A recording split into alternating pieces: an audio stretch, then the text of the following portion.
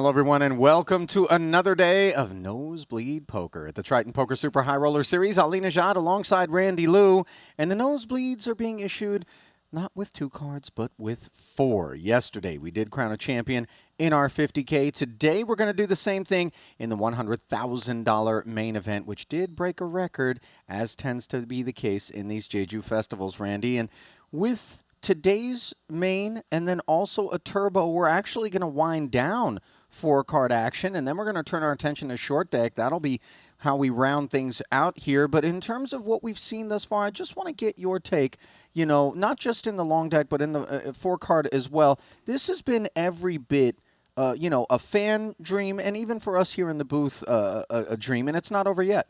It's not over yet. You know, the no limit hold'em portion was obviously a lot of fun, record-breaking fields over and over again. And then we have the PLO portion now, 100K like you just mentioned, and we have the snipers, right? They're coming out and they're sniping. They are, and listen, they were front and center during yesterday's 50K action, and if you missed it, let us flash back to how it played out. So we came back with 18 players remaining, and after the fin, Patrick Antonius was eliminated on the final table bubble. The final 7 were set. Ellis Parsonen would be not far behind them as he took King 9-9-6 double up against Ace King Queen 6. The suits were covered in terms of diamonds, but he did have spades. None would show up on a Queen Jack 8 board. And on the turn, he found a sneaky little straight draw, but ultimately was unable to find the 5 or the 9 that he needed, as Ellis would be vanquished in 7th. $235,000 would go to him. Shu Liang once again involved. The Sleeping Dragon would open and get potted by Osmus, who had the Ace-Queen 10-4 with clubs covering. Both players shared the Queen and the 4. Liang was willing to gamble a bit here with this somewhat ragged double-suited holding. It would turn into a pair of 6s and an open-ender on this flop, as he was a 3-1 favorite with 2 to come. And believe it or not, a small 2-pair on the turn would leave Osmus drawing dead. Over $5 million in chips would go to Liang, and $318,000 would go to Osmus, as his second title here in Jeju would have to wait. Joni Jukamainen. Ace Jack Jack 9 against Ace Queen Queen Deuce. Vogelsang so much better. Wasn't wrong as he produced his hand and said, "I have so much better." Ugh. On the turn, however, that would no longer be the case, as an innocent-looking 9 turned into aces up for Joni, and it turned into the end of the road for the Dutchman. Vogelsang taking down $408,000. And there he is again, Shu Liang, but this time, rather than claiming a pelt, it would be his pelt that was on the line, covered by Jones. The Welshman, playing under the Union Jack with 2 kings, would find himself in a continued good spot. On the turn, you saw Liang nodding his head. Aces and 6s had been acquired.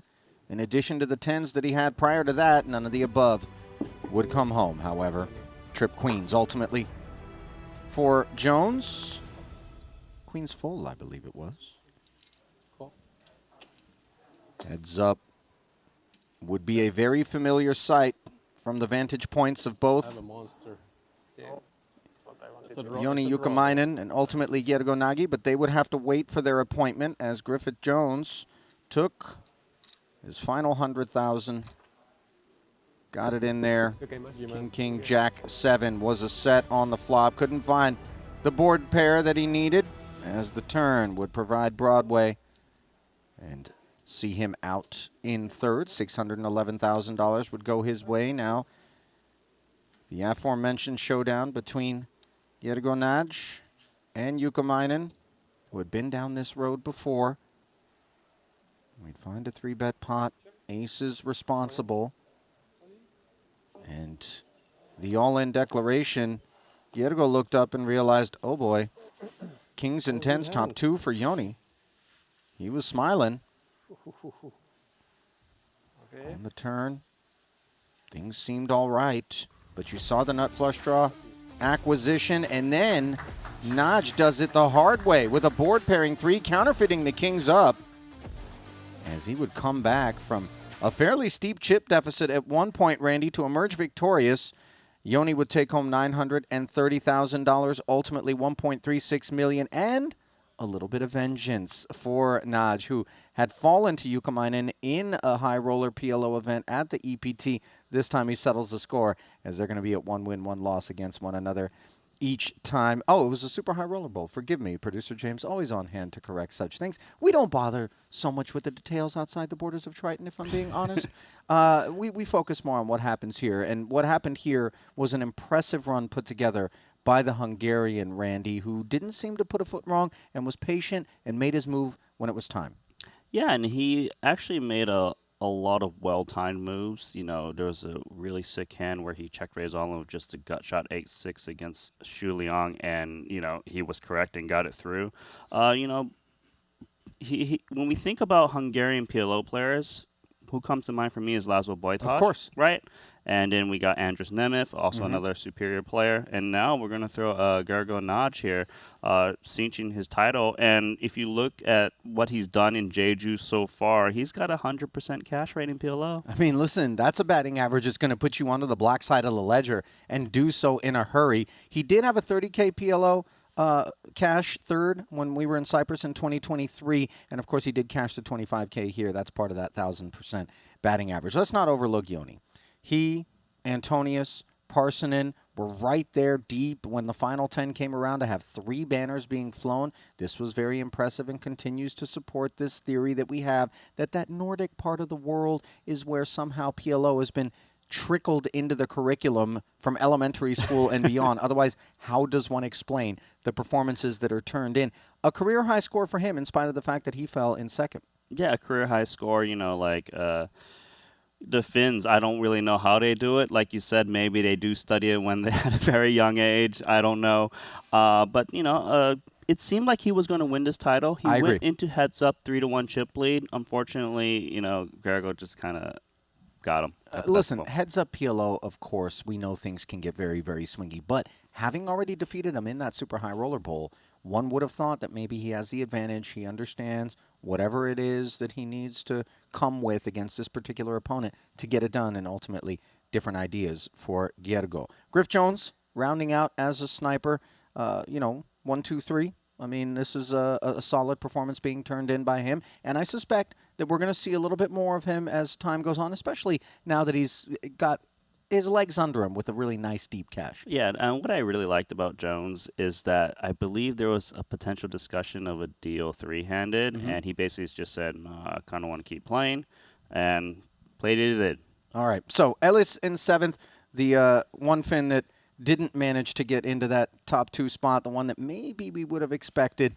He finaled both pot limit Omaha so far, and then, of course, there's still a little bit more to go. Let's turn our attention then with the 50K done to the 100K pot limit Omaha main. Registration is closed now, and that means we will have a prize pool coming your way shortly. 91 entries from 47 uniques, Randy, 17 of them ponying up at the last minute, and that's not a very deep stack you get given in that spot. It's not, but I suppose in a game like this, you're guaranteed to just have one bullet in, assuming these guys didn't bust out earlier in day one. That's but nothing wrong with it. You know, it's a game where short stacks can run up very easily. That it is, and let's turn our attention to that particular game and what is in store for us here today. Looking inside the Triton Poker Plus app for the chip leader, we find, drumroll please, Ding Biao, 200 bigs deep. That is all kitted up. Sergio Martinez Gonzalez of Spain in second. A little shy of $2 million for him. Dan Devoris, part of the 2-card crew.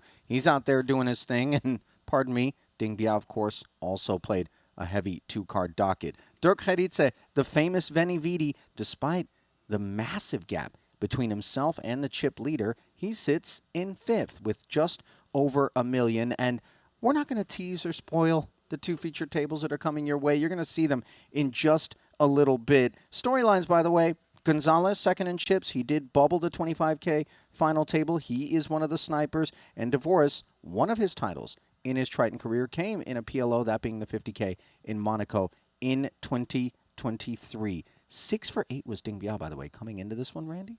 And he's 6 0 for for 8, but, you know, PLO hasn't been going so well, but he's got the chip lead. Yeah, he does. I mean, don't bet against that man, as we're set to get things underway. Ellis and Yoni 7th and 8th, by the way. Samuli Sipala, the other Finn, who won 2 out of 3 Pot Limit Omaha events in Montenegro, down in 14th. So a lot to sink our teeth into as we get back into the room in the largest Pot Limit Omaha main event in Triton Poker Super High Roller Series history, besting the 87 entry level that we had.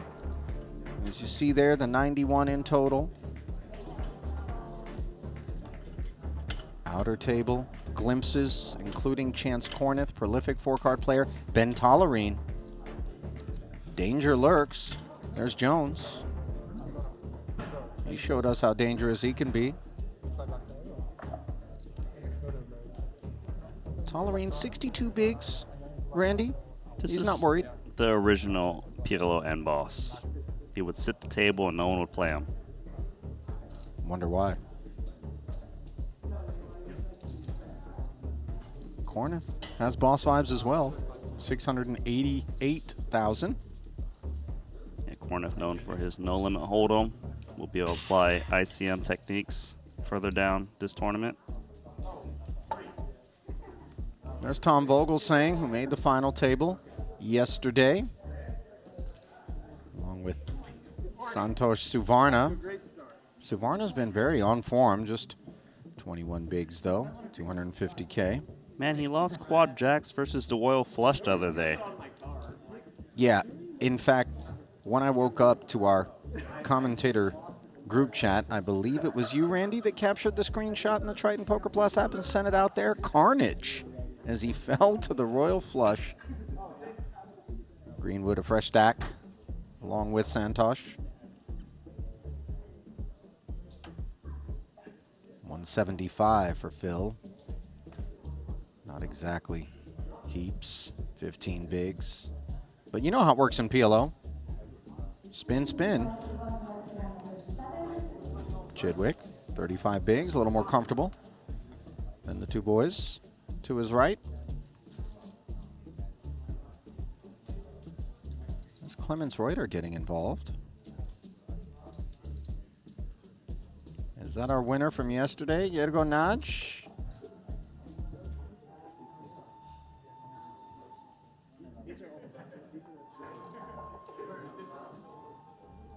Osmus, final tabled yesterday to the right of Sir Watts. 32 bigs for Mike. You know Watson loves to play every single type of format here at Triton. He'll be in the short deck street as well. He didn't make the trip just to play a partial schedule. Chris Brewer, 44 bigs. Looking a little tired maybe, and one wouldn't blame him. These guys have been at it for the better part of 2 weeks now. Osmus, 58 bigs to get the day going.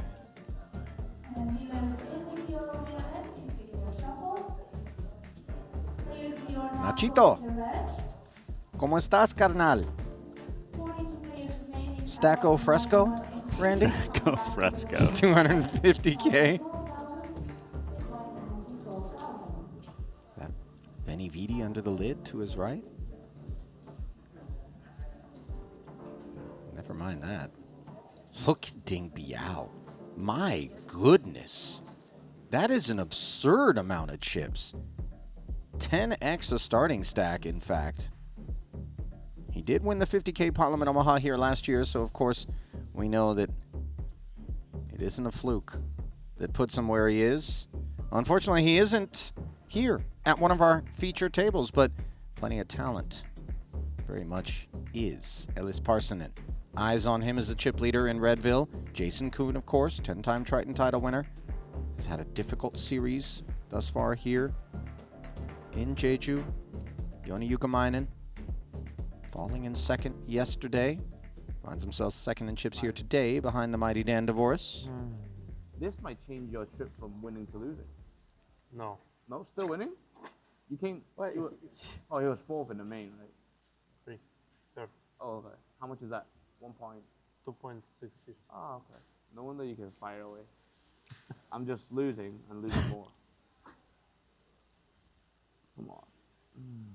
Danny, by the way, clocking Artur Martirosyan's It's festival to get us started. We both thought it I'm was. waiting Put for some king. respect on Archer's name, Danny. He looked at me and I thought he was in the big blind. And then yeah. No matter, no shocker. It's bullet 5. Hmm?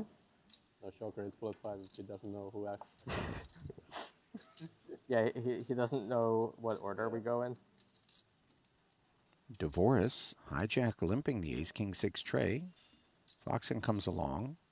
Huang Wenji, by the way, who had a title already here in Jeju. Also at this FT, his title coming in the 100K No Limit main. He did not play the other PLOs, just decided he would wait for this one. Can you pull up that sleeve a little bit? Is there any watches under there? Did you say watches, plural? Oh, watch. Sorry. Singular is what I meant. Okay. Far from singular is going to be our trip to this flop. 4 players, Jack 5 tray. Danny with the 10s that he started with. Checks over to Yuka who's got Jackson 3s in voluntary participation out of the big. He might even consider a lead. It's nice holding the 4 to block some of the straight draw stuff. Yep. 10 needs a little bit of protection. Yeah, the voluntary participants in Devoris and Foxen aren't really supposed to be interacting with the 5 and the 3 rainbow board texture. And as you mentioned, the attributes of the hand. We hold a jack, we interfere with a 4.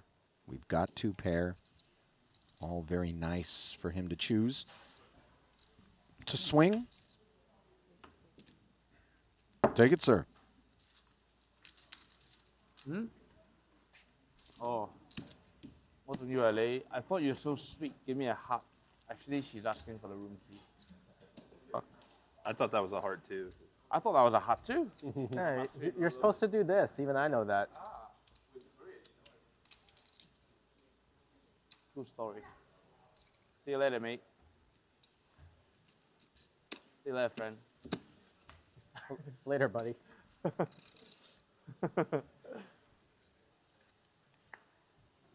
Yoni, by the way, Randy, did play the 100K main event 2 card. What's Kristen? Did she, So- did she stay around? Taking a little swing. Yeah. His first time ever doing Going to so. Malaysia after this. I said we're going to Malaysia after this. Really? Yeah. For holiday? No. Transit? We poker. Has some- You didn't thought about telling me? So we could like hang out or something? Are you gonna be in Malaysia? I live there, bro. I didn't know that. A bunch of them live in Malaysia. Are you serious? Huh? I spoke to Soiza about it. I didn't know you lived there. Oh, wow. Okay. So We poker. we know. Interesting. There's a hierarchy, Danny. You're at the bottom of it. You know, I confess, we talk about the Hong Kong Pride. Him, Oh, is it Winfred. still, like, under I the- sort of under assumed that Danny was living in Hong Kong as well, but apparently I don't know. Is there a different? Like His I only bones- know. WPT, right? Or currently Are they the parked same thing? in Malaysia, where Well, apparently WPT is the global. Alex we and- poker is focusing at. See, I don't even know. right, but it's the same. Kristen Same Foxen owner, are going to same- be headed. It is okay. I didn't even know that. That makes sense. So it's like a. I'll let you play the hand. King 9. How about a boat for Artur? And, believe it or not, a redraw to a straight flush draw, which of course is never coming, given Foxen holds the Queen of Spades. And he holds the betting lead.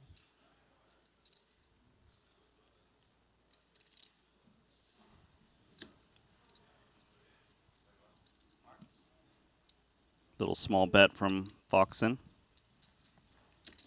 Queens does rate to be best quite often. Nice to hold the queen in spades. Could be relevant going forward. Obviously, he's just drawing to running queens at the moment. Thank you.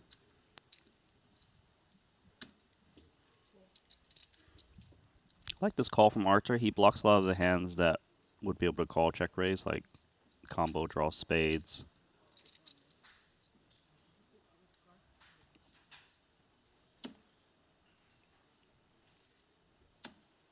No need for Martirosian to go announcing himself here and now as he improves. Foxen does pick up a little Broadway gut shot. As we can see, he is 0%. And I don't think that he's going to have a barrel on his mind here. Yeah, he has to be very worried about the king. And the king is not really looking to fold when no flushes got there. That said, plenty of King X is supposed to be in his range. So he may be wondering whether or not an opportunity is presenting itself. Yeah, obviously the great thing about holding queens is you do block queen jack, which, you know, is a big hand that could call down, check through. Now Clubs. the ace we really don't like seeing if we're Martirosian. We don't have one in hand, and obviously we could see a world in which Foxen's line contained aces. That's true. Yeah, it's very reasonable that Foxen could have aces in spot. He did pot it pre-flop. Bet small on the flop, check turn, scared of the texture. So his hand is far from nutted. Even loses to ace-king.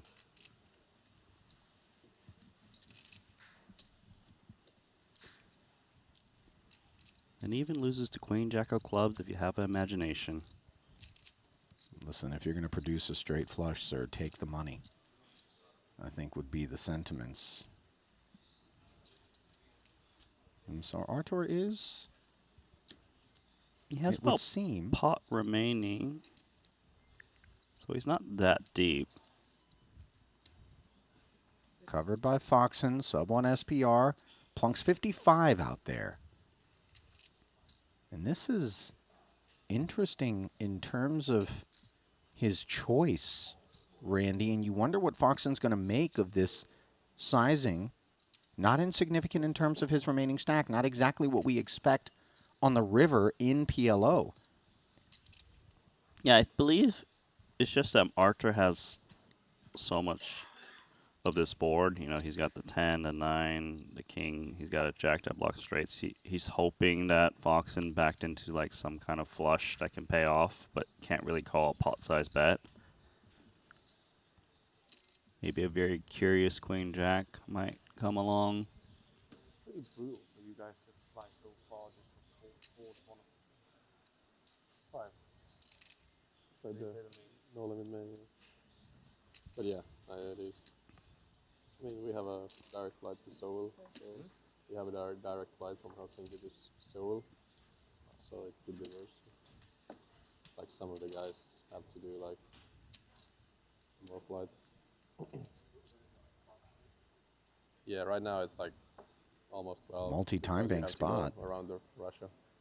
Usually it's like 10, I guess, or like before. Not much you beat there. Yeah, you know, Foxen would have been hard-pressed Put on a turn. to bluff catch with that particular holding.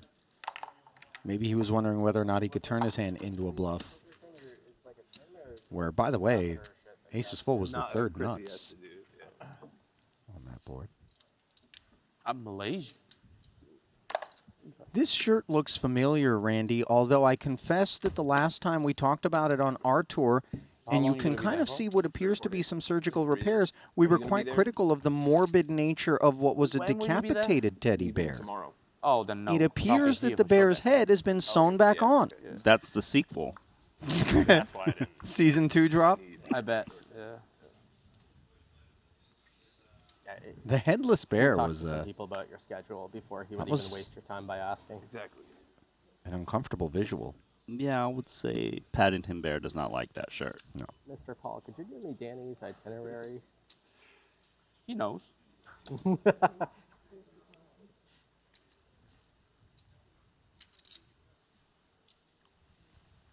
First chance to witness Huang Wenji. 40, right? Hijack open, ace, queen, jack, 4.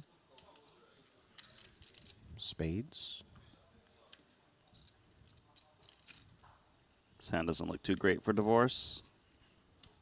No, but he's got plenty of chips.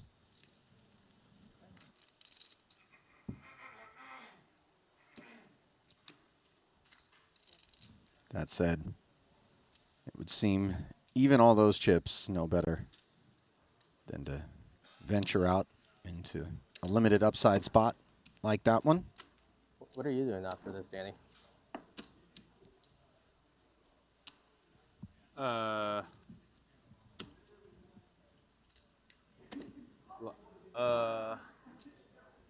think I'm going back to Malaysia. Then maybe just chill at home for like 2 weeks, and maybe go to Taiwan for like to support Soiza. Maybe I don't know. I haven't decided. Oh, there's another APT thing. Yeah, Oh yeah, he told me that they're just running like 4 a year or something crazy, right? but it's been a while since I've been to Taiwan. Like I don't go to all of them. Like the last one was at Manila, I didn't go. So Are you gonna do Monaco before Montenegro? probably not.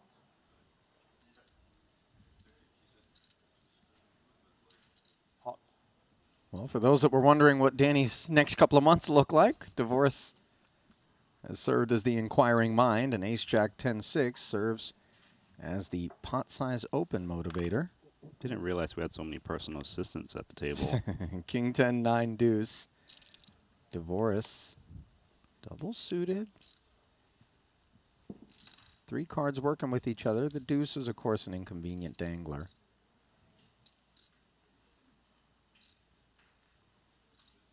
And he will step away,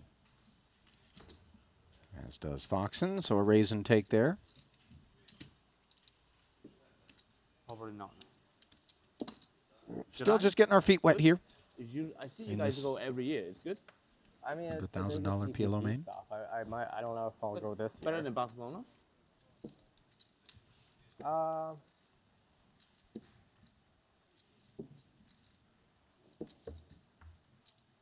Yeah.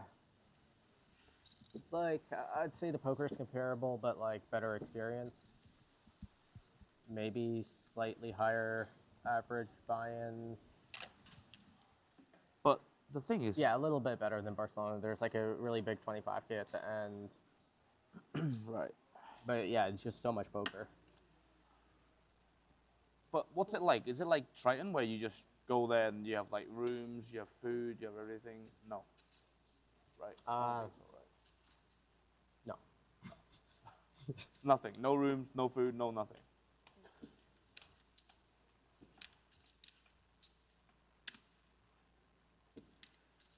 I believe the way they do it is they comp you like a few days if you play The the super high roller. 100K. And then they're like, yeah, we'll just refund you the money, and then like a year and a half later, maybe you'll get it. I think Taiwan should be super cheap, no? Taiwan? Yeah. No, Monaco. There's no food, right? As well. No, you get food in the poker room for playing the high rollers, but it's Oh, you're talking about the You don't get this, right? no. No. Okay, then no. I'm not going. It's not because of the food. It's just very hassle to like, and the restaurants around. I don't really like it. Yeah. I'm not trying to sell you on it. Yeah. Well, I might just not go myself. Foxen took us to 36,000 as we try to listen in on the continuing conversation between Tang and Divorce. This conversation, though, being had using chips, and it is Huang Wenji, who is currently in the driver's seat. Patrick just told that it's like, Top I was pair. expecting it to be a very expensive club to be a member at, but he said it's like Help 1,000 flops, per year, Foxen. something like that. Alex No has just way. 150. Yeah, it's like 7,000 he said he paid for to get in, and then he paid Takes like a swing for little over 28. 1,000 per year. Between 1 and 2, but you can play unlimited. They have all the No facilities. clubs on Yeah, board, no, I know, no but He immediate said it's draw. like the best deal of the world. Wait, but But you Huang have to be a resident of. I don't think so, because there's a lot of those hangs like, in. Now he finds an open ender. That's ETP guys On the that turn, there, note but that Foxen Because I would have thought it's has like a thing also with, picked like, up a wrap. 50 to 100K. That's a very long wrap. just to, Yeah. like, get Yeah, it, yeah, and that then was maybe, my like, yeah. I was thinking the same. 15K a year, 20. Like, Yeah. I saw the same. Any ace, king, queen, 9, But yeah, 8 apparently it's like would there's, all like, do the trick much for Foxen. less nice clubs in Toronto that are like All in. 50K initiation, 5K a year. yeah. So he's going to press. You don't look out on the Mediterranean when you play. I can tell you that. This is pretty tough for Huang Wenji. Because his draw, the 8-9, it's a little tainted with spades out there. If you buy And you can go he's with drawing to the max. bottom end, so like a queen I would guess so. doesn't But even make nice thing him the is best hand, you don't have to book as into all Foxen of would the have support for members. ace-king. Yeah. You could see a world in which there's an overpair and a Broadway wrap associated with Foxen's hand. But Huang is going to make this call, Randy. He's And right. it's a big one, and I'm not so sure that once Foxen sees this hand, he's going to have expected a willingness to get in for this figure. As you can see, it's not as though Huang Wenji has heaps. He has just 22,000 more than Foxen. Queen's no good for you. Low. Oh, queen's good for low. you. Yeah, 8 plus. Sorry.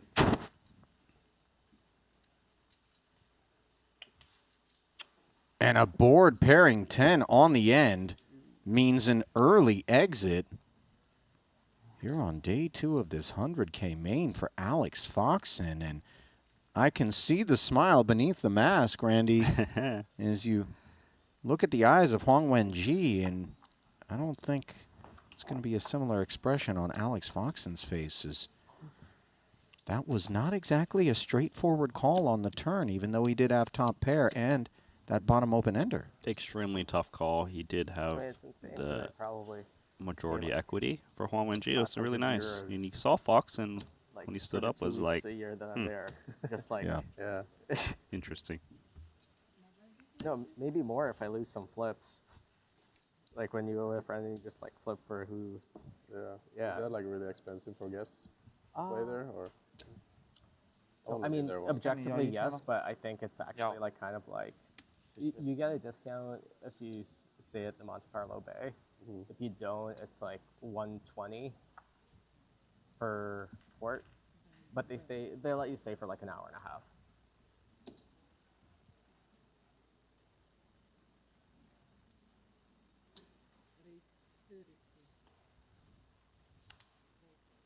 Yukamainen willing to make it 32,000.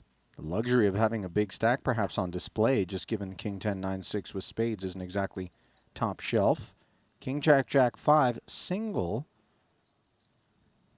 Forrest would sooner be an opener, but doesn't have that opportunity. Will play it as a flat, however, maybe suspecting that Yukamainen is going to have some breadth to his range. Yeah, and Dvorak trying to take advantage of his being in position. But both these hands is not like upper crust by any means. Danny accepts the invitation. He too has a King 10. 8-4 with clubs, the side cards. As the crew looks up at 9-4-3. 2 spades, and you see Yoni has found the flush draw with top pair. Actually performing quite well here. Danny has backdoor clubs and a pair of 4s. Bracketing that 9 with the 10-8. He does check. Yeah, it's a pretty solid board for Yoni. And his flush draw is the higher end, King of Spades. 6 interacts with the 3-4 bit, which blocks continues. So C-bet makes a lot of sense. Not much for divorce, just an overpair, but when you don't have much else, you can't really call, because this is a game where there's lots of turns and rivers, especially with deeper You play stacks. it all? Yeah. Sorry? You play it all? Not as much. Everybody plays paddle, so Right. Yeah, So I it's- forgot. it's- that. 57K bet and take. yeah, I like paddle actually more. Yeah, I guess if you know enough people, it's kind of always easy to get 4. Yeah, and like especially if the skill levels are like not that like similar, paddle is way better to get a game like. Right. 10 Yeah. minutes. You have to find a guy who's like your level. or- Yeah. or so. Yeah. Thank You you. just don't get a rally otherwise. Yeah, you play paddle? I played once. Okay. I mean, it's hard to say because the people that I was playing with, like, they've played maybe, I don't know, 10 times or something. Yeah. But I picked it up pretty quickly. But like, I played a bunch of squash before. That's a so, good background to have, yeah. Yeah. Combination with that and tennis and Yeah, because just like in squash, you usually kind of like hit with an open face, and obviously you're just used to like letting the ball go by you and like bounce off the glass or whatever. DeVoris, a passionate racket sportsman, almost every Triton festival. He and a handful of the others who are big tennis enthusiasts will ensure that they find the closest available court and get out there and work up a sweat. Meanwhile, Martirosyan working up 42,000, ace jack 8-4, tri-suit, as you like to call it, Randy. Mm-hmm. Yoni will defend. Head behind the shades. Heads up, 102 in the middle. King 10-8 with spades once again. Yoni finds himself a spade draw, also the bad side of an open-ender. Martirosyan with a pair of eights. Broadway gut shot. Ambitious backdoor diamonds does not follow through. The turn comes free of charge in ace of clubs form. Now Martirosyan with aces up. Yeah, the thing is for Yoni is that Archer was the pre-flop raiser, so this kind of ace-king texture doesn't rate to be in his hand as much. Plus, you know, Queen-Jack is already a straight. His draw is actually quite weak with the spades and 9-7. Can't really bet.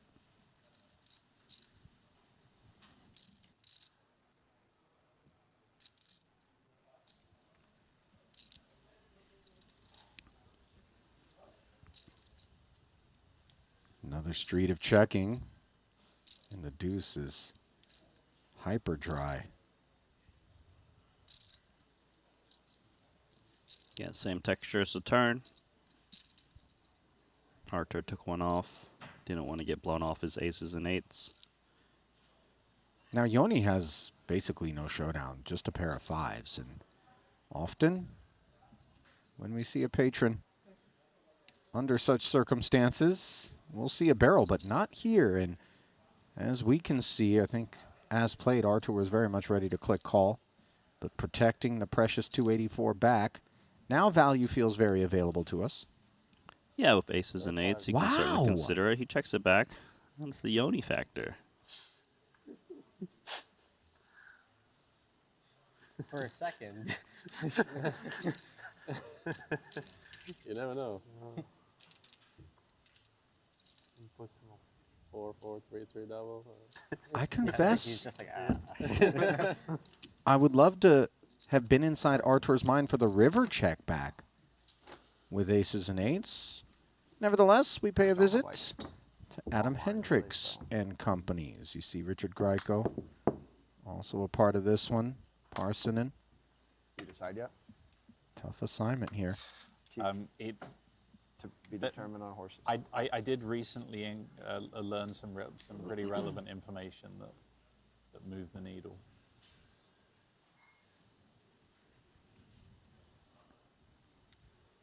Ace Jack 8-8 with spades. Little limp. We've seen a lot of this from a lot of different players in PLO events. Well, we have not seen a lot of this man here. His second ever Triton event at his first festival, China's Jikongdai. Takes us to 54,000 on the strength of kings and diamonds. Lin Wei, who we have observed, steps aside with his queens.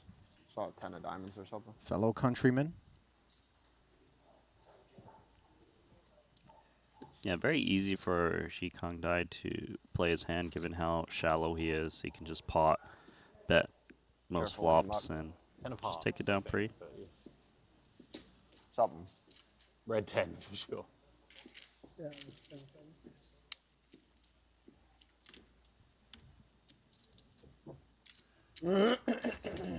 This Jeju festival continues to attract so many Triton rookies, Randy. And just when you thought maybe we'd seen them all, because they showed up at the front end of this festival for that record breaker. Last year it was 99. One of several. 0.5. Here is a late So a couple of arriving token Jikongdai. limits this year, probably 100-0. Kind of giving up on the main. There are a couple of Chinese players that play exclusively PLO here. At least that has to be our assumption based on their participation choices.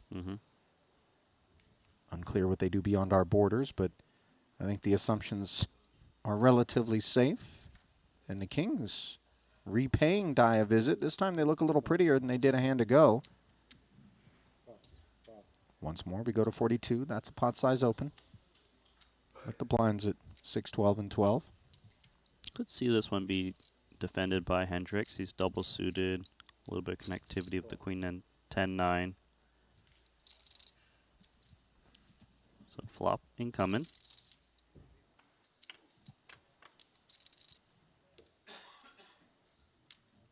Seven, 7, 4. Diamond draw acquisition for Hendricks after defending. He might even just go with the queen high flush draw.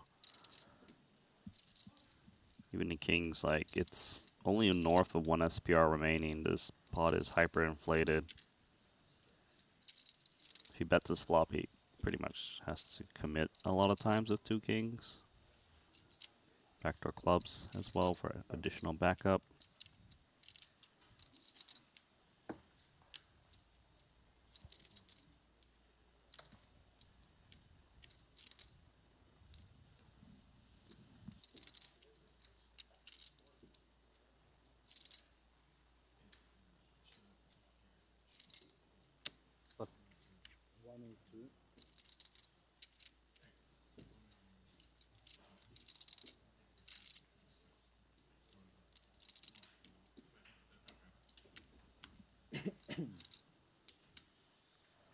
$102,000 full pot, the requirement. Look at Hendricks.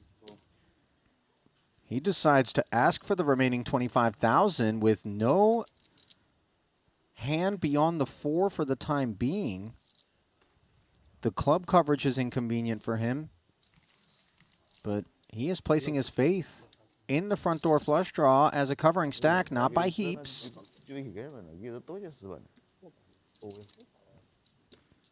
So you see the outs populating the screen, diamonds and 4s being warded off by Dai. Now 10s would be an issue as well, as that would give Hendricks a boat in a 356K pot that sort of caught us off guard.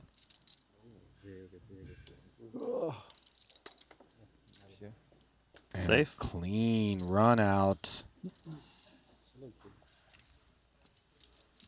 It's an excellent result for Shikang Dai. You know, when you bet pot on the flop and you get snap check jammed on, you're like, this is one of the best case scenarios. No, it's super deflating. Obviously, he recognized that a commitment was being made on the flop, but, you know, with that big blind defense range containing all sorts of things, trip 7s were very much on his mind. Able to fade the diamond 10 and 4, however, and take a bite out of Adam Hendricks is Jikong Dai. Hendricks, by the way, coming off of a 19th place finish in the 50K. I believe that was the min cash in that one. $75,000. His only other cash came in the 20K 8 max 2 card streets. That was 32nd as we flip it back over. Wang Wenji, Danny Tang and co. Little vitamin C wash down there for Yoni.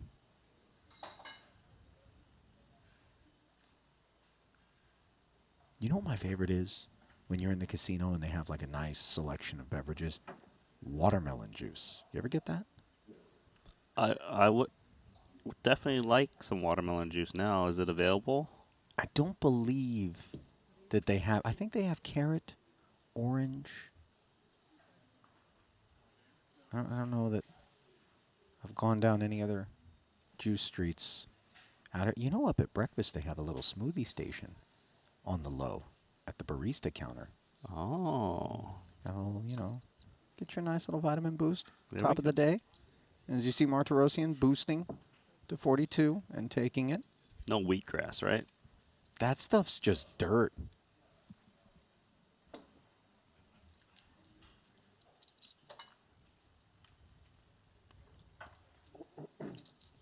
Wheatgrass. Ugh.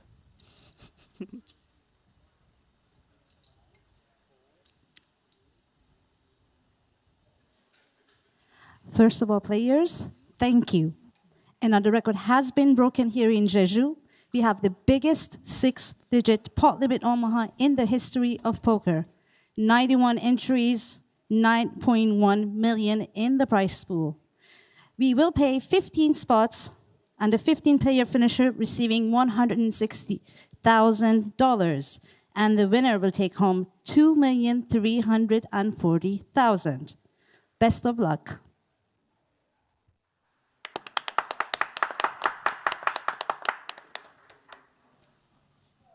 No complaints at the feature, of course, over that announcement. A historic 6-figure pot limit Omaha event. And Really?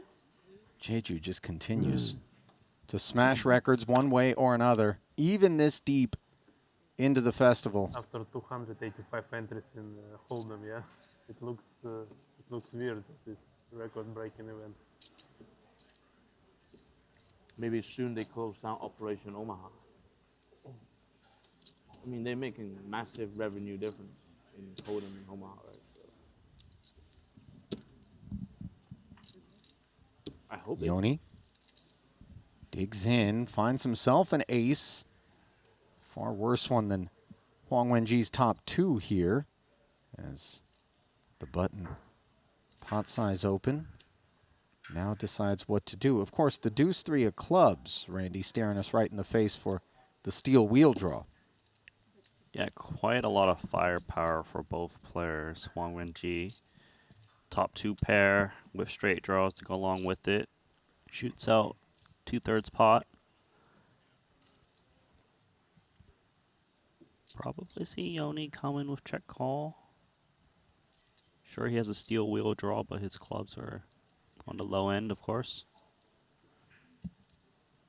Wenji was the pre-flop raiser, which contains a lot of this 2-pair stuff.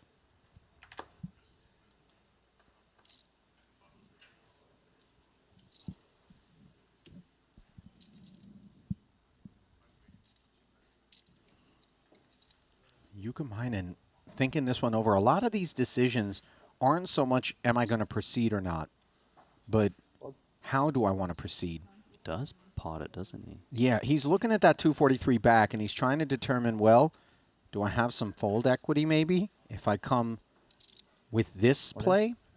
As we can see, absolutely not. Wenji thanking him for the opportunity to pile heaps into the middle and play a big one. 718,000 in the middle. You saw a moment of apprehension there for Huang. I looked excited as he was revealing that one. I believe the statement was no need of flush. No need. No, you don't need one, Huang, but Yoni very much would love to see the puppy foot. Instead, he's shown red 7. And now with just 1 to come, Huang goes to 72%. He's the man on his feet because he's at risk. And take your seat, sir. A very clean run out as he soils the stack of Yoni Yuka. 没画了。你钱拿了是吧？这一张是你的了。这一张。借你吉言。借你吉言。你做第一个赢长牌跟欧马哈的冠军。好嘞。借你吉言。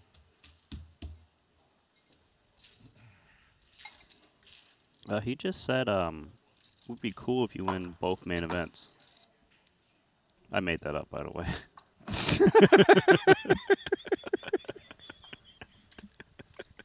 You know, it's so funny because I never know. I know you have like a weird loose ear for Mandarin. And then I give you credit, and then there you are trolling us all.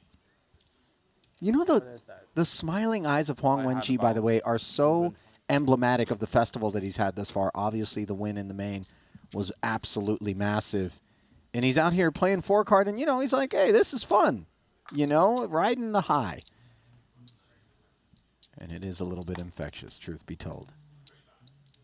Not infectious like the Jeju lung that I was suffering from for the basically every day of the festival until a few days ago. You finally cleared the sinuses. Yeah, but then I ended up with this weird eye thing. I'm falling apart at the seams, Randy.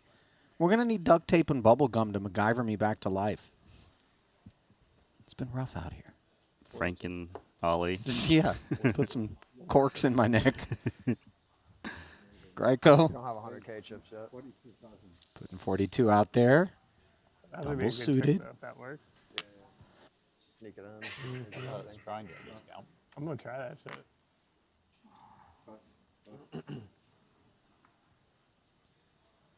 No customers around to Hendricks. Big blind, queen, queen, 9, 6, and diamonds. This is a qualifier, it would seem. Of course, he is wounded. Yeah, because he gets to close it from the big blind. Gets a better price. Having a suited queen is much needed with queens as we go to a flop. And that board looks like it's all Greico. Yeah, 7, 5, 6, 2 spades. How about it? 2 pair, open ender, nut flush draw. What more could you want? Performing oh so well against these queens, which, for what it's worth, have connected with a 6 and a gutter and may have a hunch that this board texture isn't supposed to be interacting as well as it is against Greico. And so Hendricks does activate. You hate to hear call, especially so quickly behind you, as Adam now, moments ago, had a relatively serviceable stack and faces potential elimination. Just 23% with 2 to come. Yeah, I just felt like he was going to get a lot of folds on such a board with the lead all in. Good game, brother. That's it. Yeah, it's a wrap. The deuce of spades giving Richard the nut flush draw, a sweat-free river. Oh, wow. Hendricks did end up making the straight, by the way, so that was a key spade for Greico. Sorry, did you like the pot? I was moderately fond of it. Yeah. Moderately The fond. keys to the main have been forfeited. And as Adam is locked out.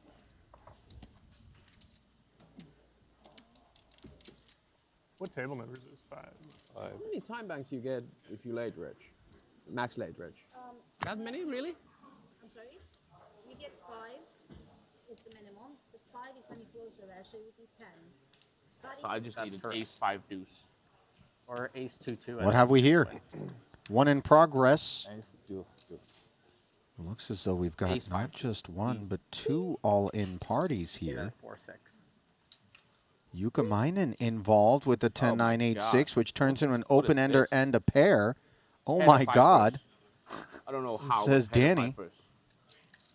I'm With like the Danny. aces, he does have the best behind hand the right mic now. right Look now. at the heaps of equity Oh, for that's Yoni, good. however, with 2 to come. The covering stack, he plays on the side with Martirosian's queens. Head of 5 lah, please lah. Nobody Head of has 4 lah. hearts. No, not the back, not the 8, not the 8. Head of deuce lah, please lah. I want to stay. Fine, fine. I want to stay. Danny's I don't resorted wanna to go begging the dealer. game. Please. Head of deuce.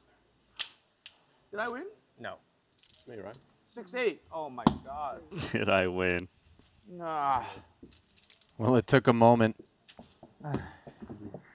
As all of the effort from Danny couldn't lure a safe river out there. It turns into 8s and 6s for Yoni as he did it the dirty way. Downing both Martirosian and Danny Tang in one fell swoop and launching his stack to new levels. Yeah, that begging stuff doesn't work on these dealers.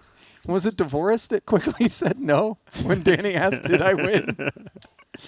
I thought it was Martirosian for a second, which also would have been kind of spicy because he was on the receiving end as well. Well, 2 scoops of disappointment. Yeah, he was big blind, right? So. Beautiful hand, no? Double suited.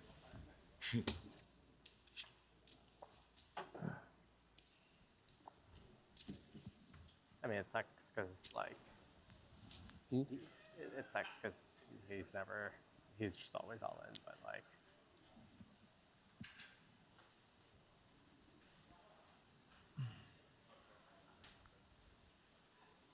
Xixia Liu. I guess you're still kind of fist pumping if he shoves and then he Bad calls, so kings it's like, with the lack of suits. Yeah, fist pumping is I'm strong. not going anywhere. Okay, so you see him going with limp because it doesn't have much firepower to go behind the kings. Small blind, big blind. No, No, no, no. And these are good things So what's to the- take note of, Randy, for those said that are 33, lesser I think. experienced in the pot limit Omaha Okay. streets and may have their Hold'em goggles on and think, but it's kings. Well, that's all it is. And it isn't working all that hard toward anything else. Interesting sizing from Renji Huang. He actually asked, was that like a small blind or big blind, but it was actually a limp from Xixia Liu. Right. Now he 3X's in position with 6-6-5-3 double suited. I mean, he's just feeling it. Feeling it certainly seems to have more to do with the decision making than the actual strength of the hand. Although on the Jack-9 deuce board, he has picked up a little diamond draw. Nothing further as the kings are performing very well.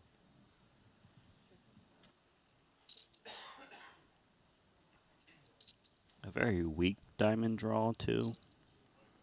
And it's important to mention that because obviously when we have a flush draw and Hold'em, we just almost always make the presumption that it's the only one involved in the pot. But That's in true. pot limit Omaha, plenty of flush over flush situations. It appears that Huang is quite happy to check back. Now on the turn, the queen is very much out of his neighborhood. A very coordinated card for Liu to have to navigate. Yeah, it's not a great board for Liu. Yes, he's got the best hand. The relevant part is that he does have kings, which blocks king 10 a bit. Yeah. Well, he's got a little Yeah. Pro B55 in relief when we find the fold behind us. Of course, the kings are blockers to the nuts there.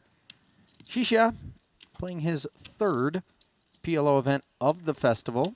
First joined us in Monte Carlo, where he played just one event, the 25K PLO Turbo Bounty Quattro. That's a peculiar sort of one to just show up and play a single. You know, unclear if he would have traveled all the way out for just that. Yep, sorry. Would seem unlikely. Maybe he was vacationing in the south of France and got wind, but he's caught the bug, and he caught himself 17th place in the 25K earlier this festival for 43,000, looking to work his way into the money here in this one. Yeah, it is a little odd to fly out from China to play just one event. Yeah, it had to have been like, I'm going to Paris anyway, something along those lines, I would think. And it's like, I can buy some designer goods or hop in a 25K PLO Turbo and maybe buy even the whole collection. Yeah.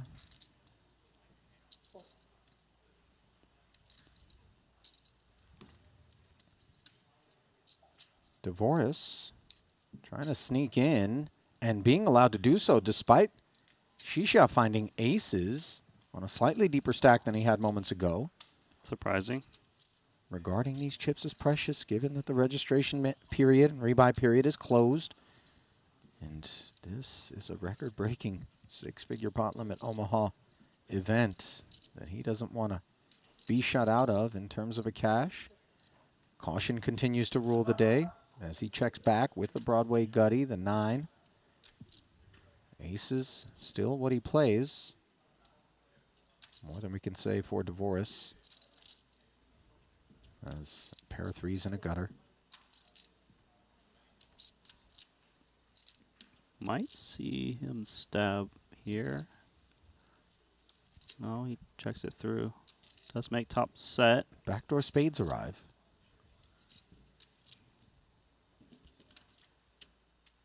Divorce is what? Playing almost the board. Just has a pair of 3s.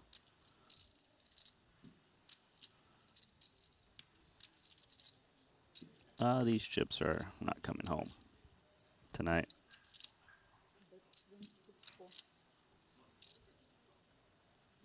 $24,000 as a futile effort is embarked upon. They might come home tonight, Randy, but they're just going to take a little trip over to You win. Xixia for a while. Yeah, and everyone saw the aces as well, which changes his ranges. Sure. 这么 open 啊，埋伏一下不可以啊？不，你大盲啊？啊，没关系啊，埋伏一下，open 不了多少啊，3万，没用。 You think he's calling Devoris a fish? 我再 open， Blinds up to 10, 15, and 15. We kid, of course. Although if we leave it to Randy and his imagination. 要么就放一下。 I was going to translate that one for you, but Randy, never if you mind. worked at the UN, you could actually cause World War III with your translations. You know that, right? You'd be the most dangerous weapon at the United Nations. 对，把直接打光。对，上个1万块钱没用。啊，sorry，OK。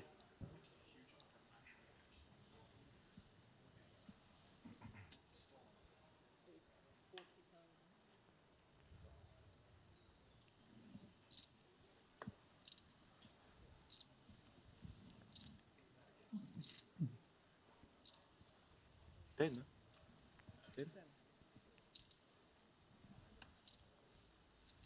This is nice for Huang Renji. Double suited kings.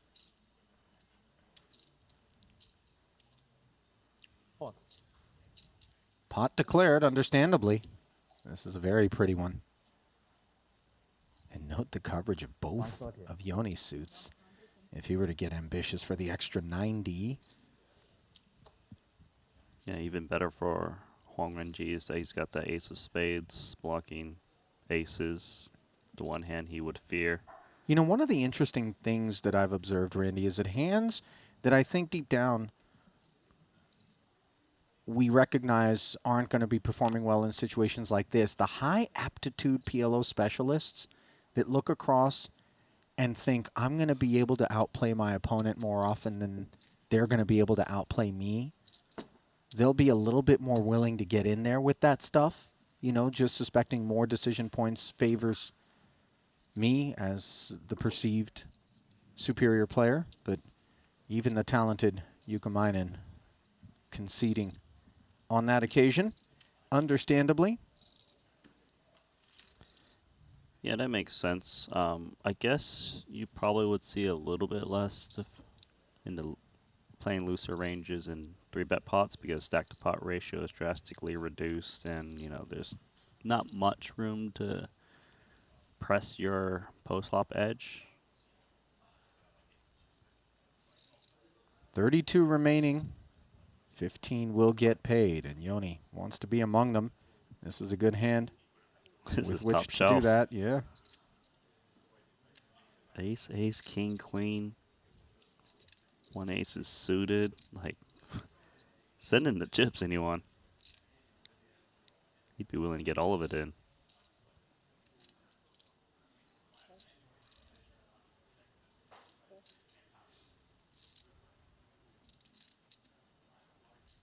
Devoris choosing to flat. These are some of the luxuries of having that deep stack, but obviously Yuka could present problems as the second biggest stack at the table, so having position against him, a benefit. Laura Guerra, the late arrival to the feature, getting involved for the first time. Spaniard looks up at King 4-3 along with his two other colleagues. Not what he had in mind. He checks it. Yoni having a king in hand is quite nice. Yeah, it's blocking two pairs that would have taken the lead against two aces, potentially.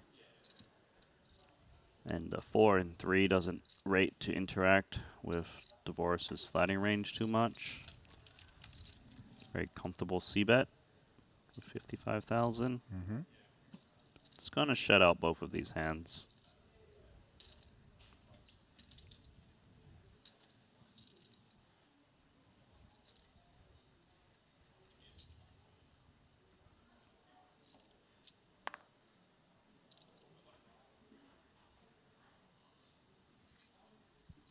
A couple big blinds picked up by Yoni. Yeah, uneventful. 55 and take it, sir.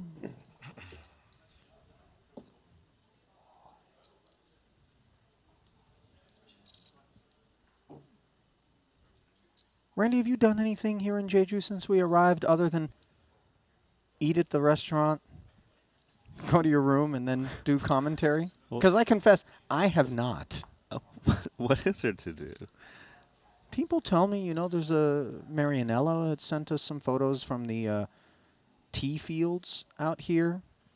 No, I confess I'm a crap tourist because something like that lacks interactivity, from what I understand. What do I just go take a picture of tea? And then So, but it's not tea that's bags it? we're taking pictures. Yeah, right. It was just a big field full of tea bags. No, this is the original product. A lot of citrus fruit, I guess, grows out here. But again, Yeah, maybe if you're into golfing, I'm not. well, there is, of course, Randy, the sex museum out here in Jeju, as I understand it. Your voice, it changed a little bit at you. Well, yes, it As you did. said that. Not that I'm trying to go. Not that I'm inviting you either. Like, hey, Randy, you want to go? Like, no. No, please do not. Huang Wenji, by the way, wasn't exactly trying to invite company by making it 45 with 10-8-8-7 from the button, but he has found it, and it's kicked in the door. Get a ace, king, 5-3 double. Could see Huang Wenji come along. He's got 10-8-7-7. It's a bit connected, double suited, position. Well, remember the one that he played versus Xixia Liu? This one's much nicer. It's a little bit higher. Yeah. But unfortunately for him, both of his suits are covered. 330K pot now. Geta out of position. Ace 7-6. It's a set for Huang. A gutter. Backdoor diamonds and top pair for Geta, who says all in. 196 back. Snap call. Uh-oh.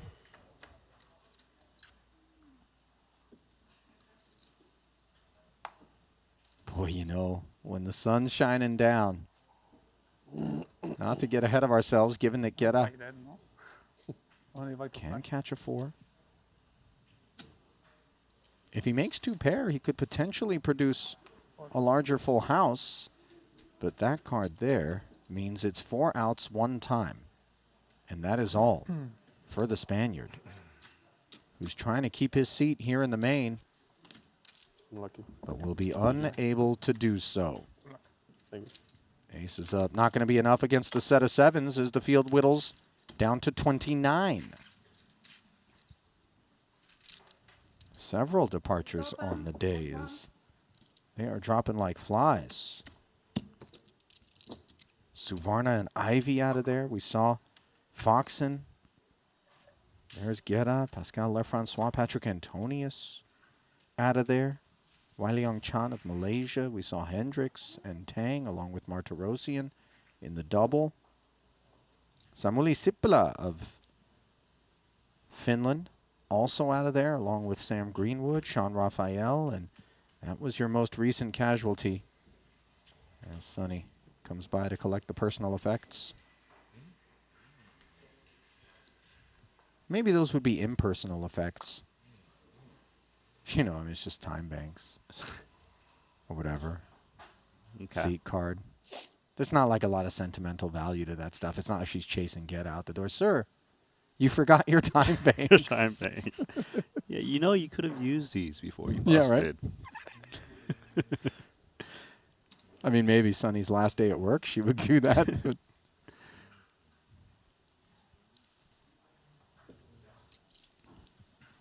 10-9-6-3. Double-double? Yeah. Yoni sliding in, courtesy of the limp. DeVore says, okay, boys, let's take a peek. 60K limp pot. 3 players. Queen Jack 9 with 2 spades is a wet one. DeVoris.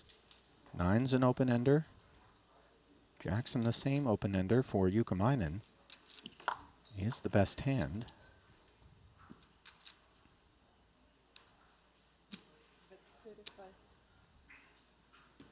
So he's open-ender of the 9 it's betting? Yeah, I think I said it was DeVoris who had that. Of course, as we can see, it's Xixia Liu. And the fact that he spoke first actually earned him the pot there. That was cool. I mean, Jack 10 was maybe a candidate. I'm not sure.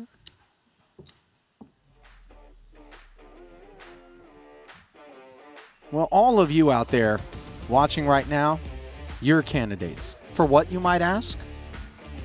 Well, how about a download of the WPT Global's global app using promo code Jeju for a deposit match up to $1,500, which will put you on the ticket potentially for a visit to a Triton Poker Super High Roller Series. Not just the WPT Global Slam, but other Triton events can be bought into using passport dollars that you win.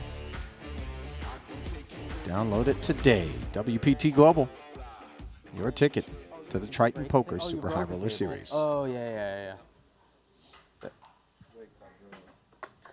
Okay, now normally when an order of this magnitude arrives at the table behind a fin, Yeah, if we Randy, weren't playing until 4 a.m. yesterday, maybe I'd be awake. it's Patrick. But yeah, I just had look, even Huang Wenji is like, is that all yours? Bro, what? He's done a double take. This is an ungodly amount of food. I don't think the side table can actually house. I mean, we're talking about a 4-dish situation, are we not? For you, Kamina? We're getting into tasting menus soon. Oh, Huang Wenji likes the taste of aces. Up front. Maybe the guy who busted or 50,000. Yeah, it's not mine. Oh, look at Yoni. He's crushed the myth. The speculation that maybe the Finns need high-octane diets across the board. Poor Guerra, he got showered, and then we just showered the order, which is his, it would seem. So should we chase him down and deliver his food? You know, it's weird because I gotta tell you, there's nothing to suppress one's appetite quite like a bust. You know? Although sometimes we eat our feelings, that's a thing as well. The feelings about this particular flop are going to be curious because Huang Wenji has not a lot going on. The aces do not like a coordinated board like this, especially when the flat pre-flop comes from the button and not a big blind defense. And you can see Ukamainen is all over this one with queens and nines. Let's check it back because of the coordinated texture. Now a 4-liner on board after having done so with 140 in the middle. It's a very dangerous card for both.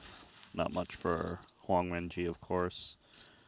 Does have blockers to the nut straight. I guess we just keep seeing check at the moment with these hands.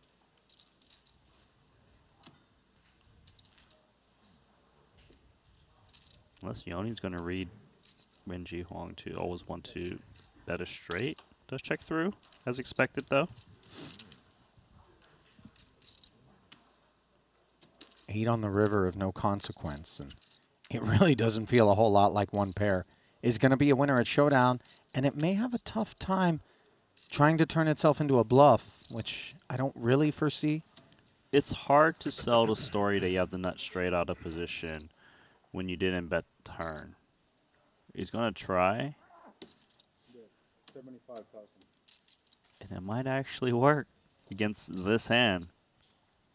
Well, what are we really saying as played? Raise pre, check flop, check that turn, and all of a sudden barrel on the river. Is this, I've got a set of kings? I think it's more like the weaker straights that he's trying to represent here. He's not trying to say, oh, I've got ace-jack. Might be something like queen-jack, you know. But wouldn't a hand like that more often than not follow through with the betting lead on the flop? No, Wow. I don't think so. That's nicely done. Huang Wenji kind of just stole that pot. He really did, and he stole it from a guy that isn't exactly a pushover. This much we know. But Ukamainen convinced queens and nines. We're not going to do all that great.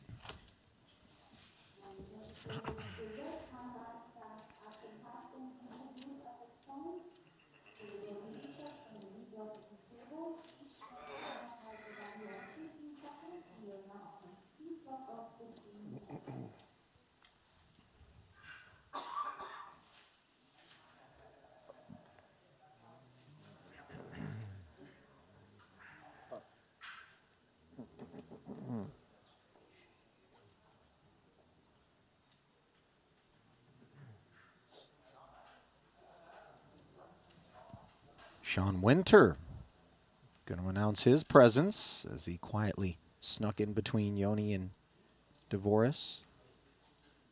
Aces, giving him his voice. Sorry. Yeah, Winter is very fun to watch in No Limit Hold'em. Even better in PLO. He has sick hand reading abilities. And always chatty in both variants. He is perhaps poker's greatest troll, by the way. Poker's greatest troll. Oh, and I say this as a true compliment. I mean,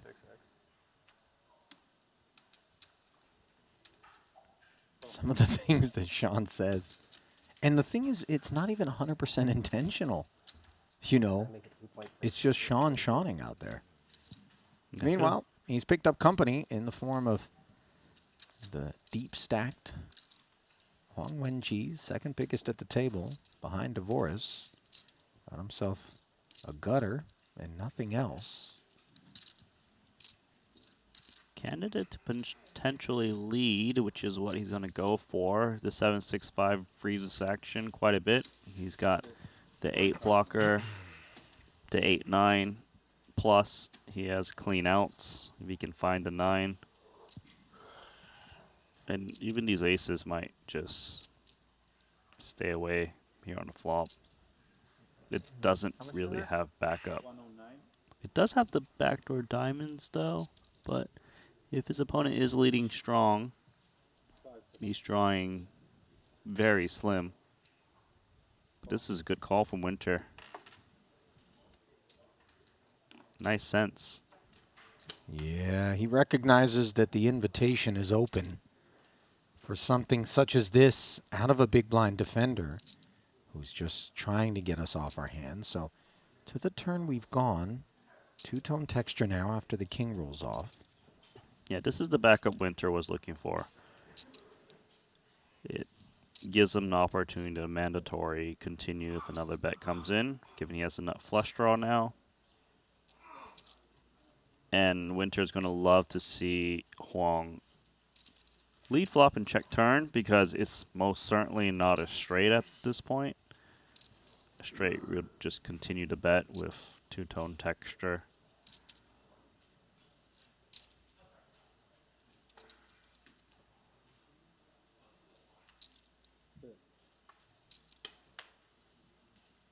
Oh, did he just get there? He sure did. The 9 from outer space.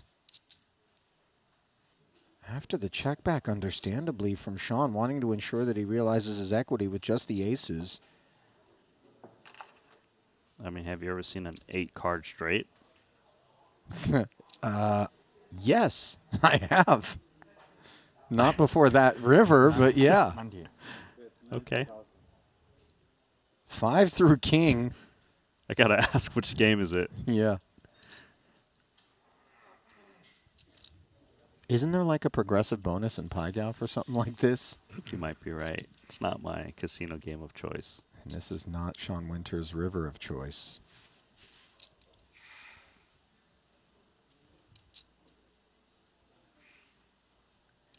I mean, even on the occasions in which it was a semi-bluff lead on the flop, this 9 really puts the nail in the coffin of the aces.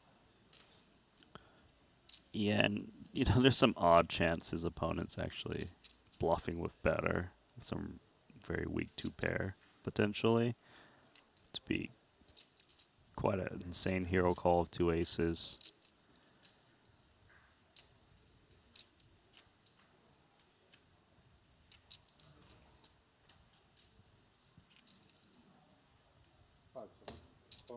Wow. There you go.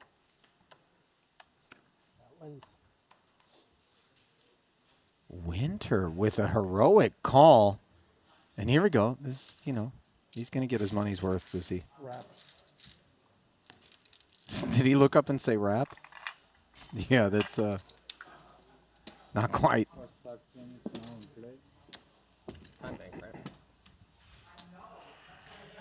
That was a big call. Yeah, Huang Wenji's been hanging L's on the field.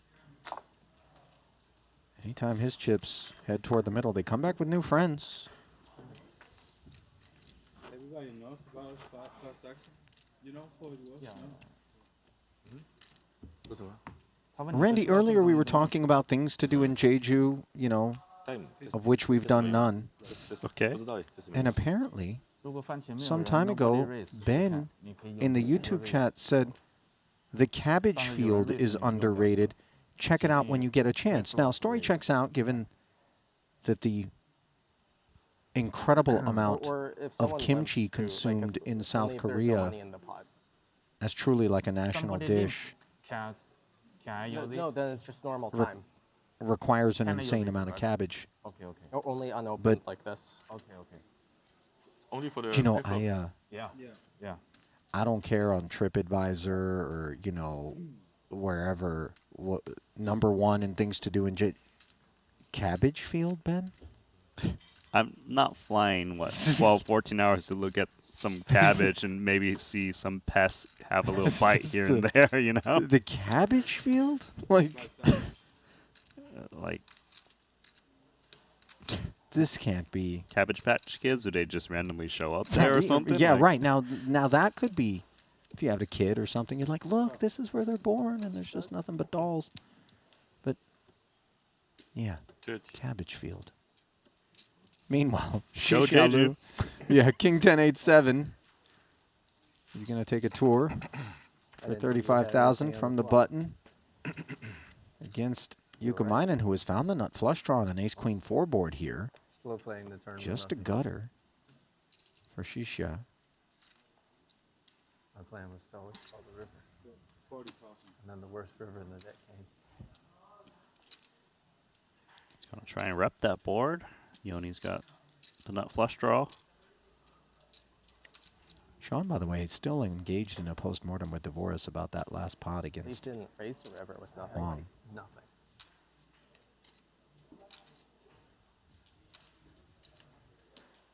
Meanwhile, 40K follow-through from Liu being contemplated by Yuka Worse.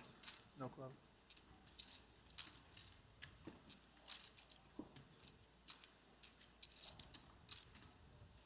Sorry, what I meant, obviously.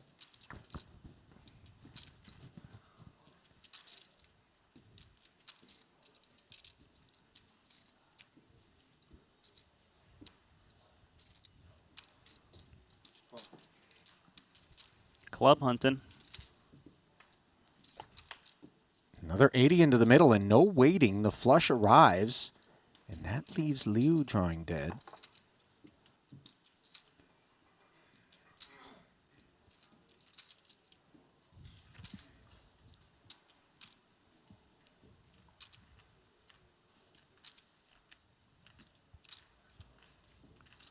Decently long tank here from Yoni. As the check caller, I suppose he's contemplating a small lead. He doesn't want like ace queen, 2 pair type hand sets to check it back when the flush comes in. He doesn't range Liu to have such a weak hand to see bet 40K.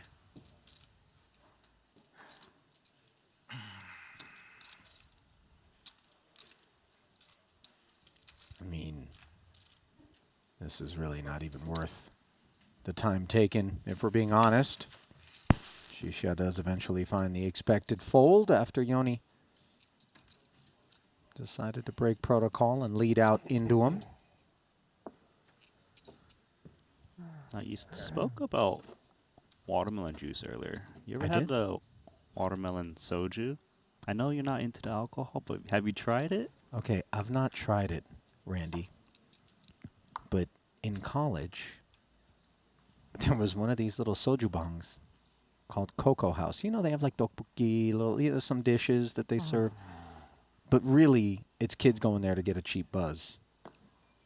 And that was the favorite flavor of the girls that we would hang out with, was watermelon soju. And by the way, soju, as I understand it, one of those things that sort of slips into your liver quietly, but then wreaks a little bit of havoc. You get wasted real fast without recognizing it. I've seen some people go from 0 to belligerent in a hurry, hopped up on soju, which is a Korean spirit. Yeah, confirmed cheap date over here.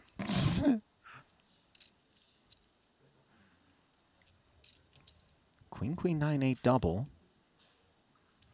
Huang took us to 45. Yoni. Clubs are covered, unbeknownst. Decides he wants to flat from the small, expecting not to be interfering with Huang's hand. Winter very much does interfere with Yoni's prospects, but he is into the muck. What? Just spread them a little. Okay. If they're on top of each other, Right? it won't read. Yeah. Okay, okay. Wenji being counseled and ensuring that his cards are placed over the RFID readers correctly.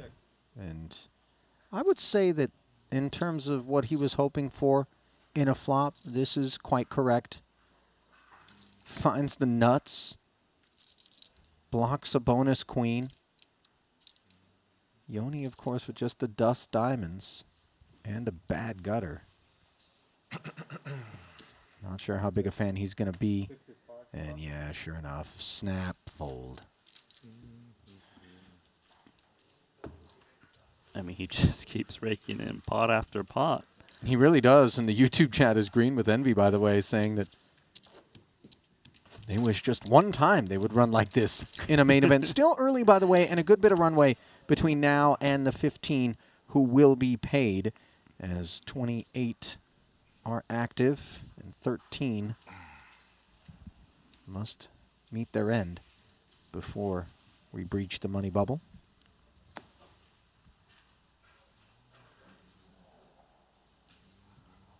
Okay, so do you like any Korean foods?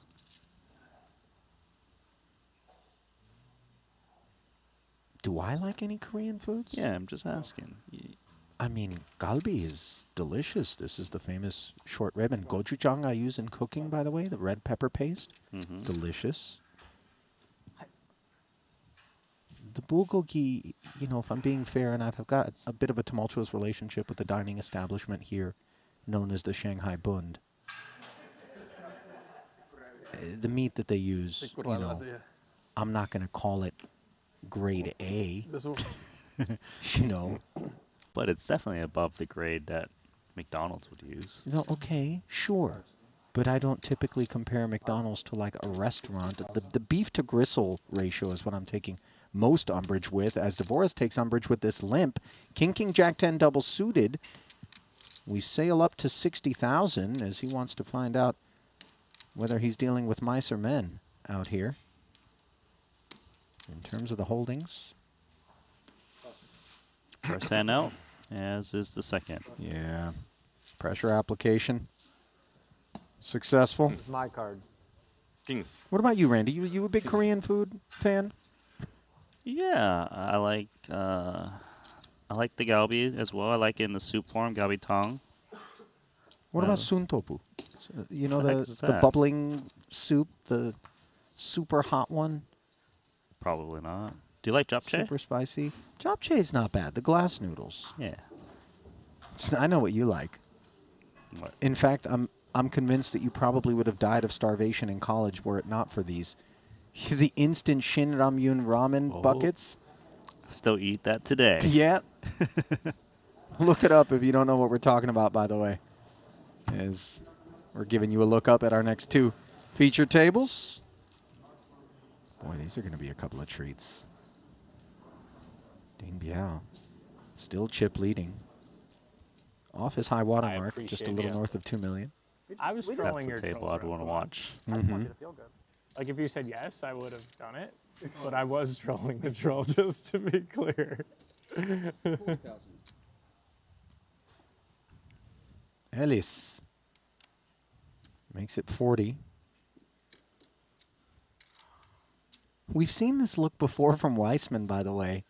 Is there a backstory? Well, it's sort of like Babushka at the top, professional poker player toward the lower half. You know what I mean? Like if you just closed your eyes, you could see a tomato pushcart in a rural Italian village being associated with a portion of the attire, and then, of course, PLO killer 5 seconds. with the other part. Dylan very much among the best when it comes to pot limit Omaha. His results outstanding in that regard. Not a participant in this one. Korneth does dig in. Jack 10, 10, 7. Queens and trays for Greiko. 5 seconds. The thing about these ones, wow, he does announce pot, Randy. I mean, you do hit a set like what, 25% of the time or something. Yeah, but like listen, that? the clubs are 2 spots removed from being nutted, and neither of your pairs are working in conjunction with one another for prospective straight purposes. And when we do flop a set, 5 seconds. we have issues from time to time, but nevertheless, Richard taking us in a very aggressive direction.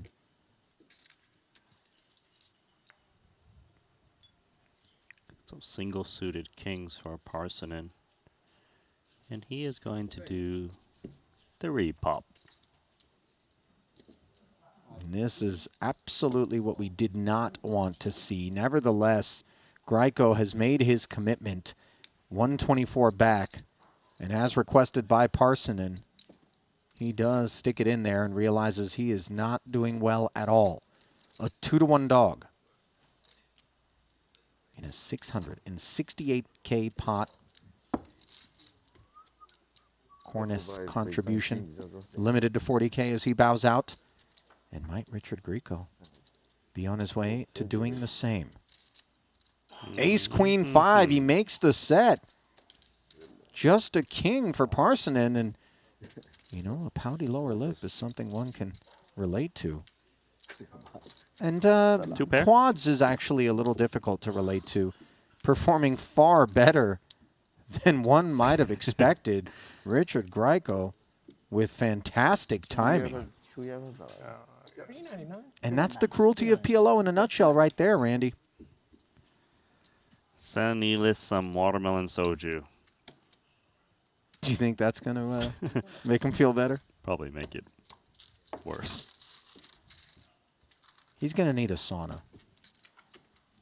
Actually, he's probably boiling already, so we don't want to stick him in it. Maybe a cold plunge would be the right way to go. Some conversation, by the way, centering around kimchi, polarized opinions about the dish. I confess my palate when it comes to vinegar, pickled, briny type things, I'm not a big fan. I like it, though. You know, you and some others in the chat as well. Here's my one thing. If a dish is stored unilaterally in a separate refrigerator in your garage, because if you put it in the main fridge, you know that each time you close the door, it comes out of a jar and then kicks the ass of every other food in the fridge and then goes back in the jar for next time you open it up and you realize everything in here tastes like kimchi. That's a scary thing to eat. Yeah, that's why I would never store or make kimchi in my own home. Right. But every Korean friend I had growing up, man, they had the garage fridge with the kimchi all stored in there. Meanwhile, Weissman taking 55K. Pickling his way through the field. No takers. Has my pronunciation of your name gotten better? Like, I try. When you talk to your heroes, you want to make sure that you call them by their names appropriately. That was a Barbero-like comment. Megan? Yeah. It's just not my style. Yes, it is. No, it's not. When have you The ever beautiful known Triton someone not named Epic X collaboration with Jacob & Co. and the extra large trophy that awaits the eventual champion in this one. Congratulations are in order, by the way, to Dylan and his partner Emily, who were recently married. Randy, in fact. Negging is trolling with like this weird thing, but I am a troll, but not in the negative emotion way. They were honeymooning just before they came out here. Lighthearted. She decided to stay behind, which really isn't a glaring endorsement of Jeju. She could have come with him out here, and she was like, you know what, you go. Come back and see me when it's done. I mean, you know, like, she is missing out on the cabbage fields. Is she, though? It's a big... Bro, I gotta tell you, that's dead last on the list of things I would want to do. And here we have cabbage. Oh, wow. Randy, my phone's all out of memory. Can I use yours and send me the pictures later? King Jack 10. Corneth limps the hijack.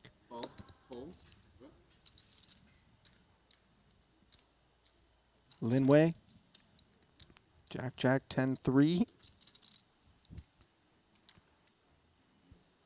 Parsonen wagging his finger and freshly removed from that unpleasant quad queens dish that he was served by Richard. Perhaps this is on the minds of the other participants, both of whom dig in. Extra 45K required and invested. Three-way affair, 195 in the middle. Ace 7-6. Two spades. Top two for Ellis. This is good for Ellis. Two opponents. There's a flush draw out there. He can just push a ton of chips in here. Well, listen, kings versus queens and threes. Pre-flop was good. That one didn't work too well. So he slams in 195, and nobody gets in his way. So, Ollie, are you into tteokbokki? Tteokbokki meaning the little rice Korean cake rice pinky dish? Yeah, yeah. That stuff's pretty good, yeah. I mean, I've never gone out of my way to like, oh, where's the best tteokbokki? Let me go there and get it. Why do you ask? I absolutely hate it. And I hate gnocchi as well. And you hate gnocchi as well. Yeah. So it's the doughy, the texture I that shouldn't troubles be you. eating gooey stuff, you know? I mean, did you not eat Jell-O growing up? It's not the same texture. I'm trying to think what the closest. But you like noodles. Like an udon noodle is kind of similar. No, it's not. Okay, agree to disagree, Randy. It's not. Okay. Is it gooey or is it just chewy? It's something that's maybe it's ooey. It's not bubble. It's not bubble gum. No, come on. It's not tripe. You like tripe, don't you? I do like Tripe's tripe. foul, Randy. Stop doing that to yourself. That's insane. It's like a tire. It's got texture. It has to be really, really bad. Yes. It has horrible texture. You are right. Oh, I had ace king. It has those weird polyps on the inside. I'm pretty sure, I'm going in for a colonoscopy soon. I think that's what you don't want on the inside of your intestines. Those little, whatever like where chicken feathers are, like when you see in the skin, little bumps. Really, thanks for describing. I'm just saying. The insides. Back me up, Like, chat, man. really Come on, intestine. And the people you don't like, I'm alive. And I'm reasonably open-minded within the framework of having a closed mind. No, I'm not. But really, there's some things that, come on, let's just all agree. If I was raised on it, I would probably be into it. Were you raised on it, Randy? The tripe? Yeah. Yeah. See, I would say that's the case. I think that's what it is. I don't love it. I just would eat it. That's all. Right, but you don't go out of your way. I don't really order it. Usually it's the other Chinese people at my table that order. I'm like, all right, I'll have one piece. Story's breaking down here, Randy. You're not exactly the poster child. Ace, Queen, 10-9. The prodigal son, Richard Grieco, with the Queen, Queen, 3-3. All spun up to over 600,000. 40 of it being put forth.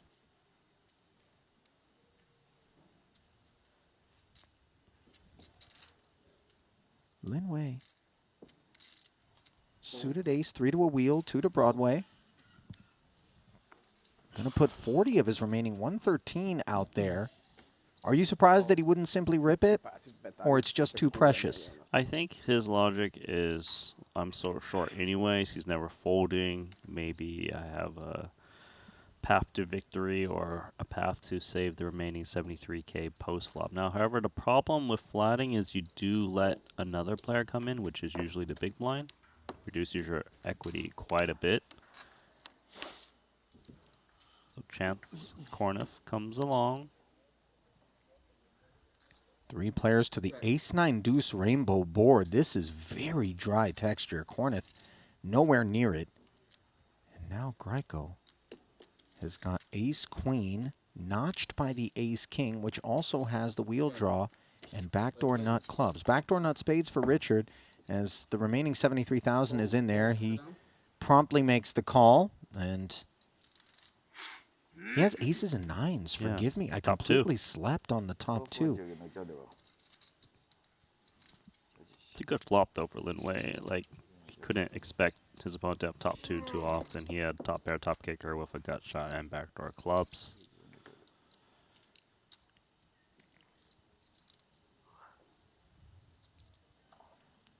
So Lin Wei peering over at a very disappointing sight, which is one that places him behind the 8-ball with 291 in the middle. Kings or threes required. And now, actually, even though Greiko improves to aces and queens, that club puts a whole bunch more outs on the board. Yes. And that's one of them. How much is that? Not so much. Good answer. 73. That's funny. That was great. 然后再有过来正背，旁边站起来了。对吧？ Lin Wei telling his crew to push back the lunch reservation. As the man who finished 6th in the 25K PLO earlier here in Jeju, playing his 3rd event, first ever Triton Festival, and trying to work his way into the money. Along with that crew there on your screen, as you get a glimpse at the State of the Union across our 2 feature tables, brought to you by BetACR. Parsonen continuing to rest atop the leaderboard at the red table. Devoris largely uninvolved, let's say, sitting 1.8 million.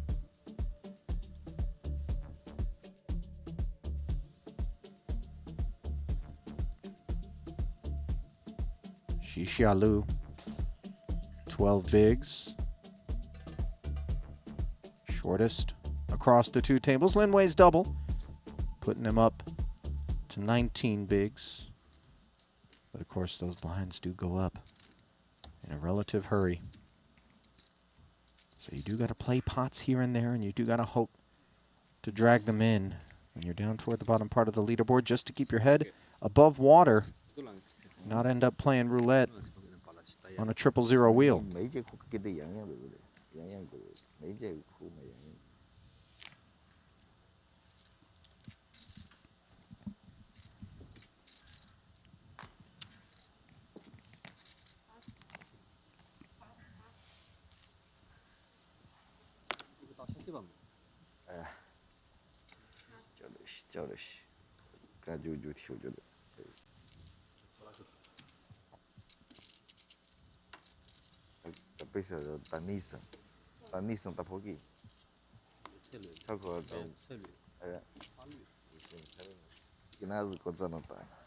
we got here? Full Broadway for Greiko. This is PLO catnip. Tri-suits unpleasant, as you always point out, Randy, but nonetheless, this is worth the 45, and Queen Jack 7-3 is not. Kornuth concedes.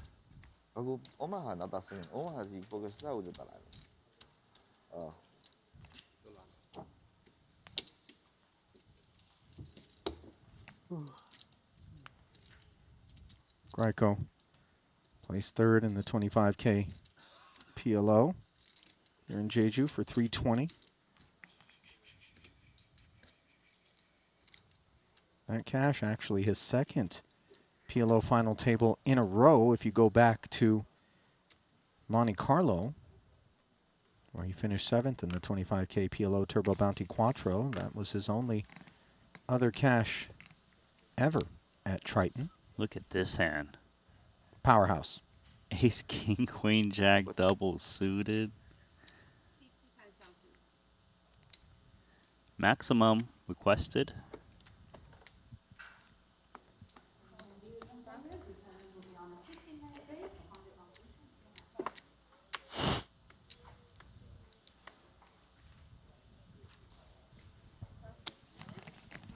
Oh, you got to show that one. The best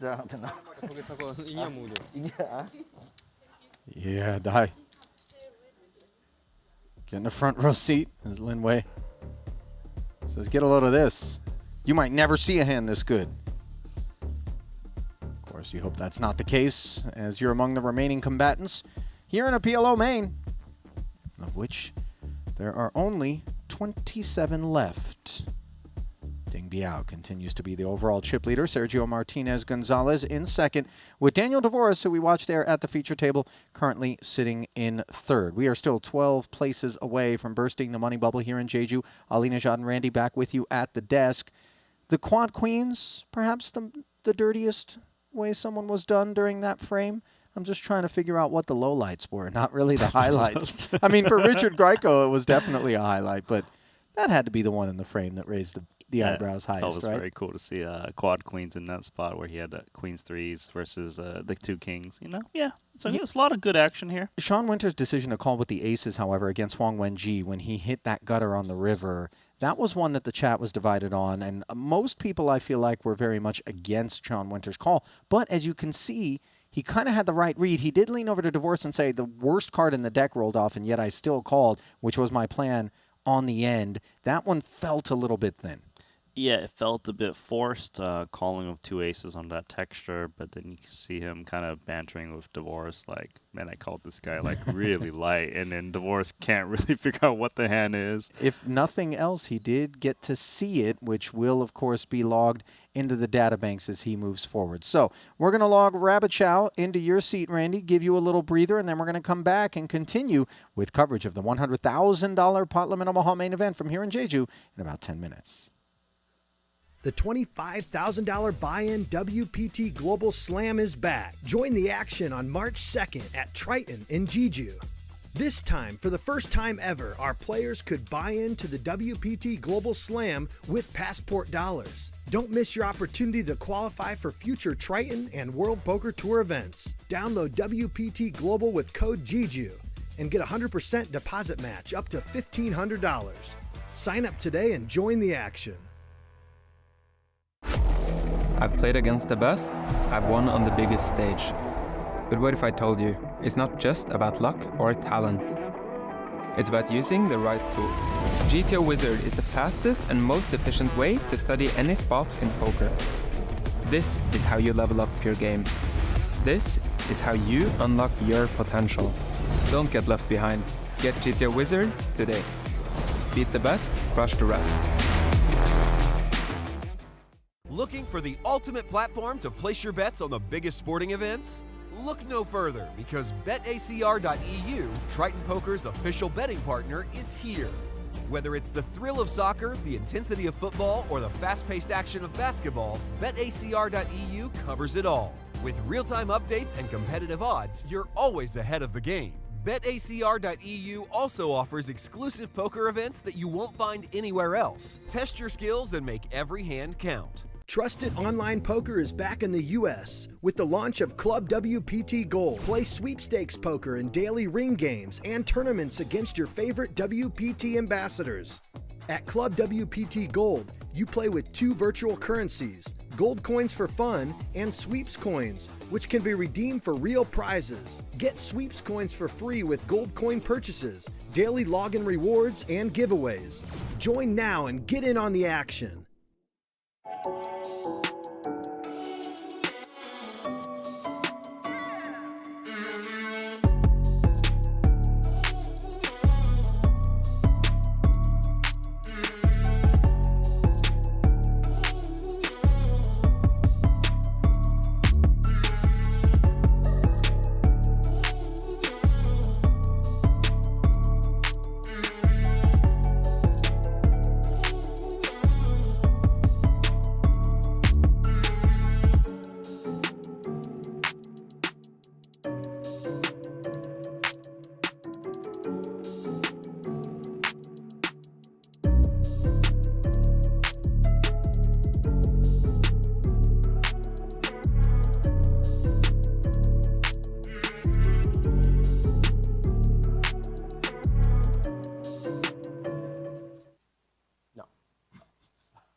Nothing. No rooms, no food, no nothing.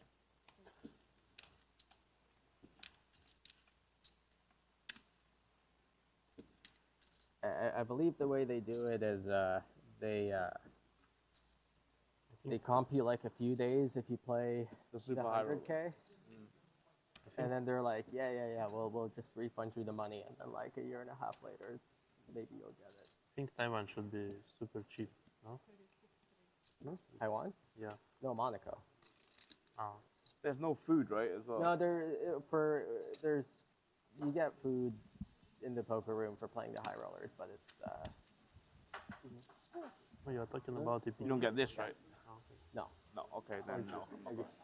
It's not because of the food. It's just very hassle to like, and the restaurants around. I don't really like it. Yeah. I'm not trying to sell you on it. Yeah. Like I might just not go myself.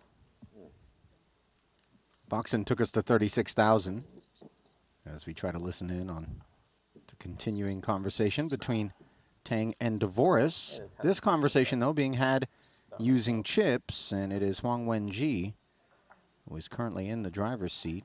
Patrick just told that it's like top I was pair. expecting it to be a very expensive club to be a member at, but he said it's like Outflops Foxen. Like Alex has just 150. Yeah, it's like 7,000. He said he paid for to get in, and then he Takes paid a swing for 2,000 28. per year.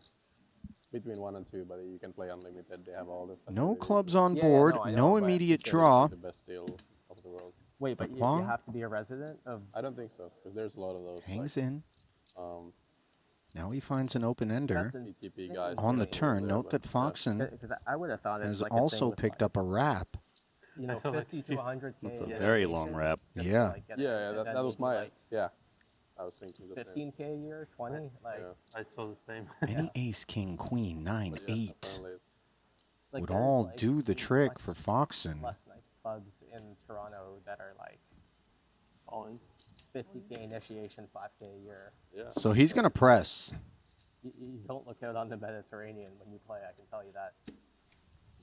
This is pretty tough for Huang Wenji because his draw, the 8-9, it's a little tainted with spades out there, and he's drawing to the bottom end, so like a queen doesn't even make him the best hand, as Foxen would have ace-king. Yeah. You could see a world in which there's an overpair and a Broadway wrap associated with Foxen's hand. But Huang is going to make this call, Randy. He's And right. it's a big one, and I'm not so sure that once Foxen sees this hand, he's going to have expected a willingness to get in for this figure. As you can see, it's not as though Huang Wenji has heaps. He has just 22,000 more than Foxen. Queen's no good for you. Low. Oh, Queen's good. Low. Yeah, 8 plus. Sorry.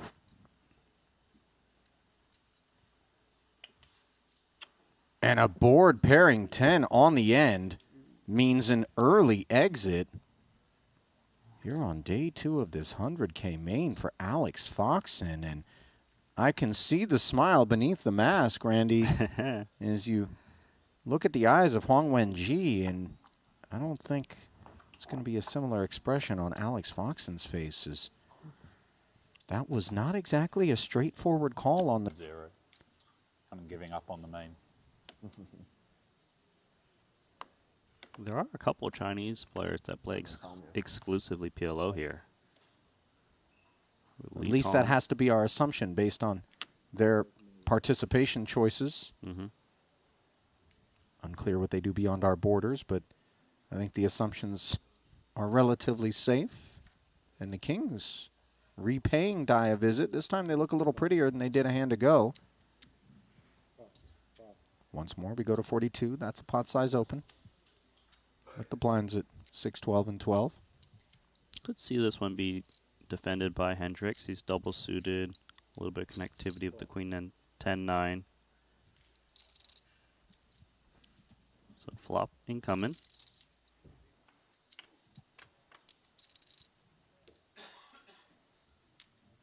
Seven, 7, 4. Diamond draw acquisition for Hendricks after defending. He might even just go with the queen high flush draw. Even the Kings, like, it's only north of 1 SPR remaining. This pot is hyperinflated. If he bets his flop, he pretty much has to commit a lot of times with 2 kings. Backdoor clubs as well for additional backup.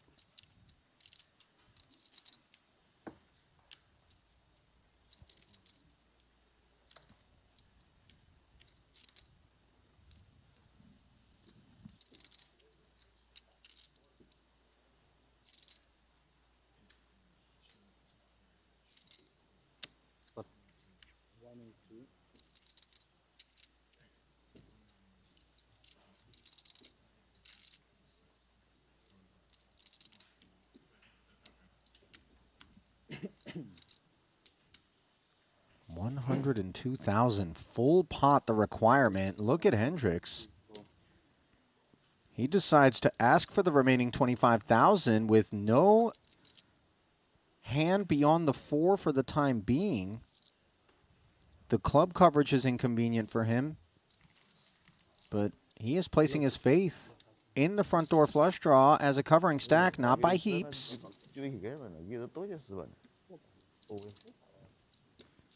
So you see the outs populating the screen, diamonds and 4s being warded off by die. Now 10s would be an issue as well, as that would give Hendricks a boat in a 356K pot that sort of caught us off guard.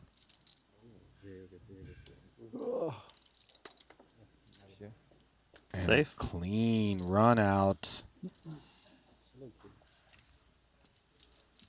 It's an excellent result for Jikang Dai. You know, when you bet pot on the flop and you get snap check jammed on, you're like, this is one of the best case scenarios. No, it's super deflating. Obviously, he recognized that a commitment was being made on the flop, but, you know, with that big blind defense range containing all sorts of things, to smash records one way or another, even this deep into the festival. After 285 entries in Hold'em, yeah, it looks weird, this record-breaking event. Maybe soon they close down Operation Omaha. I mean, they're making massive revenue difference in Hold'em and Omaha, right? So I hope Yoni digs in, finds himself an ace. Far worse one than Huang Wenji's top 2 here, as the button pot size open now decides what to do. Of course, the deuce 3 of clubs, Randy, staring us right in the face for the steel wheel draw. Yeah, quite a lot of firepower for both players. Huang Wenji, top 2 pair, with straight draws to go along with it. Shoots out 2/3 pot. Probably see Yoni coming with check call. Sure, he has a steel wheel draw, but his clubs are on the low end, of course. Wenji was the pre-flop raiser, which contains a lot of this 2-pair stuff.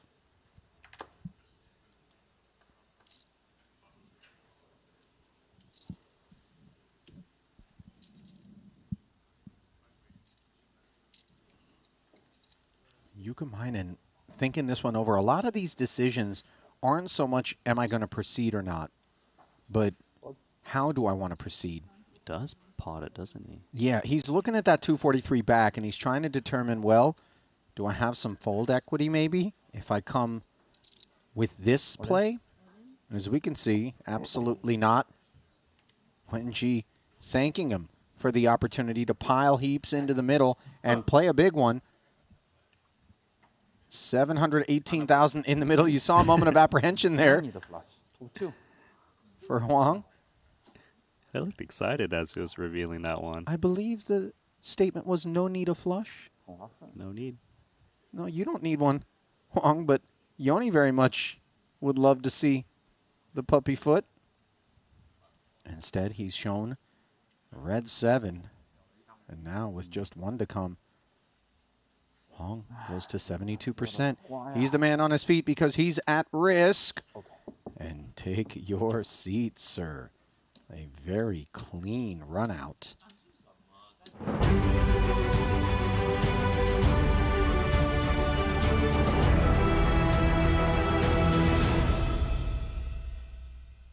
And welcome back to continuing coverage of the $100,000 Pot Limit Omaha main event from here in Jeju. Ali Najad still with you. Kevin Rabichow stepping into the booth and looking very dapper, if I do say so myself today, Kevin. You clean up quite nicely, my friend. On the back end of the kalbi soup, was it this afternoon that I spied you enjoying over at the Bund? Yeah. What, do you have a Korean report? beef bone, I think they call it. I mean, this is the one that every single player has basically used to survive this particular festival. And apparently it's good for keeping off the sickness and whatnot. But do you give it a grade? Certainly felt like a nourishing meal. Uh-huh. Definitely gives some extra I don't know, vitamins for use at the table perhaps, but the instruments necessary to eat this dish, I would not recommend for tableside dining. This was a sit in the restaurant kind of soup for sure. You know, I confess, you know, Kevin, the garden shears, and I'm not exaggerating that they deliver the soup with. Oh, yeah. What are those for?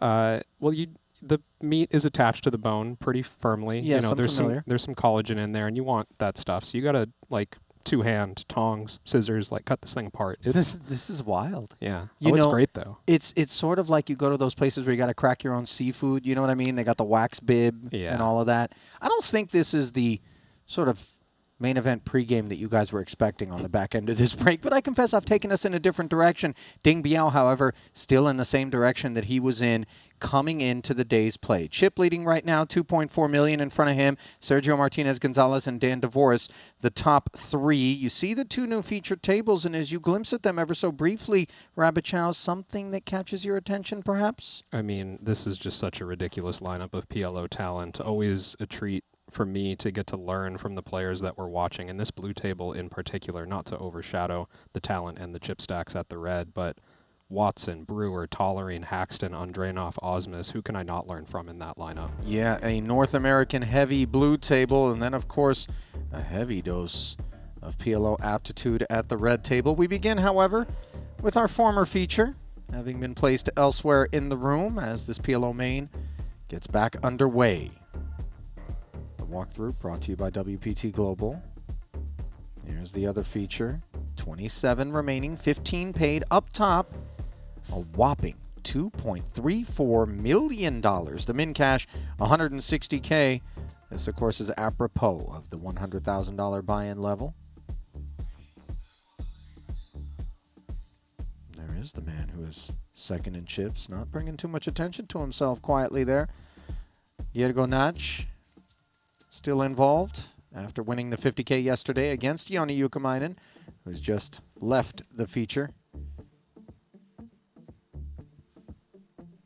And there is a glimpse at the full lay of the land, brought to you by BetACR, with the blinds having gone up to 10 and 20,000. Ding sitting 120 bigs deep, and that is a far cry from the 57 bigs, which are all that's required for Ike Haxton to be chip leading here at the blue table. Chris Brewer on 14 bigs, work to be done, and Barbero in turn back over in Redville, sub 20 bigs, is obviously going to be looking for some spins here during this frame. They're going to be tough to come by at either of these tables, by the way. Not for lack of gamble and risk reward, but, you know, just these guys are putting chips in when they're in a good way, not a bad one, more often than not. What? Yeah.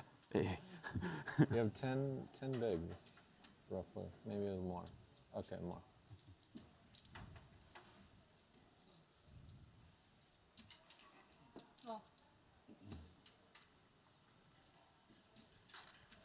Osmus going to play the button as a limp here.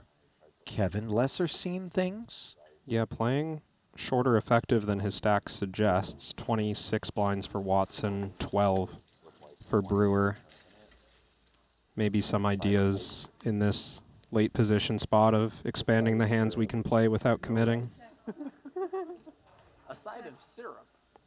Oh, for the ice. Presumably for the ice. Lemon and lime eyewear for Brewer, but those goggles can't do any better than produce an ace with a 10, which, as you can see, is technically in front of Mike Watson, but Watson with the nut flush draw and 2 to come, actually a 1% favorite over Brewer's holding. It is Osmus who, with the Broadway wrap, speaks up for a quarter. Yeah, and you'd think with no pre-flop raises that the in-position player can represent the most strength on this board, and you see Brewer showing no interest in just the naked top pair. Good play.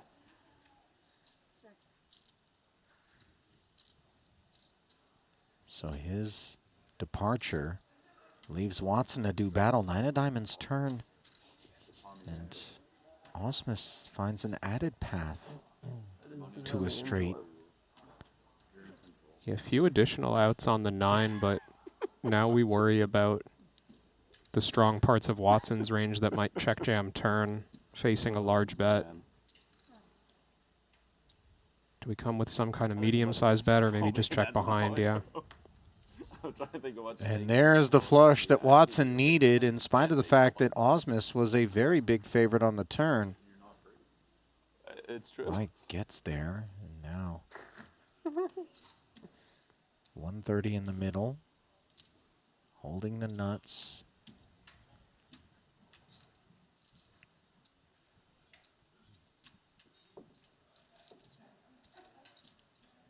I imagine with no interaction with the flop or turn, Watson hoping to target maybe a two-pair type hand.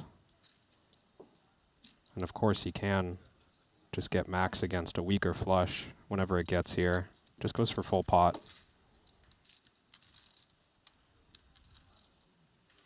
Not getting cute, but not getting any action either, of course. Osmus had air. Let's get a look at Mike Watson's Jeju Festival thus far, Kevin. Career Triton earnings of $12.7 million, four-time title winner, 34 cashes, but a fairly dry spell where his previous 6 outings have yielded no fruit, and he's only got 2 cashes, and he has played the full slate. I'm talking 13 events. Yeah. 63rd in the Global Slam for 41 dimes, 7th in the 50K for 377, but it does feel as though even that healthier result in the 50K may not be enough to ensure that he's breaking even on the trip. No, the way these series go, you want to cobble together a number of caches or just outright win one of these things. And the players who don't are usually seeking better performances down the stretch here to save their series.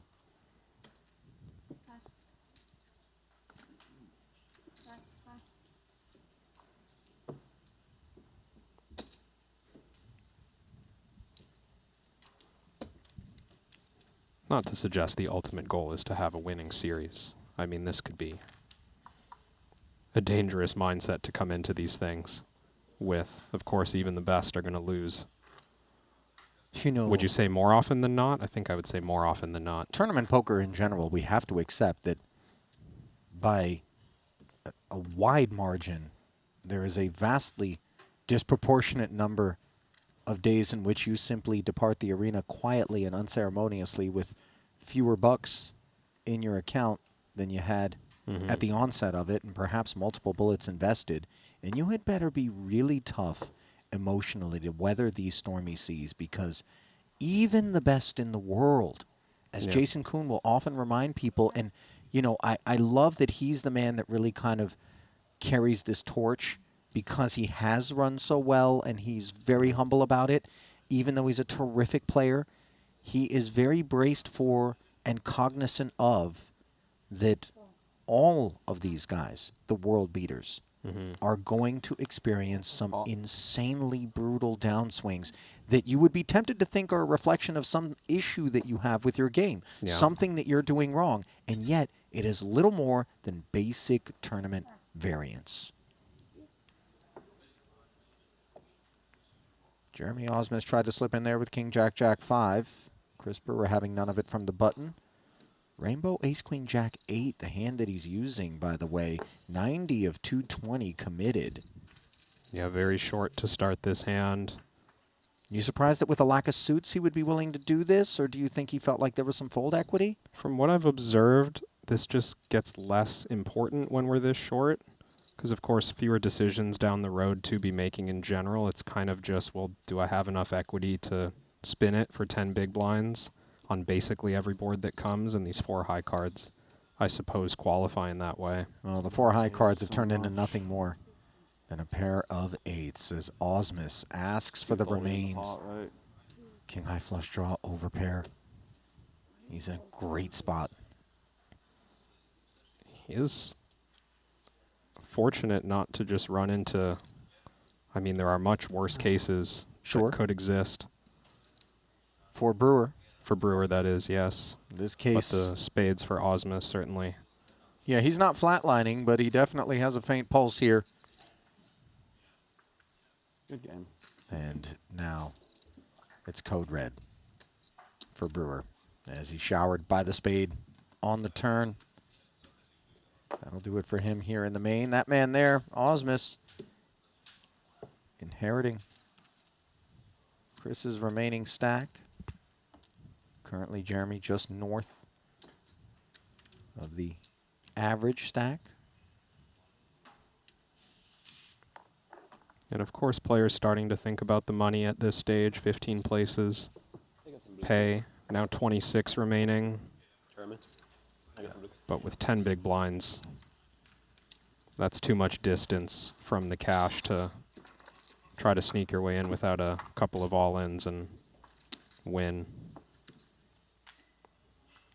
So Brewer say he hated me rough. so much. No, I hate it. I hate it. I hate what? It. This situation. I said I hate you so much. That would be funny. I do beat him every hand we play for like 5 years. So I wouldn't be shocked.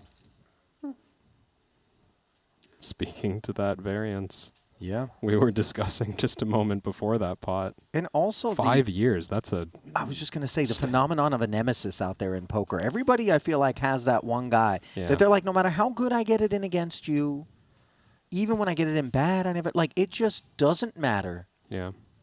Once our chips get into the pot, I know which direction they're going in. It isn't mine. These can be real thoughts that you do have to ward off, by the way, because you don't ever want to let something like that adulterate your decision-making.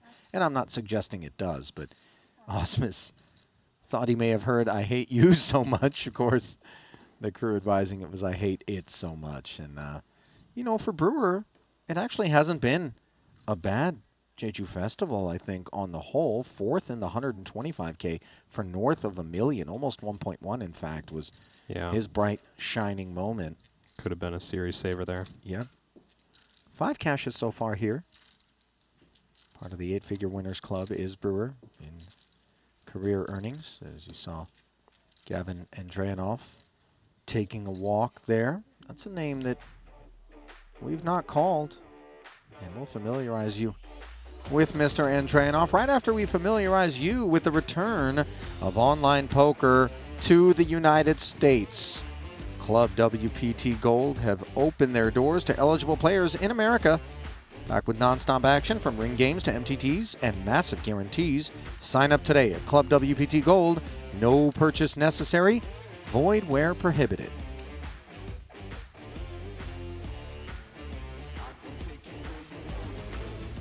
Now then, returning to Gavin Andrianov ever so briefly as we flip it over to one in progress at the other feature. Put a pin in that. Mods Amot. You can make a lot of things. Wheel gutter, backdoor nut hearts, top pair and a 10 kicker come together along with position to see him asking a question for 40K. This one was limped pre.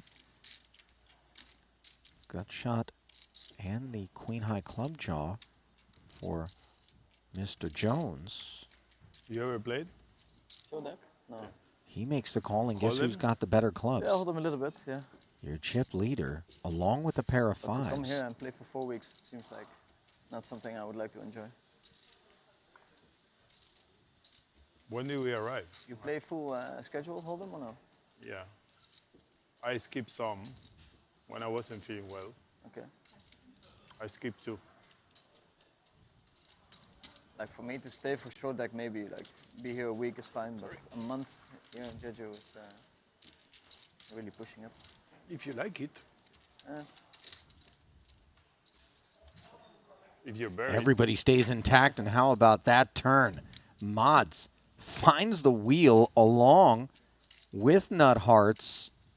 Dynamite turn card. No better in the deck for him. Yeah, and for the other two players, no improvement here. Club's going to feel kind of iffy about how live they are when we go 3 ways to the turn. Got to think a couple of them are out there in one of these 2 other players' hands.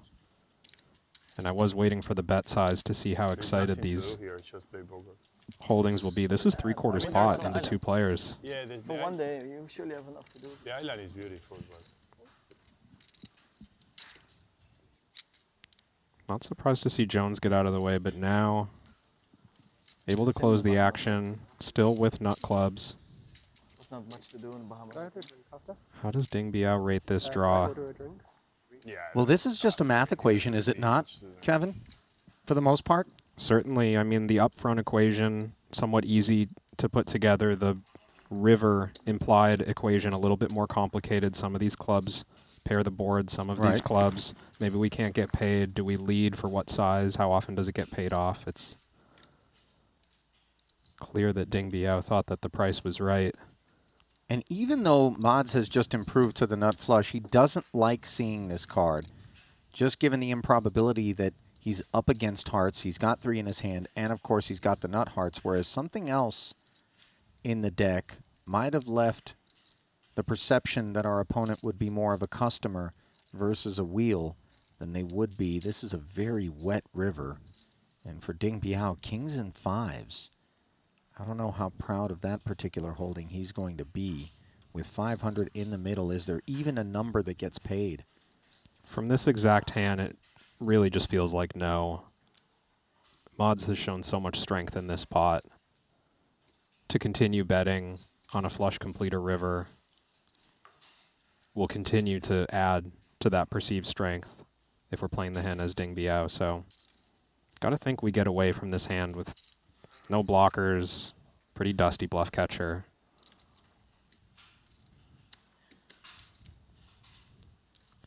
And a big size as well. No decision. Nope. Not for 80% pot, that's for sure. At least he has the nice ace of pickup. hearts. I don't know what the rest is. Nacho a little suspicious. Does that say fat What do you think moose? it is? Are you going snowboarding after this or what? Ski? Sorry? It's a ski, that's a ski jacket. 5 of them or? You know that, right? Arcteryx. No, not for ski. Yeah, Arcteryx is ski. Arcteryx is big brand for ski. Yeah. You know? Yeah. It's one of the the best one, the best clothes, Arcteryx. The most expensive clothes for You got a suitcase full of Arcteryx for us. No, I don't have any Arcteryx. No? I don't have any clothes. I'm gonna go and buy there. It's, bro, you get, the yen is so cheap now compared to the dollars. And also it's end of the season, so everything is 40% off. So it's gonna be 50% off to the dollar and then 40% off because it's end of the season. So I just buy for, maybe I spend $500 and I buy a whole outfit. I don't know how to break it to Nacho, but the window of arbitrage for the yen-dollar collapse was closed rather quickly. It's not like all the retailers just sat there and decided to keep the pricing static. They have since adjusted. Now, maybe there's some end-of-the-season sales. Nacho's not wrong about that. And many of our Triton players were down in Niseko or are headed that way after this one, just given the proximity of Japan, to experience what is regarded as some of the best skiing and or snowboarding on Earth, and some really nice resorts out that way as well.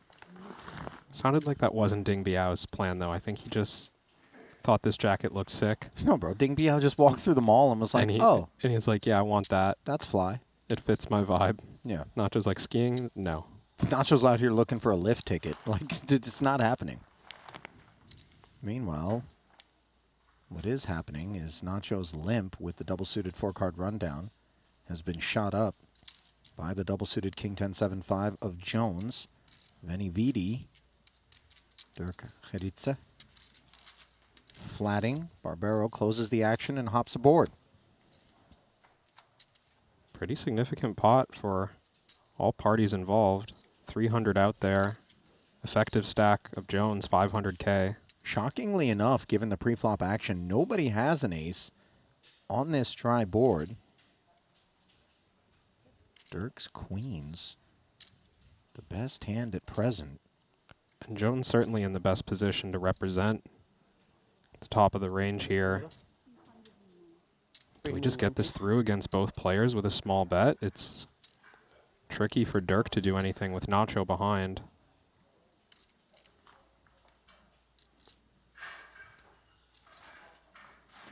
has to be That can wrong. be, That can be right. It's not 390. It's not 390. 270 plus 300? 90. 290 or 300. 330. 320. 220. 330 sounds good. One of those numbers will be right. 300, exactly. After all those submissions from the table. It is 300.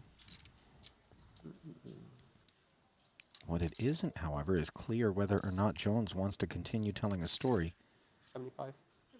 And now we realize that he's not done. Storytelling. 75,000 with basically air. Yeah, I like this bet size for a dry texture, multi-way. It's consistent with aces. It accomplishes what we want with this bluff. And we just cleared out a whole lot of equity in Nacho's hand there. Power of it playing in position in this game. Big pickup for Jones.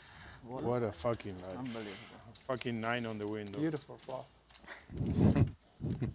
9 on the fucking window. The ace wasn't me, but the 9 was.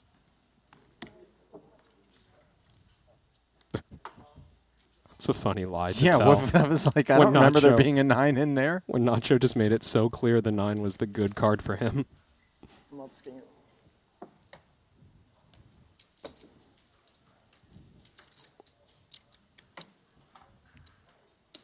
Welcome Clemens Reuter to the festivities. As we discovered in the booth the other day, the speculations that we had that perhaps there were ties to the music industry were confirmed by Kevin at the desk as he looked him up on Instagram and realized in his bio that he likes to rock out. Meanwhile, this is similar to what had Jones rocking out last pot.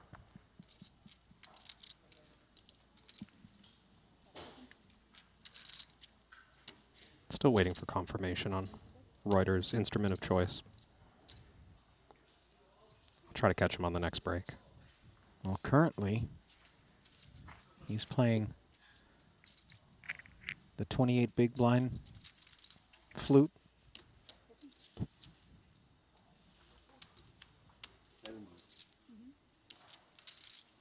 Double suited ace-9-4 tray for the chip leader.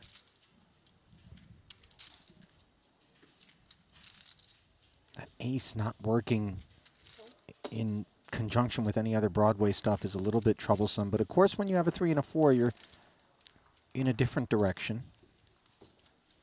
Yeah, and it does feel like, even more so perhaps in PLO, when we're in position and we have such a significant chip lead, we don't want to 3-bet light and give our opponent the opportunity to just run their equity and have an easy time. We want to extend this hand as long as we can.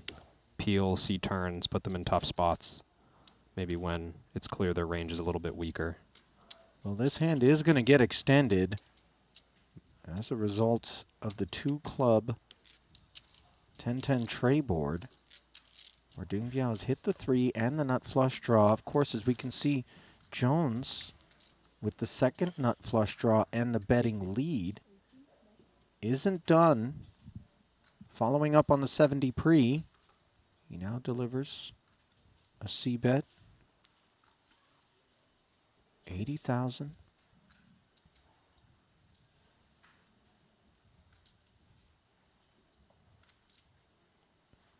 Hi, sir. Can I get some tea and some sparkling water? Yeah? Earl Grey is fine. Good. What do you have? Ding. Flatting, another 160 into the middle. And how about trip threes for Ding Biao on the turn? Granted, the lone 3 was actually in the lead, but this card leaves Jones drawing dead. How much in the pot? Yeah, Jones with 300. reasonable interaction. Certainly knows he could be up against a 10, but maybe not ranging Biao at this width to have him beat in a number of ways. But you would think if we're kind of building our strategy around what aces wants, maybe we slow down regardless on these blank turns. Well, Jones is correcting me here because a small bet is the choice. 125,000, effectively unconvinced that Ding Biao is slow playing a 10.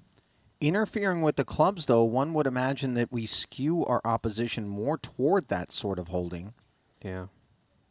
Perhaps he expects fast play from Ding if he did have a 10, although we see plenty of slow play with trips, and we even see a flat with the nut flush draw and trip threes as Ding Biao wary of a possible 10x Broadway sort of rundown hand for Jones.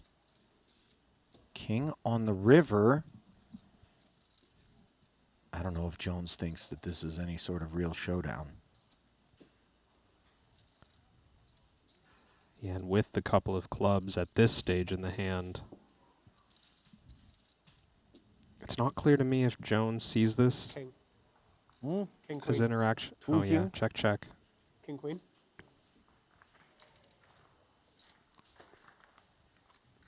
Yeah, it does go check, check rather quickly, Kevin, as Ding Biao never sought value. Yeah, surprised he checked it back fast. Obviously was concerned that he was beat by a 10 at least some fraction of the time. But River once- King as well. Also, there's the threat that Jones is now trapping, inducing a bet from a 10 and also miss clubs. I do have to say, the perception for me, if my opponent goes bet, bet, and then check on the river, is definitely weighting him away from the 10x. Yeah. King, queen, jack.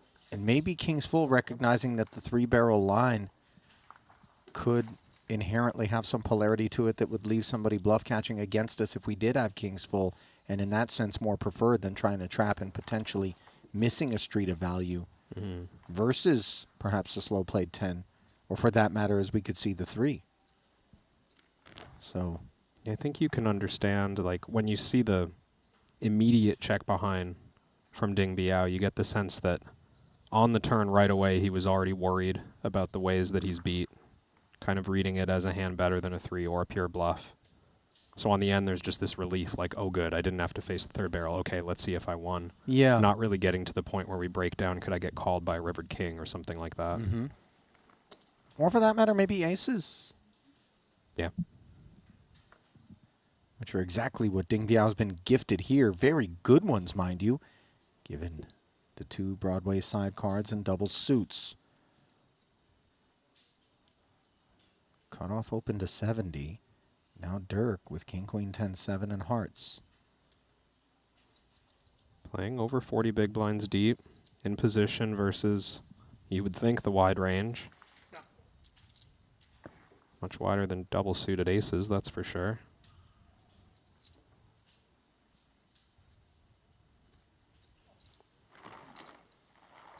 So given the flat, the price point becomes even more attractive for the Norwegian to hop aboard with a fairly dusty one in the big.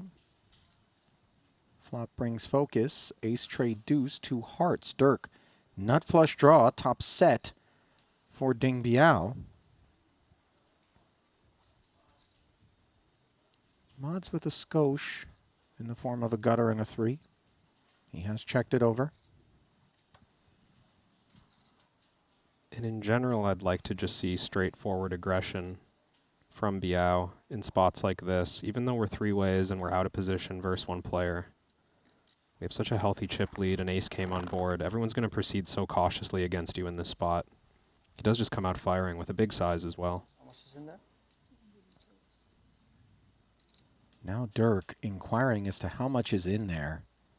He knows that even against something like top set, the nut flush draw with 2 to come has decent equity. You see 27%.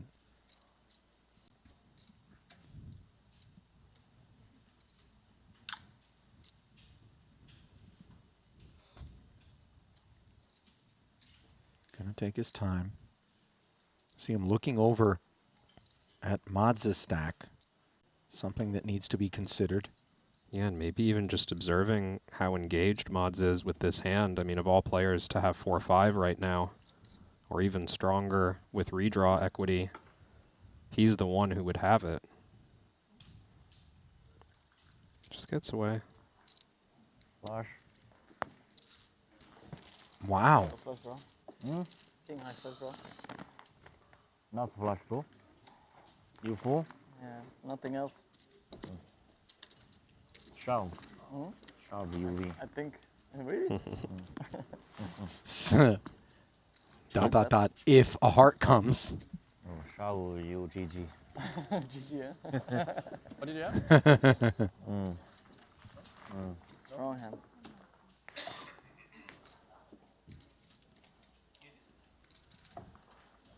It is so remarkable to me how quickly in the post-mortem these guys can really whittle down one another's ranges like that. Ding Biao immediately questioning whether or not Dirk taking time with the flush draw. He confirmed it, and then in turn, the boys were like, aces? It does feel, we've had this conversation a number of times already, but sometimes the spots are just so straightforward. It's like, oh, well, I mean, you just have this, obviously, right? That's the only hand category that makes sense for this action. Is like, oh yeah, I just had that. What else can I do? It seems like there's a number of these spots. Sometimes you just sportingly go along with whatever the speculation is so as to move the conversation forward and not have to engage and not be culpable for a white lie. Yeah. Here's some of that chip lead opening action that I suggested might have been happening in the previous hand. Tri-suits, ace, trade, deuce, deuce. Barbaro, queens, and spades, which would be no good. Only 18 blinds effective. Yeah, it feels like one of those, am I really going to commit this time in this position? 8 off the money? Guess not.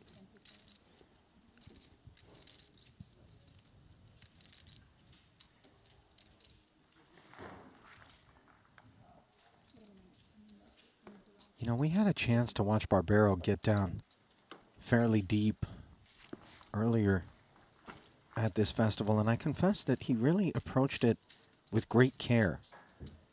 You know, he was even leaner than this in terms of chips when we watched him cobble his way to what was ultimately a 9th place finish in the 25K PLO. Meanwhile, 10-6-5 Rainbow is what awaited Griff Jones in the big. Has made the pair of 10s. More than we can say for Ding Biao, who has it checked over to him. Just a gut shot and backdoor spades. Who are you going to ski with? Patrick, his girlfriend.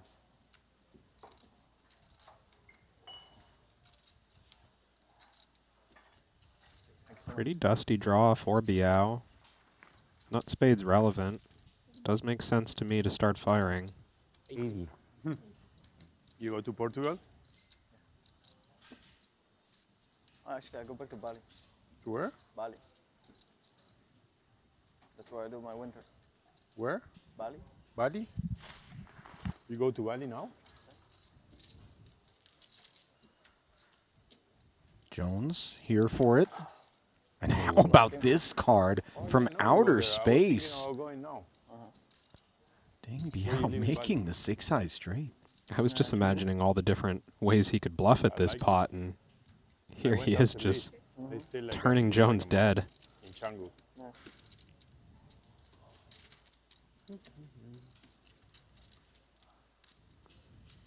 you know the poker players that they live there? Costas? Yeah, a little bit, yeah. It's a really good friend. Just pot behind. Are we tempted as Biao to You guys probably bought it on lines. press and charge any turned equity the maximum? Or do we want to keep some marginal hands around? He goes for the latter. 110 into 330. Jones can't take that heat. And Benny Vidi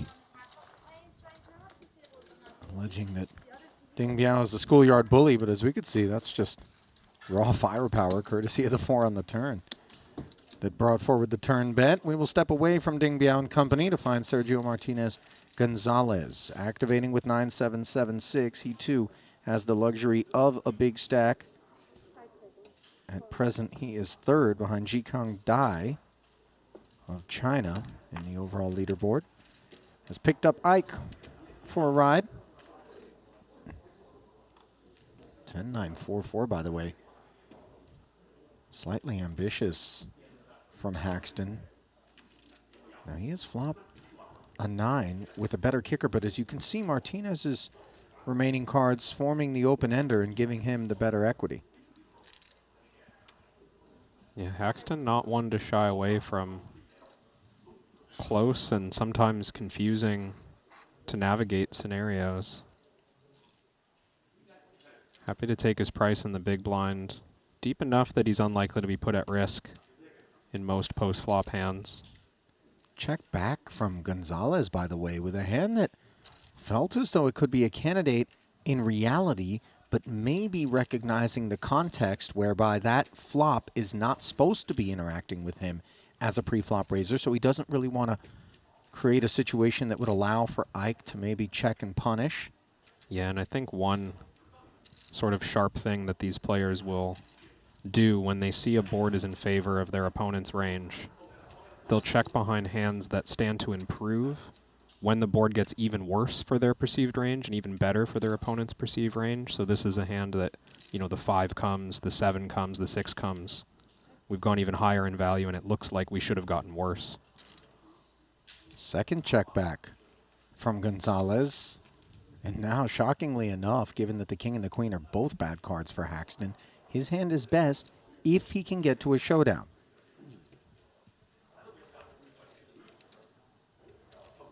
The 10 is a relevant blocker. 10-jack making the nuts. 4-4 on the side can't feel good, though. No, that's just worthless. Really hard to bluff your opponent when 2 of the worst cards on the board are dead. And Sergio never put a chip in post-flop. Had heaps of equity. As you see him flash a wry smile. Picking up on what you were talking about with regard to Haxton, often, if not always in the conversation, when we talk about the best on the Triton Poker Super High Roller Series, yet to have won a title, in conversation with him, he's always like, don't feel bad for me. I've done plenty well outside these borders. Yeah. As poker takes place elsewhere throughout the year for Ike as well, typically at the highest of stakes that are available. But you do see him with higher frequency than others, dare I even say, willing to look at a spot in a vacuum, and if he feels like there's an edge, however small, he's looking at the long game and thinking, I want to take that edge because the more that I do, over time, the better I rate to perform. Whereas some others are looking for, you know, maybe a little bit chunkier edges. And that's maybe the benefit of the longevity and the success that Ike has had in this game. He must not, you don't feel the pressure to make something happen right now, today, in this tournament, right? It's, you know, he's obviously developed this skill, but over time, if you've established your success and you're comfortable in your game, you can make those kind of plays where it's like, this might not work out today, but this is part of a bigger strategy. Well, Tollerine trying to make ace-ace 5-4 work out as he 3-bets the Osmus pot open. Repotting rather.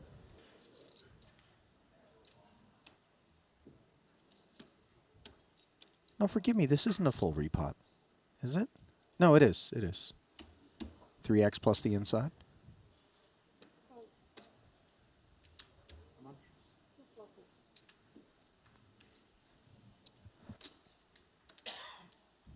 Osmus has sort of the kryptonite or the antidote for these aces potentially. As he comes aboard, a 9 in the window was always pretty for him, and he's got himself a wrap on a 9-7-3 board. Note that the 6, which Tollerene may be thinking would be good for him, would not. Yeah, this just goes in less than pot behind. Both players wanting to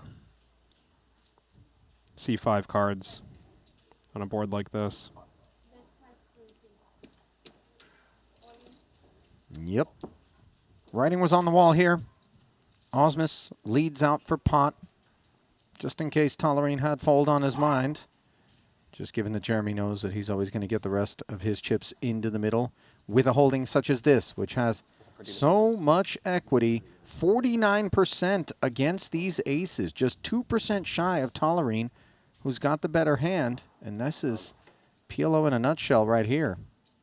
Almost 1.4 in the middle. Can the aces hold on? On the turn, the answer is yes, but note that the added pathways for Osmus have been unlocked by the queen. And a board pairing 9 is oh so tidy for Ben Tollerene, one of the most talented pot limit Omaha players around worldwide. He quietly becomes a threat.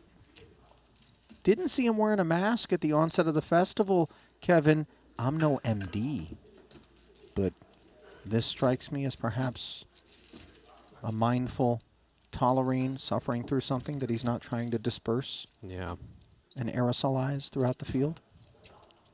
Just always feels like, you know, in any part of the world, in any poker series, you spend 2 weeks in one of these rooms, playing day in, day out.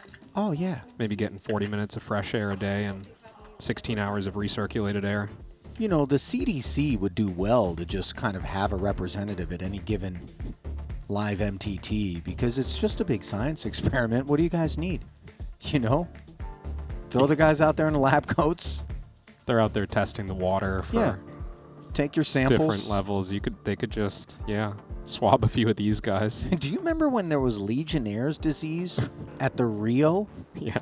I mean, really, you know, and obviously we all have some fond memories of the old home of the World Series of Poker back in Las Vegas, but there was one summer where we got done pretty dirty by the infectious diseases unit over there.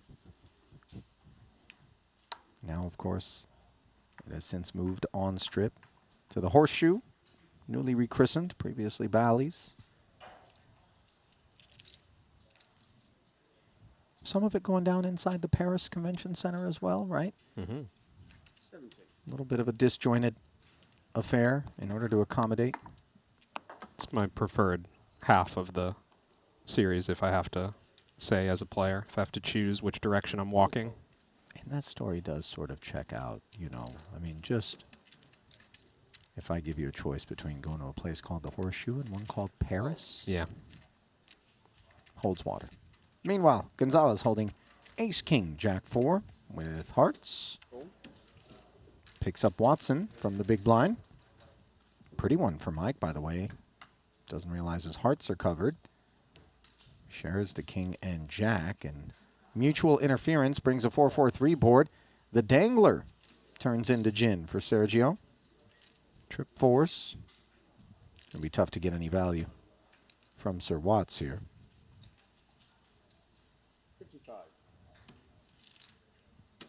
55 and take it, senor. You know, Ali, I was a touch distracted during that pot because I glanced over at the Triton Poker Plus app. Welcome to my world, by the way, Kevin. I've been a touch distracted since I got here. Well, distracted in the interest of the viewers, perhaps. Oh, we differ in this way. Who would like to know that right now, at the top of the leaderboard, in both first and second, Chinese nationals, now in second, Ji King Dai, after winning a huge set-over-set pot to eliminate Dylan Weissman from the tournament. He just flatted the big blind with ace-ace-queen-deuce against the button open of Wiseman. Flop came ace-10-3, and Wiseman had a set of tens. Money just went in on the turn. Super luck on the dry river. board, and yeah, that's good night, D-Dub. Wiseman, 23rd place. Yeah, not going to be a part of the money here. He's really been on a tear in terms of PLO results, has Dylan, by the way. Such a thoughtful player.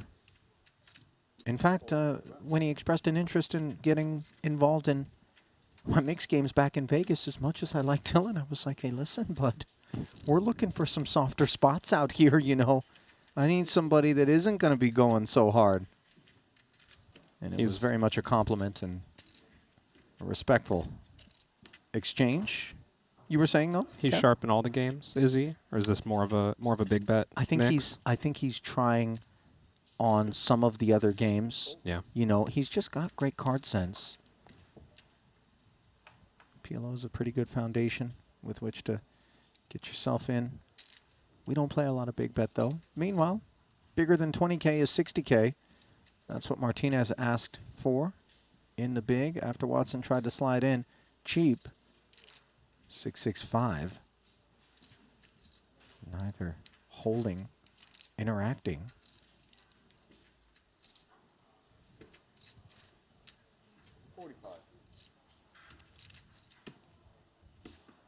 $45, por favor.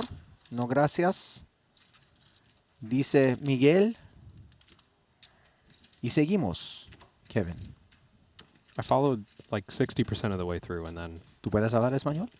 My middle school Spanish didn't cover the remainder.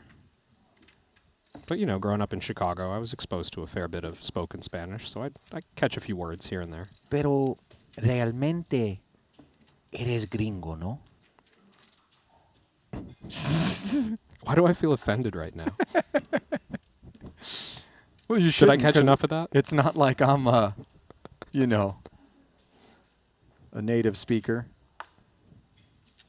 Can get down a little bit. Maybe there'll be a Triton on Univision. You know, Telemundo Triton. Oh, there should be. There really should, because there'd be some great venues. Think about the drama. You know, sometimes we're subdued when we... Every single hand, we can go 12 out of 10. Right? Yeah. Maybe catch like the football off season, if there is one. No, there's soccer absolute year-round, depending on how deep down the leagues you want to go. Yeah, that's unfortunate. Yeah, we'll always be second in the ratings to football. Meanwhile, first is where Sergio rates to be with these aces. Tollerine with a playable one. Will defend from the big. Diamonds are in trouble. They share the 3, 140 in the middle. Queen 10-6, 2 clubs, just bottom pair for Tollerine. Aces not in love with the board. No, and playing quite deep compared to the pot. 1.3 million behind. These are the kind of spots where, unless we have a good deal of redraw equity, we can't just be blasting. So not surprised to see the pot stay small, and might continue to stay small on this turn. Tollerine picking up 2 pair.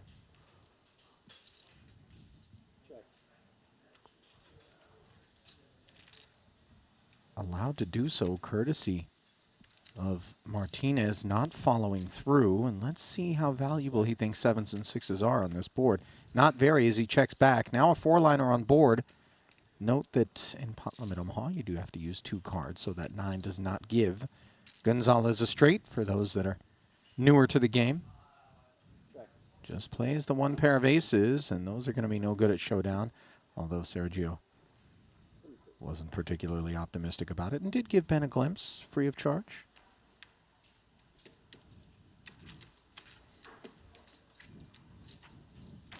You know, one of the things, and I confess it's sort of cash game etiquette, but it's really not useful if you're out in the tournament streets. And different tournaments will have different rules, I would imagine, about this. But in a situation like that, Sergio checks, Ben checks. Sergio is supposed to show his hand. Yeah. But oftentimes, especially in cash, when a player checks in front of us, even though we're in position, we'll just turn our hand up in order to get it on, you know. Yeah. And then that allows another hand that we would have otherwise been able to see and, you know, kind of build a narrative gather some data with to fold unshown. Yep. And a little bit of lost intelligence there in the efforts of speeding the game along. A little bit of lost chips for Gonzalez. Reuter hoping for a different outcome as he will try aces on. At the other feature, under the gun, pot, he says, king, king, 9-8 for Ding Biao, direct left. Ding Biao playing 3 million. Just 30 big blinds for the opener. Yeah, makes sense to me to play this as call, and Dirk wakes up with a pretty looking one in the cutoff. 35 blinds effective. Do we ever get in trouble here with a squeeze? 3 players behind as well. I mean, it's a pretty hand. He does cover Reuter, and maybe he thinks Ding Biao is just looking to VPIP with such a deep stack, and you did indeed. Third floor. As we go elevator up, Reuter is here for it.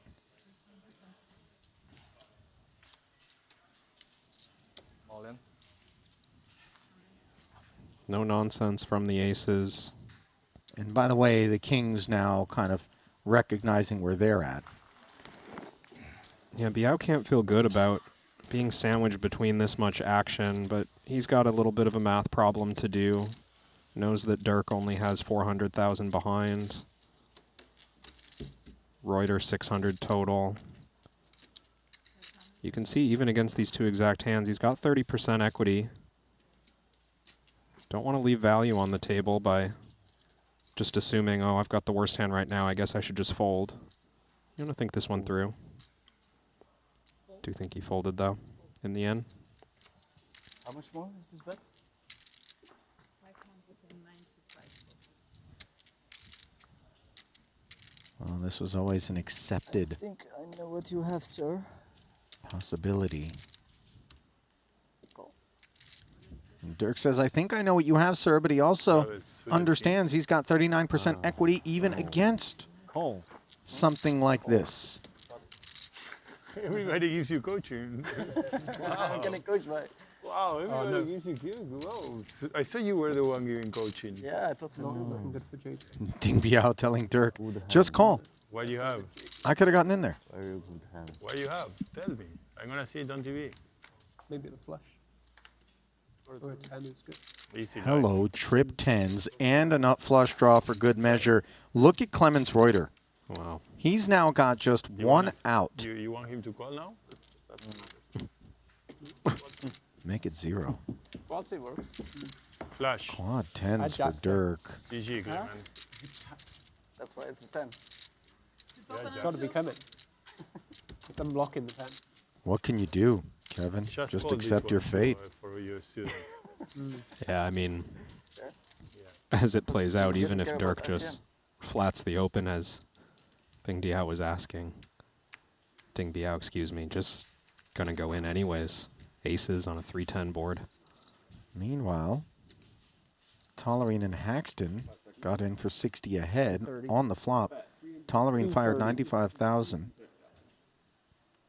Ike made the call here on the turn. Ben came off the throttle in this blind versus blind confrontation with his aces and 9s on the flop. And that allows Haxton, who has just jacks as interferers, but coupled with the 8 and open ender, and then the 8 high flush draw. Tollerine, of course, has the Broadway gutty. King of clubs is potentially important.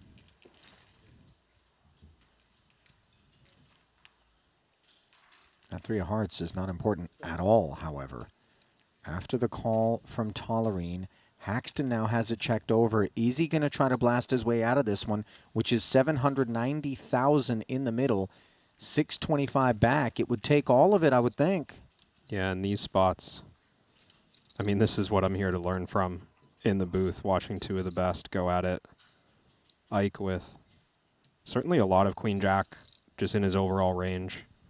This is what he's claiming to have, and if he continues to fire the river, this is the story we're telling, and it's not an easy spot for Tollerene with anything. I mean, it's just, unless you have Queen Jack, you don't have an easy decision. 2 jacks in hand. If we only had the 1 blocker, from what we've observed, we don't always go for it, but with 2, let's see.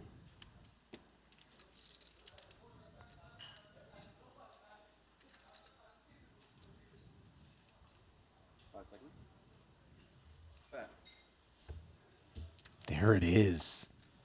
Almost the whole clip emptied as a bluff by Ike Haxton, and this is an unenviable situation that we find ourselves in as Ben Tollerene. He does have a queen to interfere with Queen Jack. The King of Clubs is actually now kind of an unpleasant thing to have in our hand because it takes away nut flush draw, having kind of missed and tried to blast out. Yeah, Tollerene presumably knows that he bet somewhat sizably on the flop. 2 jacks by themselves, not just going to call. He needs the flush draw as well, but, I mean, look at Tollerene, just very little hesitation. I was thinking the same thing. That's a spot that, for me, sitting just 1 million back, I'm likely going to chew on, and far be it from me, obviously, to compare myself to the great Ben Tollerene, but just the objective gravity of the moment just shrugged right off by Tollerene, and one can't criticize it when he just comes up with the right decision and does so casually. Not so casual, however, the depth of his stack now on the back end of that, as he sits 2.5 million, and that maybe isn't the headline. That one's fascinating to me, Ali, because yeah, I mean, the speed of the call makes you think Tollerene just already knows the spot. Something about the interaction he has with the board, or something about being blind versus blind. I mean, that's what I'm trying to take away as a viewer, is what was it about that spot that made it so automatic for Tollerene? Because, of course, he's gotten so many repetitions in PLO. That time just kind of suggesting this isn't that hard of a spot for him with his cards against Ike. You know, one of the other things is he doesn't expect aces and tens, right, to be taking up that posture. No. He doesn't even expect the sets, maybe. No, I don't think so. And so when you can remove all of that from the value range, and you really have to pin Ike into maybe Queen Jack specifically, you got the queen blocker, and then you're unpacking all of the action. Up until that point, there was something that just didn't check out for Ben Tollerene, and credit to him, because he made it look very easy there. And easy is not how I'm going to describe what is in the future for this particular table, just given how deep he is. Going to put 70 of it in there as a flat versus the pot from Gonzalez. Haxton is going to be all in for the 45. Showing there as a 3-bet on screen with, I assume, considering Ike's all in as the first action, but just an open raise here from the cutoff from Gonzalez and Tollerene calling. Important to clarify. King 8-5. How about this? Gut shot, nut flush draw, top pair, top kick. As it all comes together for Sergio and for Haxton.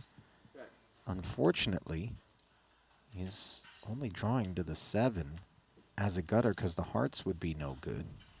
Tollerene, of course, is all over the king of diamonds, but really nothing more to take any pride in. On the turn, that changes for Ben as he picks up the Broadway gutty and the ace, but as we can see, Gonzalez continues to tighten his grip around this pot's throat. Most of it on the side. Yeah, and pretty significant side pot sometimes in these all-in player on the side situations. There's not a lot of reason to fight for the pot between the two other parties. This one a little bit different, but Ben's hand not good enough. So with Tollerene stepping aside in the face of the 130, side pot will be collected by Gonzalez. But unless a black 7 shows up, the main will be as well. And this main event will have collected Haxton's pelt.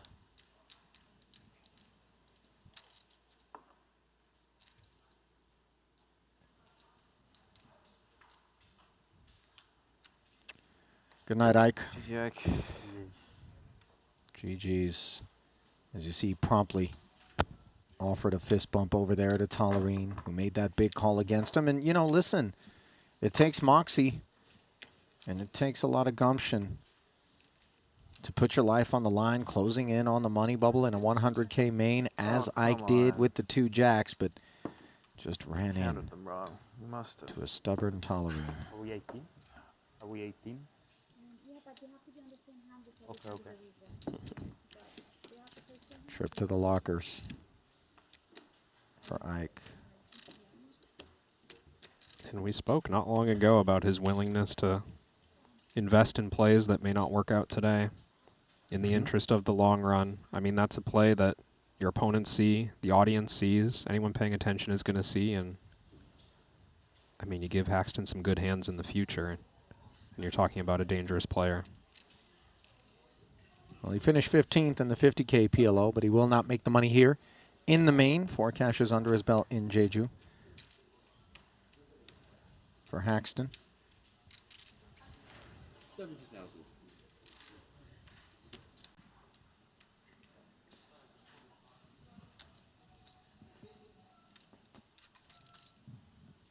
Tallerine is activated. And Drayanov just stepping away from ace-10 suited. 9 tray. Yeah, these players who are covered starting to really dial in on how close we are to the money. 3 spots away.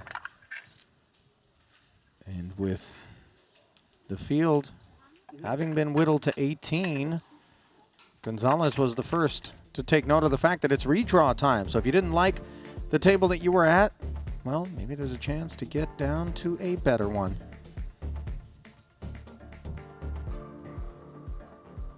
Staff going to make sure that all tables are caught up and have played enough hands before we take this break. Being told that we may still have some action that we need to complete.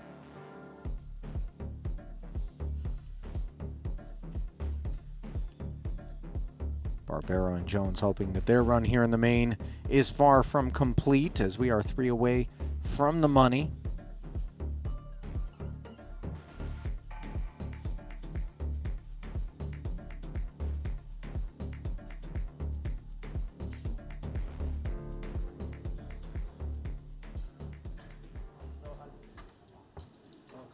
All right, so it's the outers that are doing the catching up here.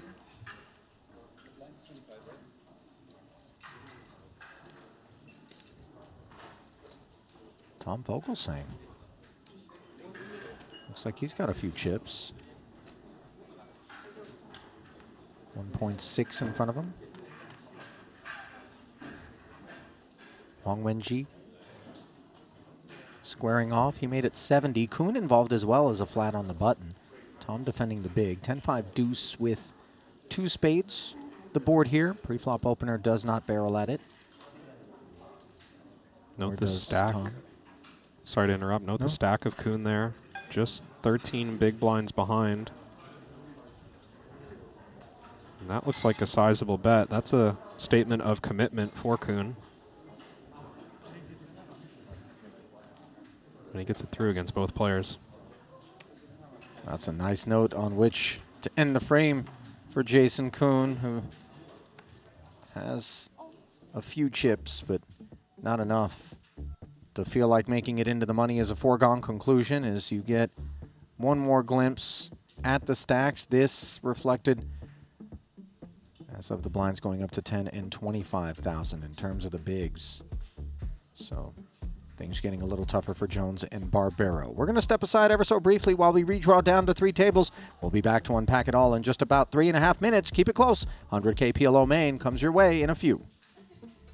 The $25,000 buy-in WPT Global Slam is back. Join the action on March 2nd at Triton in Jeju.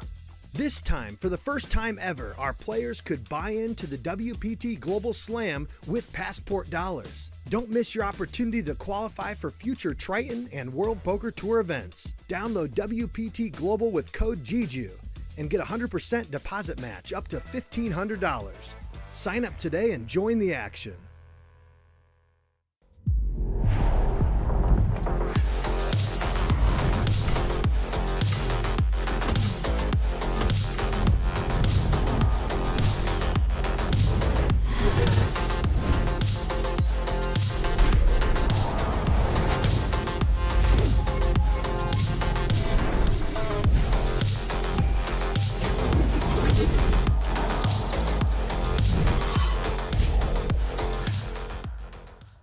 Looking for the ultimate platform to place your bets on the biggest sporting events?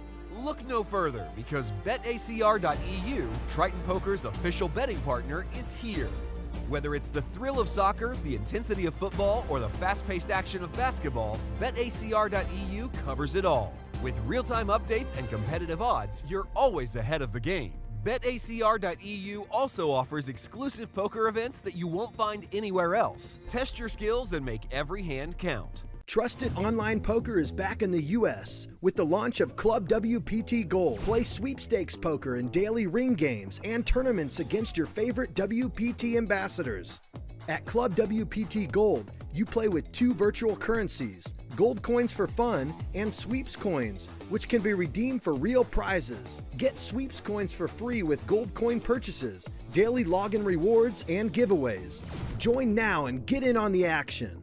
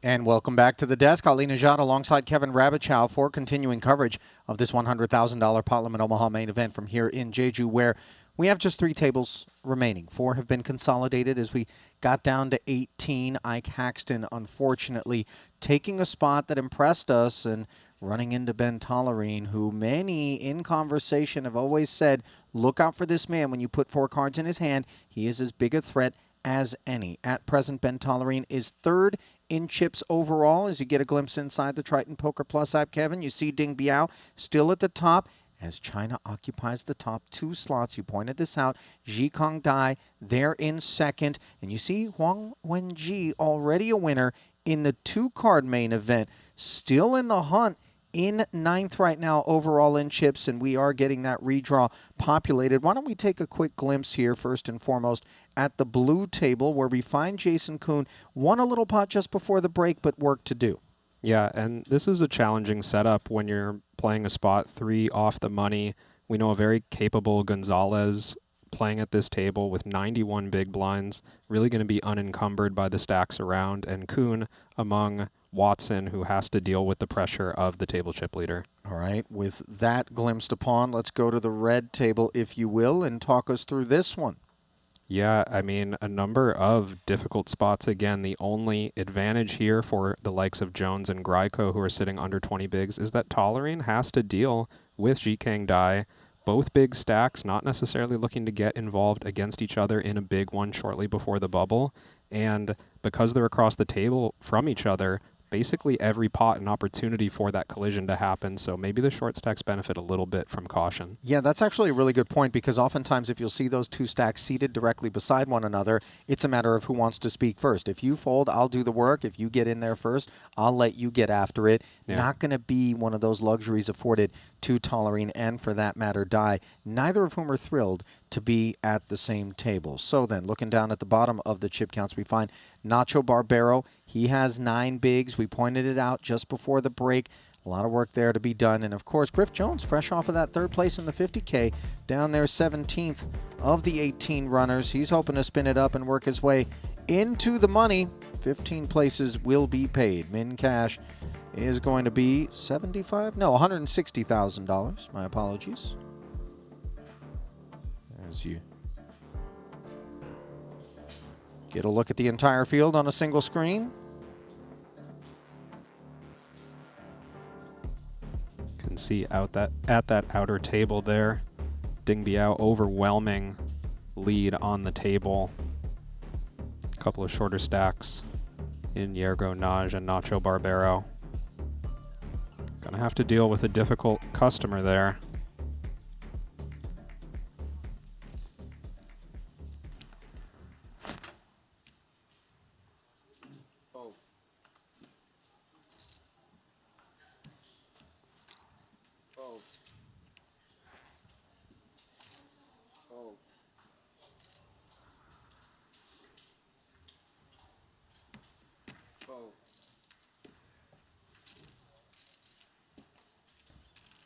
Paused upon Yoni small. He finished second to Giergo in yesterday's 50K, as Naj was able to settle the score, having fallen to Yoni in the super high roller bowls Cyprus PLO event. King 10 deuce here. Second pair for Yoni and a limped one, just deuces for Tom Vogelsang.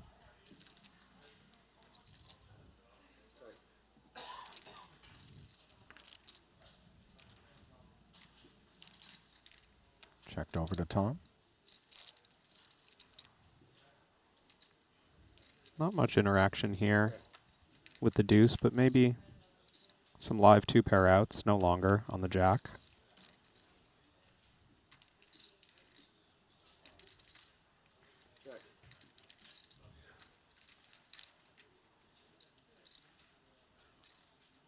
Of course, still live against Yoni's actual hand, but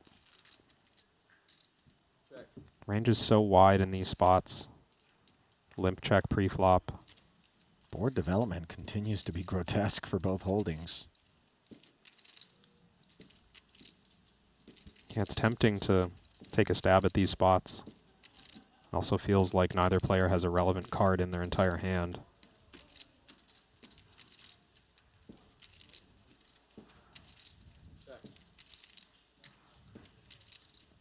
You know, I know there's still one street of action in one seat here, but I'm going to go out on a limb and say that this particular exchange isn't going to make any highlight reels. And sure enough, Tom's check back. 3 streets of knuckling blind versus blind. You see Yoni showing the 10-8, and that'll be good. They can't all be winners, kid, I believe were the words of the great Billy Bob Thornton in Bad Santa, in reference to the Advent calendar, where he had looted all of the chocolates behind the little doors anyway. All right. Maybe they will all be winners, but maybe you're just going to have to get it in as good as you can and let the deck do what it will. One way to make sure that you do that is to download GTO Wizard and help yourself make optimal decisions in high-pressure spots using their AI, which has you covered. You can study any situation using any bet size, making it the ultimate tool to prepare yourself for those critical moments at the table. Check them out today at GTOWizard.com, the #1 learning app for poker players. Kevin, we've had our, Randy-esque pop culture differences thus far here at the festival, just in terms of the dearth of absorption that you've had in terms of cinema. I appreciate the comparison, by the way, this to the is great Nanonoko. Really important one. You've certainly seen Bad Santa, right? Oh no, guys. Oh no.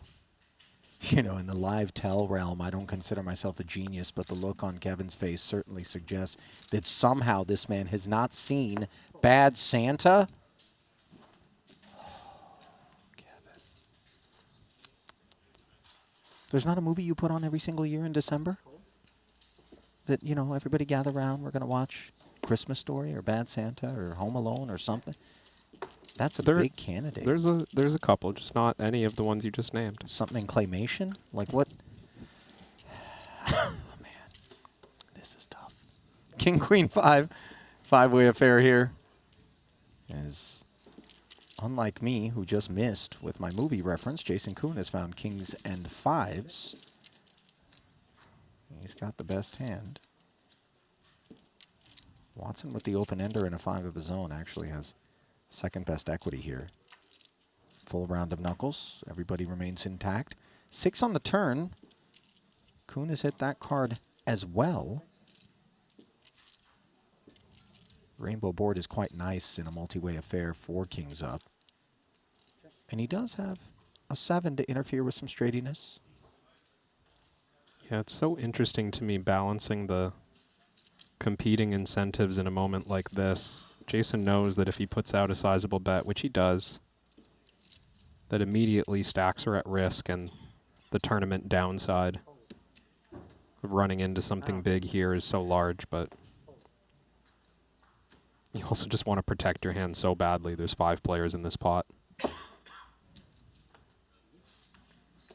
You're so thrilled when that 125 gets through all 4 players. You don't have to sweat something awkward on the end.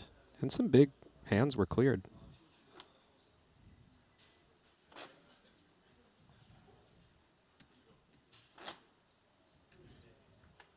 So all the movies that I mentioned are not among the ones that you throw on every December.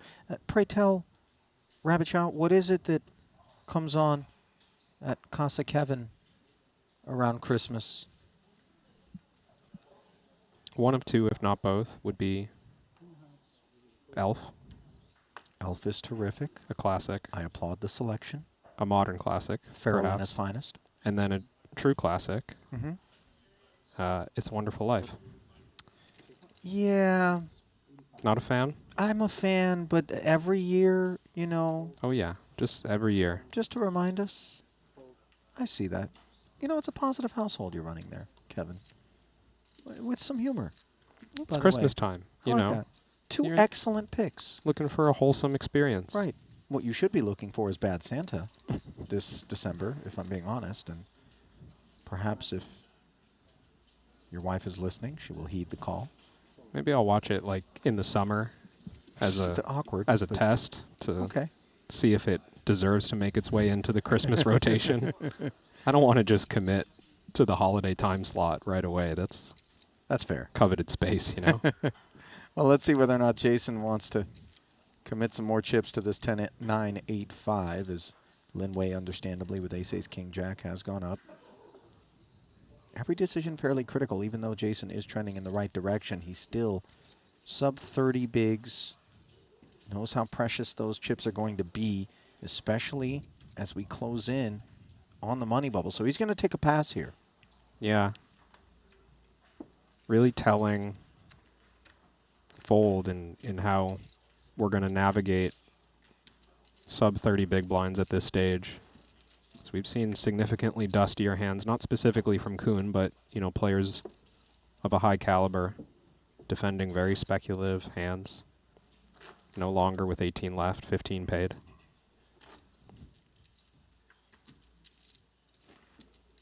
And those are choices, I think, that, you know, you're well served to kind of take note of, as you pointed out, Kevin, on account of the fact that we know how talented Jason is.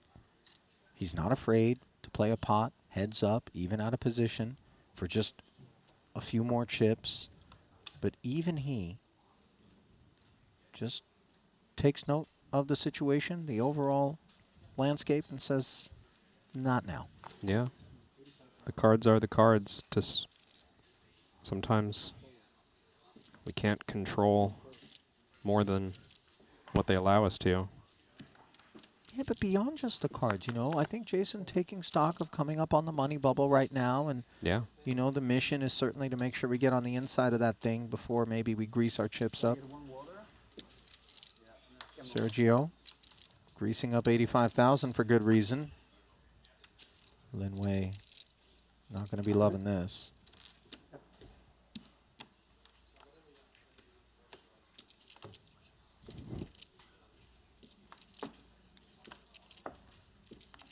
Sure enough, into the bin he goes.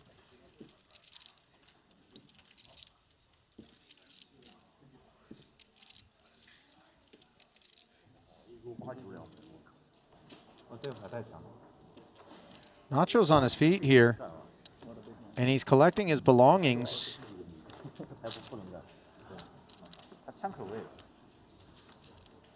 And it looks like it's Andranov that may have inherited his stack.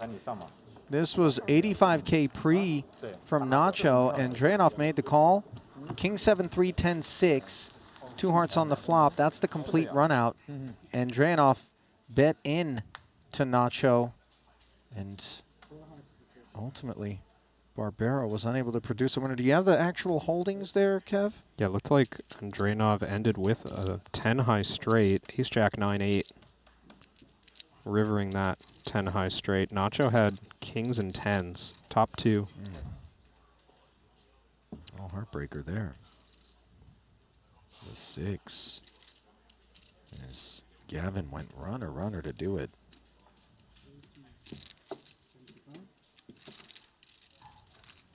Barbero's distaste for being on the outside of this one. On display, tends to wear his heart on his sleeve. Meanwhile, back at the feature. Less violent collision breaking out. 175. This from Linway's small blind. Sergio digging in, finding a pair of jacks on the queen high flop, where Linway has an open-ended straight flush draw and a pair of jacks of his own.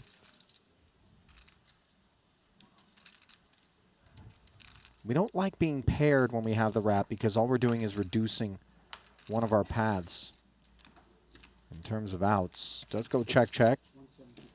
Now the 3 on the turn, and without any hesitation, Linway says pot. He just wants to apply max pressure to whatever it is that's lurking, given all the equity he rates to have against just about anything.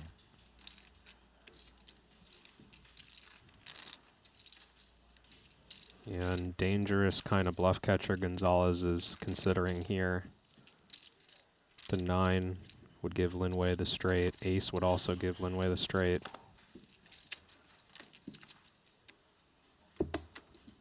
Not much he can do there. Nope. Simply concedes.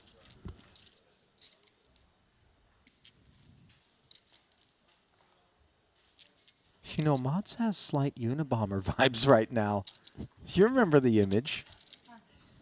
Although I don't know that Kaczynski was a fan of the Spring Summer Fat Moose collection. I think he was a little bit more utilitarian about his fashion. Not that there's anything sartorial about Mods' selection. You know, this part of the world tends to be function before form, even though, you know, they have a form of their own as well. Yeah, accomplishing both. Minimalist, I think, the Scandies tend to be.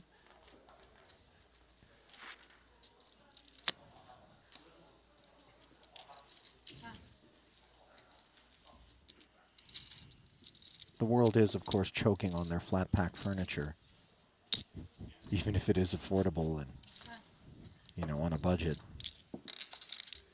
Once you move out of your dorm room, I think hanging up the IKEA cleats is fair. It's hard to resist the value sometimes, though. Talk to me, Kev. There are a few pieces still. Well, and it also at just the house? feels maybe a dresser, like the other furniture sourcing it's a scam. Options out there are not that different. It's a scam from what IKEA's got on offer. You go to, is Wayfair big in your area? Wayfair kind of the primary online option. Yeah, right. But you know, you got to touch, sit on, kind of feel it out with the furniture thing. For me, I don't want to just. Well, you don't. You look at the couch, you think it's 5-seater, and then it comes in, it's like 2 feet wide. You're like, wait a minute, what? Sure, with the couch, I agree. You've seen some of those Reddit threads of like, I ordered this from Temu. They thought it was like a 9-foot Christmas tree, and it comes in, it's like a desktop tchotchke. Photography, really. I mean, you can throw some spin cycles on some things. They took me off at Restoration Hardware, though. I remember thinking, oh, I want to have money, so I can go get furniture from there. It ain't, you know, it ain't all that different. It's just stupid expensive. Pretty, but anyhow. Mods took us down this rabbit hole. I can't even blame him. This is all my fault. Apologies, everyone. For those here for the poker, Ace King 9-7 has prompted a tolerine under the gun pot. Of course, a pretty one to defend with for Mods.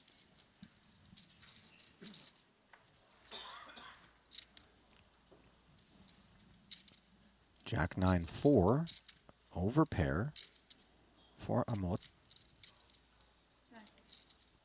Just the 9 for Tolerine. Significant chip advantage for Tolerine in this pot.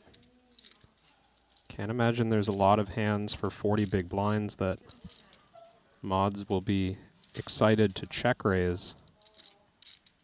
So do we just come with straightforward aggression almost always as Tolerine, unless, you know, our hand really screams that we would prefer to check at some point?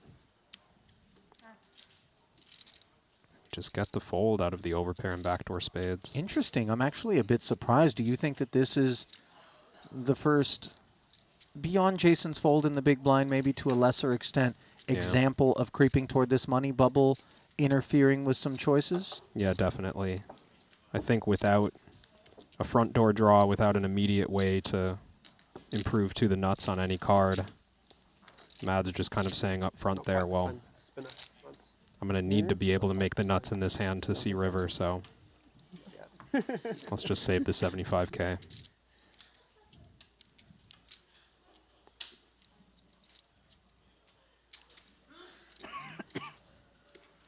Every chip, oh so precious right now, especially when you're down toward the bottom of the leaderboard, which is not where Mods finds himself. Currently, the honors, with 17 remaining after the Barbero bust, are being held by Richard Greiko.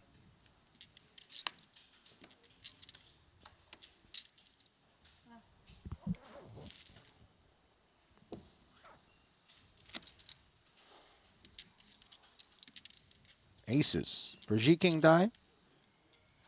Jikang Dai, rather.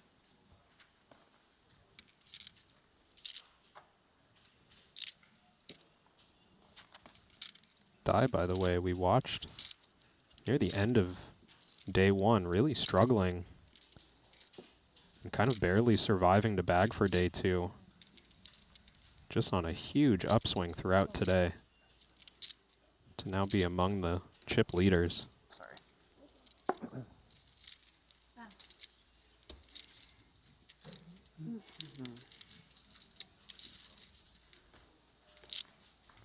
DeVoris, the lone customer, and he's going to have the benefit of position where he's got himself a wheel wrap. Sorry, a Broadway wrap, forgive me. King, Queen, 7. What have you got? Snooze, it's like nicotine pouches. Dai I used to take it, yeah. You did it? doesn't Yeah. hesitate Really liked it. to check over that king and queen, which he unblocks. Very much feels like it's supposed to be in range for DeVoris. As a flatter pre on the button, not to mention a reasonably deep stack. Yeah, we're out of position. And even though we are chip leading this scenario, 60 big blinds is a lot of chips at this stage. Do you notice if you don't have it? Do you notice when Some you real damage could be done if the pot got too large.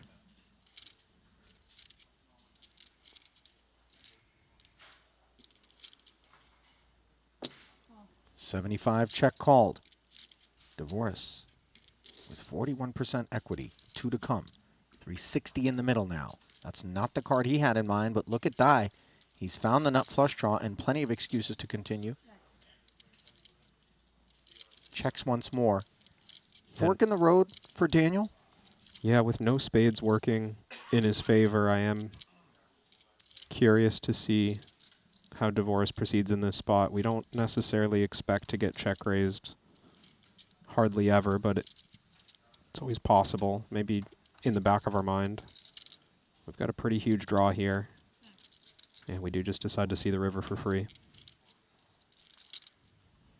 And that river pairs the queen and puts the spade up there. So for Dai, he has made the nut flush, but the line from DeVoris could be tethered to something like queen's full now.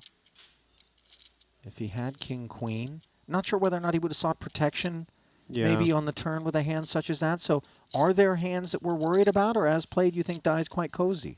I think he should feel pretty confident that this hand is the winner because the deuce of spades got checked behind. Maybe if like a straight card had come, something that gives two pair more caution on the turn. Yeah, you're actually very right about that. And very wrong about that river. Is how Daniel's feeling, forced to fold to the 125, and Dai continues ascending.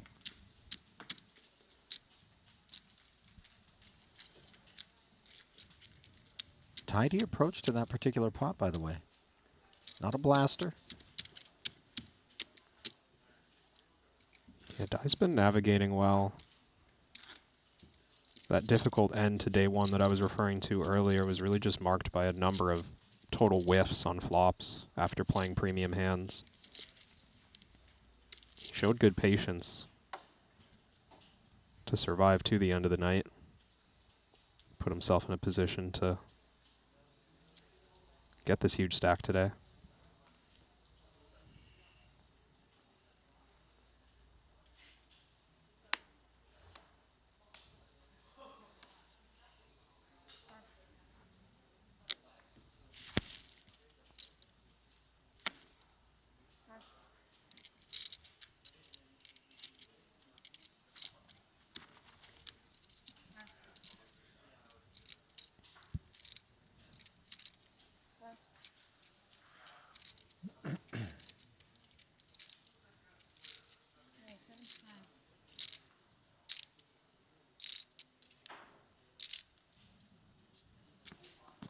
Lorraine has spoken. Jones's big blind acquired. Just so little you can do in these spots. Jones looks like he's ready for the X Games in that eyewear. I know you were trying to talk poker there, Kevin, and I confess I was a little bit bored of doing that. So, as per usual, I drag us in a different direction. But go ahead. You were going to say something really insightful, I'm sure, relative to my inane X Games comment. It was maybe just as obvious of a statement, but in the poker landscape. Just referring to how handcuffed Jones is right now. Playing 17 blinds. Yeah. Tolerine on his right. Opening blind versus blind. Greiko's shorter stack, staring him down right here at this table. Just not a lot you can do, but give the blinds to the chip leader and hope someone else goes out before you. I'll tell you this, though, in the last 24 hours, it's not the first time that Jones has experienced something similar. Yeah. You know, granted, it was a different proposition in terms of ICM that he was thinking about at a final table where he ended up finishing third and lurked toward the lower portion of the leaderboard until he found his spins. And at one point, I believe he had the chip lead after a critical double with maybe 5 or 6 left.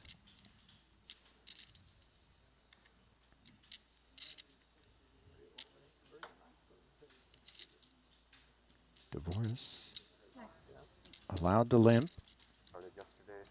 Greiko may be a little suspicious. With respect to maybe Divorce having a big hand or a weak hand? Well, it looked like he was giving real thought to just, you know, let's run it. I've got 4 high cards. I've got a nut suit. I'm playing 11 big blinds. And I don't know exactly what he's worried about, because it would seem unusual to me for Divorce to limp a real monster, but it's usual to see the big blind decide to check with, let's say, the middle of the range. You know, hands that don't want to overplay. And I guess that's standard, just raising way up there for Greiko in these kind of moments when we're at risk near the money bubble. They tend to check back bottom of range as well, unlike in Hold'em where you'll see that dead bottom of range oftentimes try to inflate the pot with the perception that they'll be able to simply take it. Jack 7-4 rainbow board here and the 55K from Divorce with nothing more than 9s. Trails. The top pair of Greiko. Now he's just put in 250 of 260, and Divorce's fold is a sight for sore eyes. Yeah, and maybe Greiko. exactly what Greiko is trying to accomplish by checking pre-flop. More ways for us to have our jam get through post flop when I Divorce rented an can apartment in Vegas. Okay. So I have a whiff place now. more completely. Not homeless anymore. Not homeless anymore. Pre-flop maybe feeling like fold equity is not as common. Are you going to do any travel in Asia? Are you going when this is over? I live in Thailand, but I'm going back to the UK for a bit, probably. What's going on in the UK? Spreading my grandmother's ashes, actually. Oh, I'm sorry. But it's okay. What's your home city? It's a town. It's like on the west coast of Wales called Aberystwyth. Okay. It's maybe 10,000 people or something.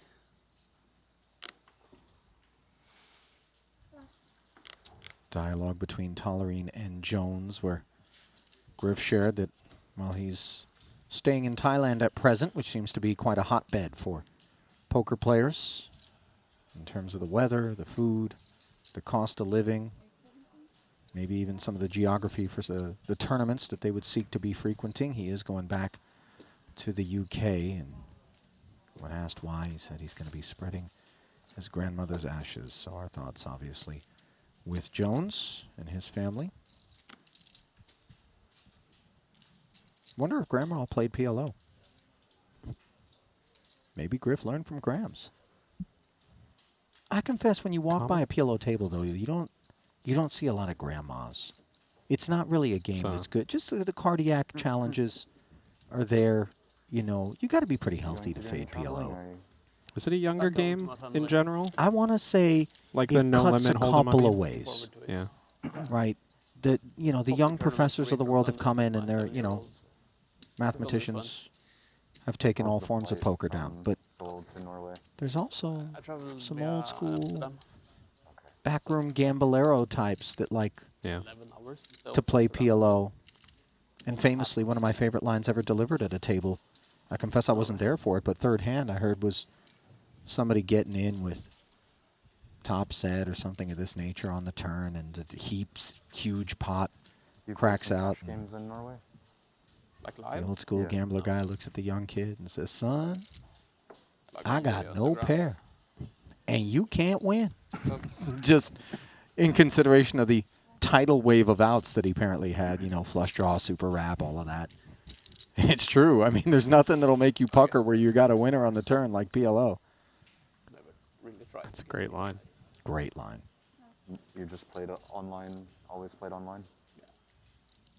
I like online. Do you still like it? Tollerine doing his research.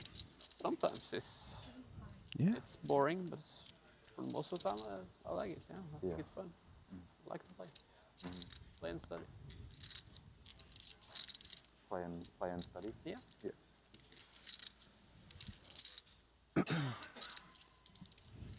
Jikang, Sometimes you're fed up. King 10, 7, 6. Like any other job. Attacking Divorce is big. Daniel digging in with Jack 7, 6, 6. By the way, this isn't exactly top shelf material. Takes some very long breaks, yep. Yeah. 9-4 deuce board with a couple of spades. Dai's got himself a flush draw. We really have seen the most Have you ever had a job? suspect kind of hands willing to tangle blind versus blind. I did my military service after college, and I had a job for like 1 year each. No ways for Divorce to improve there, though. Worked at a supermarket. Bet and taken. But not after that. Is it mandatory military service? Kinda, but it's like very sloppy. Like, I don't know, maybe 35% or something. Gets away with like medical excuse or something. Super.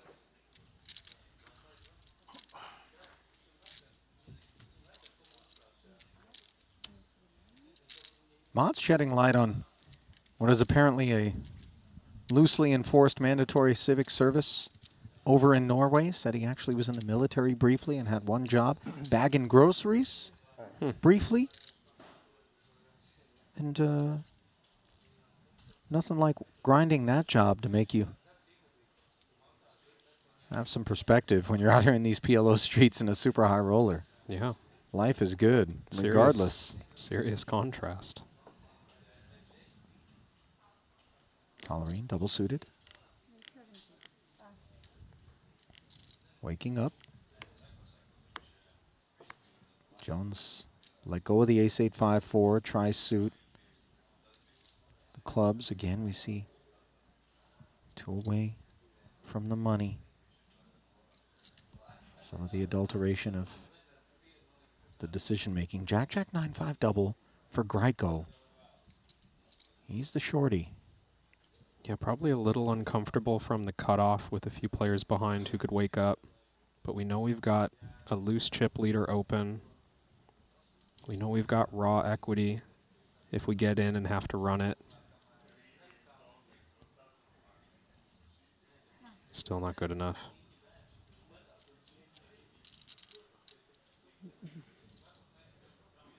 Ace-9, 6 tray tries suit. Also not good enough, even for the deep stack die. Yeah, I thought maybe in position with similar stack we might see a peel. Well, I don't think we need to worry about Matsumoto getting shy. those couple of marginal decisions we can see were wise to pass. Gotta think Mods is gonna charge here.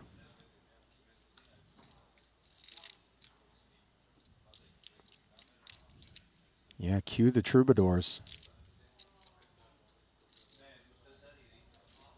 Race spots. Ramming speed. As the Norwegian blasts 220.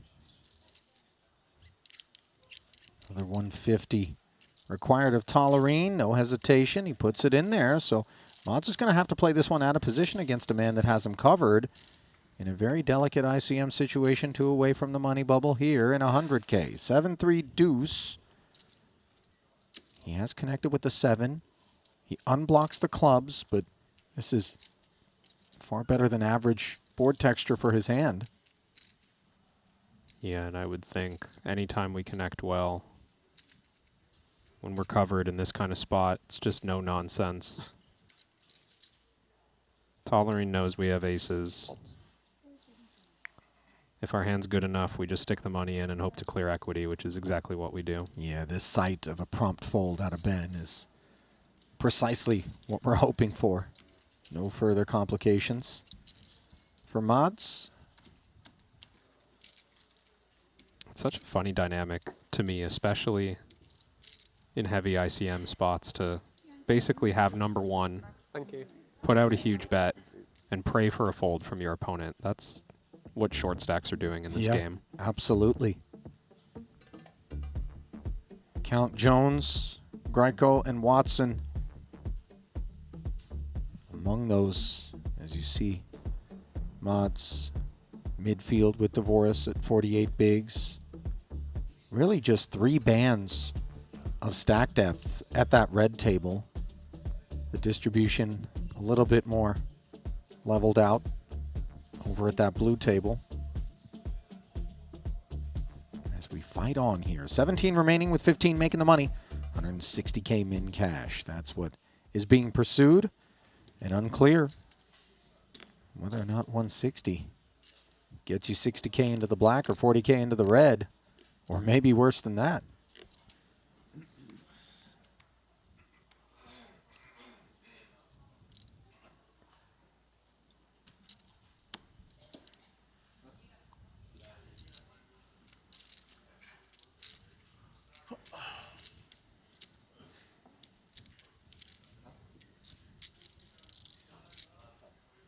Tollerine enjoys a walk.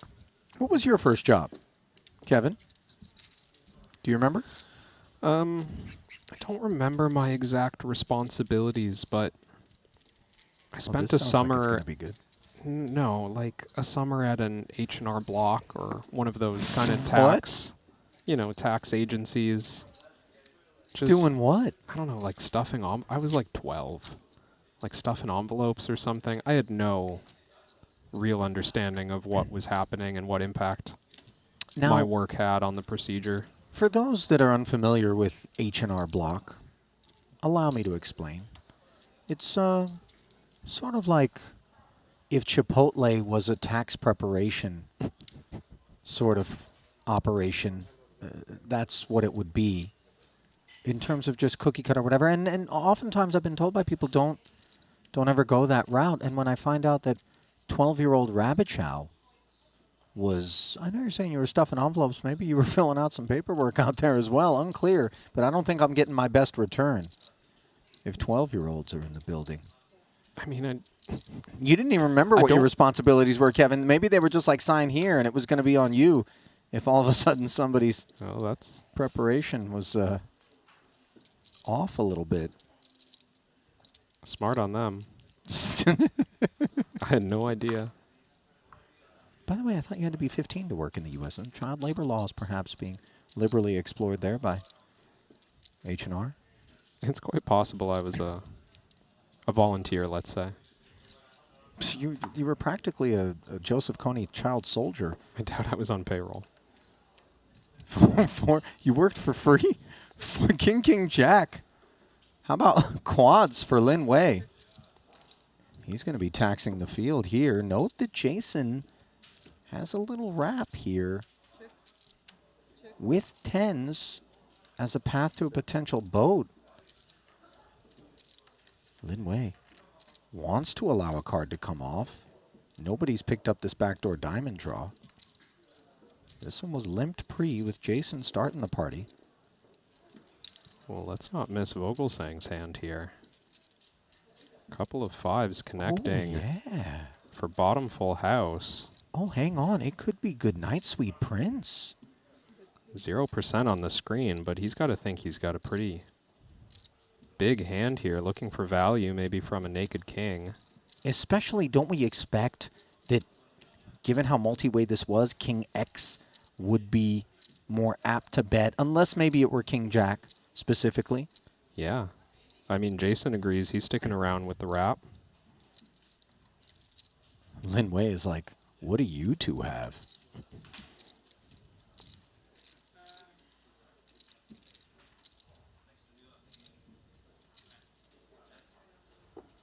Yeah, just flicks in the flat here. And look at Vogelsang. He looks slightly nervous. Has to expect that at least one of these two guys has a king. And if that's the case, this queen isn't our favorite kind of river, even with fives full. Yeah, Vogelsang worried about somebody boating up. You expect at least one, if not both players, to have a king in their hand. He has a jack and 2 5s, still checks. Kuhn has made the straight, but he's not going to be so proud of it with it coming in diamond form. I mean, Jason with the 10 of diamonds and the queen. Do we ever get ourselves in trouble by trying to bluff at this one?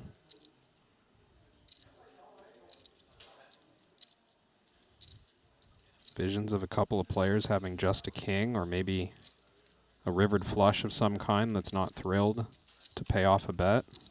He's got to be worried, though, about what Vogelsang has in particular. Something strong enough to bet multi-way on the turn.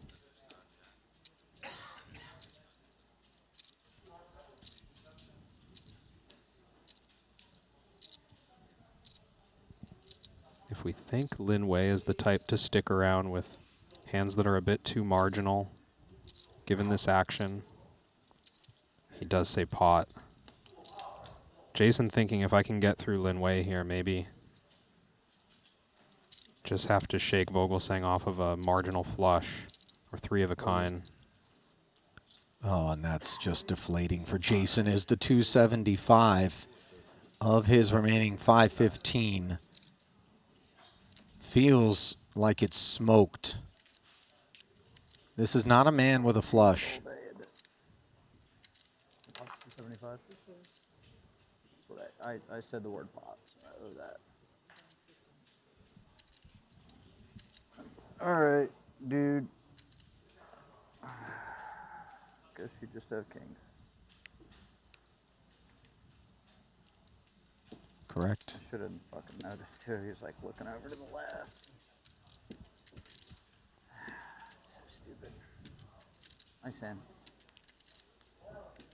Well, Jason being a little hard on himself there as he's suggesting that some live tell behavior should have ranged him more toward thinking that Lin Wei had an absolute powerhouse. F4. Or no, F5. No, F4. He did make things easy on Tom Vogelsang, of course, as there's no world in which fives full can call that heat. And for that matter, a king high straight.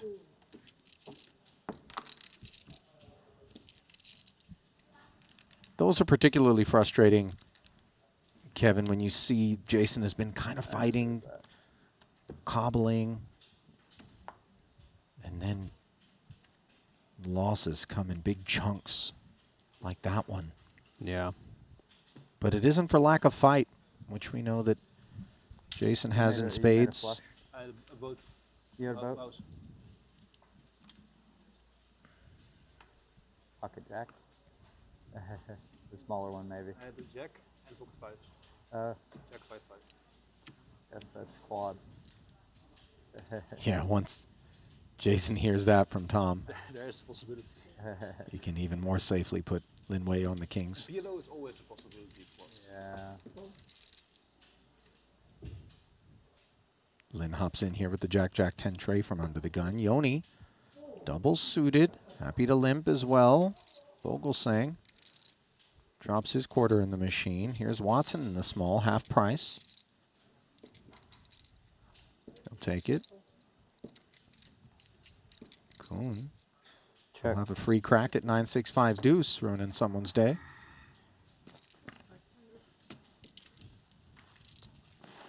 $150 in the middle. Five-way affair. Queen 8 tray. How about top set? As Vogelsang returns to yesterday's form. Top set Tom.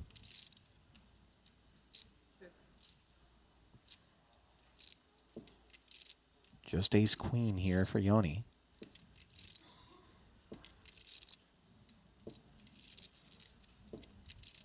Couple of very short stacks involved in the pot. Watson and Kuhn, both. Yoni may be trying to clear out some of the deeper players so that he can play this type of pot against the shorter stacks, but he's covered by the man with top set. So fairly predictably, it is Yukimainen and Vogelsang who remain, and Yoni has just found an ace on the turn. For the time being, this is trouble, but it actually does allow him to draw live to aces full. 230 in the middle. It's such a dry texture for Vogelsang to be sticking around on the flop. Maybe some inside draws with the 9-10 jack type stuff. Yeah, and with no medium cards in Yoni's hand, maybe just trying to protect this one. Bets 170. And remember that this one was limp pre-flop by Yukimainen behind Lin Wei, the opener. So we don't really expect a set of aces. Even set of queens, I mean, reasonably discounted, and queen in our hand, no less. We're looking at it from Vogelsang's perspective, obviously not expecting the set of aces, but yeah, in turn, Yukimainen not really expecting the set of queens, given the interference. And in turn, you're right, Tom's not supposed to have the aces. Seems like, I think I heard pot. Yeah, Tom, you did. Tom just trying to figure out if running it now is the best way to get value from this hand. Maybe even thinks he's got a set over set situation. Here's one other thing, is Yoni has no hearts in his hand. Might this be some sort of big combo draw? Straight and flush prospects, trying to muscle us off of aces and queens. Doesn't feel like an exit is currently available to Yoni. He does cover. And speaking to the bubble pressure, these are two pretty sizable stacks. Wow. That's a big fold. That's a big time fold. That's a man who did not put his opponent on one of those big combo draws. Mind you, as we're getting close to this bubble, those sorts of hands have tremendous equity against top two, but credit to Yoni. Yeah, he nice was up find. against a set, and that is a nice find. My goodness.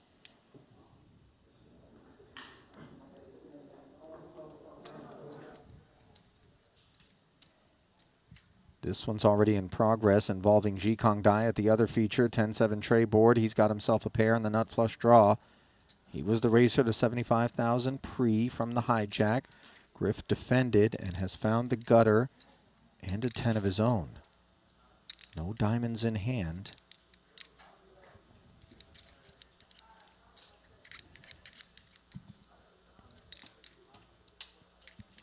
Jones perhaps feeling like he's flopped too much equity to get away, but this size, of course, committing from Dai.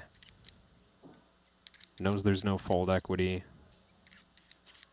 With the bubble looming, maybe piecing together if we can call and escape disaster on any future cards. No diamonds in our hand. Could be one of them. Or just with the risk premium of the spot, do we have enough equity to even continue right now on the flop? You can see 33%. If cards were turned over, Jones would be happy to get out of this confrontation.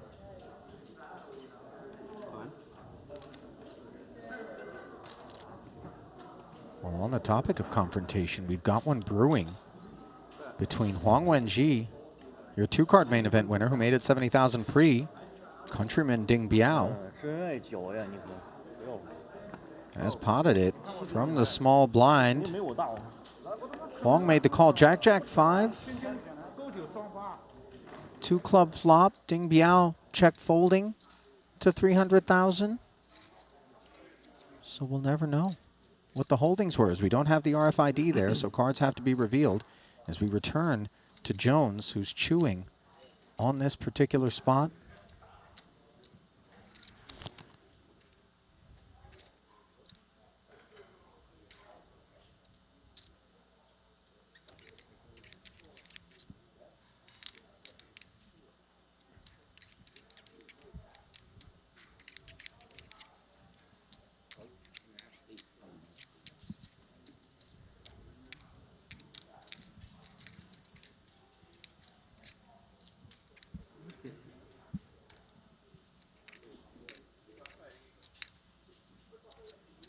You see Dai leaning over to find out just how much is left in the clip for Jones. It's 145 as we can see. Deuce of Hearts. An unwelcome arrival, and Jones has decided to go with it. Yeah, Deuce of Hearts about as clean as they come on the turn. Didn't improve, but knows he can't get away from this one. Yeah, and the Ace-10 is the better holding. Little wheel draw picked up there for Dai as well. Focused more, of course, upon the nut diamonds. Was he, in the event that his hand was no good. So Griff Jones needs a 9, 8, 6, or 5. Can he make two pair or the straight?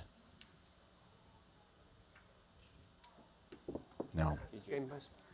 Three of hearts. And the man who finished third in the 50K will not finish in the money here in the main, as this site is becoming familiar, involving chips flowing toward Jikong Dai. And with Ding Biao having lost some chips just a bit ago, the gap between he and Dai has narrowed. Just 20-some-odd thousand separating the two of them. 25K to be exact. GG's, Griff Jones. Gave the boys all you had. Not meant to be this time around. You see Veni Vidi showing a little bit of love. And we're going to show you the state of affairs here in the PLO main, where Ding Biao and Jikong Dai occupy the two top slots, repping the Chinese delegation. Ben Tollerine in third overall, the Spaniard. Gonzalez in fourth, average stack 1.4 million, as we are now just one bust out away from the money. Back at the desk, Ali Najad alongside Kevin Rabbit Chow. And, well, Kev, the big call, I think, from Tollerine versus Haxton was something that caught our attention. I believe that was during this previous frame. And then, of course, Griff Jones just choosing that particular spot. And obviously, once he did make that first call, the second was to blast it in there, and it ends up being his demise. Yeah, I mean, we're down to the stone bubble pretty quickly in this PLO event, 16 left, 15 pay. And all eyes on the current short stack, Jason Kuhn, who just had that failed bluff into the pocket kings for quads of Linway. Yeah, that one was pretty harmful for Jason. He is currently sitting down at the very bottom of the leaderboard. 6 big blinds for him. Mike Watson sitting on 10 blinds. And yesterday's champ, Gergo Nagy, also down there toward the bottom. Richard Greiko was a part of that final table along with Jokamainen, as the boys from yesterday do need to perform a little bit better if they hope to make the money here today. I'm going to step out. Henry Kilbane is going to step in, and we're going to continue on with this 100K PLO main in about 10 minutes. Stay close. The $25,000 buy-in WPT Global Slam is back. Join the action on March 2nd at Triton in Jeju. This time, for the first time ever, our players could buy into the WPT Global Slam with passport dollars. Don't miss your opportunity to qualify for future Triton and World Poker Tour events. Download WPT Global with code JEJU and get a 100% deposit match up to $1,500. Sign up today and join the action. Ready to dominate the tables? With GTO Wizard, the world's #1 AI-powered poker solver, you can instantly study any spot in cash games, MTTs, and spin and goes. Build custom solutions for your games, accounting for factors like rake, annies, or tournament payout structures. Plus, you can upload and analyze your hand histories with just one click. Beat the best, crush the rest at GTOWizard.com. Looking for the ultimate platform to place your bets on the biggest sporting events? Look no further, because BetACR.eu, Triton Poker's official betting partner, is here. Whether it's the thrill of soccer, the intensity of football, or the fast-paced action of basketball, BetACR.eu covers it all. With real-time updates and competitive odds, you're always ahead of the game. BetACR.eu also offers exclusive poker events that you won't find anywhere else. Test your skills and make every hand count. Trusted online poker is back in the U.S. with the launch of Club WPT Gold. Play sweepstakes poker in daily ring games and tournaments against your favorite WPT ambassadors. At Club WPT Gold, you play with 2 virtual currencies, gold coins for fun and sweeps coins, which can be redeemed for real prizes. Get sweeps coins for free with gold coin purchases, daily login rewards, and giveaways. Join now and get in on the action.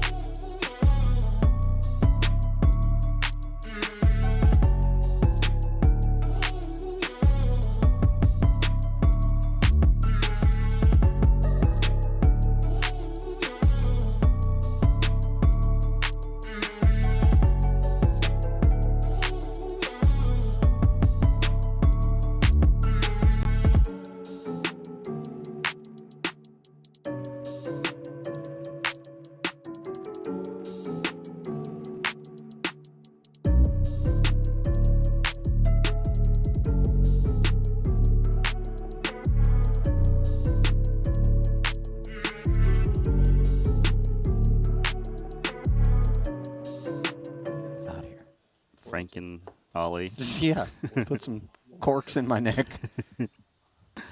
Greiko. Don't have 100K chips yet. Putting 42 out there. That would be a Double good suited. trick, though, if that works. Sneak it in. Let's try and get a discount. I'm gonna try that shit. No customers around to Hendricks. Big blind, queen, queen, 9, 6, and diamonds. This is a qualifier, it would seem. Of course, he is wounded. Yeah, because he gets to close it from the big blind, gets a better price. Having a suited queen is much needed with queens as we go to a flop. And that board looks like it's all Greiko. Yeah, 7, 5, 6, 2 spades. How about it? 2 pair, open ender, nut flush draw. What more could you want?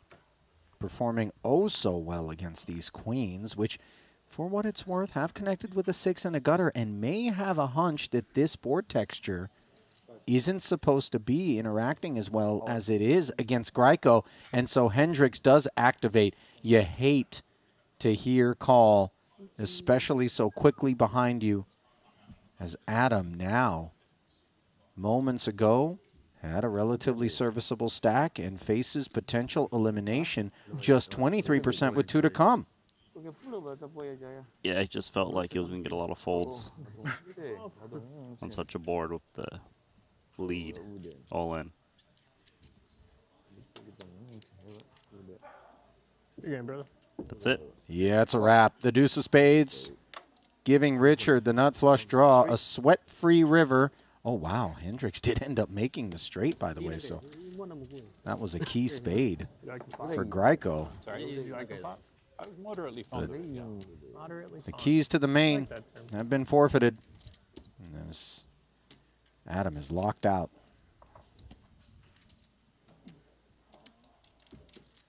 What table numbers is 5? How many time banks you get if you late reg? Max late reg? That many, really? I'm sorry? We get 5. It's the minimum. The 5 is when you close the reg, so it would be 10. I just needed ace 5 deuce. Or ace 2-2. What have we here? One in progress. Looks as though we've got not just one, but 2 all-in parties here. 4-6. Yuka involved with the 10-9-8-6, which turns into an open-ender this? and a pair. Oh Head my of 5 God, I don't know how. says head of 5 Danny. first. I'm With like the Danny. aces, he does have the best hand right now. Look at the heaps of equity Oh, for that's Yoni, good. however, with 2 to come. The covering stack. He plays on the side with Martirosian's queens. Nobody Head of has 4 hearts. la. No, not the back, not the 8, not the 8. Head of deuce la, please la. I want to stay. Fine. I want to stay. Danny's resorted to begging the dealer. Please. Head of deuce. Did I win? No. Me, right? 6-8. Oh my God. Did I win? Nah. Well, it took a moment. Yes, all of the effort from Danny couldn't lure. Dan, what do I just go take a picture of tea? And then. So, but it's not tea That's bags it? we're taking pictures. Yeah, right. It was just a big field full of tea bags. No, this is the original product. A lot of citrus fruit, I guess, grows out here. But again. Yeah, maybe if you're into golfing, I'm not.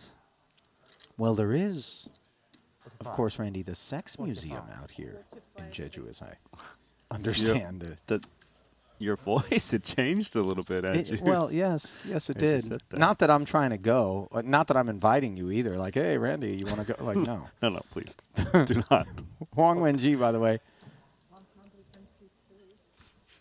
Wasn't exactly trying to invite company by making it 45 with 10-8-8-7 from the button.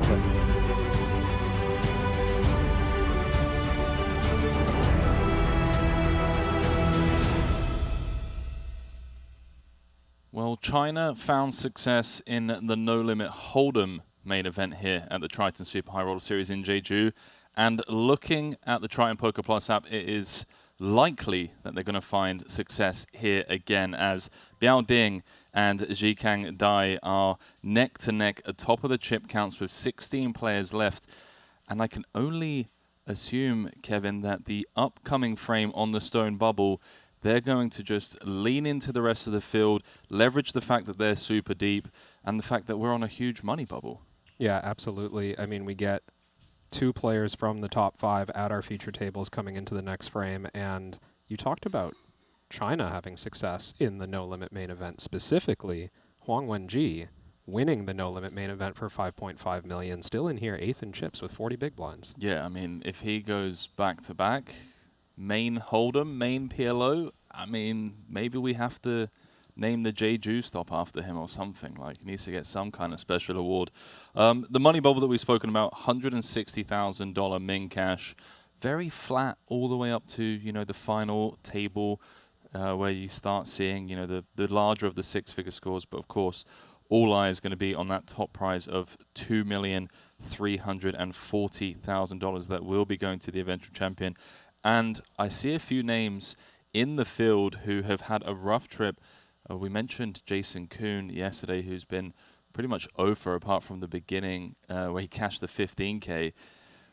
You know, if you're firing on average like 1.5, 1.8 bullets per tournament, you come to a Triton series, that can very quickly turn into 1.5, 2 million in buy-ins. So a trip saver for some, Kevin, I mean. Yeah, and the challenge for Jason specifically right now is that he is in last place in the chip counts, just 6 big blinds, and he's got to find the competitive spirit, the discipline perhaps, to value 160K on the tail end of that rough series you were pointing out. I mean, he can't just count the 2 million plus score as the way forward right now. He's got to grind it out for 1.6 buy-ins and then, if fortunate enough to fight for the top prize, get there later. Well, first things first, make it into the money. 16 left, 15 paid, and the man we were just talking about, Jason Kuhn, is the short stack, and you know that everyone else are going to be keeping an eye on the 10-time champ. See who flinches first. Jason is happy to grind out a short stack. He'll wait. He'll wait for a spot that he deems profitable plus EV. And if you have some of these players who aren't afraid to play big pots, such as Biao Ding, maybe Jason tightens up even more. A few pips tighter than he normally would. You never know with some of these players left in the field where the next big pot is going to come from, where the next blow up, if you will, is going to come from. Speak You Italian do see him. Italian, no, little. French, okay. French is... Where do you live? Paris. Paris, nice.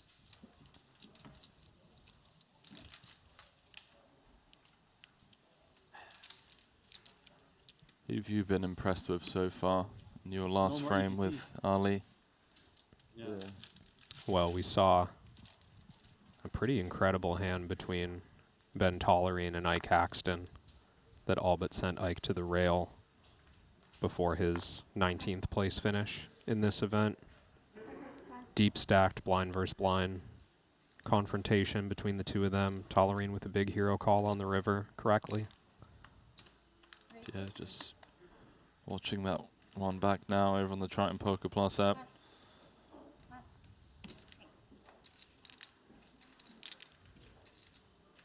And also I'll give a shout out to Yes. Yanni Ukamainen, who got away from top 2 for like 1 pot size bet on the turn, pot size raise, excuse me, on the turn against that man there. Top set Tom Vogelsang. Hungary. Top set Tom. You play in Barcelona? Yeah. Yeah, you only got away from aces and queens Barcelona. Omaha 5. on ace queen 8-3. Yeah, I'm just looking at that now. And Vogelsang had pocket queens, had him crushed. He's a very friend of mine. Okay. Wow, how do you get away from that?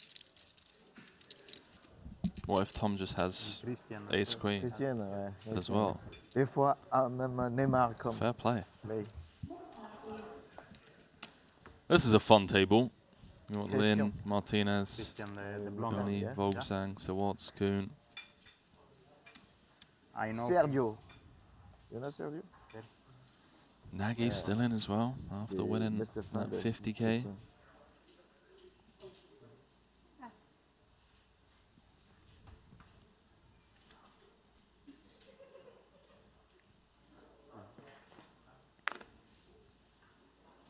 Vogelsang also final table with that 50K, came 5th for 408,000.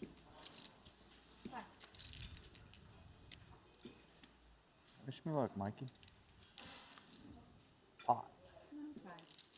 Do you want me to? I'm not going to mean it, but I'll wish you luck if you want me to. Okay. Good luck. Thank you. Wow. That's such a good line. Gonzalez has Okay, this absolute one. dust. I got like a above average. Probably about the average. Ace King 8-4 double. Jason will take that. Double suited black cards as well. You're in trouble. Just pick up the blinds and the big blind ante. 4 kings? 4 kings? Queen, queen. Queen, queen? The queens are good. Maybe. Maybe. 4 kings? Nice hand. Don't leave me hanging. Yeah. Position, 4 kings. Yeah, sick. Easy. I mean, yeah. I was trying to say the same story. Did you catch that one, Henry, before we got here? No. Jason was involved in a multi-way pot with Lin Wei, who he was just speaking to about the 4 kings. Lin Wei made quads, 4-way limped pot, action on the turn, and Jason tried to bluff the end into 3 players, got pot raised immediately by the quad kings. What did Jason have, like queen jack or something? Some kind of full house? It was king, king, jack, 5 on yeah. the turn. Yeah. Jason with, I believe, queen 10, 10, 9. All right. So we had the yeah. I don't hate it. Low yeah. end of the wrap, and then, yeah, makes the bad straight with a 10 of diamonds blocker on the river, bluffs with it. I'm a fan. Sometimes you just run into quads. Have you ever bluffed into quads before, Kevin? I'm sure. Sure I have. How could I not have? I remember bluffing into a straight flush once. That was very, very early in my career. Demoralizing. It was, isn't yeah. it? Yeah. That was the day I learned about blockers. The guy next to me saw my hand and he's just like, bro, you don't even like have a club in your hand. It's just like at least have a, you know, like a high club. I was just running a savage. I just didn't like the guy. So I was just like, okay, you know, that very like one-dimensional level of thinking in poker where you just decide, okay, this hand I'm going to bluff. Yeah. That was my thought process back then. Mm. Didn't really work out well for me. The guy called and I didn't even get to show my hand. He just said, send me the pot. He's like, don't even bother showing. Yeah, big stack. Big stack pressure. Don't try that again, Jason. Man, Jason's no longer the shortest stack. If I try it again. Couple of open size pots. It might be all right. It might Pot be size all right. opens rather. Maybe I'm setting you up. Maybe I'll just have the 8-7-6-5 double. Be torching it. Everyone's playing fast now since it's hand for hand. Yeah, it's like magic. See if I can go for the hat trick here. Sorry? Oh, it's a hockey term. See if I can go for the hat trick, which is three goals. Yeah. It's also football. Oh, is it? Yeah. Whenever they do one, they get Oh, the they ball. throw all the hats on the field, don't they, when somebody... No, they get the ball. Oh, yeah? Player gets the...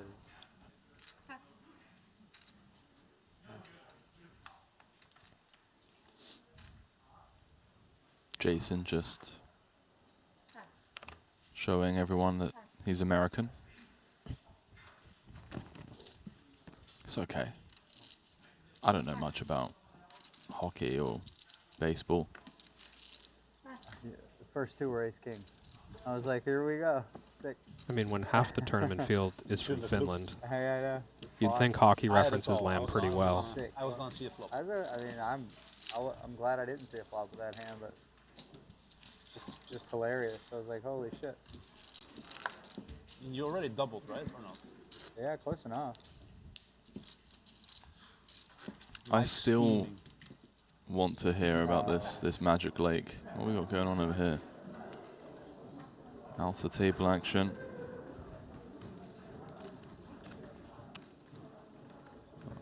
So it's Naj under the gun. Has opened pot. It looks like it's round to ding. Chip leader in the big blind. Naj opening off of 10 bigs, by the way. What's Ding thinking? Just run it, try and get us into the money. Can make some pretty spiteful calls in the big blind, I would think. With all those chips. Hope for a low flop and put on the pressure. It remains to be seen if the call was spiteful or not. 3 cards to come. Jack, 6, 3, 2 clubs, 1 spade.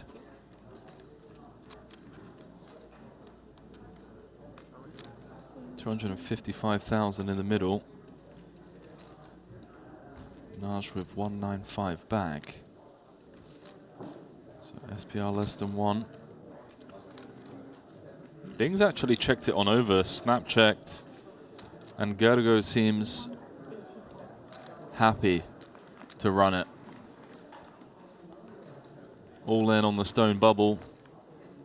Fresh off that 50K win just yesterday for $1,360,000. See him leaving 10K back, maybe inviting Dingby out to allow him to stay in the tournament, but at least for one more hand. Guess he didn't flop anything. It's just out.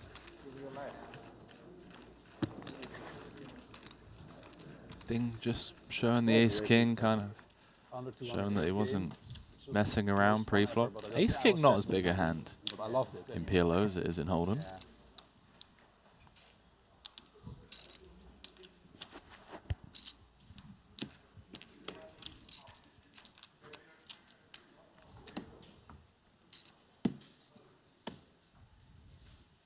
The show goes on.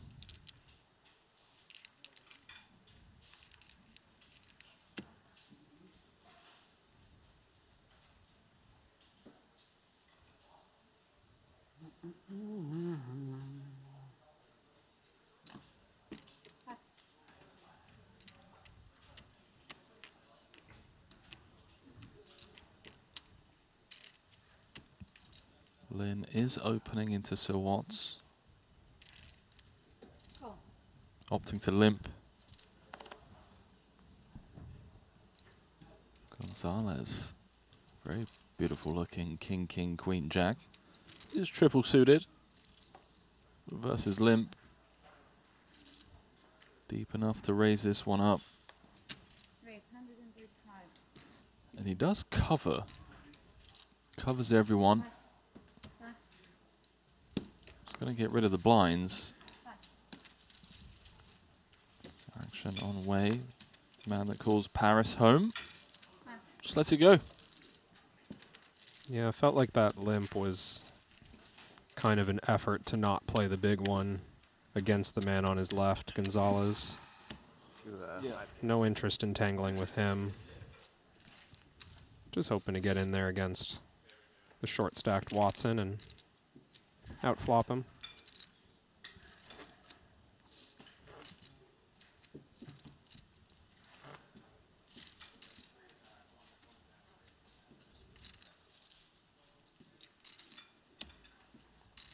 So we are just going to wait for the hands on the other tables to finish. What's he only got there? Lunch service. Looks pretty good. Yeah, I'd see. It looks like a seafood kind of. Like a noodle? Spaghetti. Yeah. If I'm not mistaken, though, yeah, noodles is a good shout. We are in Asia. I see a bowl of rice on the side. I think I saw some shrimp. I'm still figuring out the best orders at the restaurant over here. You know, trying to get better every day. I was kind of hoping by the time I got here that you guys would have that solved, but oh no, we're you're just all whales. Yeah. We were pretty hopeless the first week. Man, Ben Tollerine with 86 big blinds is fun. That was very fun. Love to see him make a run here.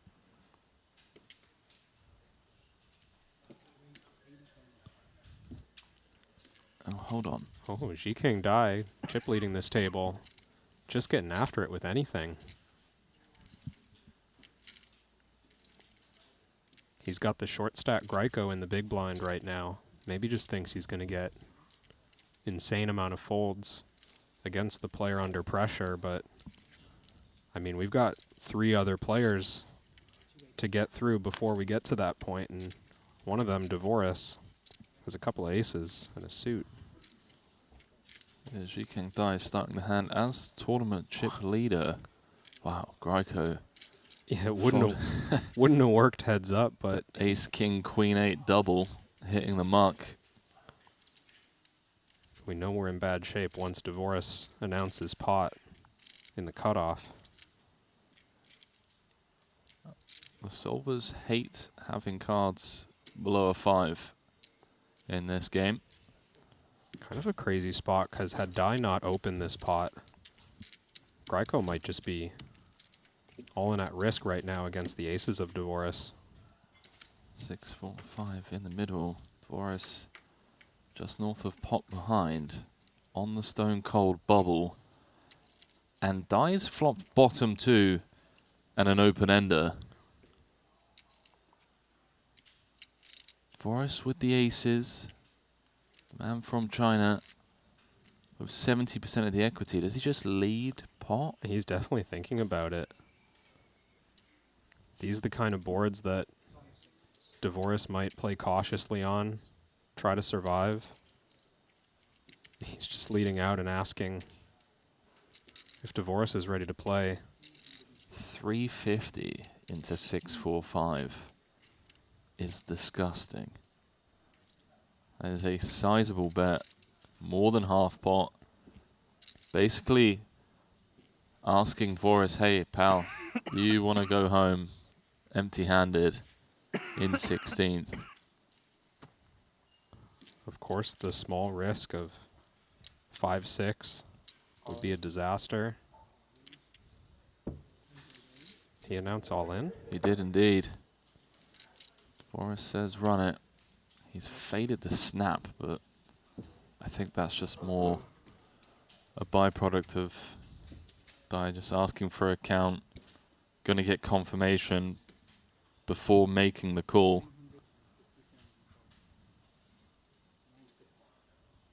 Dvoris' stack quite healthy before this hand. These two are playing a pot for huge equity. The bubble less of a concern for these players. Yeah, than ace it would no be for a good. short stack. Ace no good for Daniel. There you go, there's the call. So cards will be on their backs as the short stacks get to watch on. Daniel Dvoris started this hand with 38 big blinds. I think there's some action at an outer table. They're being told to hold their cards face down for the moment. Wang just winning a small one.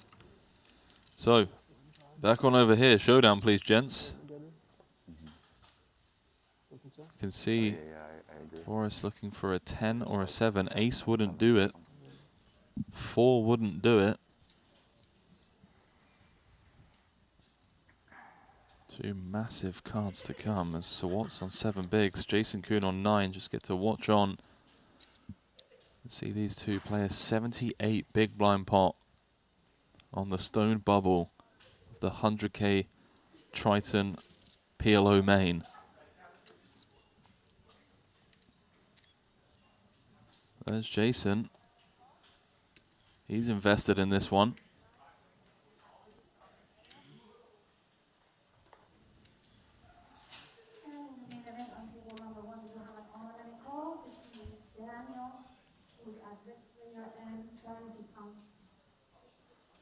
And the boys are coming over.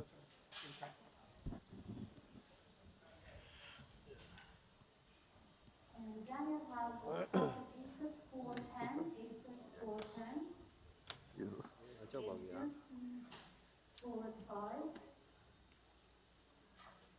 Low volatility. 1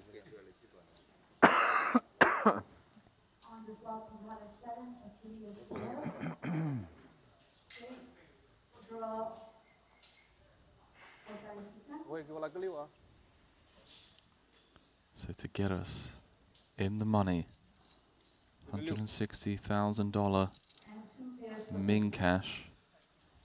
Dai just needs to hold across 2 streets, needs to fade. A 10 or a 7. Now add a queen. 78 big blind pot. on the stone bubble. One card to come.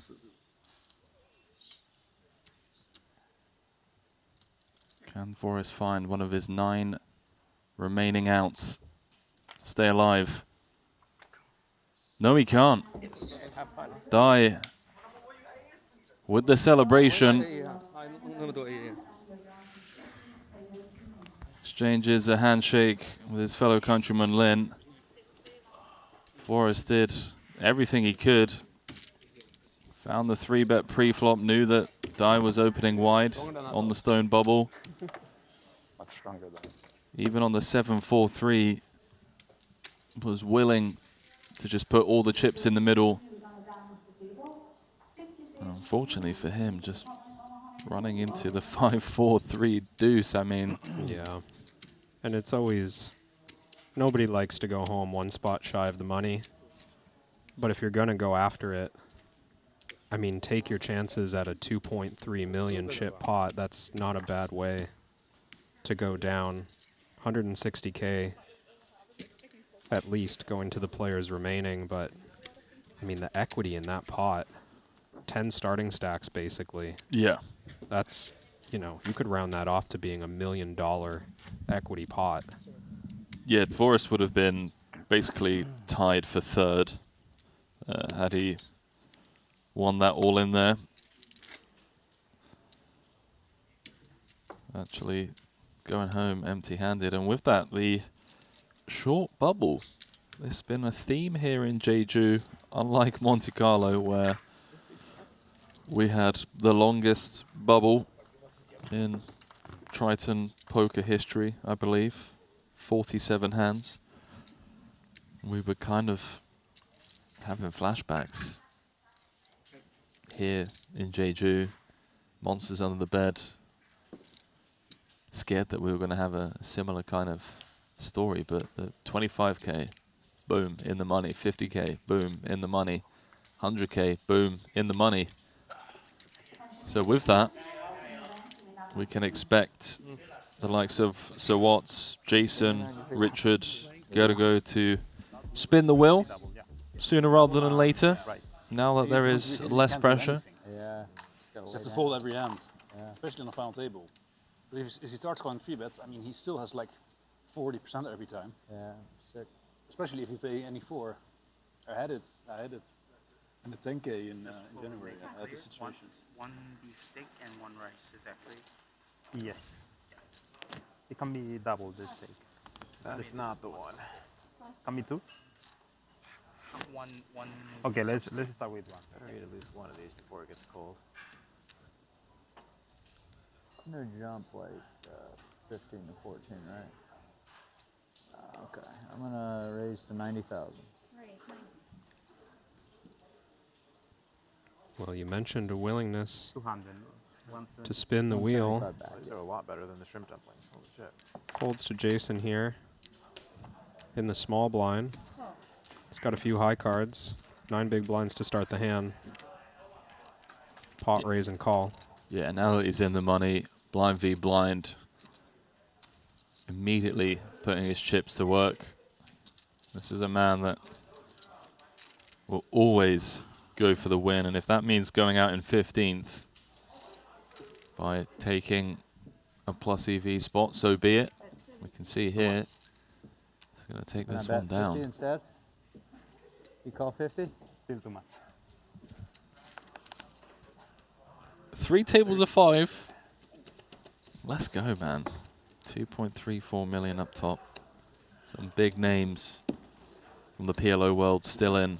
Ben Tollerine, Dirk Guridze, Mad Zamot, Gavin Andreanov, Yoni Ukamainen, Gergo Nagy, Richard Greiko, Jason Coombs, Sir Watts. Gonna be your day today, or how you feeling? And let's not sleep on the likes of Huang Wenji.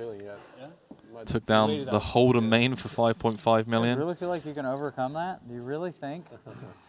I'll take second any day. It's a bit sad at the moment. But then. Yeah.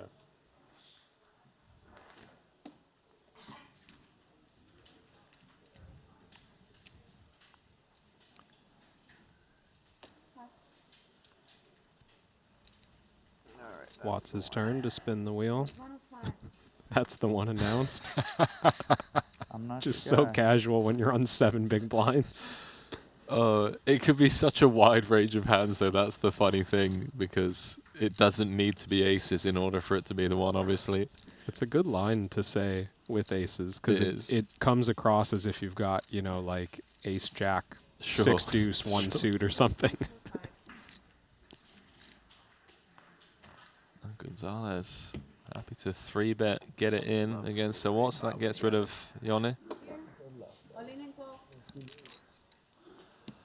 Aces, rainbow aces against 10s with diamonds. Some straight potential for the Spaniard. 500k in the middle. Just what Sir Watts was looking for. I'm trying to take both of my entries. Kind of rude. To get back in this fight. Not looking likely now, is it, on the Queen, Jack 10. So Watts drawing to runner, full house. Okay, great. You got a backdoor ace or something? Dead on the turn. GG, sir. 500k pot going Gonzalez's way, and with that, our first elimination inside the money. So Watts will collect 160,000 for his efforts. We need to lose 2 more players, of course, before we have a final 2-table redraw.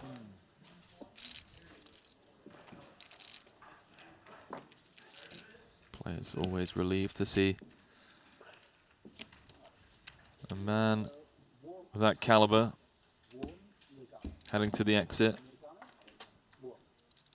And was it him who said, wow, those are way better than the shrimp dumplings? I know this isn't as important to some of the viewers as it is to me, but I haven't tried those dumplings yet. Medium. And I'd love to know. He did, yeah. Okay. I guess that's what we're going for later, yeah? Give it a go. Has to be tough for them. It's so different, the language. Yeah, but you Which kind of dumplings have did he to get? hire them for Well, it looked like siu mai to me from my dim sum experience, but would be nice if you talk a little bit. I didn't hear English, what yeah? they're called Yeah, on the in the middle of menu. an I don't know the English name. Yeah. I don't know. Yeah. Yeah, I mean. It's tough, you know. They are not paying them like 5k a month. Yeah. Yeah.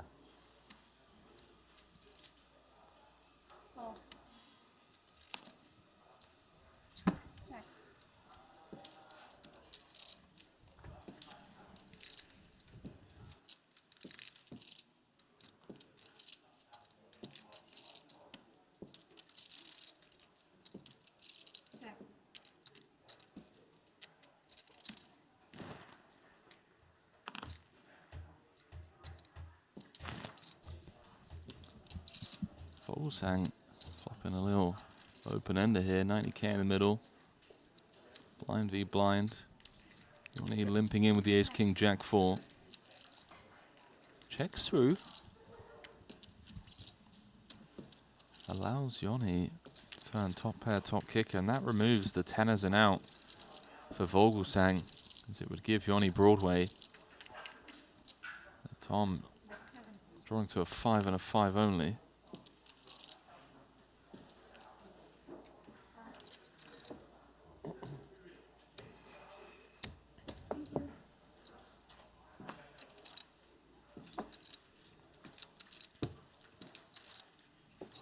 Hello.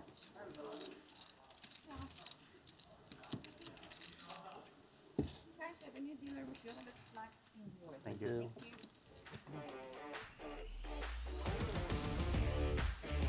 Well, as always, I'm asking the fans, let me know. Who have you been betting on? Who do you like to bet on? If you're more of a kind of emotional better, someone that just bets on their favorite, or are you in there in the lab checking out who's in form and then deciding who to bet on over at BetACR? You can bet on these events at the Triton Poker Series and sign up today. Get involved and good luck as always.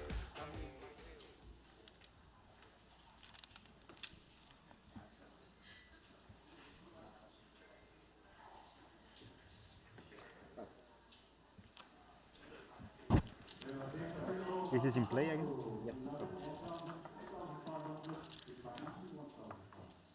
Queen 9-8 deuce. Gonna complete.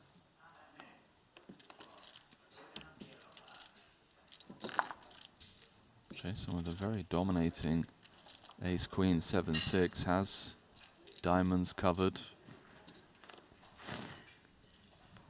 Does come with the 3x, looking to build a pot in position. 2-10 in the middle.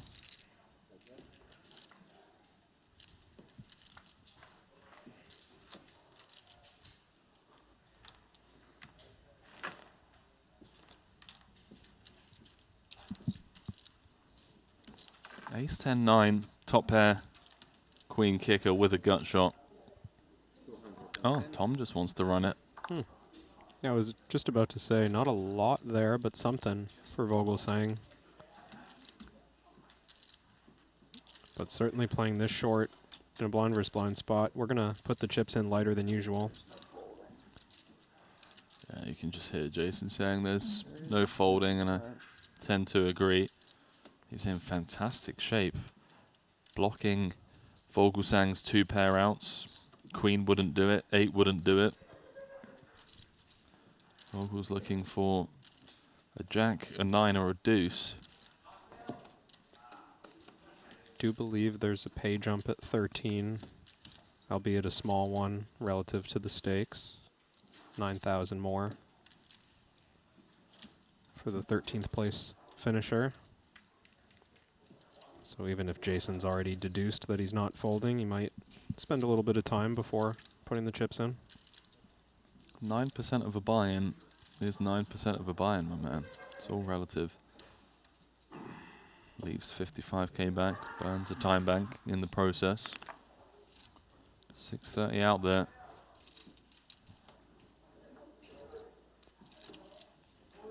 Now picks up the same gut shot as Tom. Brutal turn card for Tom, actually. He's now drawing to just a 9 and a deuce. Yeah. 8 wouldn't do it. Queen wouldn't do it. Jack wouldn't do it. 5 outs once. Jason, an 88% favorite. To be playing a very healthy and playable 25 bigs. Okay.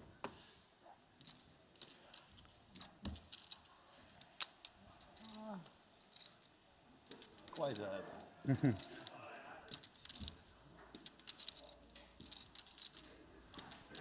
See what kind of trip it's been for Jason. Can he spin up a stack here? Go on for a deep run with 2 million up top. Oh, No. Come on, man. GG. What am I, 90 on the turn? Wow. GG, Jason. Fuck. I think that pretty much summarizes the trip. A 5-outer. You teach me. For a 25 big blind pot with 14 left in the 100K PLO main. More outs than he thought. 9 jack deuce. No, you didn't, Tom. Jack no good. Jack no good? Ace queen 7-6. Yeah, sorry. Yeah, I was thinking. Doesn't matter. Wow. Well, Jason will have to collect himself, recover from that. Yeah. Bit of disappointment. There's a few I don't know why, short but deck events, and also the 30k PLO Bounty Quattro that he's still got to fight for. Feels like a final 3. Yeah. just felt like it was coming. This will make Just for a felt great like the final 9 or three. deuce was coming, you know, when you're just having that kind of trip.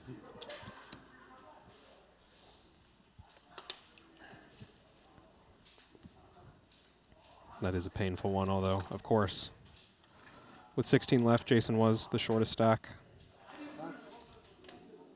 Do expect to mostly go out either for a min cash or for nothing, so.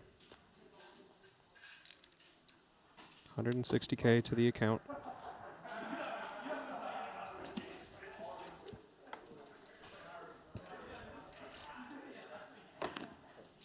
All right. 169 locked up. Title number 11 will have to wait.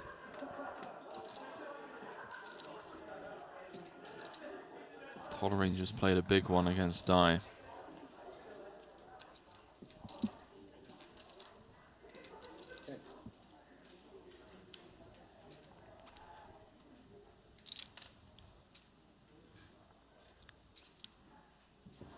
Dai is just absolutely crushing. Up to 4.7 million. Almost 20 starting stacks.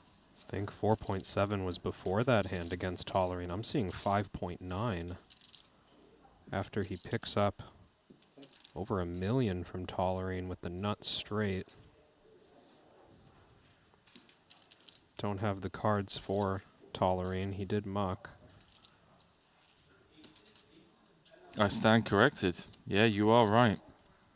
Wow, Dai is just playing 24 starting stacks with a field of 91. 200 big blinds with 13 players remaining.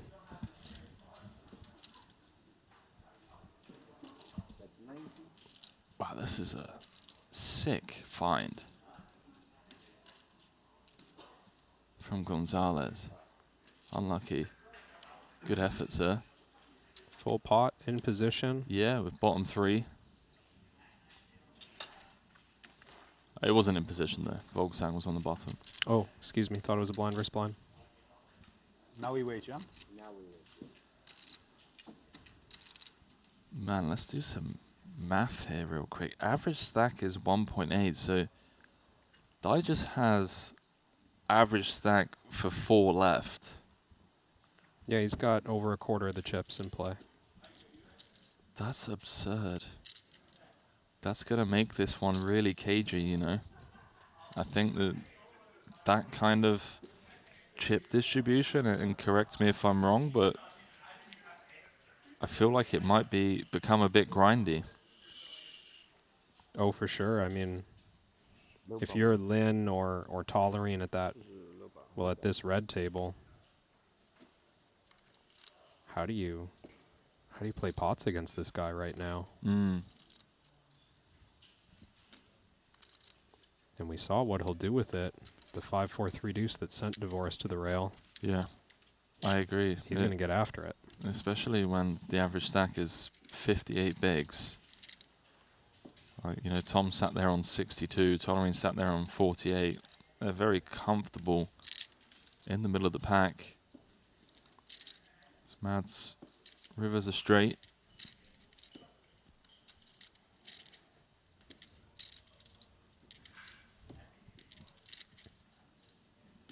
This one is blind versus blind.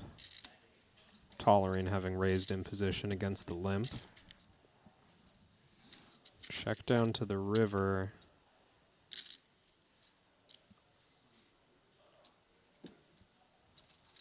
Makes sense to go for a bit of value now. Not blocking any pairs.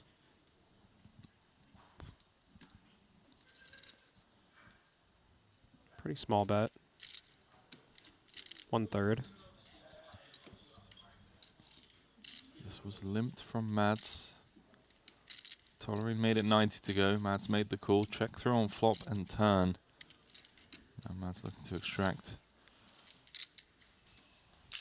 70K's worth of value from Tolerine. It has an interesting one. Queen Jack. Just lets it go.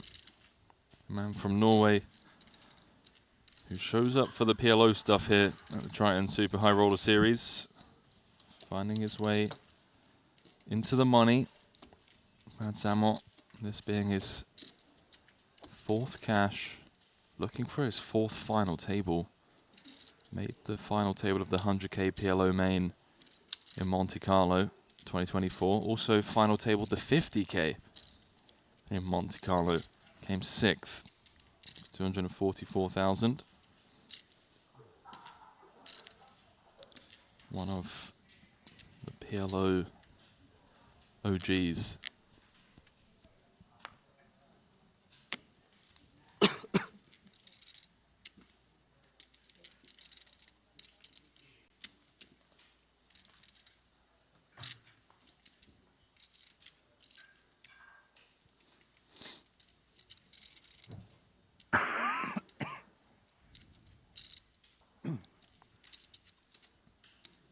double suited king jack against the short stack. Raiko's got 9 effective at the start of the hand, including the one he already has invested.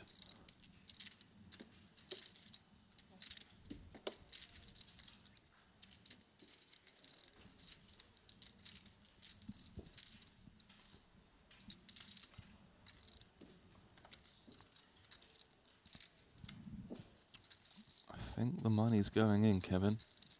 Top 2 against bottom pair and a diamond draw. SPR less than 1. Good luck, chaps. No time wasted.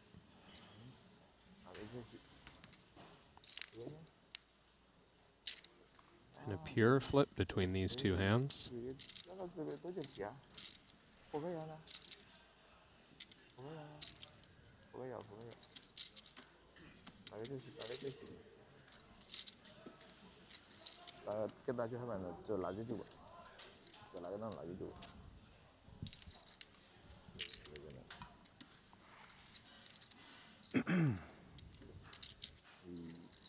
Well, well, well. Additional outs now. Full tolerine, a 3 or a 10 would do it. As well as a deuce or a diamond, which he finds. Finds it on the river. Sends Richard Grieco to the pay desk for a $169,000 payday, adding to his $382,000 in Triton earnings after that third place finish for him in the 25K. But another one of those That was a bit painful. Maybe I should fold the turn. deepish runs. 10-9-8 with flush draw, so not Falling short here. I don't And know. with that How they departure, play. No, it's tough. means we're down to the final 12 players. So 10. Oh yeah. a 2-table redraw. 2 tables of 6. You know, Kevin, we talk about variance. There are different forms of variance in poker. Let's see how your seat draw variance is. You want to be at the table with the likes of Ji Kang Dai or Ding Biao? Probably not. So, a quick 3.5 minute break. Don't go too far. When we return, Kevin and I will be calling the action as we work our way down to the final table of the 100K PLO main event here in Jeju.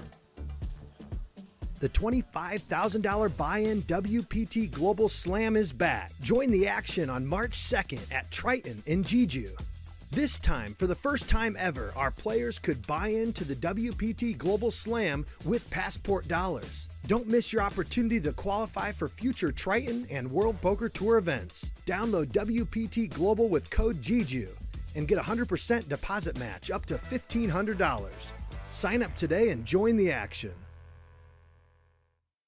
Ready to dominate the tables? With GTO Wizard, the world's #1 AI-powered poker solver, you can instantly study any spot in cash games, MTTs, and spin and goes. Build custom solutions for your games, accounting for factors like rake, annies, or tournament payout structures.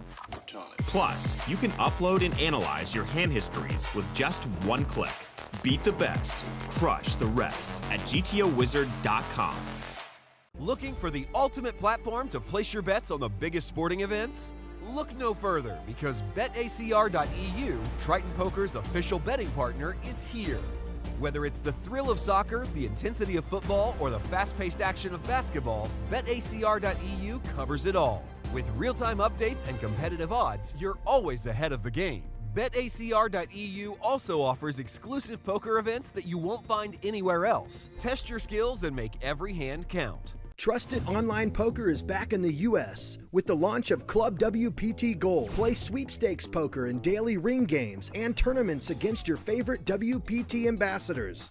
At Club WPT Gold, you play with 2 virtual currencies, gold coins for fun and sweeps coins, which can be redeemed for real prizes. Get sweeps coins for free with gold coin purchases, daily login rewards, and giveaways. Join now and get in on the action.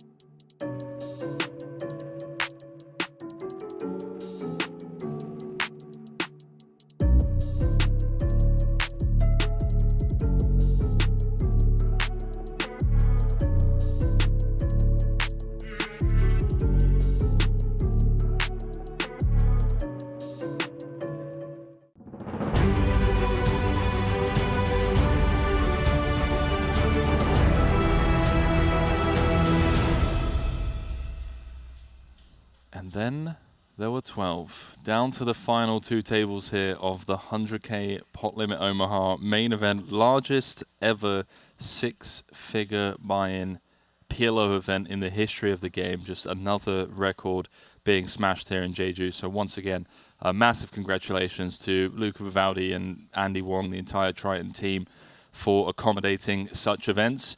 And of course, to the players as well for showing up and supporting us in the form of entries, Kevin. And you know, these kind of entries are leading to insane paydays.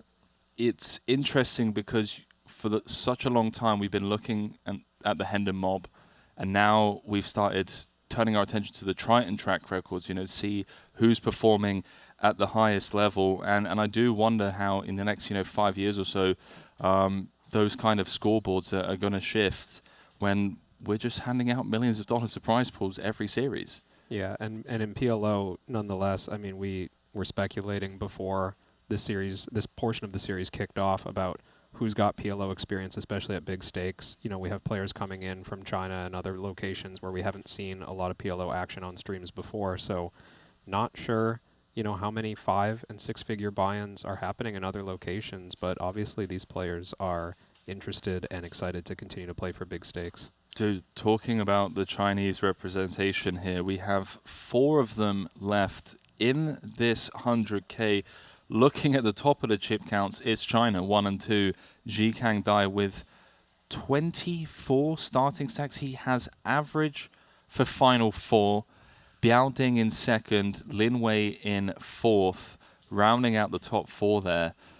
I mean, they're going to be a tough field to beat. They just seem to be willing to play big pots. We saw that on the bubble there where Dvoris was shouted with the aces against Diane. And how do you compete? Because it feels like when you have that play style, what it allows them to do is just ramp up the variance for the other pros and kind of take away some of their quote-unquote post-flop edge, if you will. Yeah, I mean, we were hyping up Ben Tollerine in previous segments, and there was a hand confrontation, I do have it up in the Triton Poker Plus app, where Jikang Dai elevated to the chip lead that he's currently holding. We heard Ben Tollerine right before the break talking about his hand in this spot with Mod's emote, and this is just a sick situation when you've just seen Dai put in a bunch of money against Dvoris with the 5-4-3 deuce. Now Tollerine, he revealed to us, had 10-9-9-8 here, ends up making a huge draw, rivers top set, plays this massive pot against the chip leader Dai, where he feels obligated to just pay off 3 streets because you've seen what this man's capable of right now, and you've got a objectively huge hand in top set. I know the feeling. I know you know the feeling. I know everyone out there watching at home knows that feeling where it just feels like the guy always has it when you're in the pot, but then he's just tabling the most ridiculous bluffs most of the time, and yet it just seems to have it when you're playing a big pot. And that's how the cookie crumbles sometimes. These guys go on a run, not to take anything away from their skill set, by the way, because Dai had shown a willingness yesterday, day 1, to take it to the streets before he became the runaway chip leader, and really just showcasing he's willing to sit down and play with the best. Just quickly looking at the table draws. Table 2, we have Ding, Lin, Naj, fresh off that 50K win. Yoni on his left, which is kind of funny given that they both came first and second in that 50K. Huang, of course, who won the No Limit Hold'em main, beating Jungle Man heads up for 5.5 million, and Vogelsang. And then over on table 1, Dirk Goritze, Martinez, Amot, Andreanov, Dai, and Tollerine. Some fun dynamics there. Let's go. Final 2 tables here in the 100K PLO with 2.3 million going to the eventual champion. I think we've got a fun frame ahead of ourselves here.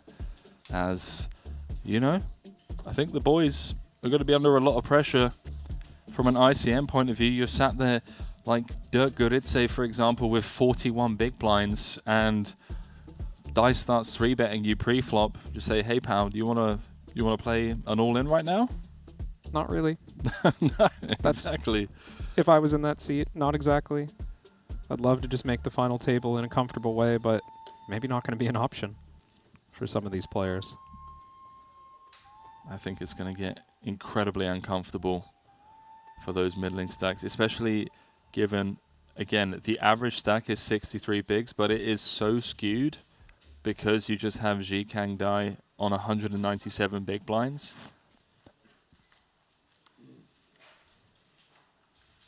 Now let's see how these PLO Elite adjust to this setup.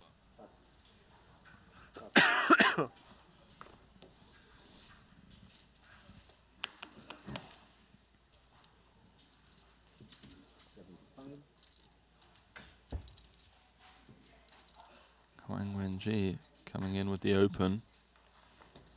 Case in point with the King Queen 8 deuce double, you know, into the chip leader at this table, no less.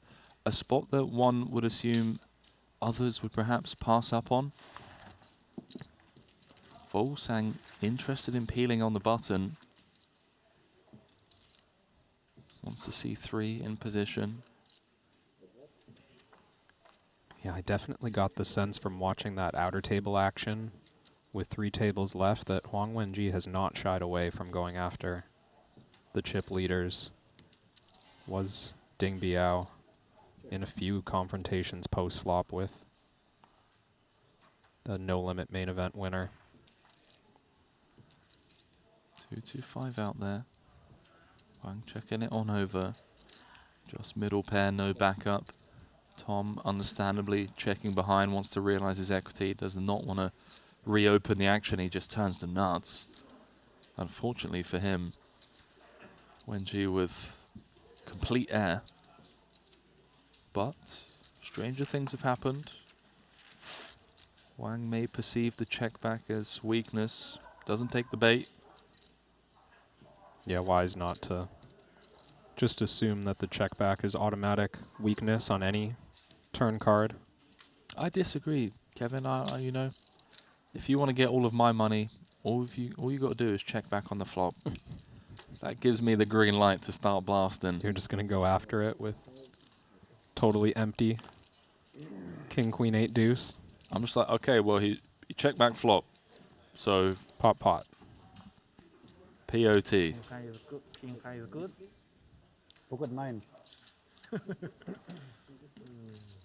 And the straight.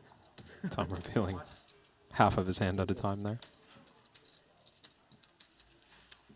Beautiful pre-flop. I have beautiful hand in pre-flop. You. Okay. Did he? It's better to have a beautiful hand on the flop. Yeah. It's true. Wow, Wenji lying at this conversation. You like the river, yeah. This guy only plays double suited aces. I learned it yesterday. We have to wait for it. Very patient guy. Very patient. You should have waited as well, Yoni. I just say King Jack 9-3 and I'm there. That's okay. Triple suit.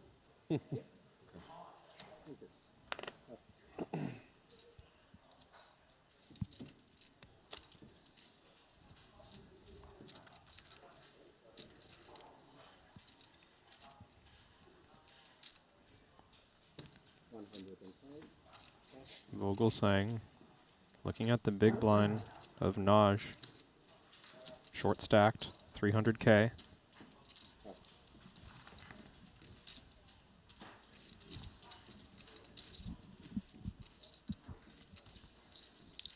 Jack 9-8-4. Suited to the jack. Connectivity around the Jack 9-8.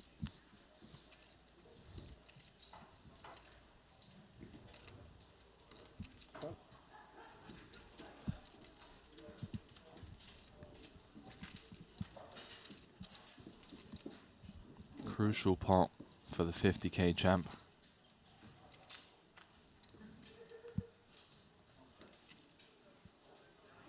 Complete whiff for both players. How much is the pot? All Tom has to do is sneeze at this one. What does he come with, like B20? Yeah, it feels like it can be uncomfortable to do anything but go all in when you're this short behind. like if we bet one big blind, how many folds do we get? If we put that much in and get check raised, do we even get away from some dusty hands like this, or do we just end up committed anyways, so it's better to just pile and force out some hands? He goes with the small bet. Does seem clearly committing with kind of any 4, but no hand for Naj. Tom loving life right now. That's a 2.2 million. Came 5th in the 50K. 408,000.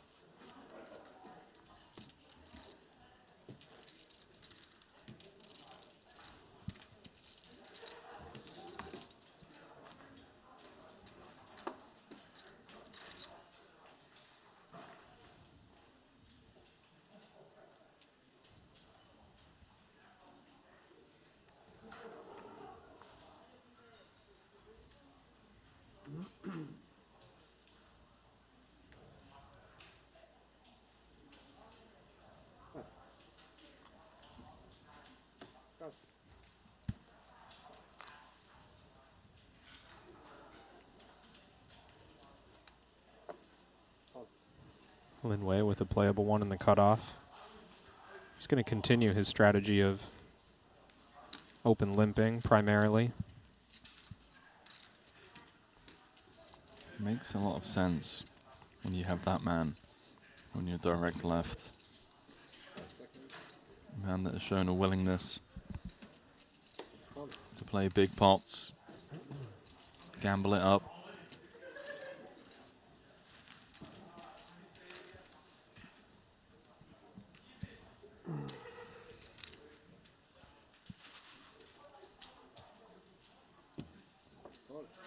Gotta go, of course, completing. Yoni with an interesting decision. Checks it on over, 150 out there. Yeah, these hands could collide.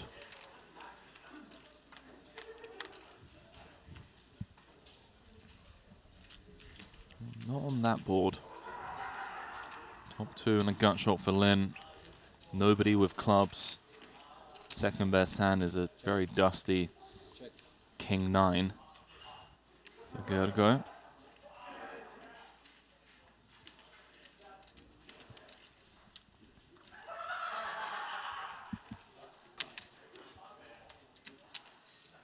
Bet 130.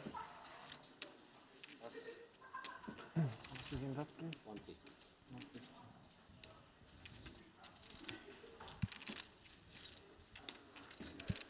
Wow, is Gogo thinking of running this with just the king? If he ever thinks he's up against a hand like Jack 10 or a flush draw. Yeah, I mean, of course he can be so dead, as we can see is the situation right now. But when you're short and you're getting this price, it's so easy to feel obligated. It's like, oh, well, I've got 4 big blinds in my stack and I've flopped top pair. Am I really supposed to get away? Congratulations. Thank you. We'll get this PLO main event. You will get Really? it. Also PLO? Yeah, also PLO. Now I have to win. You have more motivation? A lot more now. Oh, I shouldn't tell you that. You cannot wear 2. You already have 1. You don't need another.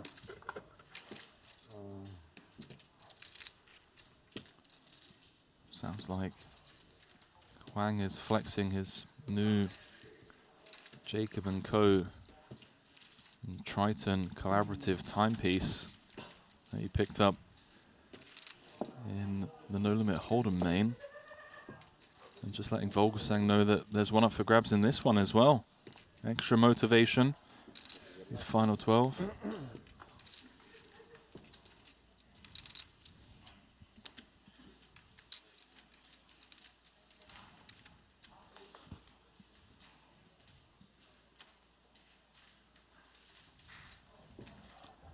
does let it go. He's really pained by that one, wasn't he? Not often Also has a watch. you see someone as good as Gergo put in the absolute blender over a 4 big blind decision. Yeah, he actually does. Is this the same Well, one? if he manages to spin this back up, Thank you. I like it. he'll be thrilled to see that. It's only main He was in event, such bad shape there on the replay. I did know it, but I didn't think about it. But now I see it here. I was like, Well, the lads doing the talking for us when it comes to Jacob & Co., our official timekeeper of the Triton Poker Super High Roller Series. You can see it on display on the left wrist of the man in seat 5. Wang Wenjie picking up that custom Jacob & Co. X Triton collaborative timepiece. And he's in with a chance of picking up a second one here in this PLO main event, where another one will be awarded to the main event champions. Shout out, as always, to our official timekeeper, Jacob & Co. Ding. The pretty looking Jack 876 double.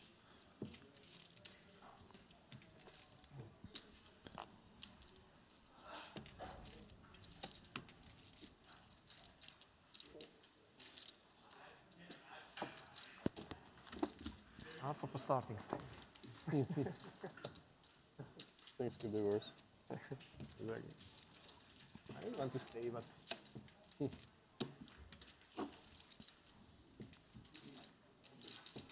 We'd like to see Gavin and Draenor run well here. Has a title already. Clearly very competent PLO player. He's stone bubbled both the 25k and 50k PLO. Back-to-back nights. But he's here. ITM in the 100k with 12 left. Guaranteed 169,000.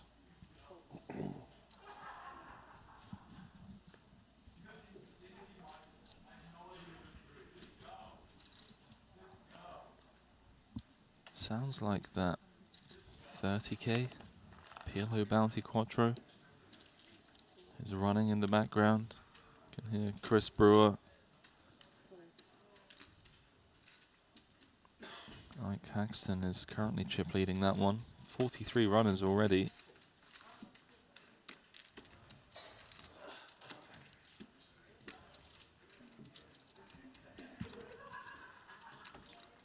Sounds like Martin Zamani's in the field having a good time as well. I was wondering where that cackle was coming from. Always having fun in the poker room. Yeah, nice to see him out here, of course. I see a couple of short deck names in the field as well. Martin Nilsson. He's just got into town. Why not flick in the 30k?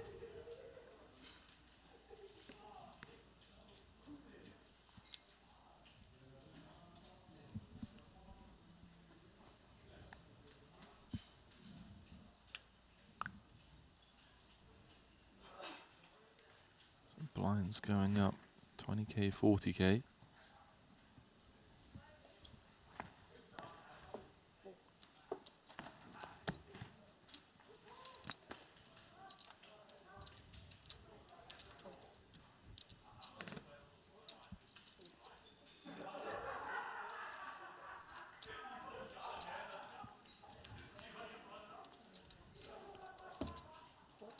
The limp up front invites Wenjie in. Oh, Vogel even going to complete. I think this is what we can expect to see for the foreseeable future. A lot of limping. Middle set for Ding. Open ender for Wei and Wenjie. Rags for Vogelsang, even though he does have top pair. Not a hand you fall in love with in PLO.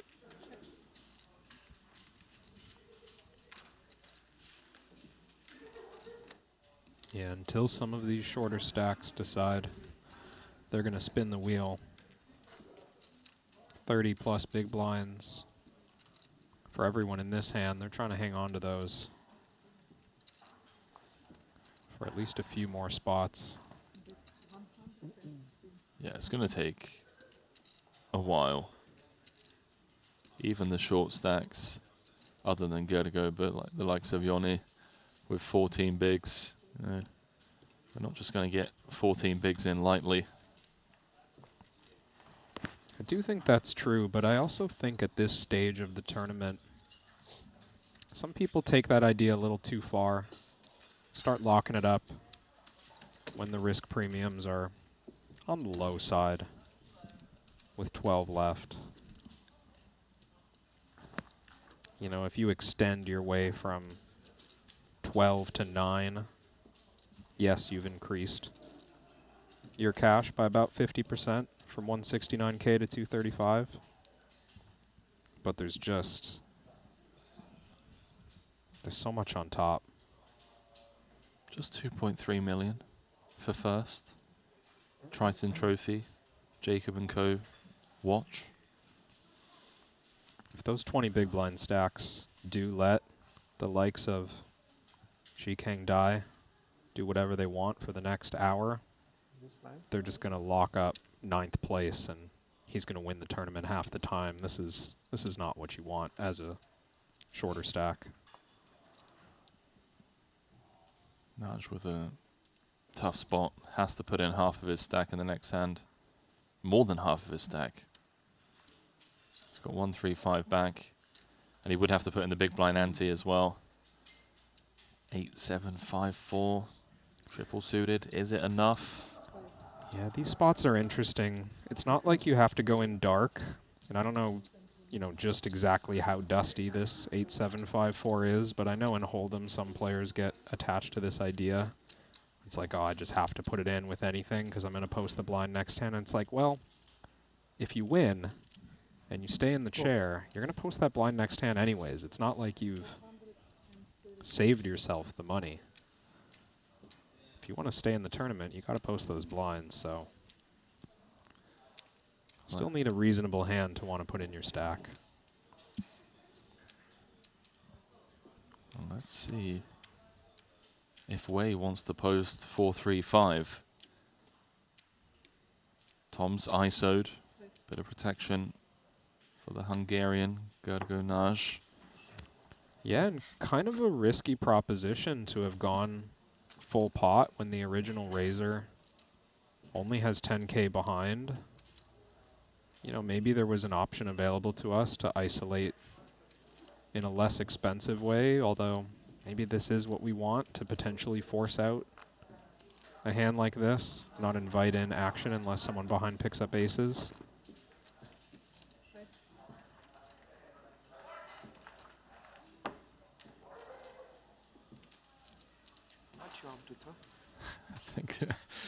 I think there was a bit of an eye roll there from Tom. Kind of like, oh, okay, what have I done? Wait, just trying to figure out how much Vogelsang's playing. They're pretty tied. Both of them playing north of 50 bigs. It's those spots where neither player wants the collision. Nobody wants to play a 4 million pre-flop all in with anything less than, both of you having aces, so the pot 3-bet clears the field. No need to get invested in this one.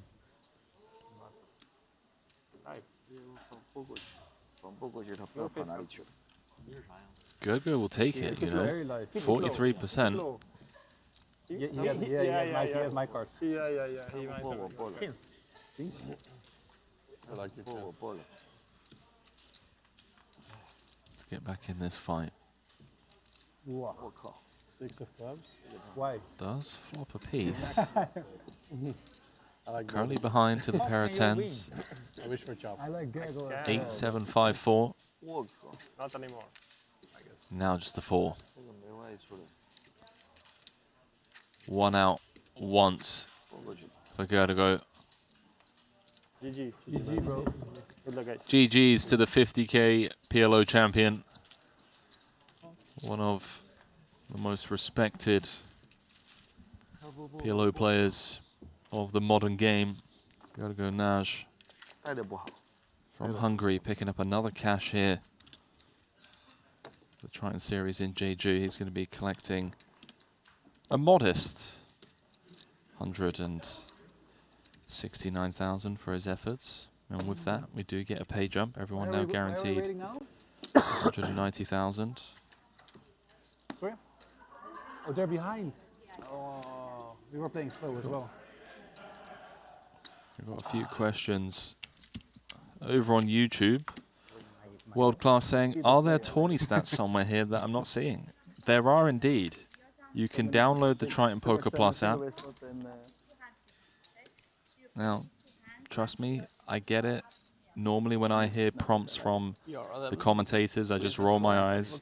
Normally we get the players to do the talking for us in terms of how insane the Triton Poker Plus app is. You can track every hand from every player in every tournament at the Triton Series. So that 30K that is currently running with the likes of Ivy, Antonius, just to name a few of the big names, you can watch through that while watching the stream.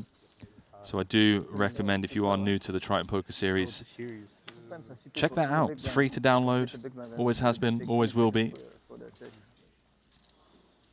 You can jump in between tables as well, as well as watch some of the highest stakes cash games ever recorded for free over in our cash game library. Seems very slow and boring. The thing that I don't get about the tanking, like how much edge are you actually getting from like tanking like that? Like balancing time, you mean? How about this for a I flop? think it's big enough to- Dice flop the nuts. I guess it's Blind v blind. like on level 1 or Tolerine, winning the cut. bottom pair and an open ender. Anything to say. But I guess maybe it is different if you're playing with a regular opponent. If they can pick something up on you, then they can exploit you. Trouble ahead. A lot. Yeah, maybe.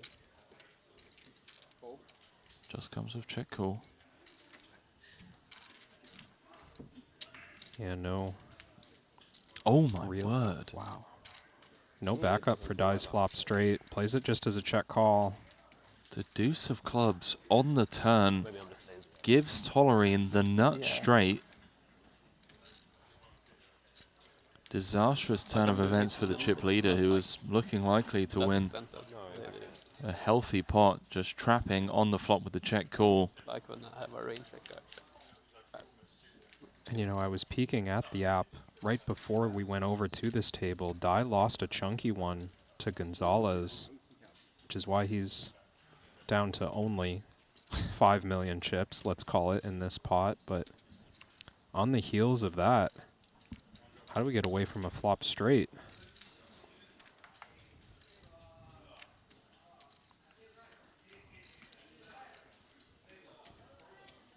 Tolerine bets 180k. Dai just calls, and I guess a board pair needed to save Dai doesn't come. Stone cold nuts for Tolerine. Second nuts for Dai.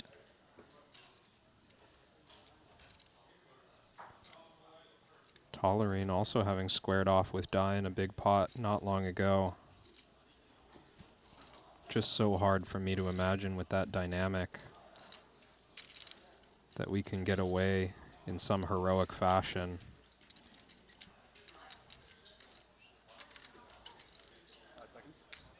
$600k out there.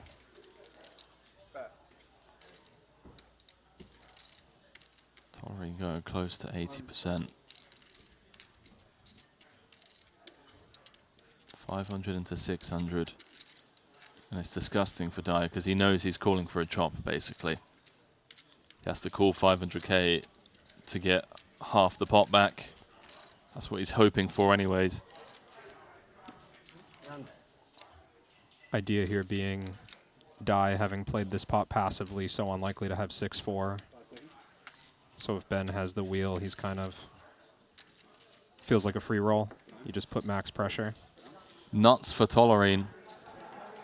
He's up to 2.3 million.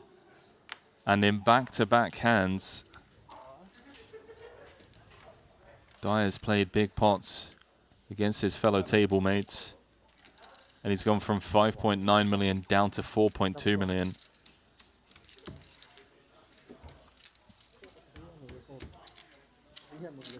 See if he can just remain cool, calm, and collected.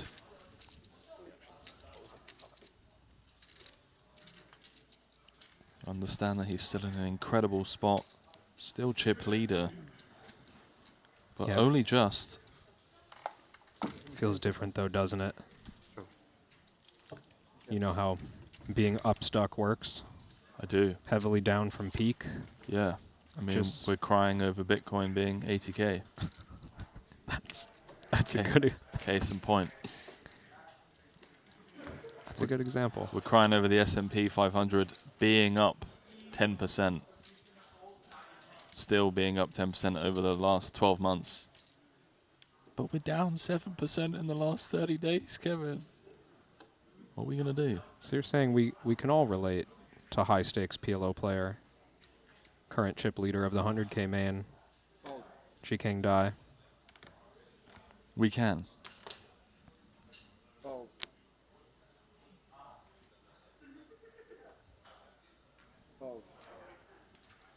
He's going to be V-pipping here.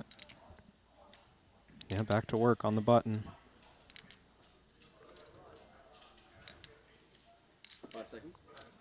Some love in the chat for the Dutchies. Vogelsang and Dirk Goritze.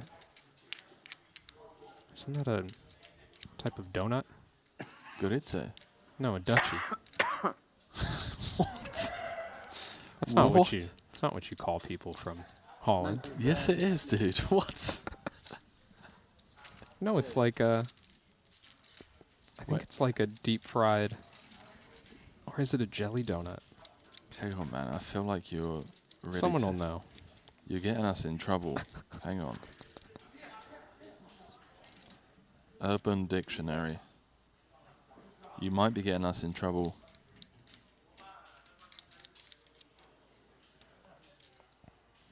Dutchie.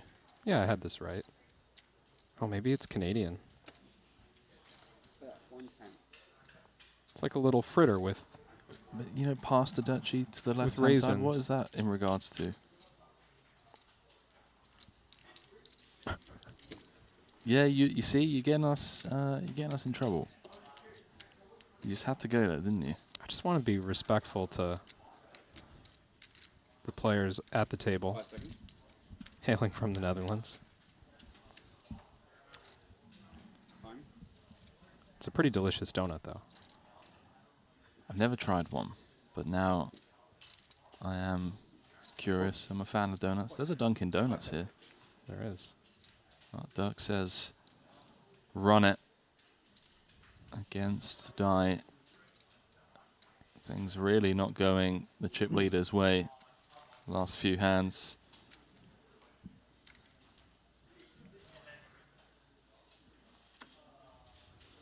Venny fades the snap, which you love to see. Top pair, 9 high spades and a gut shot. Happy to take it down.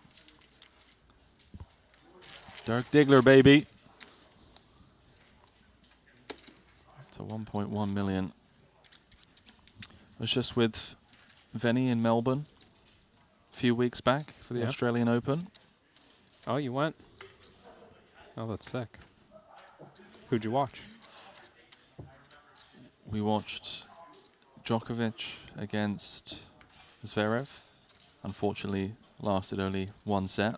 Oh, that was the semi-finals. He took the injury now. Yeah. Yeah. After a thrilling set and tiebreaker.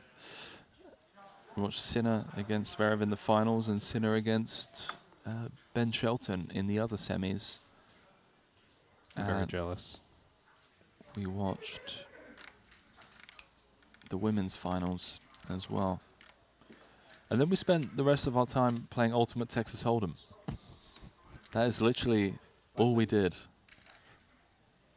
From Melbourne Park to Crown Casino, played Ultimate Texas for 12 hours, go to bed, back to the tennis the next day. You know, great time. That sounds like a great time. We had a great time. I'm still rooting for some big tournaments to come back to Melbourne. Yeah, it's or an incredible Sydney city. or, you know, whatever you got in Australia. I say incredible city. We spent most of the time in the casino. Incredible casino. The walk from Melbourne Park to the casino was really nice.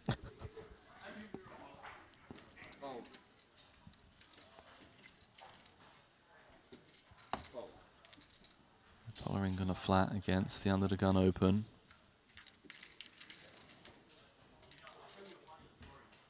Mads starting the hand. 25 bigs. And that's all Tollering. Top set. 95% lock on the hand. 380 out there. See how Mads wants to proceed.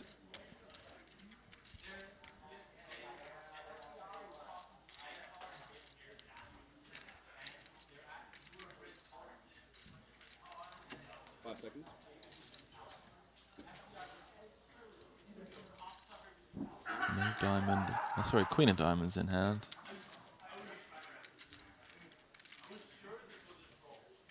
Maybe a small little tickle of a bet. Like third pot, just try and fold out. Maybe some like ace, jack, 10 hands.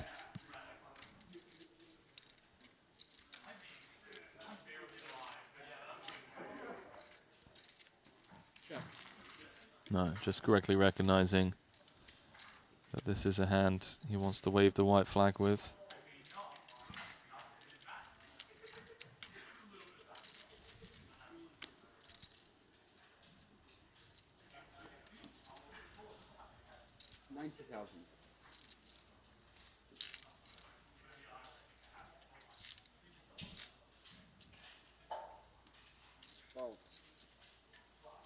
Gets away easy.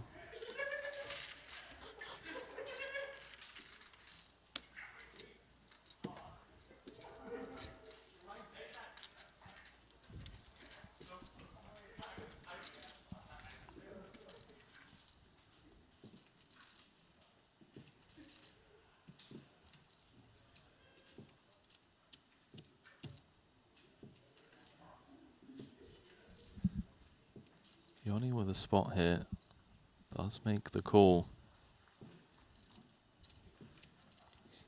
This table 5-handed versus the 6-handed table of table 1. So that big blind and big blind ante coming around a lot faster. Huang Wenji gonna defend the king 10 4-3. And while flops best, but note the wrap of Vogelsang and the ace king jack 9. Give him the nut straight. Yoni with an open ender. Couple of backdoors. Yeah, I wonder, and I no longer have to, if Yoni, being out of position this short, just wants to front jam and try to clear out. 350. Clears out the only better pair than the 2-9s, so he's the equity favorite heading to the turn.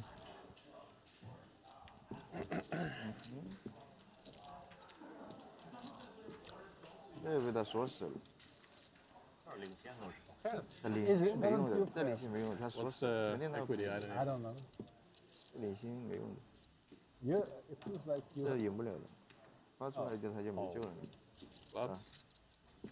Ace of clubs on the turn does give Vogelsang the straight. Yoni has a redraw though. Club needed for him to double up. Doesn't find it.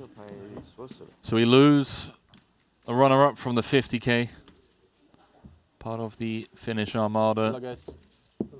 Yoni Yukamayan cashing back-to-back events.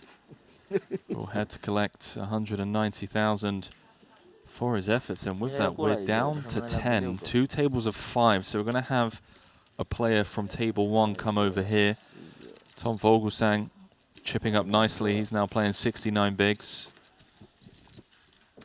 Short stack duties now belong to Mads Amott on 21 big blinds.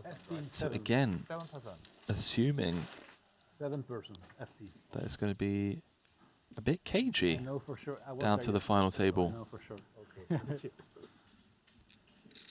Big blind.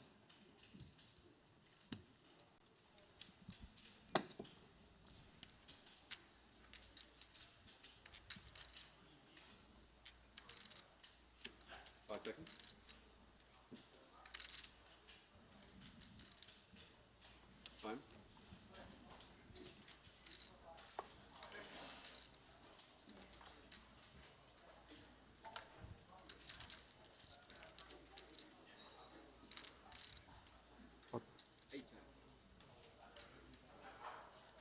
Well, the action here over on the red table. Gonzalez 3-bet. The cutoff open of Tollerine. Does say pot on that Queen 7-3 board, but Ben's got nothing to respond with. Good luck, Kevin. Thank you. Good luck to you. It does go to show just how quickly these 2 million chip stacks could potentially get the money in. Yeah, players still willing to fast play their aces when necessary. Yeah, on a board like that, makes sense. And you're not folding that much to the 3-bet in the first place, so you just kind of get in these spots. 50 big blinds can collide. Even with that risk premium added by the prize pool.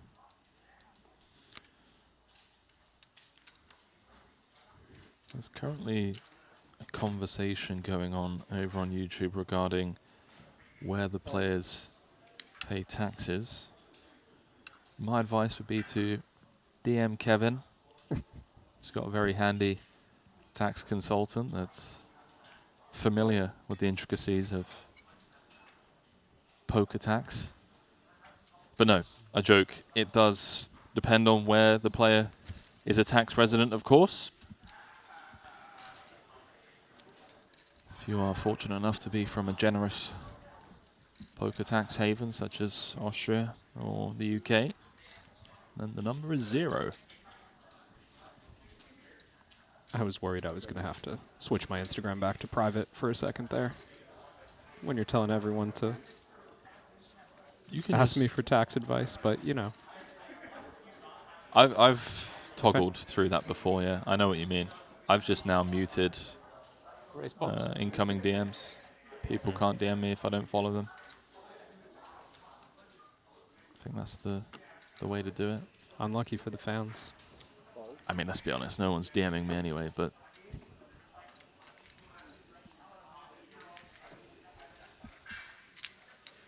Too modest, Henry.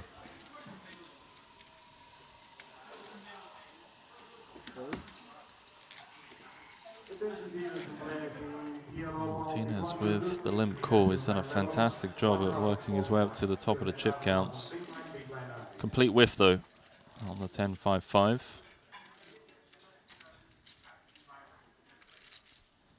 Mads with the betting initiative.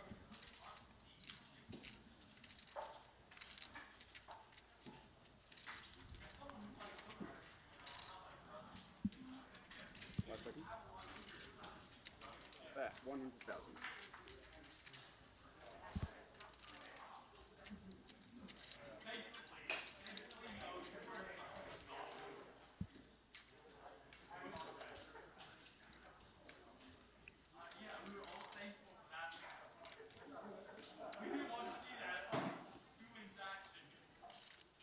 Gonzalez gave that a little bit of thought, but even versus quarter pot, still had nothing. Still out of the way. Obvio.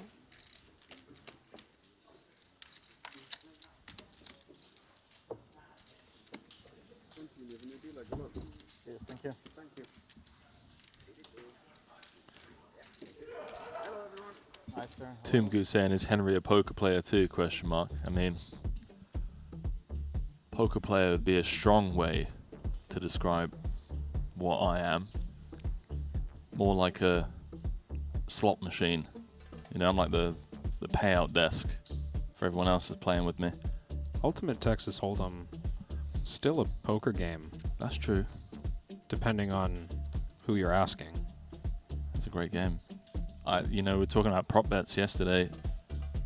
I need to prop bet on not playing UTH for a year. I would get to see a lot more of the cities that we visit. Ding Biao has taken the chip lead. Look at this though. Dai is dropping down the counts. Was runaway chip leader.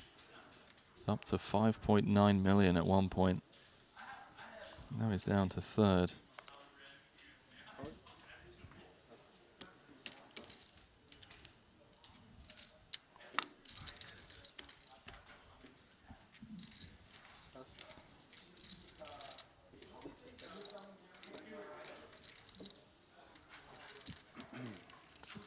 Very playable 10-10, 9-9 with a suit. Venny limping up front. Sub 30. Starting the hand, 8 thin chips overall.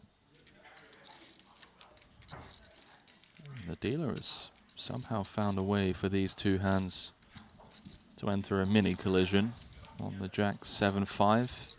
Tollering with an open ender, but never going to look to put chips in the middle, let's be honest, on a two-tone texture such as this. Not even drawing to the nuts on the top end. Just checks through. Any straight flushes, dealer? No. But it is the nuts on the turn for Venny.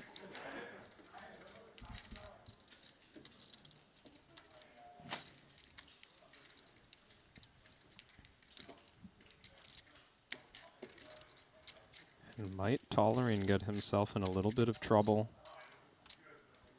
Trying to lean on a chip advantage from the big blind. Interaction with that turn, making it harder for Dirk to have improved on the 8 of clubs.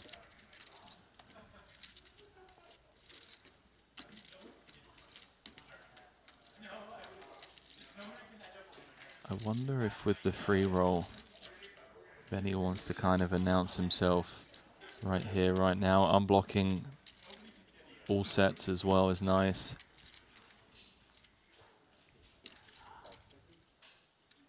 Yeah, it looks like he is counting out, raising chips. 240,000 is the amount on request. And Tollering with the no-nonsense fold. None of this tanking for image, just lets it go. Nice little pick up there.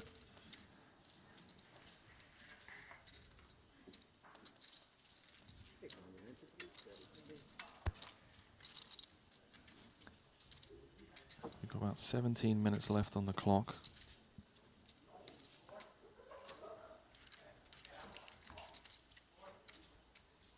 Before we head into a break, question is, will 10 players be joining us?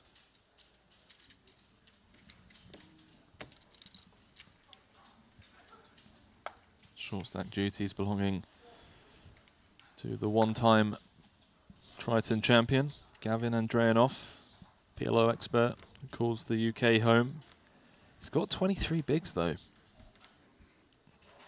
Looking over on the Triton Poker Plus app, this feels like one of those tournaments that could be anyone's. Chip leader with 104 bigs, shortest stack with 23, 10 left. This is anyone's game here, Kevin.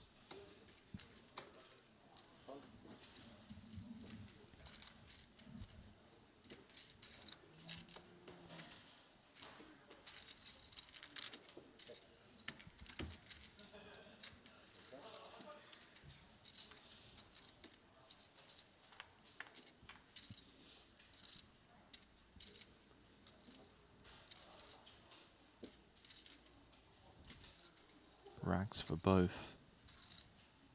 out of the blinds.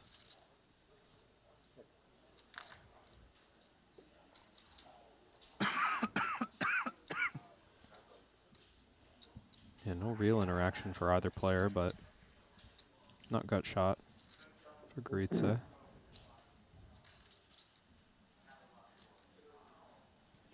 King of diamonds as well.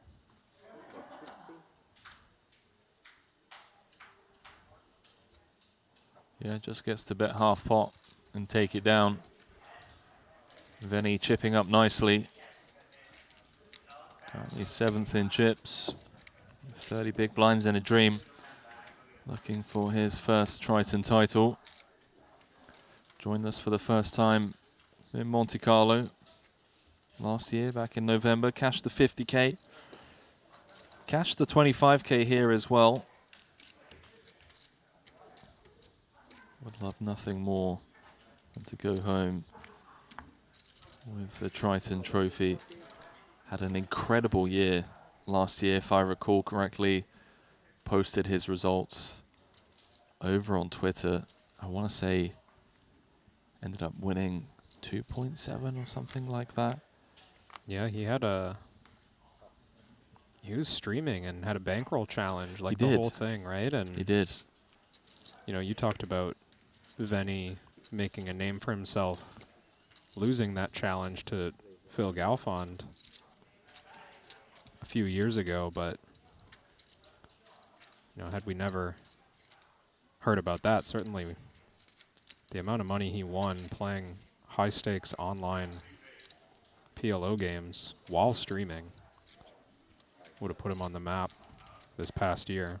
No, it's incredible. Incredible what he's done, and to also raise the amount of money that he did for charity in the process as well. Big fan of that kind of philanthropical approach to poker. It does feel like a very, you know, in order for me to win, you have to lose kind of thing. So when you do win, kind of give back as and where you can. Talking to giving back, is Dai going to give back more here? It's just been a disastrous frame for him. Not even frame, actually. It's been like a level and a half or so. We came back with final 2 tables. He was the runaway chip leader. Was up to 5.9 million, which at the time was good for, I believe, a quarter of the chips in play with 12 left. He's now dropped down to 3rd. Facing a 3-bet here. We'll be playing the rest of the hand out of position. Yeah, just lets it go. I think maybe suited to the king he calls. Like suited to the ace and suited to the king. But yeah, the 4 high flush really just working against him.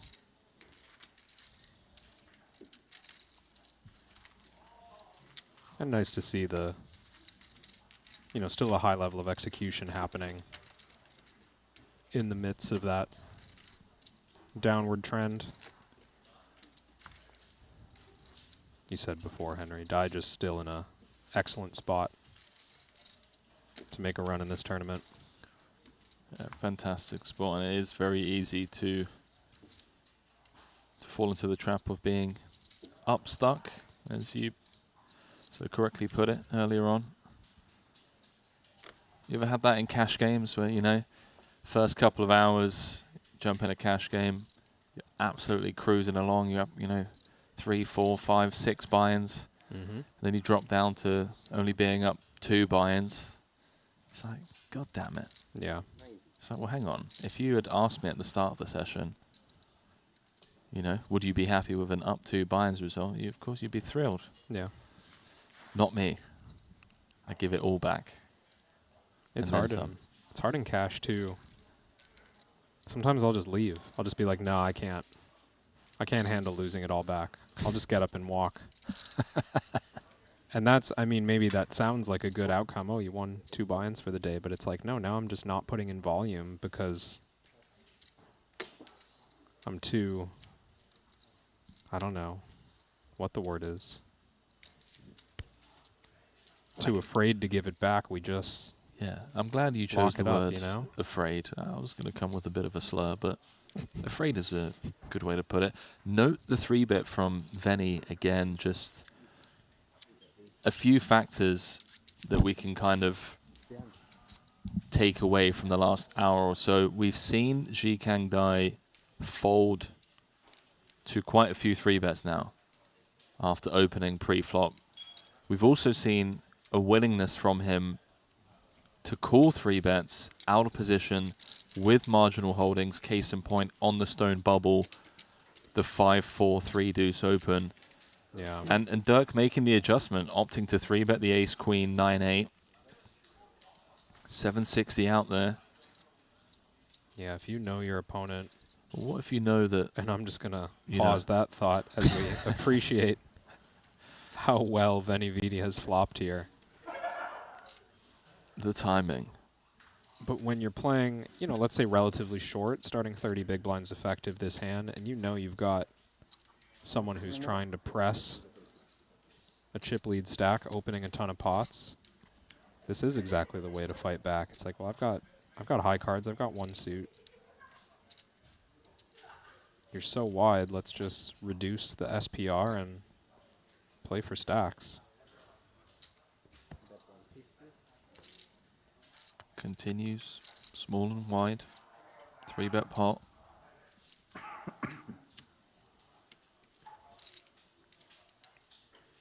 Just trying to bait Dai into doing something. I mean,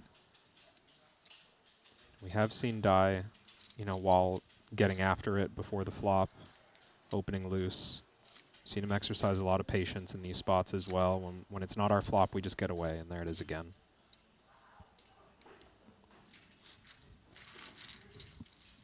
quite the uptick for Venny Vidi. Now playing 1.8 million.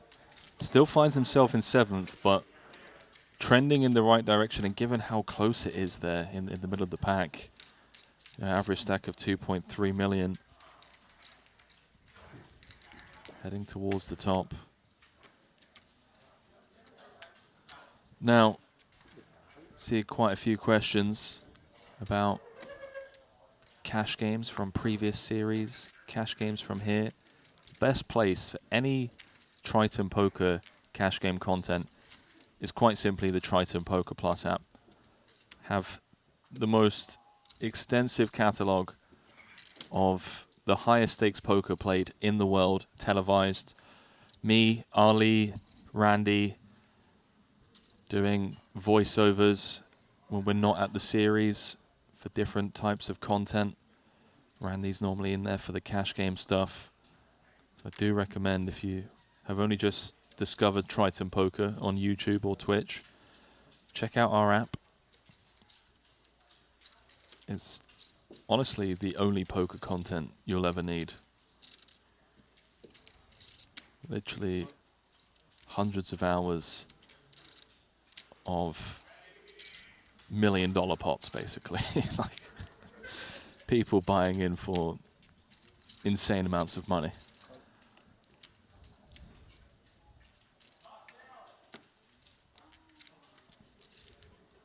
Something about these festivals, Henry, just brings it out.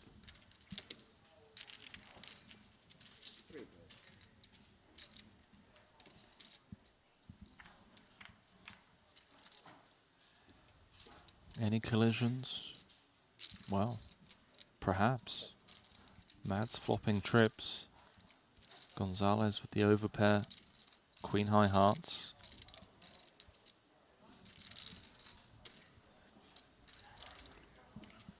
And it's actually Dai with the worst of it.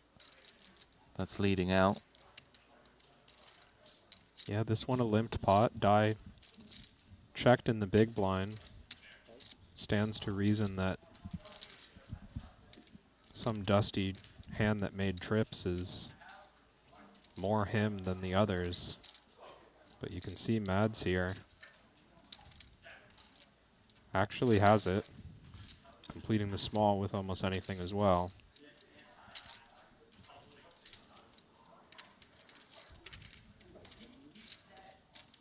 $140. 140. Squeezing here, even without much of a redraw. Does have a gut shot. No hearts. Just the 3 working. Yeah, I really want to charge these types of holdings. The queens with the queen high hearts. Make them invest an additional 100K if they want to see a turn.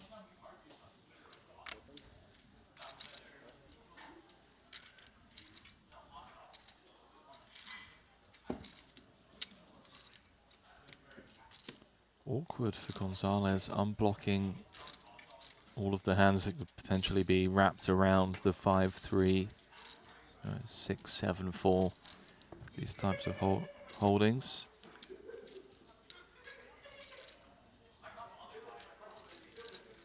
We'll be playing the rest of the hand in position.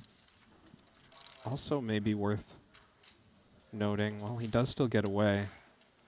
Was thinking from the small blind this short, a lot of the nut flush draws. Huh? Donut stand? Raising Stand? 3. Yeah, maybe. I think I'm gonna have some food first, and then if it's still on the menu, maybe as a dessert. It's a risk you're taking now, but Huh? that's a bit of a risk you're taking. Yeah, I'm a risk taker. I don't think Ben is gonna eat it, so. No, I feel very safe in that regard. How many have you been able to pass out? It's crazy. Last table was very healthy, so everybody said no. But then yesterday, everyone. I even lost the one that I wanted to eat. That just took it. It was like we dusted 2 bullets, and it was like, here, this is my donut now.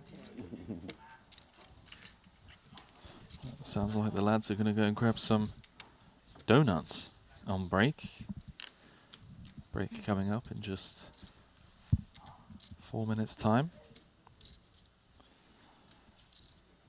I'm going to be on the lookout for Dutchies over at that Dunkin' Donuts. I don't think you know what a duchy is, my friend. You keep saying that, and I don't HR are going to call me up. You believe me when I say this is just a regular treat from a Tim Hortons and hopefully also a Dunkin'. I'll bring some for everyone if I find them. Hey, listen, you bring duchies in here, man. this stream's going to become very mellow. Now, Tolerine opting to ISO and note the fold.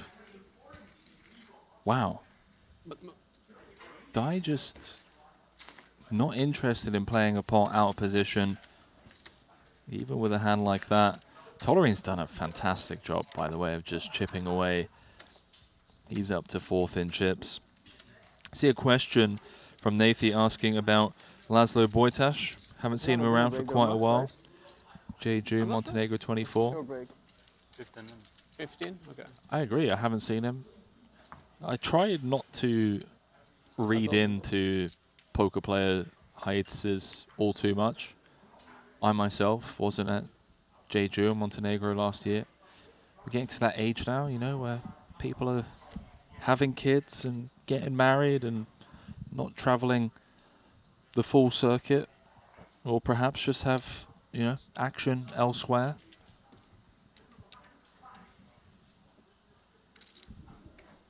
But would always welcome Laszlo Bojtas to a Triton Super High Roller Series.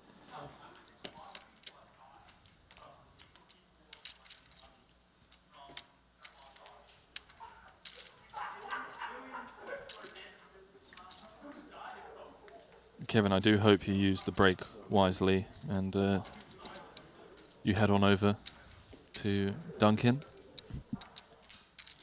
Bring us back some duchies.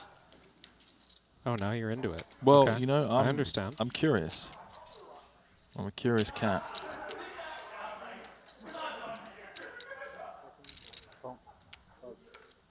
If any wants to tangle with the GOAT,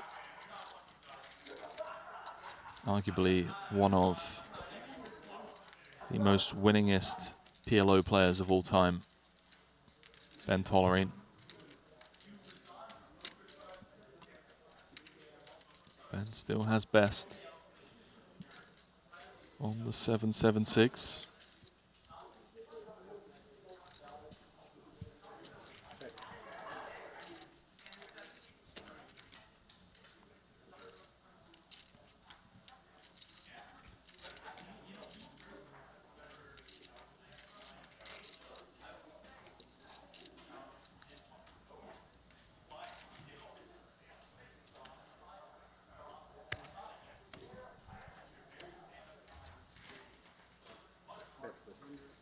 Coming with a pretty large bet. 6 with no backup.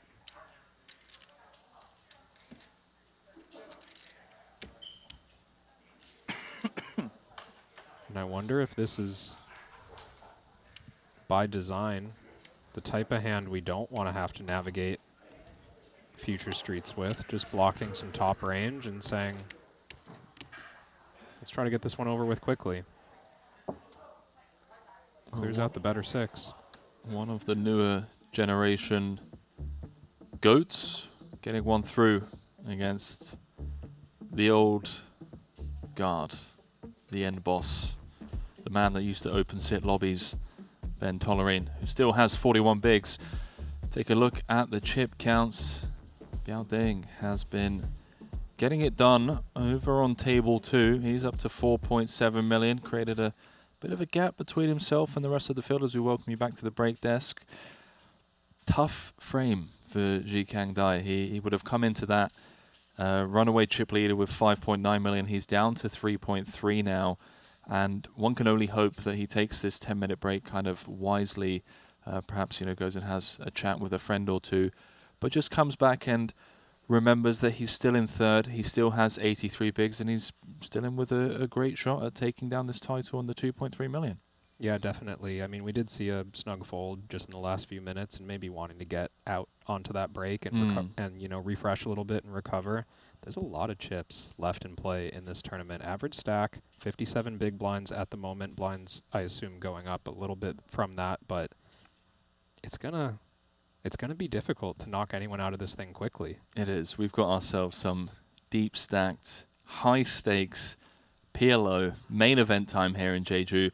Stepping away for 10 minutes. Randy Lou's going to be stepping in for Kevin. Yeah, don't go too far. When we return, continuing coverage of the 100K main.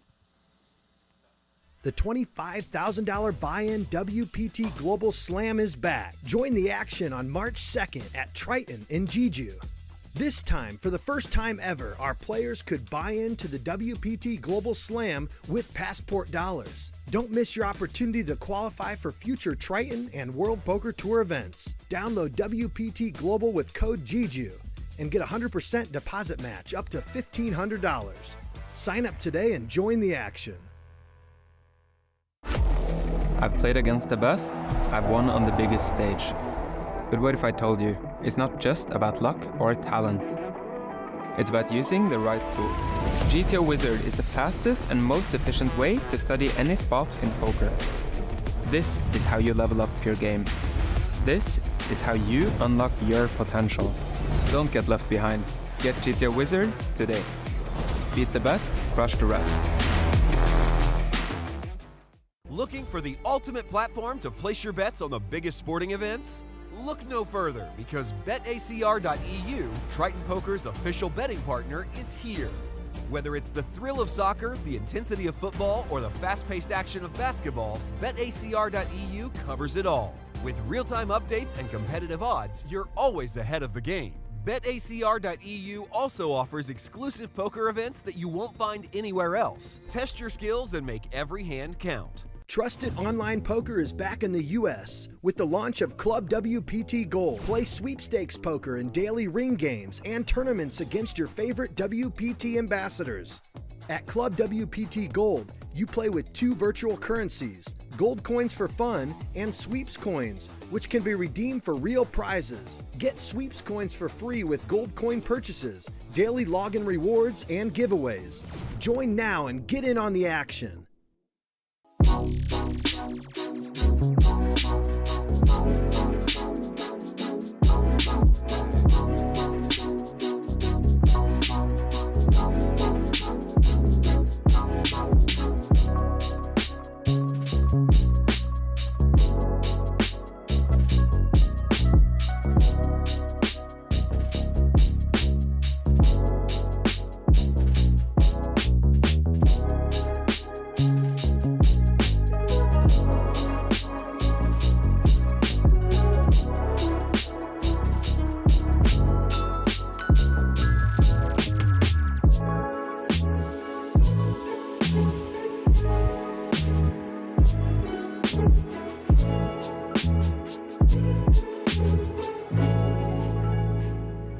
poker player toward the lower half.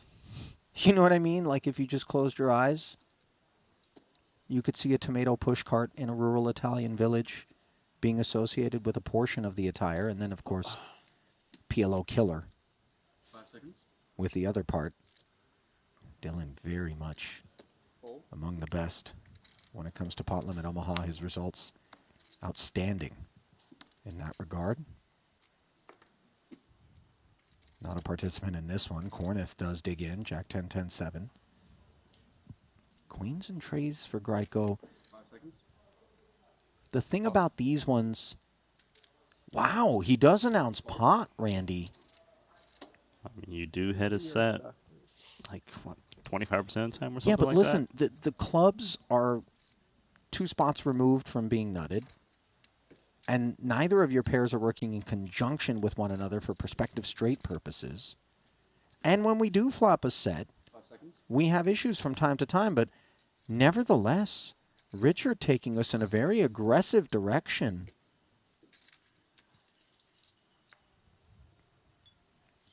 Some single-suited kings for Parsonen.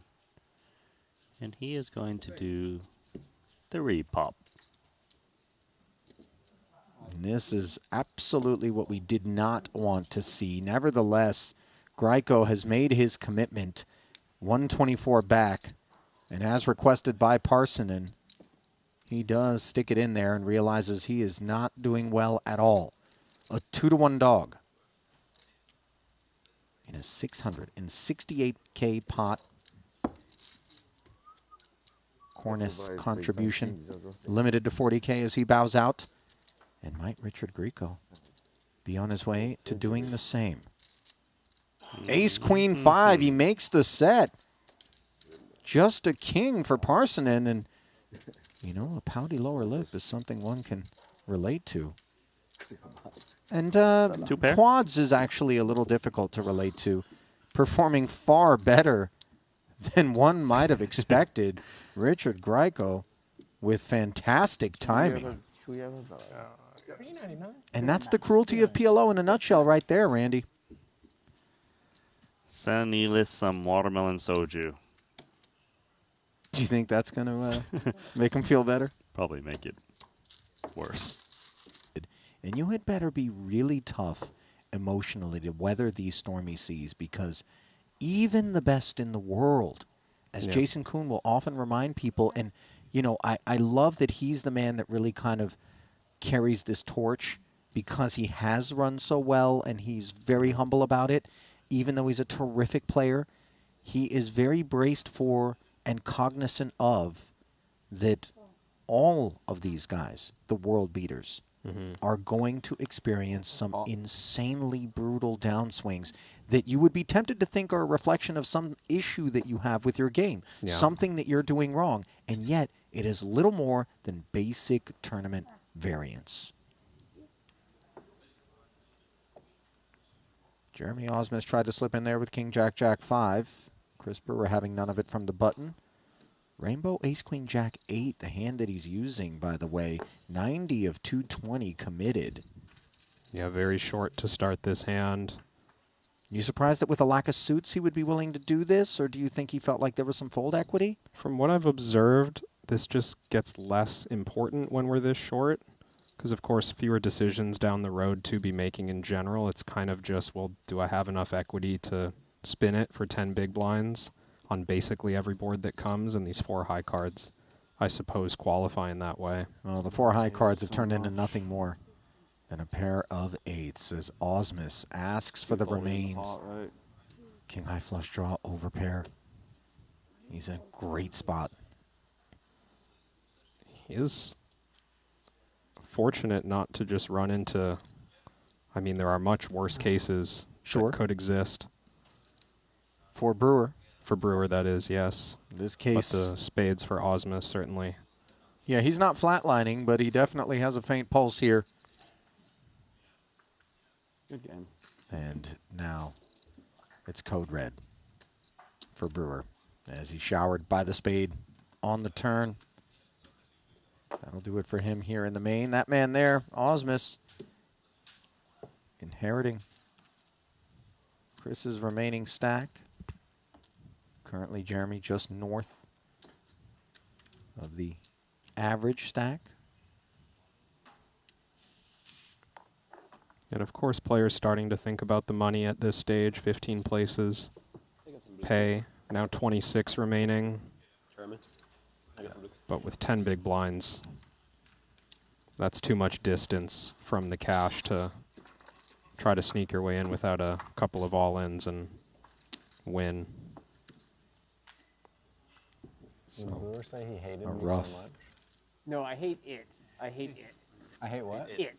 This situation. I said I hate you so much. That would be funny. I do beat him every hand we play. PLO. That time just kind of suggesting this isn't that hard of a spot for him with his cards against Ike. You know, one of the other things is he doesn't expect aces and tens, right? Yeah. To be Value taking bet. up that posture. No. He doesn't even expect the sets, maybe. No, I don't think so. And so when you can remove all of that from the value range and you really have to pin Ike into maybe Queen Jack specifically, you Yeah. got the Queen blocker and then you're unpacking all of the action. Up until that point, there was something that just didn't check out for Ben Tollerene, and credit to him because he made it look very easy there.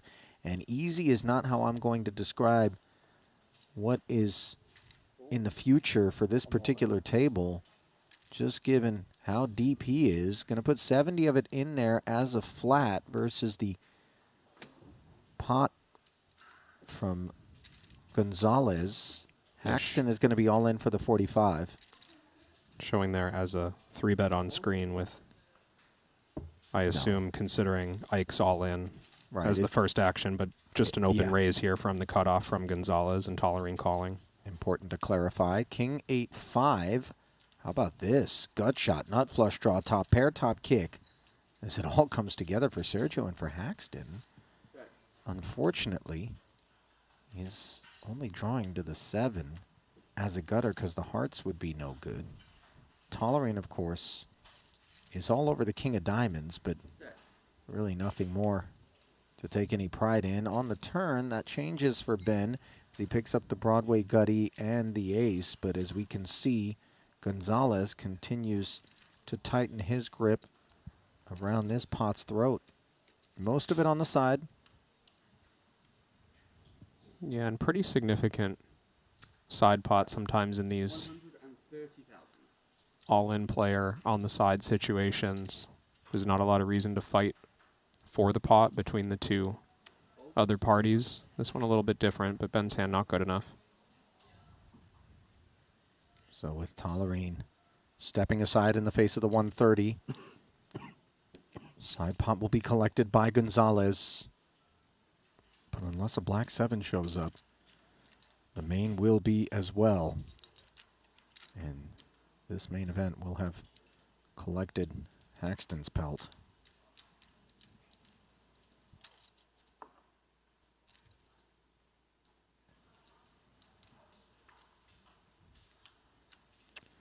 Good night, Ike. GG, Ike. GG's.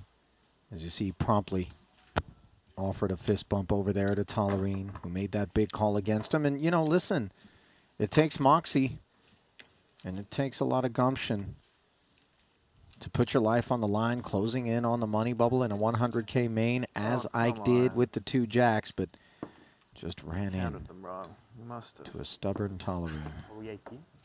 Are we 18? Okay, okay. Trip to the lockers for Ike.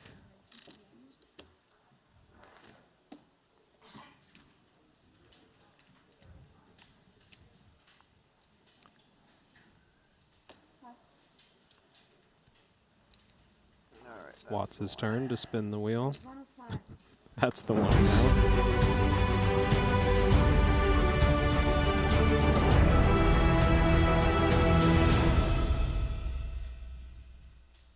Randy, I don't know if you've had your finger on the pulse of this 100K PLO main while you're out the booth, but the Chinese delegation here in Jeju have been getting it done. 4 out of the final 10 from China, and it's actually Biao Ding not a newcomer to the Triton series, should I add, leading the final 10.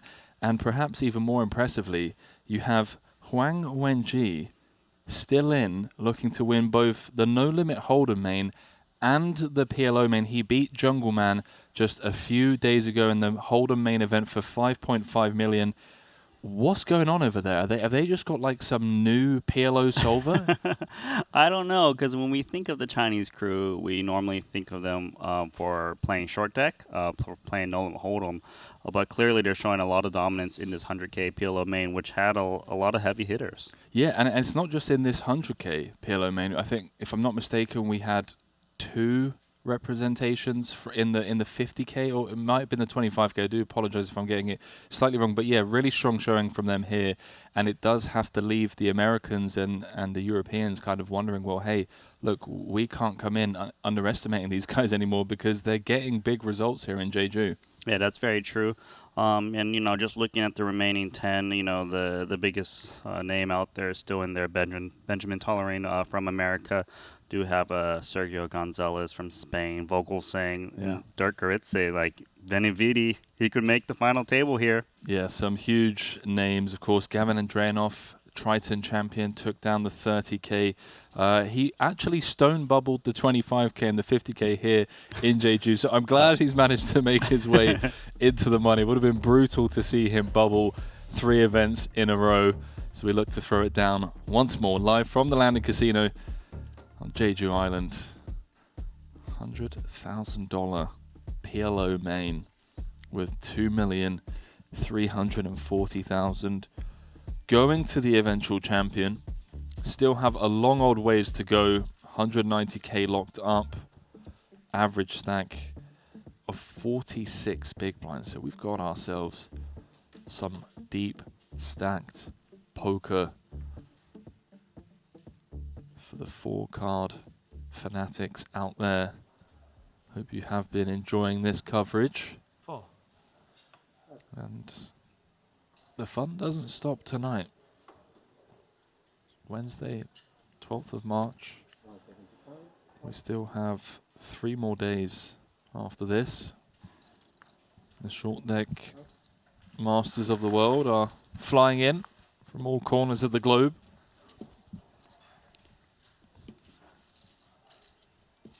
Just going to put it out there. Gavin, kind of Kevin Rabichel's doppelganger. Anyone else? That's the Kevin Rabichel doppelganger. Yeah, anyone else see it?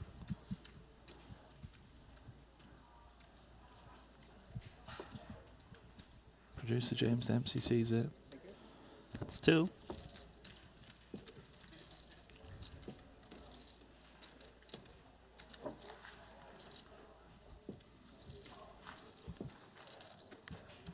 Randy. Yep. Got back to my room last night. You know what happened? What happened? The ghosts were in my room. Oh, did you get the flashing lights? I did. And I was like, that is the ghosts deliberately trolling me. Hadn't happened. I've been sleeping in that room for the last however many nights. You and I speak about how this place is haunted. You tell me you got ghosts living in your room. Sure enough, I go back to my room. Lights are flickering. It's probably the same one, because they haven't flickered my lights for a day or 2. So you passed it on to me? I passed it on to you. God damn it. You also the same guy that stayed on the 4th floor, right? Last stop. In Monte Carlo? Yes, you did. Yeah. Room, what was it? Room 444 on the 4th floor? It's a lucky number. What can I say? That was intentional. That was deliberate.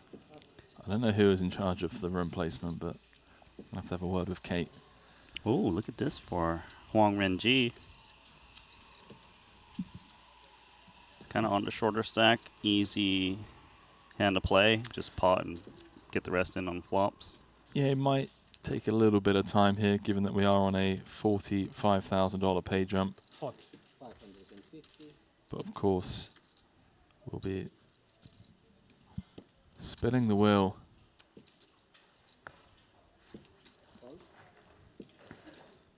We know Ding has never in his life declined the opportunity to play a big pot.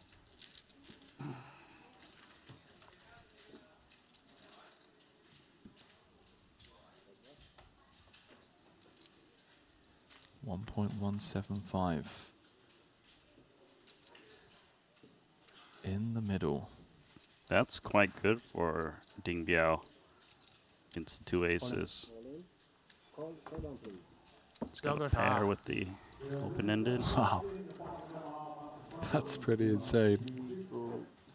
I mean, Wang's happy to be ahead. You know, sometimes he's just, you know, near dead on this board. So the main event champ, fresh off his $5.5 million cash. Looking to just hold here.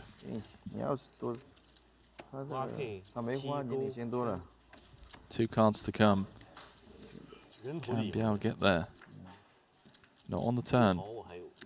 King, Queen, Jack, 8-7 would do the trick.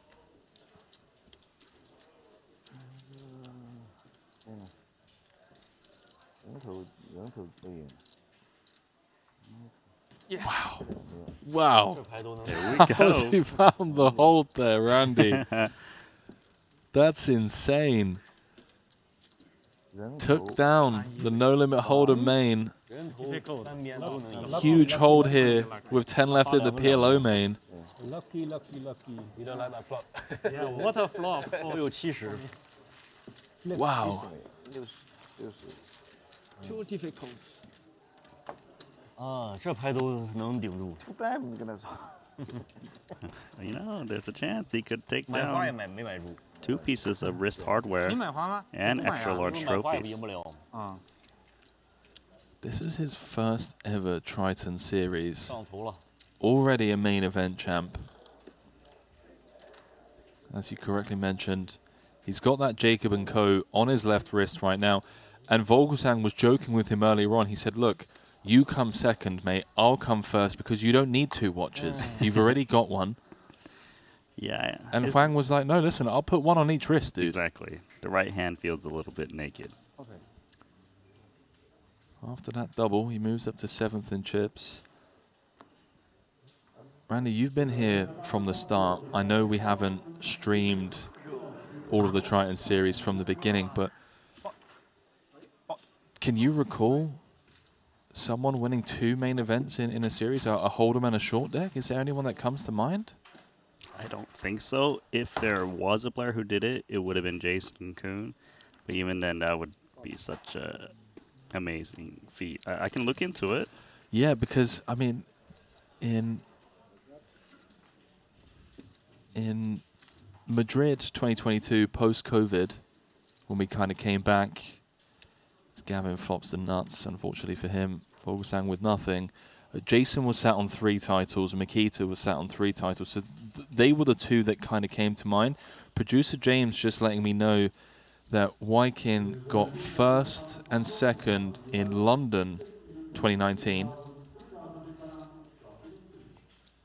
in the No Limit and the Short Deck mains, which is insane. But nobody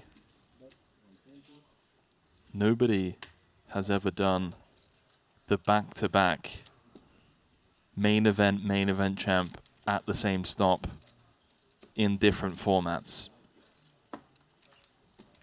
Yeah, and it would be even more impressive here in Jeju because obviously the field sizes are enormous. I had 8 high, so it's definitely not my flop.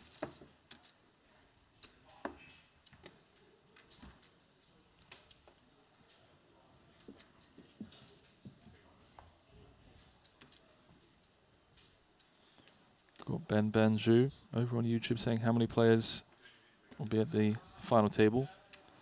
7 players will make the FT. Shout out to all of the viewers over on YouTube, Twitch, Triton Poker Plus app. It's been a while since we've said hello to you all. I do appreciate you keeping us company here. I hope you're enjoying the show. Let us know, as always, where you're joining us from, as Gavin, the ill-timed 3-bet, will run into the dominating hand of Biao. There we go. Let's go, chaps. Gavin does have 2 live flush draws. Hearts and clubs squaring off against spades and diamonds. Gavin's pair pipped by 1. It's almost the same hand, besides the pair pip. The flush draws are live. What are the odds on someone making a flush this hand, Randy? Extremely high. We'll see. Do see a diamond. Wow. Good luck winning that one. Middle set, second nut flush draw for Ding. Gavin drawing to running clubs or running straight cards. Dead on the turn. GG's indeed, Mr. Andranov. Always a threat to go on a deep run and pick up another Triton title. Glad to see him make the money in this after stone bubbling the 25K and 50K. So respected by his peers in the PLO community. But his second PLO title will have to wait. Potentially grab it in the 30K. That is a turbo event. Sure. It was a much needed cash for some confidence going into the last PLO event. Gavin. No. What are you doing to me, Sergio? We're down to 9. Down to 9. I think you should. No. I think so. Ding with the chip lead. Så kan ikke få det. Ace King Jack 4. Ace King Jack 6. Nej, dat is een langzaam spelen. Nu kan je gewoon... No ice. No ice. Ja, dat snap ik. So we're waiting for this table to catch up hands. They've got 2 hands to play here before we do the... I don't know what I want to call it. The Triton initiative of playing a random amount of hands and then a player coming over from the 5-handed table to the 4-handed table to keep it as fair as possible. I don't know what you would call that. I don't know what you call it, but my favorite part about it is that number of hands is a secret. Yes. So players won't be able to game the system to try to get advantage. Race spot? I wonder how long it's going to be until other poker 470? companies start following suit, because it just seems so obvious, doesn't it? Exactly. It makes the game fair, keeps the flow going. I'm surprised it hasn't become mass market adopted. Big clash incoming. Yeah, Amot's 3-bet, tolerant with the ace queen, queen deuce double. Good luck, chaps. Good one, Well, this could get us down. Pretty good. Ace King Jack here. Could get us down to 8. If Tolerant can hold. Mads is the shortest stack in the field, started with 17 bigs. All in brought to you by WPT Global for Mads' tournament life. Needs to convert this 42% equity, otherwise he's going to be out there.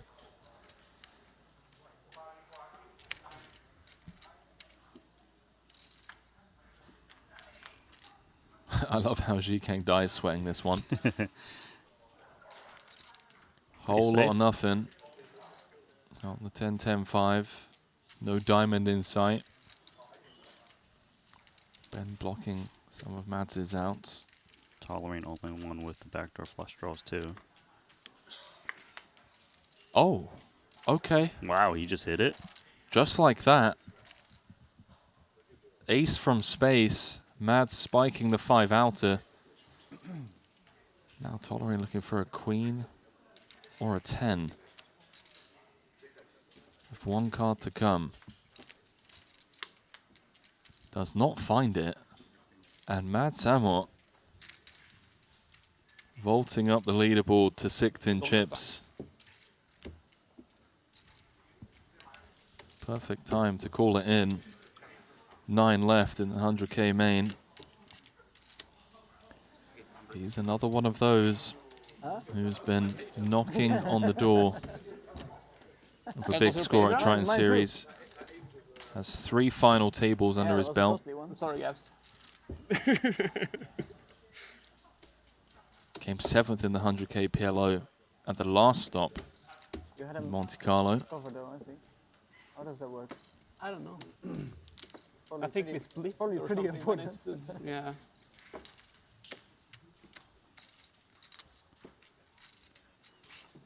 It seems like Mads' only cash is our final tables. Might be able to add number 4 here with that double. Gonna shoot him from 9th to 6th in chips on the What would overall happen leaderboard. then? They split it between us, or they split it between us since it's different table, or is it shortest stack? It was Oh, yeah. the second hand we played. It was the second hand, yeah. Yeah. That was the second hand, yeah. I think you had you covered as well. I had like 800. But I think they split it if it's 2 tables and it's two tables in. Yeah, but if we busted on the same level, would you split it if there's a pin jump? Okay. Oh, this is the same hand. Okay. So it was. Very good, Mats. Then it might be full. You only live once. Huh? Yeah, I like it. I like it. That's a great response from Mads. I was tilted after Sergio was 3-betting me with ace deuce deuce here. I'm not opening under again. Huh? Sergio is telling me he had ace deuce deuce when he's 3-betting me out of the big blinds. Steaming. What a guy, eh? Yeah. Bossy. Okay, on to Quiet. this one. G Uh-huh. Kong Dai, And then he China, 3.1 million strikes. chip stack, limping to Tolerine. What do we have here? We just got the nut straight for Ben I won't do With the it. 3-5. Yeah, no more. with the 3-5, Reverse of and the Dai shot. has You top wanna do pair Some shitty hand. and a gut shot himself. Yeah. They're gonna see it on TV. Wow. Superstar, are you doing? That Still gut in? shot is heavily blocked by the 2-5s in Tolerine's hand. So you on the final table, eh? 2/3 spot. Huh? Of course, I'll be there. Xu Kang. Can't really fold. Top pair, little gut shot, and backdoor spades. Nutted spades too. Okay, well, fortunately for Dai, the flush has gotten there, which does mean that the size of the pot is likely to be a lot less compared to if a spade had rolled off. Monsters under the bed for Dai. This isn't the first time he's had a collision blind v blind with Tolerine. Does check through on the turn. Curious to see if Tolerine goes for value with the straight.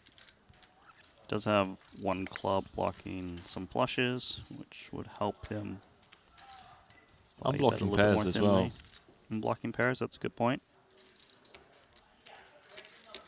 You want to unblock pairs so your opponent's more likely to have some random 2 pairs that can pay off.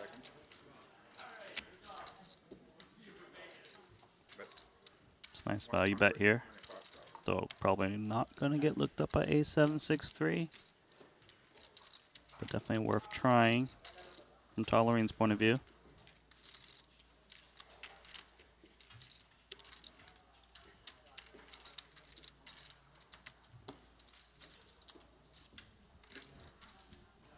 Ben knows exactly where he's at.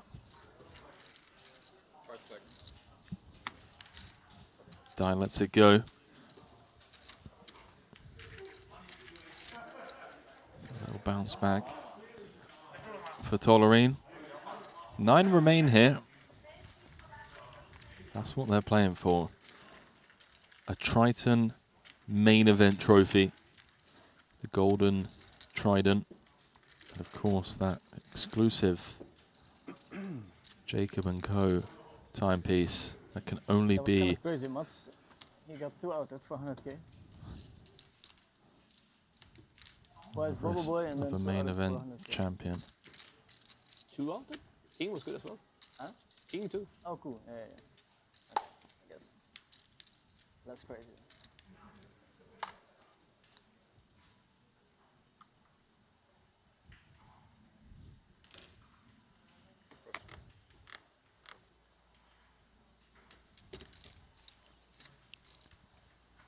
This is nice on the button, double paired.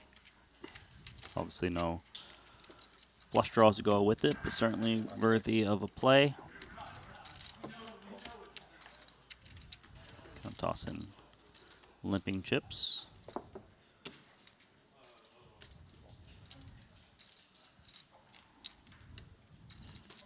I get Tolerine in there with 7663, given the cheap price. Seems like we're gonna get a check through.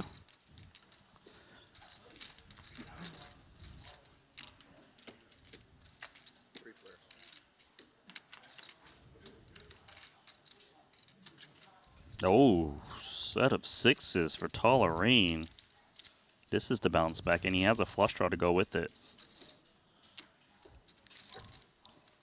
Complete whiff for Dirk and Dai, though, although Dai does have set outs of his own. Oh my word. Set over set.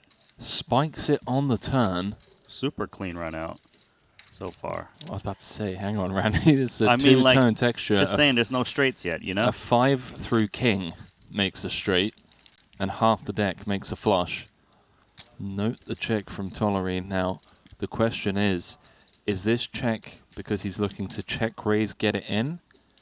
Or is this check designed to play defense and pot control, just recognizing that his opponents could have queens, could have nines?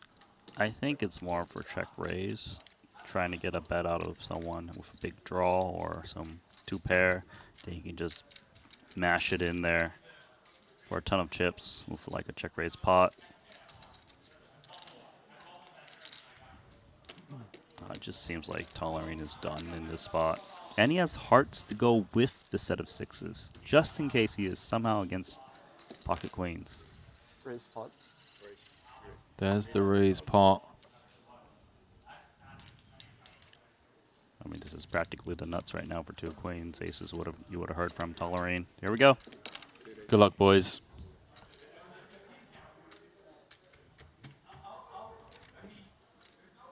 Cards on their backs. Monster pot brewing with 9 left. Tolerine was doing so well. Had grinded up to 2.8 million. And lost that big pot against Mads. They're getting 5 outed. Now finds himself 1 card away from elimination. Needs the case 6, 6 of spades, or a heart. Note the Queen of Hearts is not an out. Huge spot for Dai to bounce back into this one. Was the runaway chip leader for so much of the day. Been getting obliterated for the last couple of levels.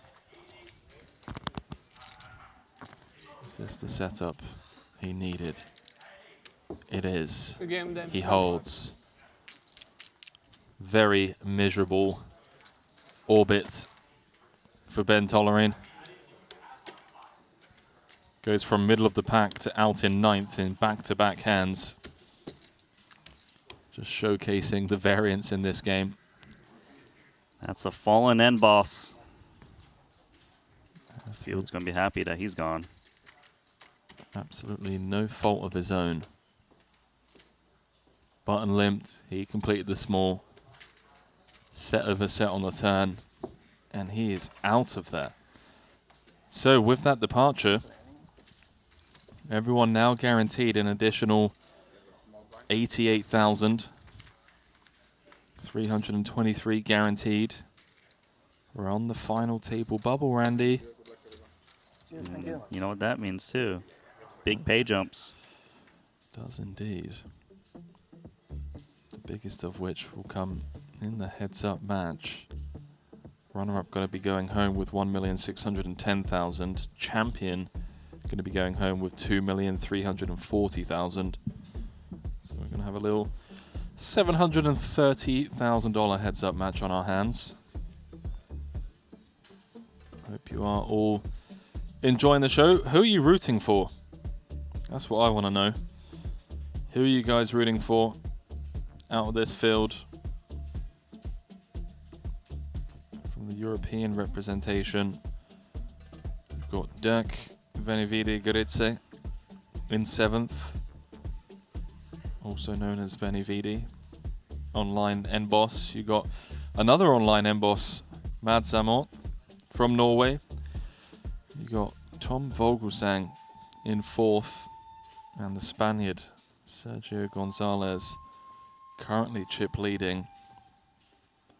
But the Chinese delegation is 50% of the field here. 50% of the remaining field is from China. 25% is from the Netherlands, and then we have one from Spain, one from Norway. North America's out of there.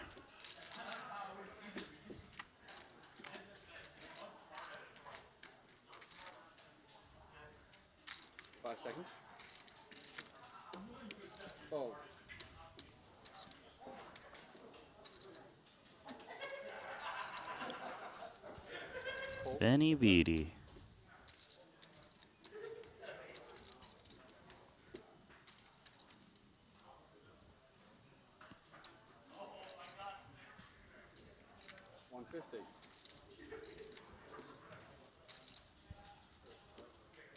Little raise from Gonzalez with position, blind versus blind.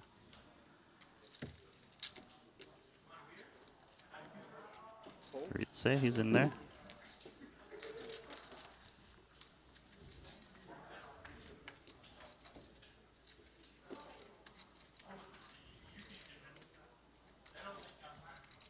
Acceptable for Gonzalez, not flush draw and a gut shot.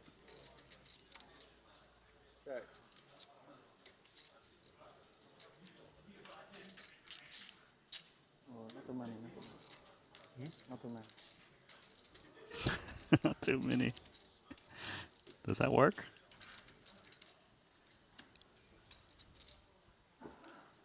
Venny's never continuing, regardless. 175. Gonzalez extending his lead. All these spots are so weird. I have no idea what I'm doing. Me neither. Yeah, but for you it's fine. Like, you can basically do anything, and it's okay. Have you read time banks, please? What? Have you read time banks, please? Red time max? Yes. Not longer. May I have you read time banks, please? Thank you. That was a very honest exchange between Venny and Gonzalez. Dirk just saying, I have no clue what I'm supposed to do in these spots, and Sergio just replying, same here. And Venny's like, well, it's okay for you. You're overwhelming chip leader, you know. You're allowed to get involved pre-flop. Yeah, that's kind of what's fun to watch these PLO snipers play. Like, they're not used to playing with ICM in play, right? Something and then it's completely the opposite thing. Yeah, but for you, whenever in doubt, click the bet button. It's a good strategy. I think. For me, it's like I got called before and I didn't know what to do. I flop a set, it was easy then.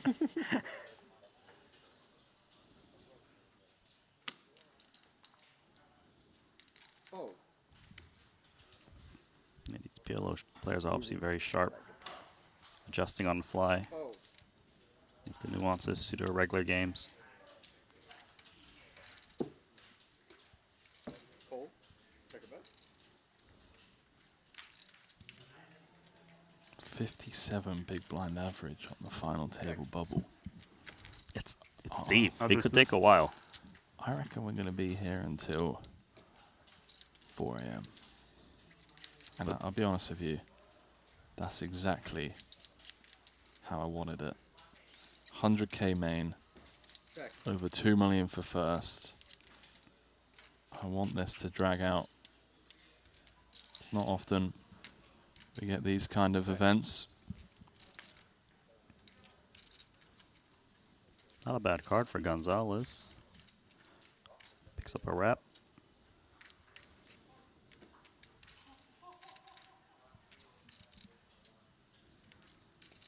Technically, the ace high is good 75,000. at the moment. It is. Hence the 68% equity, but cannot continue versus half pot. Yeah, as you mentioned, 57 big blind average, super deep. It could be very grindy as long as everyone follows the same rule book, which is, play a little bit tighter if I see him around. But I kind of feel like with this cast of characters, that's not what we have on our hands. Especially with Ding Biao on a monster chip stack. He's going to try to use that to his advantage. Even hearing Vinny Vidi self-admitting that he's unsure how to navigate some of these spots when he's the shorter stack. So it's going to be cool to see how they adjust on the fly. Couldn't agree more, Randy. And I think it's part of what keeps the poker elite coming to these events, because they get here, 8 left, final table bubble, and they find themselves in situations that they're unfamiliar with, and it just keeps, the curious cognitive clock ticking. They get to go back home, review some of the hands they played, and discover new parts of the game. I think for a lot of them that compete at these stakes, yes, the money obviously plays a significant role, but just that constant pursuit of improving. Yeah, and even like the big no-limit players that are playing these PLO events, right? Like, sure, they may have less experience in these big PLO names, but they understand the tournament aspect of the game more. So it's cool to see they kind of clash each other and who comes out on top. And then we have the Chinese delegation that kind of plays their own style. So a lot of different play styles in this main event, as we do have aces. This is one's easy. And he actually comes with call, looking for a limpy raise with the double suited aces.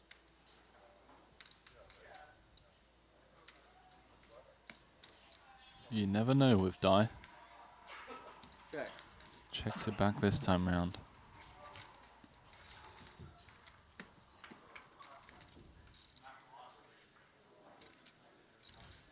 Complete whiff. Out of the big. Mads checks it on over. Camera's on Gonzalez for some reason. I would love to play. It's like low enough where everyone's having a beer and a little chat. And once you're on the final table in a tournament like this, everyone goes quiet. They feel so relaxed. They have to think too much. Everyone is Wow. He's just playing like the nut low, basically. Like 7-4-3 deuce. He doesn't have anything, right, Henry? No, he's got what you like to call Badoogie. And I think he's dreaming of a 5 of clubs turn. Mads not going anywhere, although never thrilled about the pot size bet from Dai. That's unblocking all of the flopped pairs. I just love to play so much, but when you make a couple of day twos, 9 then of the hearts. schedule is quite tough. Completes 2 straights. Yeah, it's a dangerous card for Mads I think against normal ranges. I want to do something with my girlfriend tomorrow. Go to the... Yeah, it's flying actually tomorrow.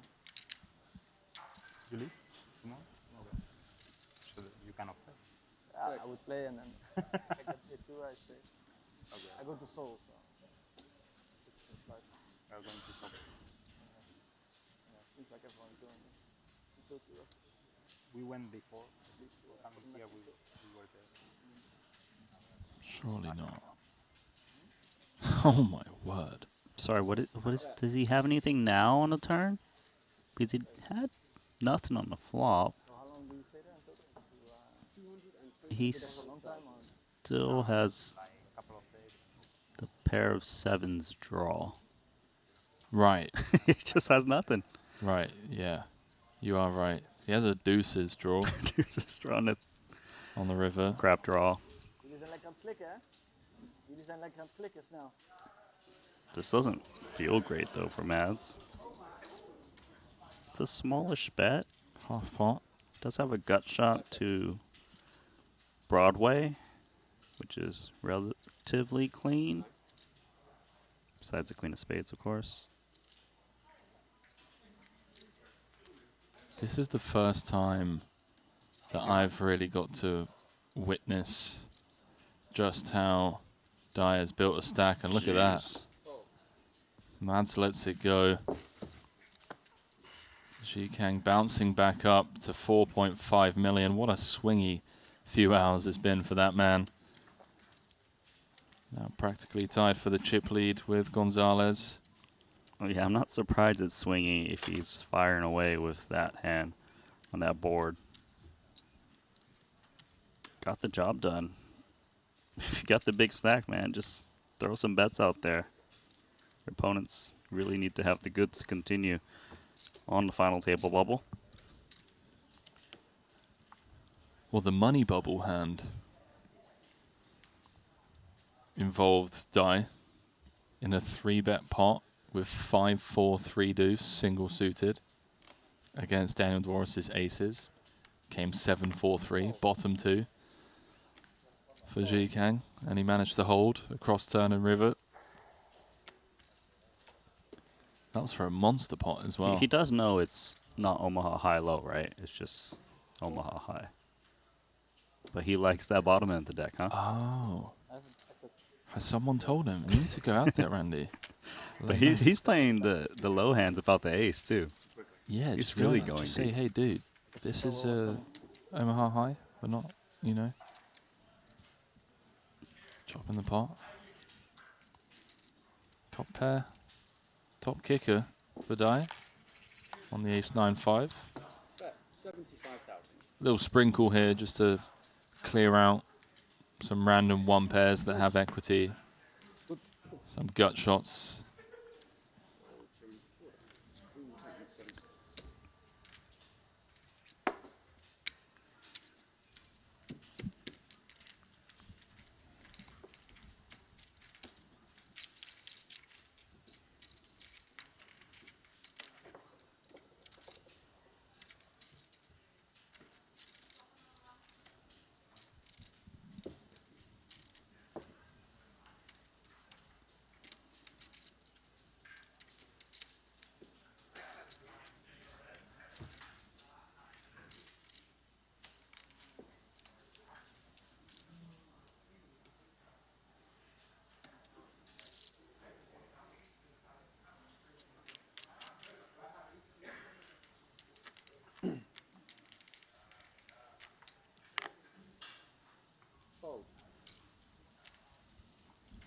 Dai's going to be involved again.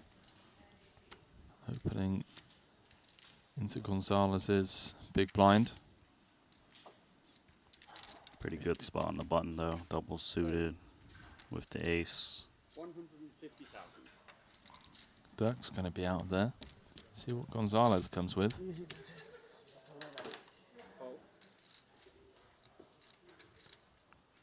Gonzalez with the tri-suit ace king jack.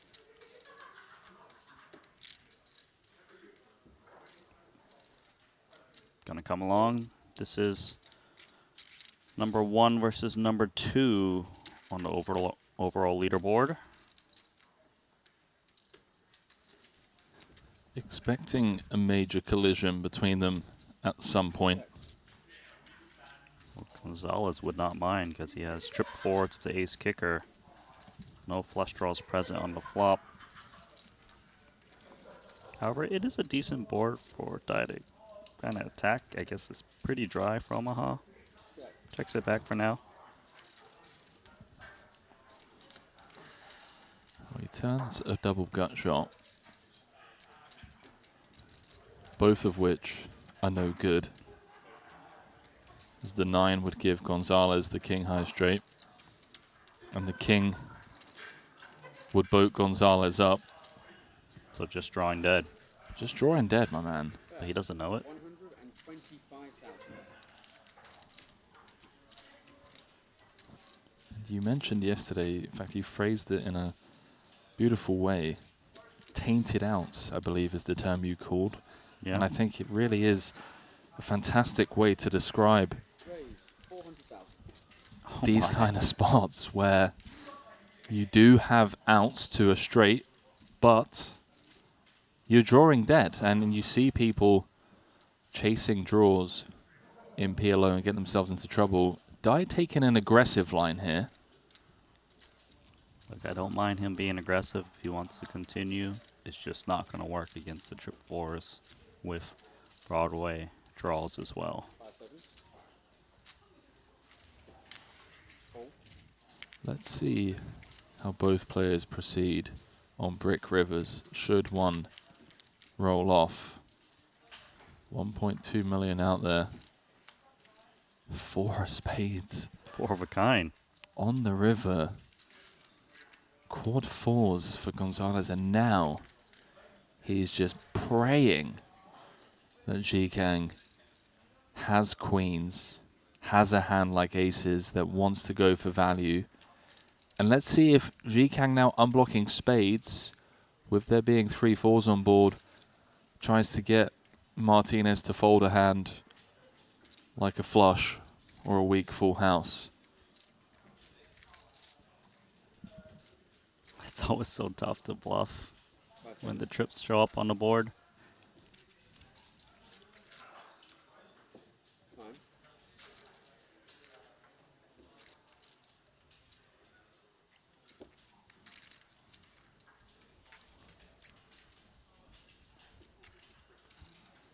Yeah, for him to bet here, it would be, it seems very narrow, which makes it more difficult to pull the trigger. You know, he's repping what, queens, 10s that didn't bet the flop. He checks It back. Godzilla.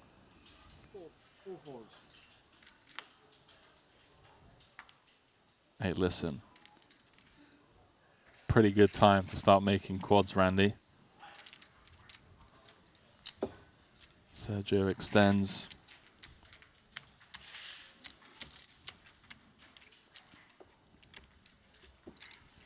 Guess Jikang beating hands like Queen 10 on the river. Yeah, true. That is true.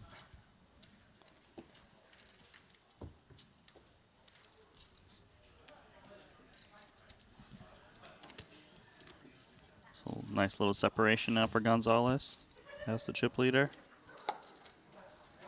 Kong Dai still in third, with 80 bigs.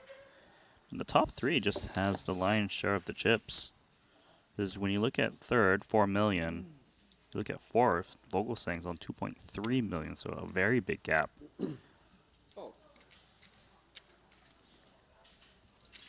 Yeah, when I look at the way the chips are spread out across these 8 players, yes, you look at Gonzalez, 107 big blinds, but even Venny, shortest stack, has 26. You know, if he doubles up, he moves up into fourth. This really is anyone's game. This tournament is here for the taking. Yeah, far from over.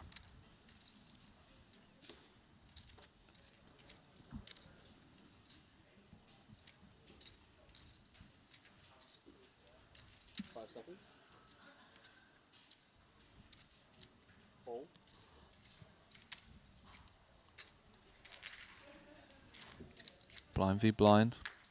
Gonzalez leaning pre-flop.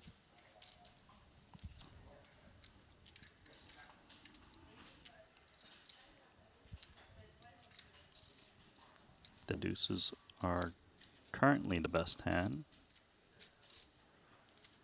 Little gut shot for Mads.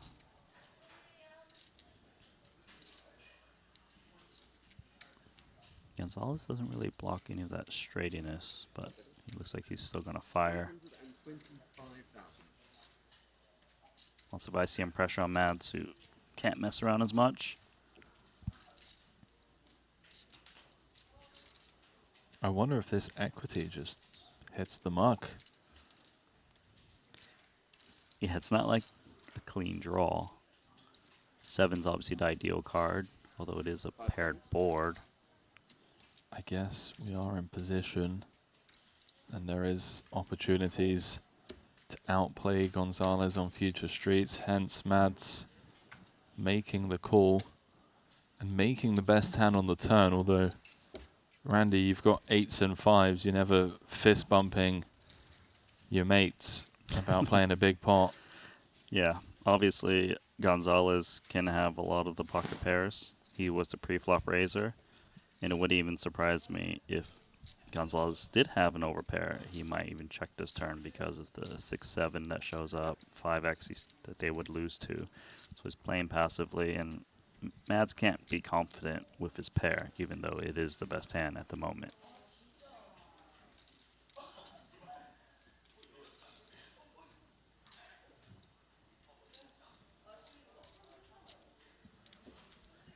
Does have a nice hand to bluff with.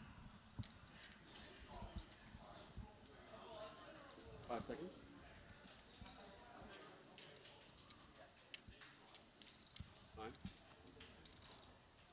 Get folds from high cards. 7 and Really 9. put pressure on a 9.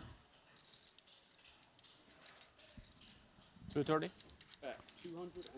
There's a little bet.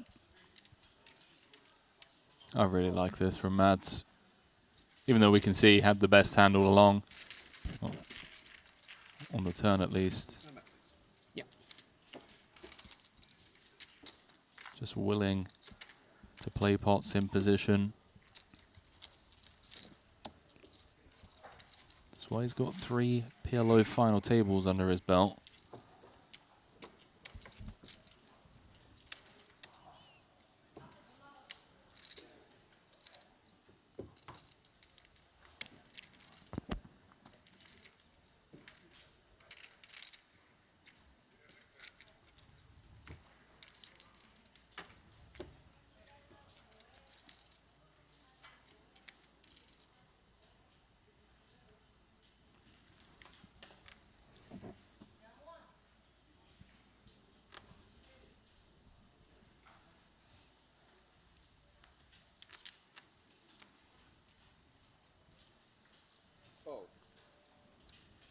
Eight players remain in this record-breaking 100K.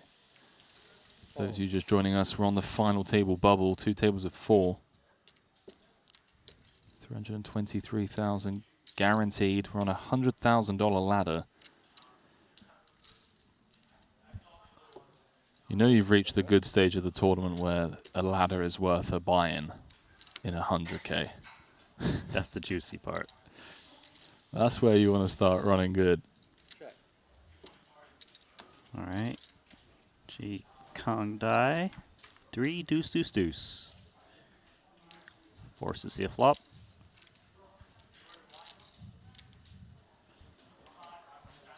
Feel like he might even find a way to find a bet if he gets the opportunity to do so. Mads is just a pair of 8s. Given off, based off of the last blind Based v on how he's been blind playing, yeah. confrontation. Look at this, little bet. Gonna close it out.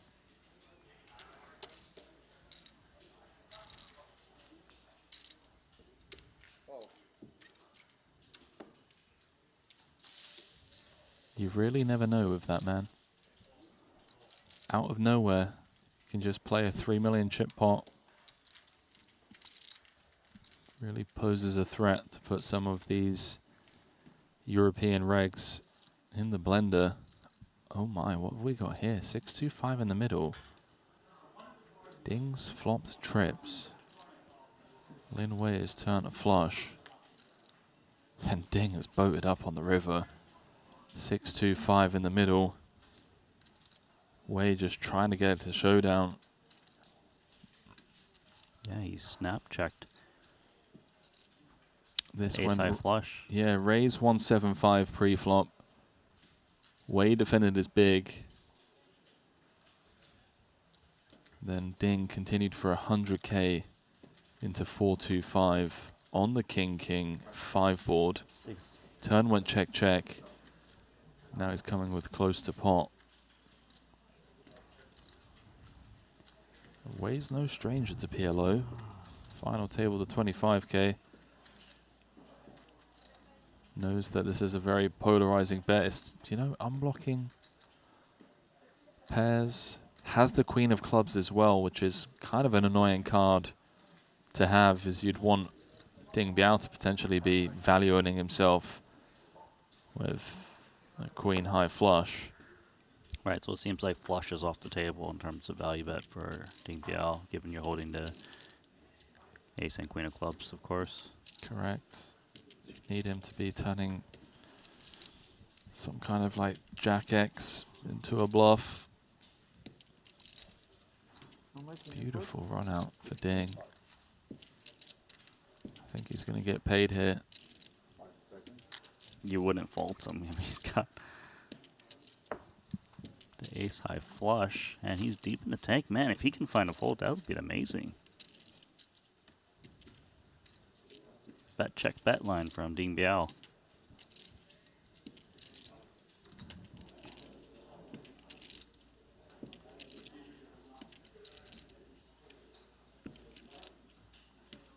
Seems that Lin Wei's hunch is correct. Can he just follow through? He's flicked in the one chip. Makes the call. Ding. He knew. Gets to proudly table the full house as he ties for the chip lead, but perhaps more importantly, chops away at one of the legs of Lin Wei, who now joins Veni at the bottom of the chip counts. Lin Wei's intuition was telling him that something was off, that his flush was no good. Just couldn't find the fold.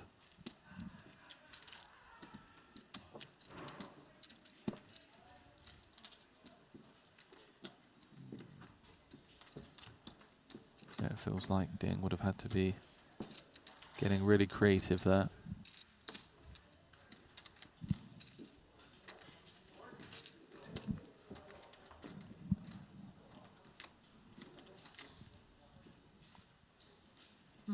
Blind's about to go up.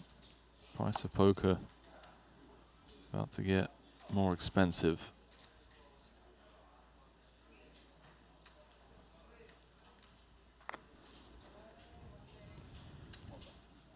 So Huang Wenji currently sitting in 4th in chips. Looks like he's going to play 3x. This is the thing I love about Huang, is you rarely see him limp.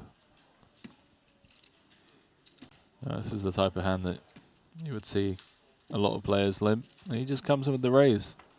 Just keeping it simple. Inflated pot. I don't know if that's keeping it simple per se, but more of his no limit roots kind of trickling into this PLO main event. This is the only PLO event he's played this series. I mean, why not? Staking it for a spin. You win the Hold'em main, you're like, well, I have to at least try and win the PLO main, and here he is with a healthy stack. What if the Hold'em main was just a satellite into this main event for him? That's one hell of a satellite, Randy. It is C-bet with 9866 on King 7-3. Wins it. Yeah, Ding's suspicious, but just unable to do anything with his exact holding.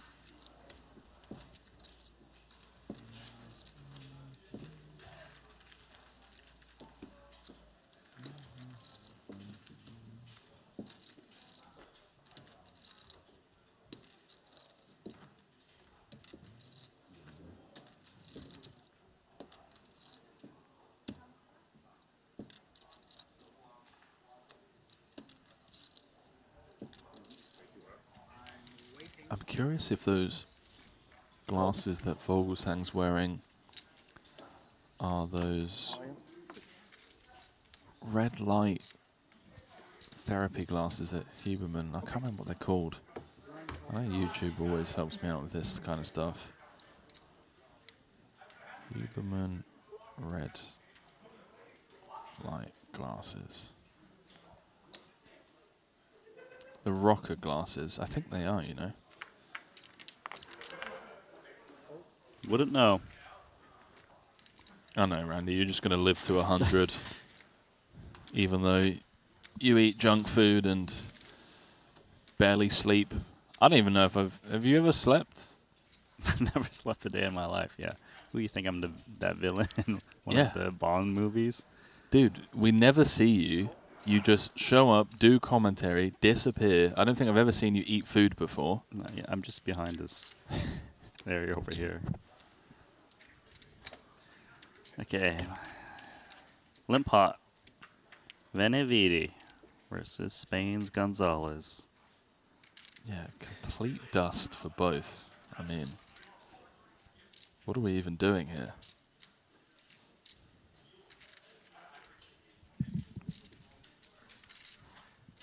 Any gonna take a stab with the Broadway draw? Broadway draw with no heart blocker would seem ambitious.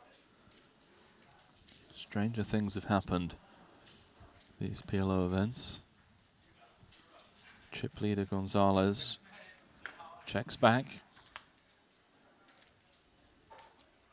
Somehow a pair of fours is the best hand. But it's the pair of threes. That's the one betting. Relatively quick bet from Venny. Doesn't necessarily have to have a hand as strong as a straight or a flush in order to bet. Gonzalez wasting no time. It's a cool pickup. Just felt weakness from the big stack. We've got 3,500 people watching over on the Triton Poker YouTube channel, Randy. Feels incredible to say that we've got 342,000 subscribers now, doesn't it? When you think back to Remember Madrid. you saying like, oh, let's get to 100K. Yeah, exactly. Remember in Madrid? Yeah. We would go up by like 1,000 subs and we'd get super excited when we got to 93. I mean, Goals really are different now. They are. Yeah, obviously got our eyes on 500,000. Would be incredible to reach that this year. Massive shout out, of course, to the social media team. Always doing their best to engage the viewers, all of the moderators, that ensure that people aren't needling Randy all the time. That's my job, okay? I know eventually, don't they get like that plaque, that YouTube plaque, if you get X amount of subscribers? Yeah, I think for 1 million subs. 1 million is the mark, right? I think so. That'd be pretty dope, wouldn't it? I'd like to see that. Give us a couple of years. I don't want a couple years. I want it now. Hey, listen, I don't blame you, dude. You're doing your job with that cash game stuff. Can you leak anything? Have you? I can. Yeah. I just finished voice-overing 2 sessions, so 8 hours of footage. That Nice. will be released. Give us some juicy deets. We got any $1 million pots in there? Of course. There are 7-figure winners and losers. I'll Wow. say that. 7-figure winners and losers. Yep. Okay, well, if you haven't already, click that subscribe button, please do. And if you have, but you haven't clicked the like button, we'd also appreciate that, as the more likes we get on the videos, the wider the audience that is reached. We thank you, as always, for helping us on our journey to continue putting out world-class poker content free of charge.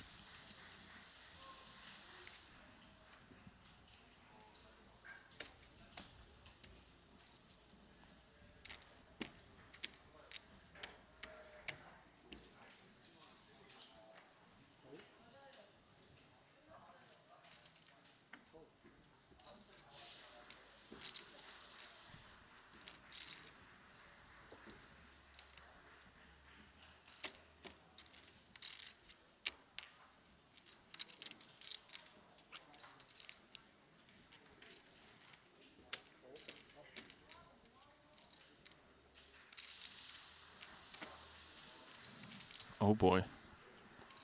This could be trouble. Blind v blind. Mads with the queen, 10-6.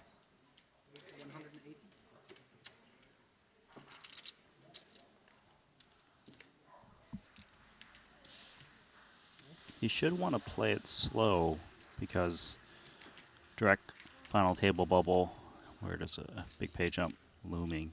His hand is playable, but not really worthy of putting in 1.9 million.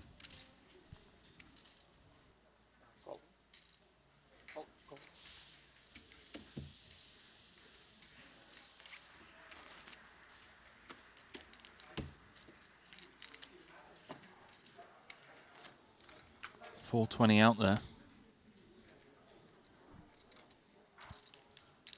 Jack 7-4 rainbow.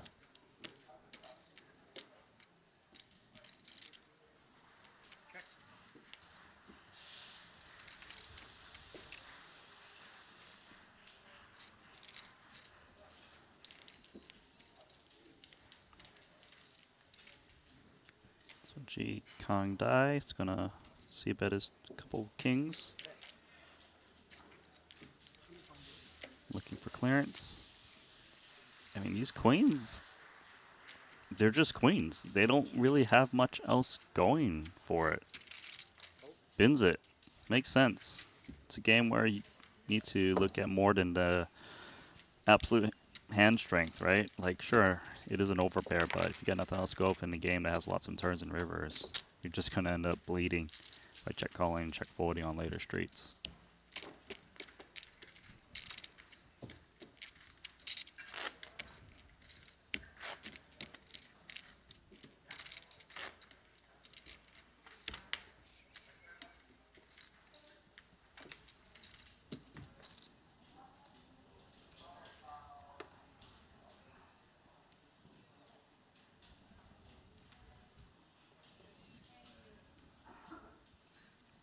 That's a lovely one for Huang Renji. It's a beautiful looking hand. Four-handed.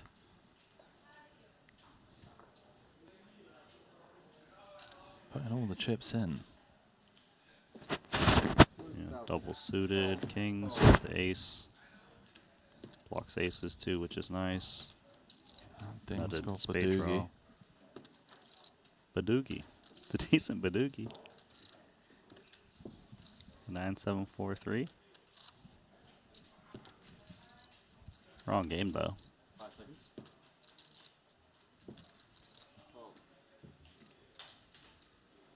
Renji would have welcomed action with that one.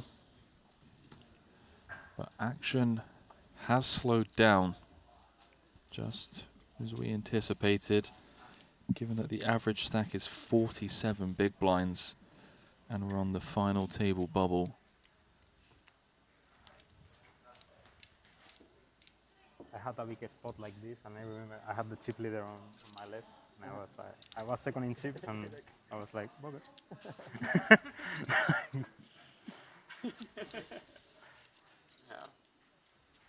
Yeah, at least I'm getting easy decisions. I like it. But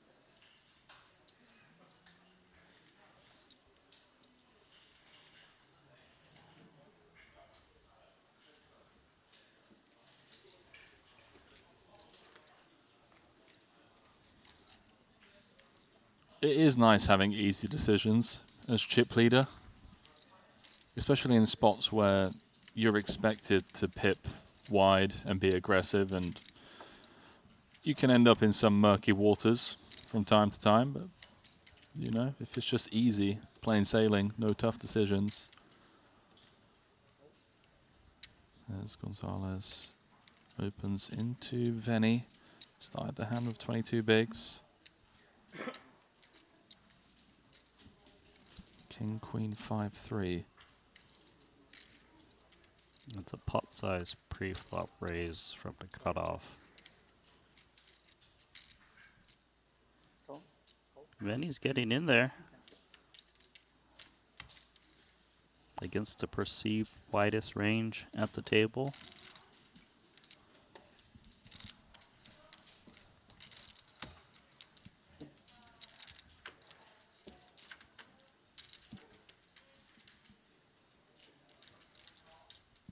Complete whiff for Dirk, unfortunately. Middle pair, not going to be enough to continue in this. Gonzalez with the overpair and gut shot. 5-10 in the middle.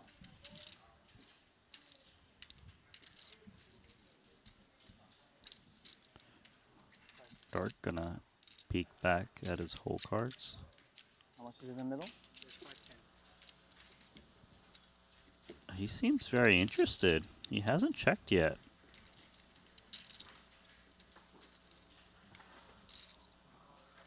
Just wants to run his equity here, do you think? It's crossing his mind. He is going to lead a full pot with the pair of fives.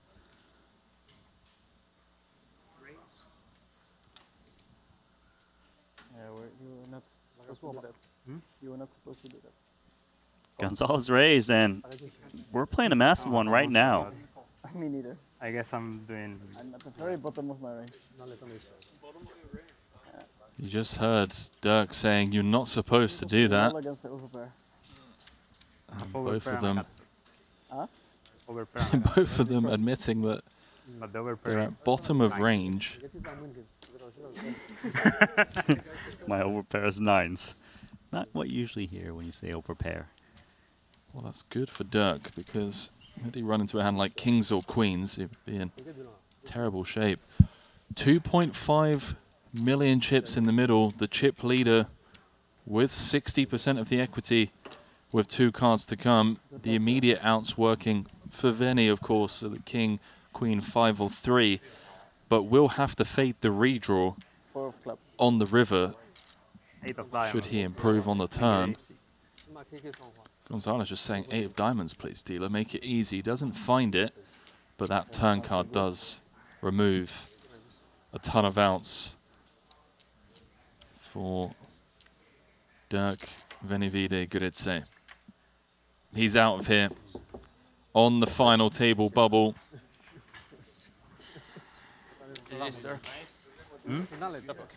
No final table Close. this time round. Happy to just take his equity on the flop with the 5-10 in the middle. And just like that, almost out of nowhere, What do you see? we're down to the final table. Yeah, It had sure, been, sure. Thanks. you know, it'd been pretty chill. No big collisions. But all it took was a big blind defense. Benny heading to the cash desk to pick up $323,000 for his efforts. And that is it. We are down to the FT. 4-2-3 guaranteed for the final 7. It's the Spaniard chip leading by a decent margin. He's now playing 106 big blinds. China's Biao Ding in second with 70. And its fellow countryman Zhikang Dai on his tail.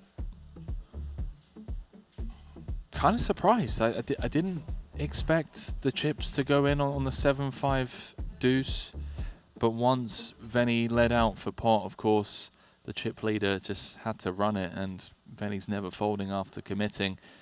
Randy, we're down to the FT in the 100K PLO, man. We are down to the FT, and another fallen soldier, one of the greats in the game, Dirk Venivide, is out. And we still have a majority Chinese delegation here with the remaining 7, but it is the chip leader Sergio Martinez Gonzalez from Spain with the big chip lead. He's got 106 big blinds going into this. I think the insane thing for me, I'm scrolling through the entire field. There were 7 players from China that entered this 100K. 4 of them have reached the final table, but I guess the biggest storyline out of those 7 Chinese representations is Huang Wenji, who took down the No Limit Hold'em main event, beating Jungle Man Dan, heads up for 5.5 million. He's looking to become the first ever player to go back-to-back main events in a single series, taking down either both, you know, a Hold'em or a short deck, which Wai Kin Yong almost did in London 2019. Can Wenji do it, man? I mean, he's 4 of 7, would be a huge storyline in his first ever Triton series. Now, Randy and I are going to be stepping away for about 15, 20 minutes or so, I believe. 25 minutes, getting confirmation there from producer James Dempsey. All of these players, of course, going to, you know, get a breather, just soak up the moment of what's about to come. And we're going to set the stage for what is hopefully an epic showdown here in Jeju in the 100K main. 2.3 million will be going to the eventual champion. Randy and I will catch you in 20, 25 minutes or so. See you shortly. The $25,000 buy-in WPT Global Slam is back. Join the action on March 2nd at Triton in Jeju. This time, for the first time ever, our players could buy into the WPT Global Slam with Passport dollars. Don't miss your opportunity to qualify for future Triton and World Poker Tour events. Download WPT Global with code Jeju and get a 100% deposit match up to $1,500. Sign up today and join the action. Ready to dominate the tables? With GTO Wizard, the world's #1 AI-powered poker solver, you can instantly study any spot in cash games, MTTs, and spin and goes. Build custom solutions for your games, accounting for factors like rake, annies, or tournament payout structures. Plus, you can upload and analyze your hand histories with just one click. Beat the best, crush the rest at GTOWizard.com. Looking for the ultimate platform to place your bets on the biggest sporting events? Look no further, because BetACR.eu, Triton Poker's official betting partner, is here. Whether it's the thrill of soccer, the intensity of football, or the fast-paced action of basketball, BetACR.eu covers it all. With real-time updates and competitive odds, you're always ahead of the game. BetACR.eu also offers exclusive poker events that you won't find anywhere else. Test your skills and make every hand count. Trusted online poker is back in the U.S. with the launch of Club WPT Gold. Play sweepstakes poker in daily ring games and tournaments against your favorite WPT ambassadors. At Club WPT Gold, you play with 2 virtual currencies, gold coins for fun and sweeps coins, which can be redeemed for real prizes. Get sweeps coins for free with gold coin purchases, daily login rewards, and giveaways. Join now and get in on the action.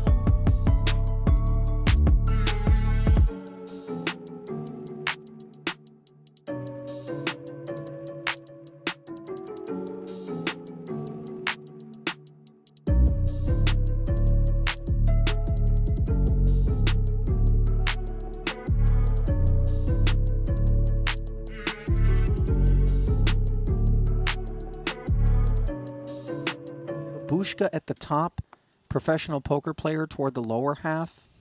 You know what I mean? Like if you just closed your eyes, you could see a tomato pushcart in a rural Italian village being associated with a portion of the attire. And then, of course, PLO killer 5 seconds. with the other part. Dylan very much among the best when it comes to pot limit Omaha. His results outstanding in that regard. Not a participant in this one. Korneth does dig in. Jack 10, 10, 7. Queens and trays for Greiko. 5 seconds. The thing about these ones, wow, he does announce pot, Randy. I mean, you do hit a set like what, 25% of the time or something Yeah, but like listen, that? the clubs are 2 spots removed from being nutted. And neither of your pairs are working in conjunction with one another for prospective straight purposes. And when we do flop a set, 5 seconds. we have issues from time to time, but nevertheless, Richard taking us in a very aggressive direction.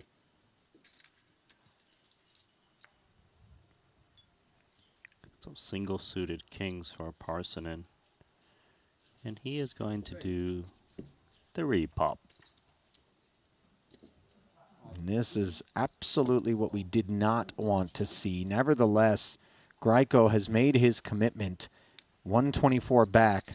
And as requested by Parsonen, he does stick it in there and realizes he is not doing well at all. A 2-to-1 dog in a 668K pot. Korneth's contribution limited to 40K as he bows out. And might Richard Grieco be on his way to doing the same? Ace, queen, 5. He makes the set. Just a king for Parsonen. And, you know, a pouty lower lip is something one can relate to. And quads is actually a little difficult to relate to. Performing far better than one might have expected. Richard Grieco with fantastic timing. And that's the cruelty of PLO in a nutshell right there, Randy. Send Neelis some watermelon soju. Do you think that's going to make him feel better? Probably make it worse. And you had better be really tough emotionally to weather these stormy seas, because even the best in the world, as Jason Kuhn will often remind people, and, you know, I love that he's the man that really kind of carries this torch because he has run so well and he's very humble about it.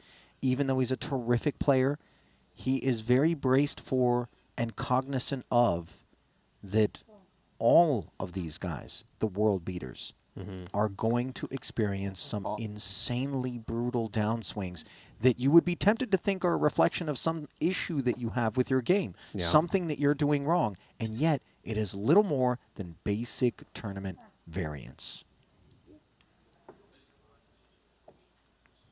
Jeremy Osmus tried to slip in there with King, Jack, Jack 5. Chris Brewer having none of it from the button. Rainbow Ace Queen Jack 8, the hand that he's using, by the way. 90 of 220 committed. Yeah, very short to start this hand. You surprised that with a lack of suits he would be willing to do this, or do you think he felt like there was some fold equity? From what I've observed, this just gets less important when we're this short, because of course fewer decisions down the road to be making in general. It's kind of just, well, do I have enough equity to spin it for 10 big blinds on basically every board that comes, and these 4 high cards, I suppose, qualify in that way. Well, the 4 high cards have turned into nothing more than a pair of 8s as Osmus asks for the remains. King high flush draw over pair. He's in a great spot.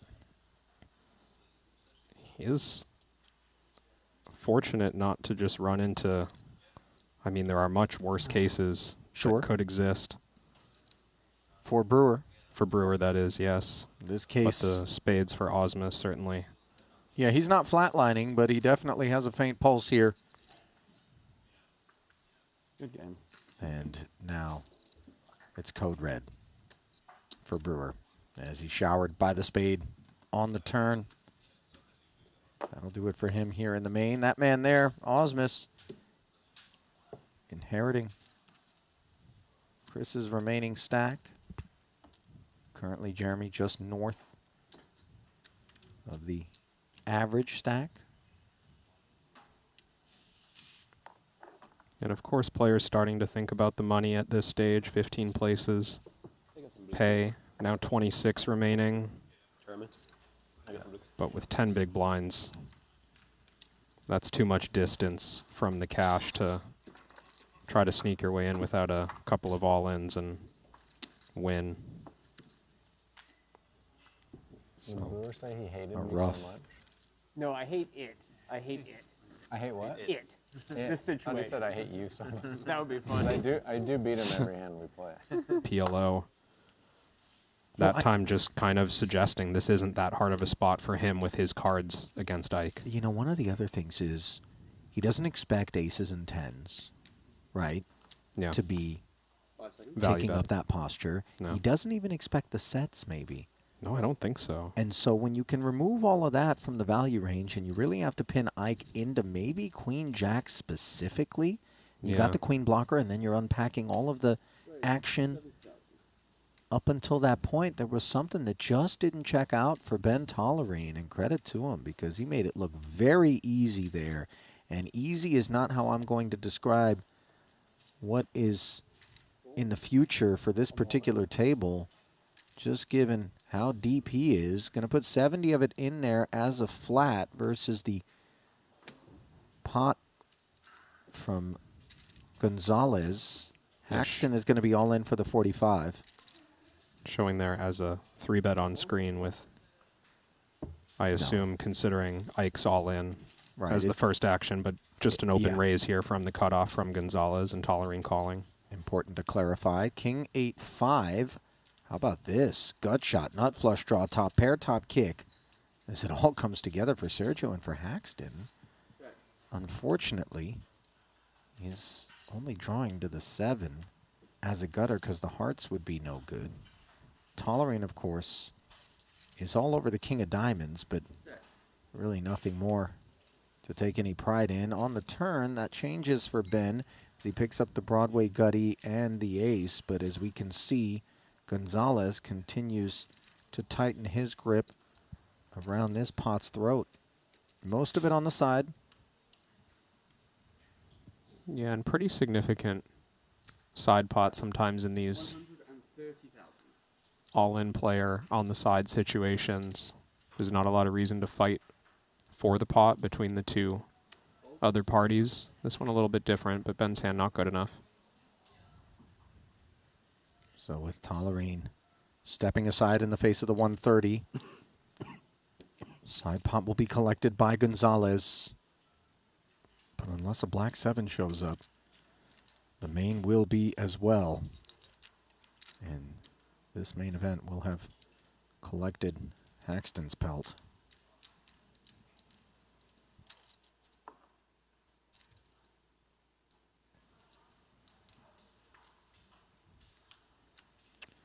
Good night, Ike. GG, Ike. GG's. As you see, promptly offered a fist bump over there to Tolerine, who made that big call against him. And, you know, listen, it takes moxie, and it takes a lot of gumption to put your life on the line, closing in on the money bubble in a 100K main, as Ike did with the 2 jacks, but just ran in them wrong. to a stubborn Tolerine. Are we 18? Are we 18? Okay. Trip to the lockers for Ike.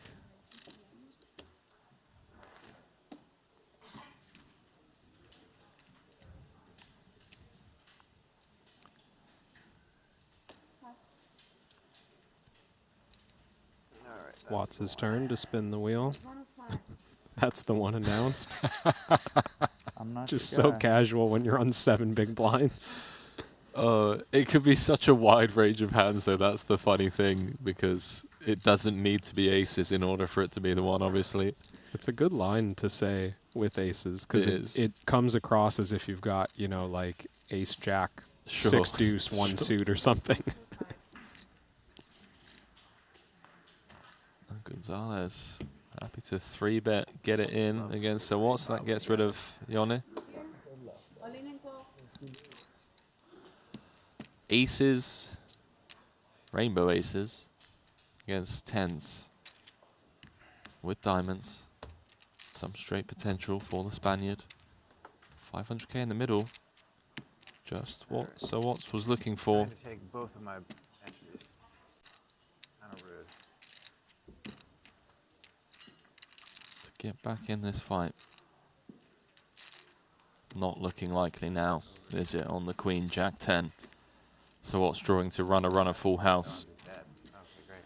Got a backdoor ace-ace or something?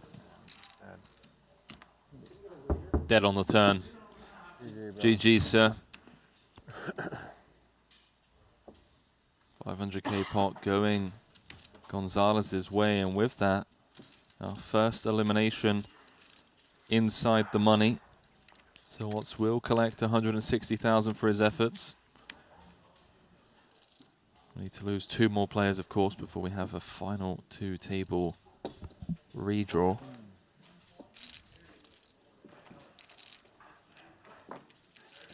Players always relieved to see a man of that caliber heading to the exit. And was it him who said, wow, those are way better than the shrimp dumplings? I know.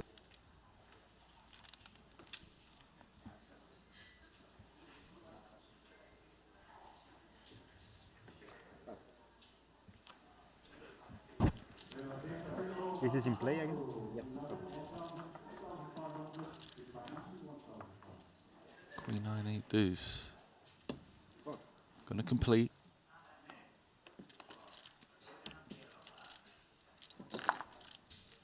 Jason with a very dominating ace queen 7-6, has diamonds covered. Does come with the 3x, looking to build a pot in position. 2-10 in the middle.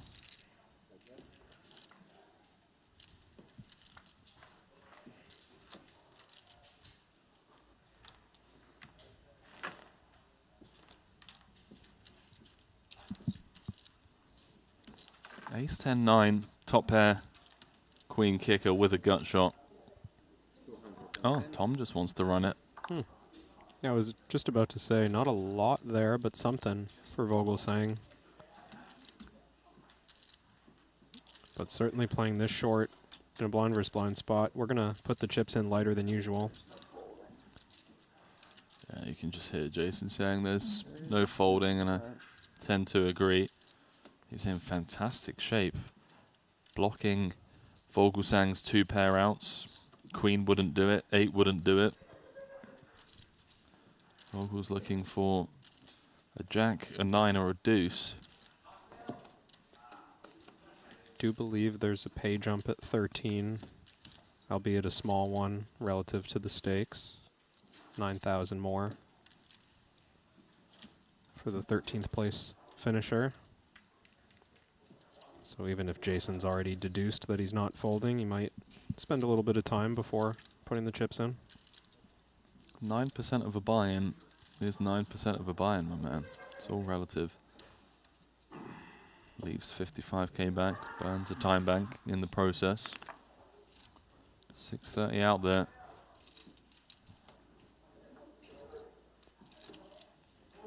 Now picks up the same gut shot as Tom. Brutal turn card for Tom, actually. He's now drawing to just a 9 and a deuce. Yeah. 8 wouldn't do it. Queen wouldn't do it. Jack wouldn't do it. 5 outs once. Jason, an 88% favorite. To be playing a very healthy and playable 25 bigs. Okay.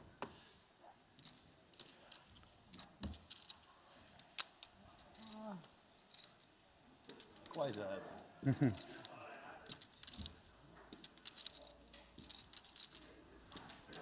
See what kind of trip it's been for Jason. Can he spin up a stack here? Go on for a deep run with 2 million up top. Oh, No. Come on, man. GG. What am I, 90 on the turn? Wow. GG, Jason. Fuck. I think that pretty much summarizes the trip. A 5-outer. You teach me. For a 25 big blind pot with 14 left in the 100K PLO main. And he fought. 9 jack deuce. No, you didn't, Tom. Jack no good. Jack no good? Ace queen 7-6. Yeah, sorry. P, Jacob and Co. Watch. If those 20 big blind stacks do let the likes of Shi Kang Dai do whatever they want for the next hour, they're just going to lock up 9th place and he's going to win the tournament half the time. This is not what you want as a shorter stack. Naj with a tough spot. Has to put in half of his stack in the next hand. More than half of his stack. He's got 135 back. And he would have to put in the big blind ante as well. 8, 7, 5, 4. Triple suited. Is it enough? Yeah, these spots are interesting. It's not like you have to go in dark. And I don't know, just exactly how dusty this 8-7-5-4 is, but I know in Hold'em some players get attached to this idea. It's like, oh, I just have to put it in with anything because I'm going to post the blind next hand. And it's like, well, if you win and you stay in the chair, you're going to post that blind next hand anyways. It's not like you've saved yourself the money. if you want to stay in the tournament, you got to post those blinds. So still need a reasonable hand to want to put in your stack. Well, let's see if Wei wants to post 4-3-5. Tom's ISO'd, bit of protection for the Hungarian Gergo Naj. Yeah, and kind of a risky proposition to have gone full pot when the original Razor only has 10K behind. You know, maybe there was an option available to us to isolate in a less expensive way, although maybe this is what we want, to potentially force out a hand like this, not invite in action unless someone behind picks up aces.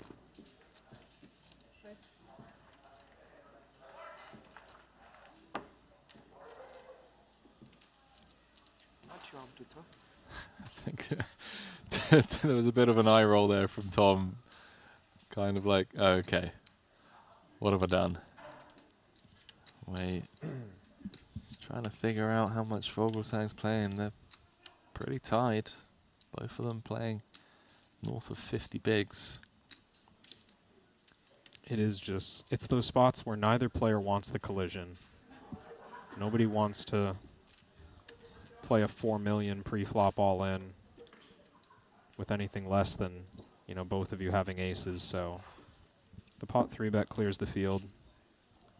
No need to get invested in this one.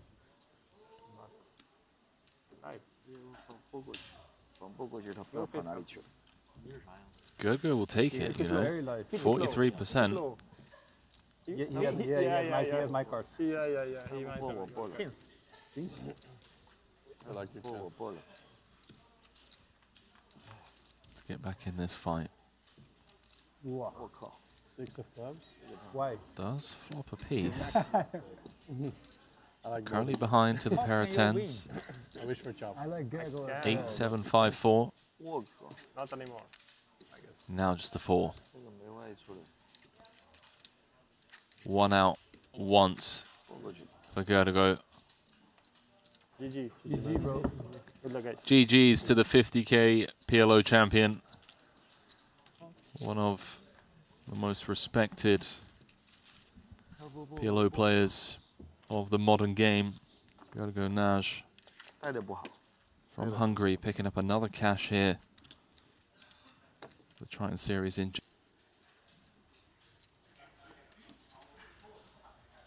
90,000.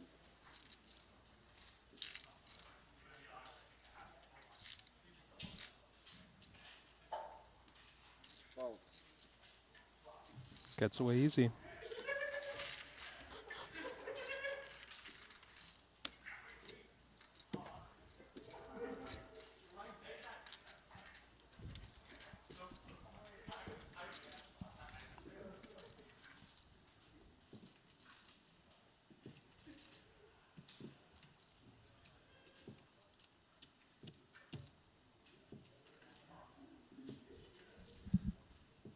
Yoni with a spot here does make the call. This table 5-handed versus the 6-handed table of table 1. So that big blind and big blind ante coming around a lot faster. Huang Wenji gonna defend the king 10 4-3. And while flops best, but note the wrap of Vogelsang. Any ace, king, jack 9. Give him the nut straight. Yoni with an open ender. Couple of backdoors. Yeah, I wonder, and I no longer have to, if Yoni, being out of position this short, just wants to front jam and try to clear out. 350. Clears out the only better pair than the 2 9s, so he's the equity favorite heading to the turn.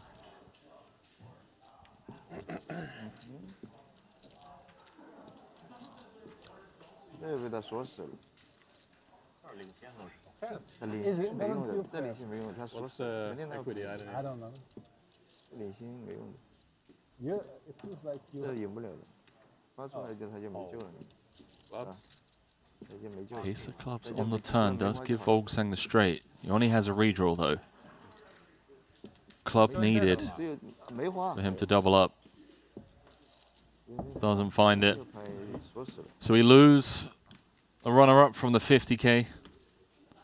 Part of the Finnish Armada. Yoni Yukima is the ghost deliberately trolling me. Hadn't happened. I've been sleeping in that room for the last however many nights. You and I speak about how this place is haunted. You tell me you got ghosts living in your room. Sure enough, I go back to my room.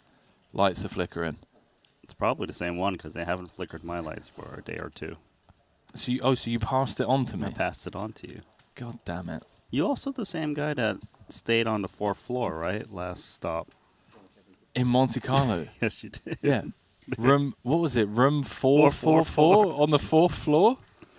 It's a lucky number. What can I say? That was intentional. That was deliberate.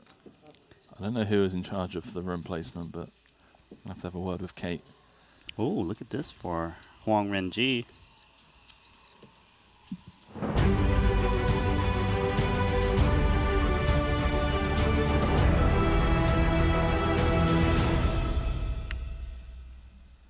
Well, at long last, it is final table time here in the $100,000 Parliament Omaha main event. Ali Najad back with you here at the desk alongside Randy Liu, who just witnessed our remaining 7 players secure a $100,000 pay jump as Dirk Geritza, better known as Veni Vidi, is shut out of this FT. Had Dirk made it, Randy, we could have seen 6 of our 7 combatants represented by a mere 2 flags. As it stands, 4 of those 7 are represented by what country? China. They have made their mark here in Jeju, and far be it from us to presume the 2 card is the only thing that has crossed the border. 4 card proving very popular to the Chinese. Yeah, it's very surprising for me. When we speak about Chinese players, we think about long deck, we think about short deck. We don't think about giving them 2 more cards to play with 4. But clear dominance, and they have shown their strength even in the prior PLO events here this stop. So, you know, I don't know what they're doing over there. How about the storyline of Huang Wenji, who has already won the 2-card main event? What an unbelievable feat it would be to come in and win the PLO main at the very same festival. That's something that's possible. Let's take a peek at the prospects right now with just about a minute remaining between now and when we're going to bring the players out to that final table. 4th in chips is Huang, 3 million and change. As you can see, Jikang Dai, 4 million above the 3.3 million average. Ding Biao, 4.2. But everybody's being helmed by the Spaniard, Sergio Martinez Gonzalez. Randy, 6.3 million in front of him. Not to be overlooked, of course, Vogelsang, Mazamot, and Lin Wei in that order, rounding out the final 7. Glimpsing at this FT, something you want to keep your eye on out here? I mean, usually it's revolved around the chip leader, and everyone else supposed to play a bit snug. I just don't think these players are going to go along with the normal playbook. Well, only time will tell. $423,000 has been secured, a $113,000 jump from 7th to 6th, and of course the tantalizing $2.3 million in change, plus the trophy and the watch awaiting the eventual champ. Let's send it down to Luca Vivaldi for the intros. Ladies and gentlemen, welcome back to the Triton Super iRoller series. This is the final table of the biggest PLO in the history of poker with 6-digit buy-in. 91 entries, 9.1 million in the prize pool. 7 players left. It's time to find out who's going to take home $2,340,000. In seat 1, a 2-time Triton champion is at his 3rd final table at this stop. Please welcome Ding Biao. Biao, 2-time title winner, on the hunt for number 3, over 11.3 million in Triton earnings, with several cashes already under his belt here in Jeju.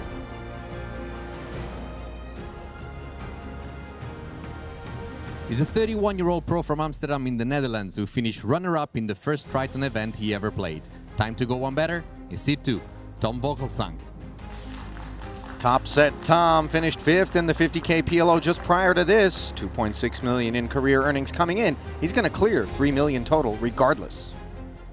He's playing for the first time on the Triton series here in Jeju and he's already heading to his second final table of the week. Representing China, welcome to C3, Lin Wei.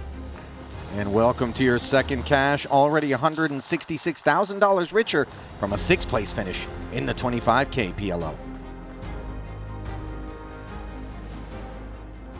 He's playing only his second ever tournament of the Triton series, but he's been crushing this 100K main event. Age 32, from China, in seed 5, Dai Chikang. Dai failed to cash in the 25K, but that is a distant memory as he sets his sights on a 7-figure payday today. An engineering graduate, now a poker player, sports bettor and business owner, and going deep in a second PLO tournament of this week. Welcome our chip leader from Spain in seed 6, Sergio Martinez. The business this man's been owning right about now has been this PLO main. Where will he end up after having finished 8th in the 25K? You already saw this newcomer from China win the No Limit Hold'em main event. Is he going to do the most incredible double? In C7, Huang Wenjie. 51 bigs in front of him, plenty with which to operate as he seeks to clear $6 million in career Triton earnings here at his first ever festival. Age 40 from Norway, he's been to 3 PLO final tables already in this Triton career. Here's another chance for his first title. In seat 8, welcome, Mads Omot. Omot blanked out in the 25K and the 50K, remedied by this result here today. How good will it be? The Bonton has been drawn to Ding Biao in seat 1. We still have 34 minutes remaining of 30,000, 60,000, 60,000. I wish you all the very best of luck. Joe, shuffle up and deal, please. So 34 of 45 minutes remaining at the 30, 60, and 60 level, where 150,000 in chips are shaved off your hands every orbit.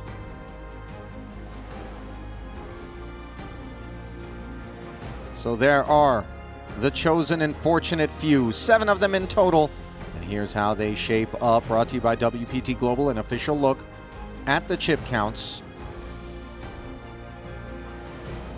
Sheer law of averages, Randy, suggests that China is going to plant its flag yet again. They've got 4 runners in a 7-horse race. They do, but look at the chip leader. He has a massive lead at the moment. That he does, being Gonzalez. Sight set, of course, on 2.3 million by all parties. One of 3 7-figure paydays here. 423,000, of course. Already quite handsome as the lion's share of 9.1 million. Looks for a home. Brought to you by Bet ACR, those payouts.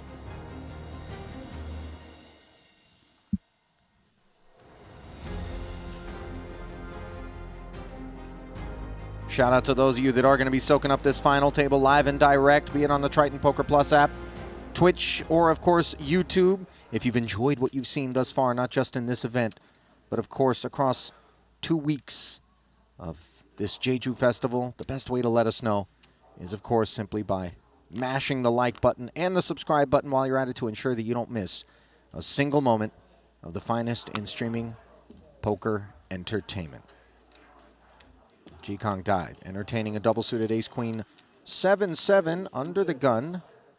We go up 130.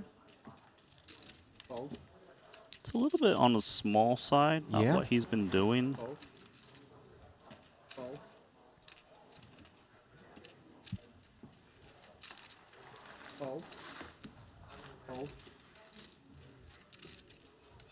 Gets all the way through to Lin Wei. Shortest stack at the table right now. Ace, king, queen, 9, and spades. Yeah, quite a decent holding, although it's not the ace that's suited, just the queen. Yep. So he climbs aboard. Squaring off with his countryman in a 350K pot, which brings Jack 8-6. Gut shot for Lin. The 7s still being played by Dai. Checks back.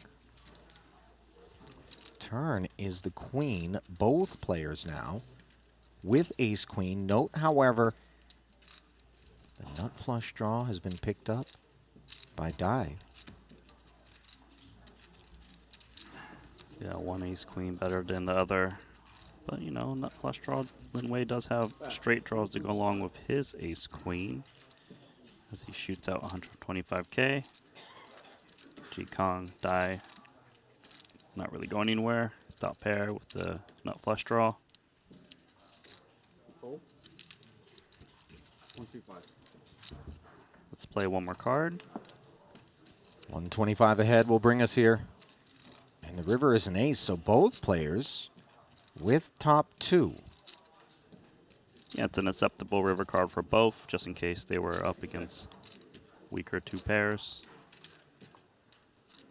King 10 did get there. 10-9 is also a straight, and you see passive play. Ace queen.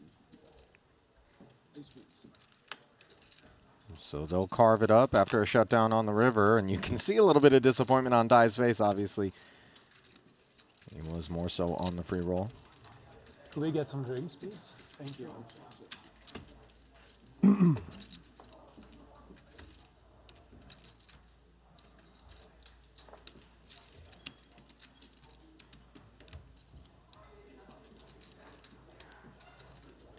Uneventful first exchange there.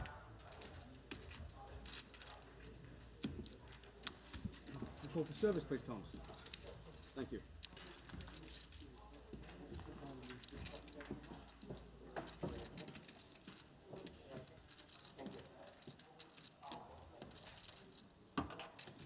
Well, if you are streaming us live, by all means, weigh in. Let us know, who are you rooting for? What do you want to see out here at this Pot Limit Omaha main event final table? Obviously, we have some exciting characters on our hands. Candidates to maybe shake, stir, and even blend some of the opposition with lines taken.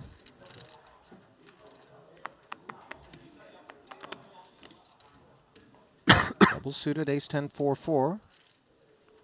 And the main properties of this hand is the suited ace. A little extra firepower with the pocket pair. You can make sets. Ace-10, of course, connected to Broadway. And a little extra firepower above and beyond the 130K open sizing that was chosen by Dai. Worthy of note, as Huang is also in early position. Now, Vogelsang awakens to aces with hearts that do cover Huang. And pot is announced. 630. Fold. Fold. Takes a lot of hand to come in cold, and for that matter, quite a bit to handle this added heat of 450K. Yeah, the 3-bet pre-flop is heavily weighted towards aces, and now the ace-10, 4-4 doesn't play so well. Yeah. In particular, if those aces do cover the other suit, which was hearts. We could see the hearts were covered by queen-eye hearts, but this is something to think about, obviously.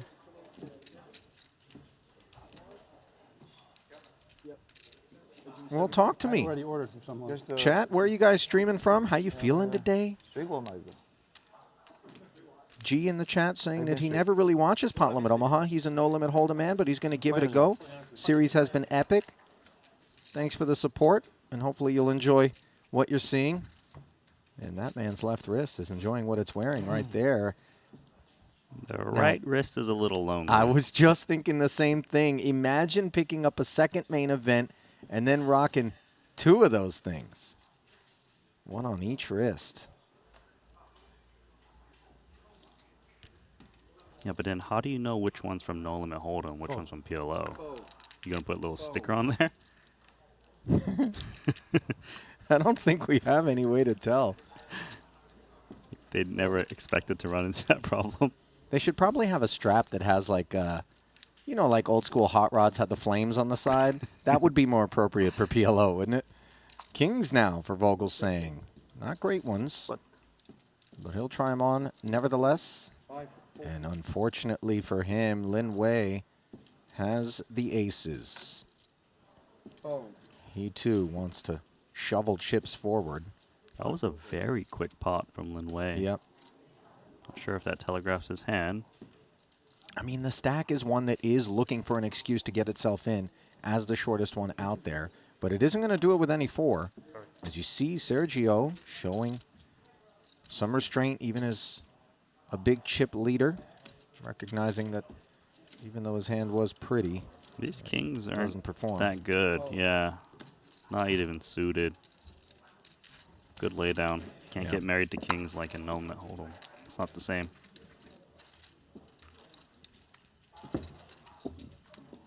Well, shout out Kurt in Houston, who's streaming us out there.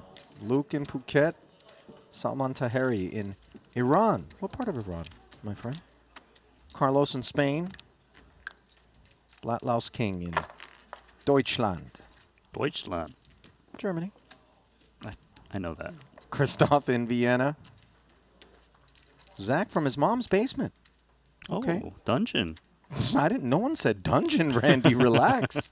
David in Raleigh, North Carolina. Sin City Raiders in Mexico. Haas in Denmark. Thank you all for being with us.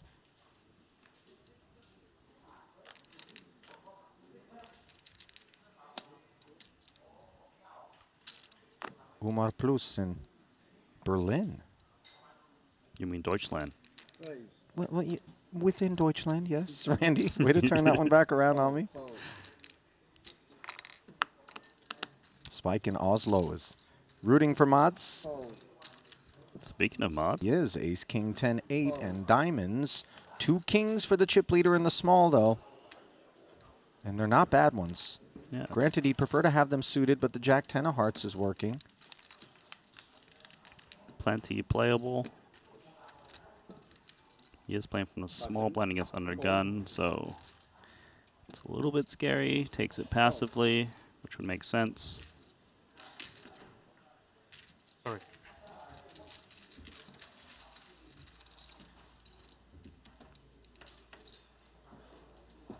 So heads up with 540 in the middle.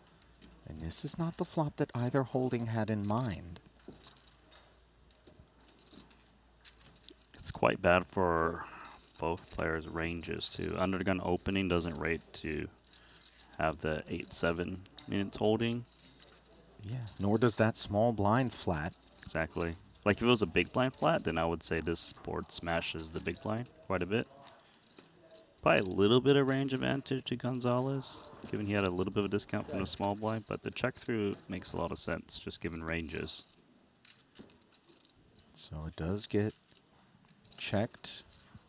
Board pairing 6 is actually not a bad sight for Gonzalez, who doesn't expect a 6 to be lurking if he were to try to bluff. But of course, it would be tough to tell that story. I do These agree with kings you, are though. Yeah, it's best a hand. pretty solid turn card for the overpair.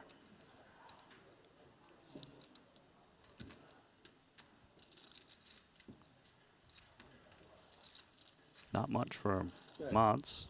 Checks it again.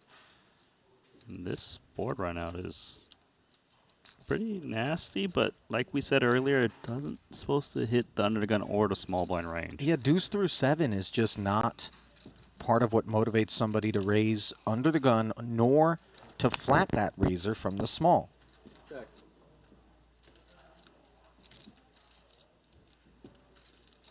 Yeah, I'm gonna guess that if someone has a straight, it would be mods of like ace, ace, deuce, other. Then again, I'm not sure an ace deuce would be happy to bet on that board. So check through, nice one for kings. With a scary board. Just respecting the ranges and the lack of interactivity, both parties content to get to that showdown, as mods knew it would be far too ambitious, especially against that big boss stack, to try to tell the story. Well, the story of where people are watching from continues. Danny's down in South Africa. Whereabouts, Danny? Soweto? Table Mountain? Cape Town? You have an in on some shark cage diving? Would you go shark cage diving with me, Randy? You mean like get in the cage with the sharks? thing where they bangs on, like Jaws, like that kind of stuff? Well, not like Jaws. I mean, yes, the great white sharks off the coast of South Africa. There's a big population of them. Actually, on Discovery Shark Week, there's always air jaws. These dudes have learned how to dive up and out of the water to snack on the seals. Why would I want to do this, by the way? Well, you probably wouldn't, especially because I'm probably going to right? dress you up like a seal just for science. See how that works out. Would you stick your hand out the cage for a second? I mean, if they were super far away, just to try to needle them. Just a needle. I've seen the sharks can actually get in between the bars sometimes. It can get ugly in there. But, I gamble. Randy, let's do this. Yeah, okay. You gamble. I think there's like an acrylic cage, too. Oh, yeah? Where it's like all clear so the shark doesn't realize it can't eat you. Yeah, so it tries to break through even more? Yeah. It's not quite as sturdy as its metal counterpart, but that's like advanced, gamble. Meanwhile, Sergio has the chips with which to gamble. Button, Jack, 9-6 double was a reasonable open, but you see a finger wag, and note the hand composition that has brought forward the 3-bet pot. Yeah. 10-8-8-7 double, middling rundown with the pair. Very interesting, given that Huang Renji is currently 4th in chips attacking the chip leader. I believe this is a byproduct of him thinking that the chip leader's just got a lot of raised folds. And he does have board coverage with the 10-8-7 3-bet pots because he's expected to normally only hold aces or like ace, king, queen, jack, something like this. And he's getting called, so there's 1.5 in the middle already. This is a bonkers pot breaking out. Nobody likes to see it more than those with the leaner stacks as it comes ace, 8, 10, a set for Huang, the open-ender and the jack-high club draw. This one's from the writer's room. This is a pure coin flip, and it's very reasonable chips just fly in now on the flop. The set of 8s is practically nutted on this texture. 800,000 as Wenji interferes with the set of 10s just in case that lurked and doesn't expect there to be ace-ace involved in Martinez's range, given that he flatted pre. Although, would there be worlds, Randy, in which bad aces wouldn't repot? No. No, always they would get it in. Always get it in. And here we go. 8. Oh my God, 5.6 million in the middle. Well, as our colleague Henry Kilbane likes to describe it, we've got ourselves a car crash. And it's a pileup on the interstate. 5.66 million out of left field.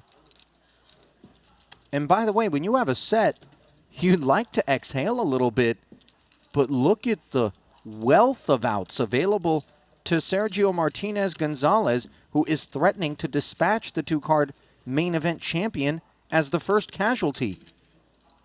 Of course, Huang would love to ice things. That's a straight. Oh my goodness. The queen. And the only thing that's iced is a future here at this table for Huang Wenji, unless he can find a pair on the board.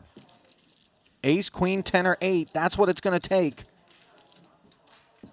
9 outs one time. Is it there? No, it isn't. And the absolute improbable sight of Huang Wenji exiting in 7th. What just happened? Thank you. He just tried to attack the chip leader, who's now the super chip leader. He was very healthy, 4th in chips. He went for the win. He went out first. Couldn't have put it better. $423,000 acquisition, bequeathing $113,000 pay ladder to the field, and the Mario mushroom early here for Sergio Martinez's stack as it grows to epic proportions. I'll tell you what, Huang Wenji didn't come out here to knit it up and try to grind. But swords such as these are double-edged, and the wound on this occasion is self-inflicted. Sets always vulnerable when the money gets in PLO. And that was showcased there. My goodness. We're going to need to run our engineers out to the table just to reinforce that end of it from the sheer volume of gaming tokens parked in front of Gonzalez as 6 remain. 150K pay ladder. That was a go for the gusto moment we won't soon forget. I was telling you, Ali, like, we have a huge average stack. It's supposed to be grindy, but with this cast of characters, gonna expect fireworks at any moment. By the way, if the set holds or catches up on the end there, it's a very different story for Gonzalez and a really disastrous start to the FT for him. Conversely, forgive the obvious, but Not this one. that was a very impactful exchange. Well, some might be immediately speculating whether or not Gonzalez would leverage ICM and really go to work on this field, in particular given that Linwei and Mads Omot are both sort of neck and neck down at the bottom of the leaderboard. Mads trying to limp in here with the double-suited King Jack 6-4. Ding Biao wags his finger from the big. Now this limp wasn't designed with departure in mind in the event that the 180 was brought forward. Note the club coverage for Ding. Yeah, small blind limp was intended to hopefully get a cheap flop and contains the pot because we're playing pot limit pre-flop, so he limp calls with the King Jack 6-4 double. Yeah, there's club draw versus club draw. Yeah, on the Queen 5 deuce board. There's also a gutter for Mods, not to be overlooked. Wheel draw for Ding Biao. So not just the flush draws working. Note the advantage given that ace high is the best hand right now. They have very similar kit. Both players with flush draws, both players with straight draws.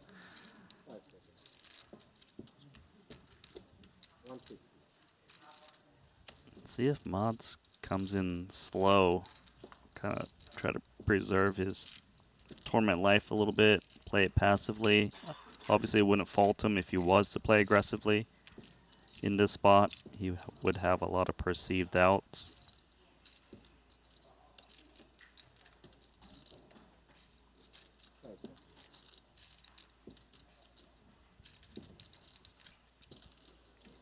Do like this, given there's a tournament payout structure. Check call of 150. All these chips quite precious to Mods. Board pairing deuce. Doesn't change things for either party. This card actually might dissuade Ding Biao from double barreling. It's harder to get like a decent queen to lay down.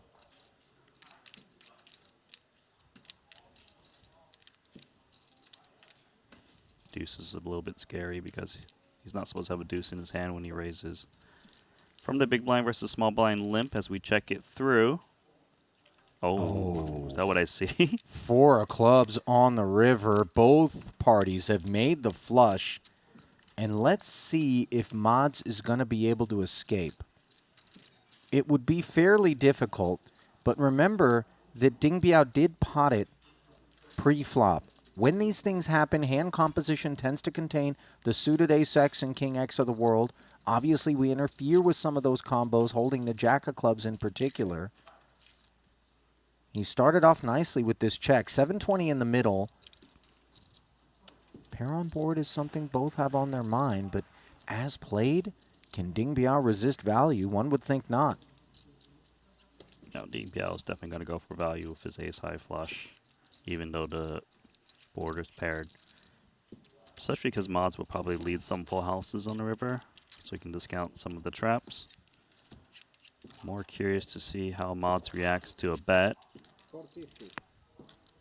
Against 450, it's a little bit on the smaller side. I don't really see how he can lay down the flush in this spot against a hyper-aggressive opponent.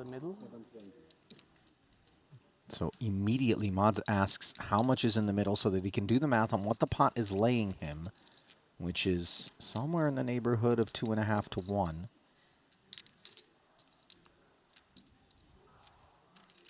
This would be a spectacular fold, and it would be a very difficult find. As played, Randy, you can see a world in which there's some better clubs that took this line. Of course, yeah, Ding Biao could have ace-high flush, maybe me king-high flush. I'm going to guess if Mods had the king-high flush, he would call this very easily. With the jack of clubs, there's a lot more hands that he loses to. This would be world-class if he can fold this one for the good price.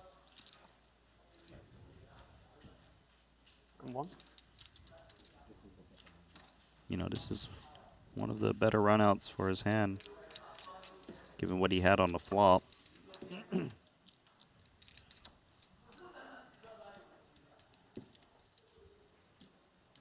Maybe he just feels like he's getting milked. Yeah. The faint sound of mooing, perhaps ringing in his ears.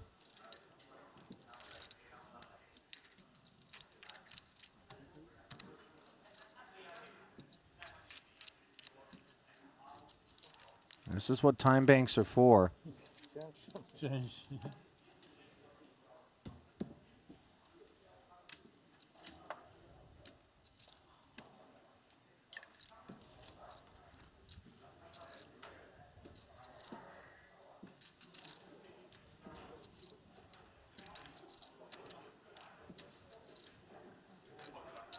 Calls. Can't help it, Randy. Yep, milking process completed. Mm-hmm. And you do have to tip your hat to Ding Biao. Unclear whether or not full pot actually makes Mods think that the jack-high flush is maybe performing better, just given the polarizing nature of it, but in the end, the performance was Ding Biao's to take a bow on. As Gonzalez sympathizing with the spot there for Mods. Nobody needs to feel any sympathy for him. 9.5 million in chips, just absolute heaps.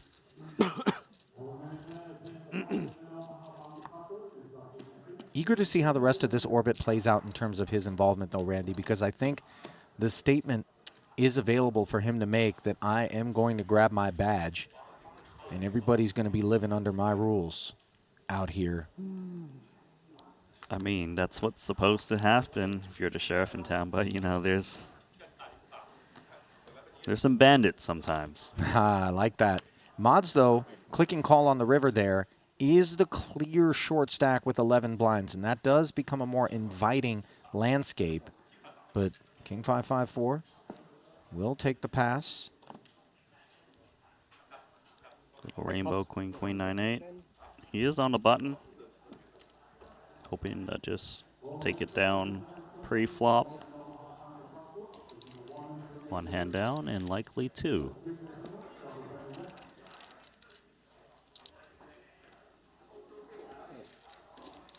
Nothing.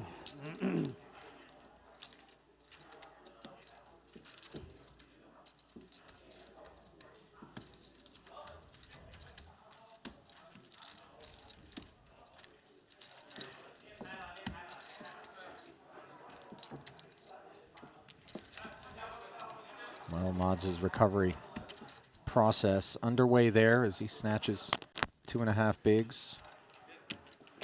But he is still hemorrhaging openly.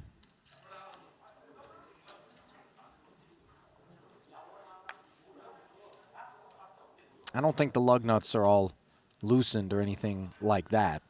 Mods has been down these roads before, but That is a rough one to have hung on you. Not so rough are the smooth aces. Not good ones, but aces nevertheless, so up we go. Yeah. They're obviously great for the chip leader. Often just going to take it down pre-flop.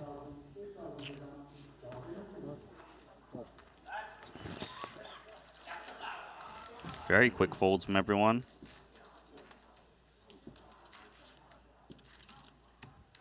Well, you're going to have to be a very ambitious bandit if you want to throw on the Zorro mask and get down with that man there. There was a man that tried to beat a Zorro. He went out in 7th. Yeah. That one didn't play out so well. It was the uncut scenes from Zorro. Alternate endings. It's Princess Bride. Oh my gosh, Randy. You did chuckle there, and you do this sometimes because you care about me. But my read is that you haven't seen The Princess Bride. This is... Okay, but I know who's in it, I think. I'm going to say one name. Just tell me if it's right. Richard Gere? So I'm pretty sure Richard Gere wasn't in The Princess Bride. Producer James, can you back me up on this? I'm a little busy. I'm thinking about the wrong Mesmerized by Ding Biao's jacket. There was a number. Andre the Giant was in it. Mandy Patinkin was in it. Andre the Giant was in it? Yeah. He did movies? I thought he was just a wrestler. Andre the Giant was world famous. What was his, like in the credits, what did his name show up as?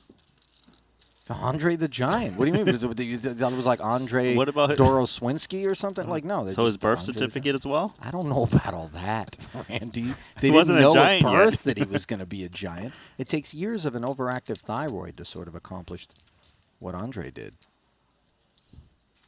R.I.P., by the way. 2 solid stacks. Gonna take it to a flop. Ace King 5 trade, defending the big. China on China violence. King Jack 9 board here. Top pair, 4 die. He checks over to bottom 2 and a gutter.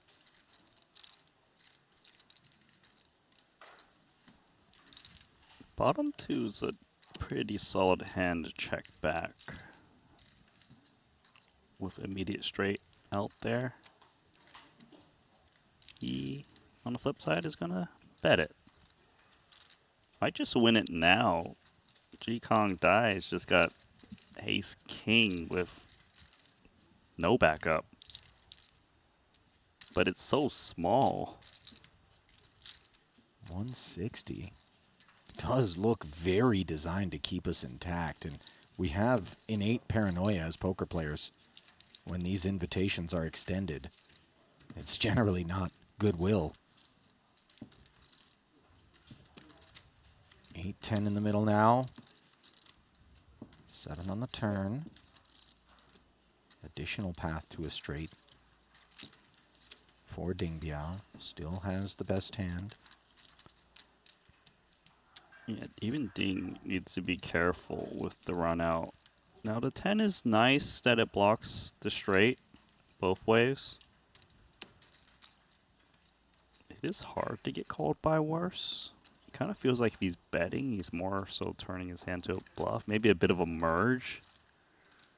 Let's see what sizing he goes for. I think that's going to tell the story. So 270 is a bit of a more of a value bet than a bluff.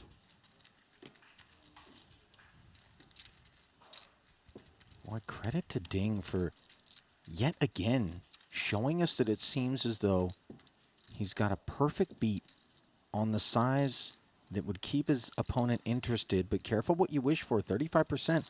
He has a good bit of equity. Yeah, but he doesn't know it.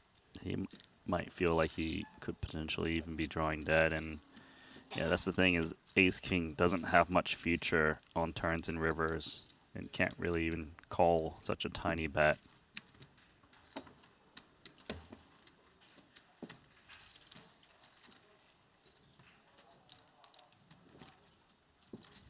So the fold from the Ace-King.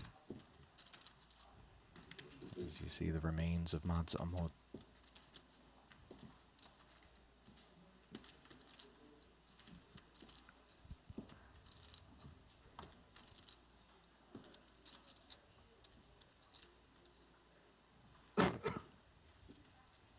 March on.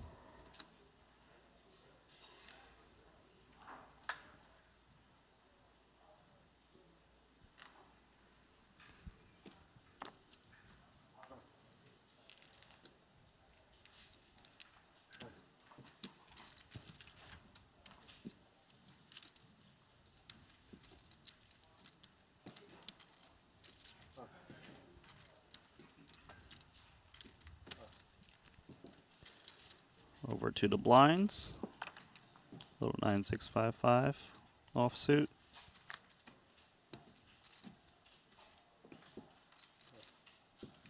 No interest.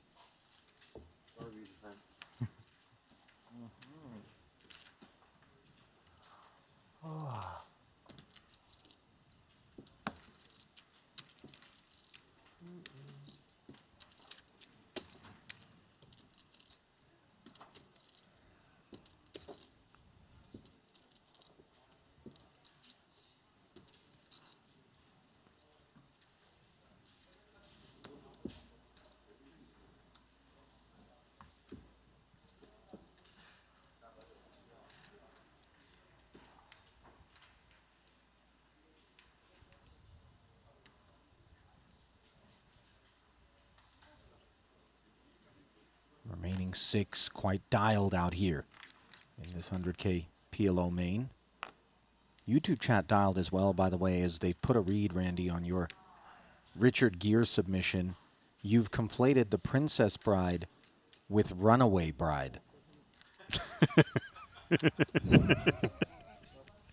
That was Julia Roberts, I believe, and Richard Gere.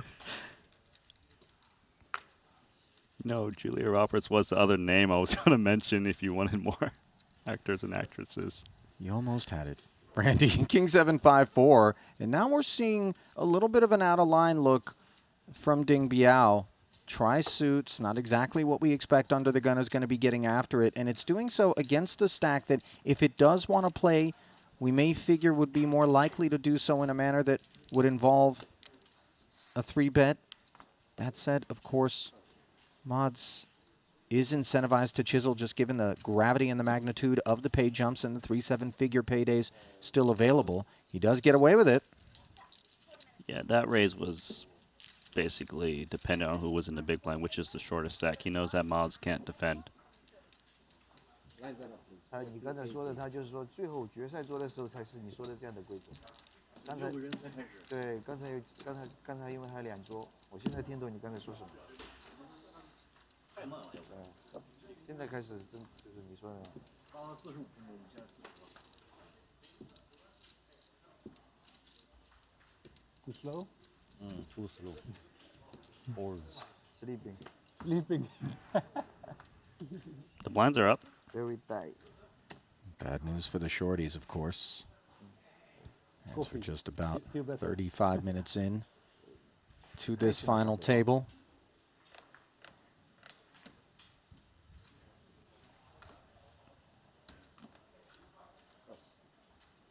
I can do the coffee.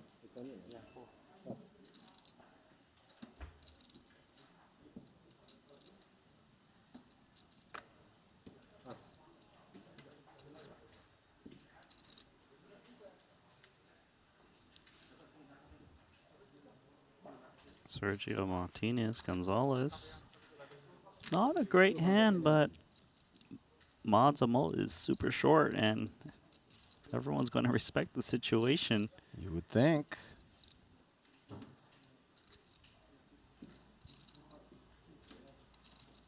Ace 8-4-4, single, Jack 10, 10, 7. Into the bin. Ding Biao not really with a candidate.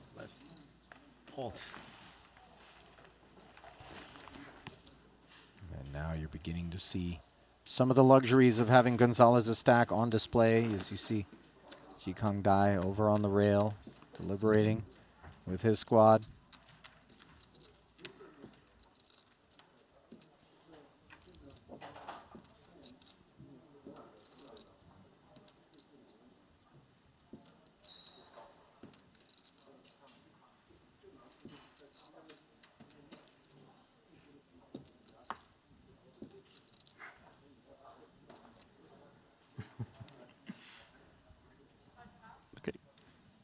Sit down, guys. They're coming. They're coming.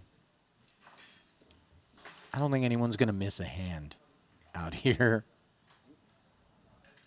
That much seems like a given.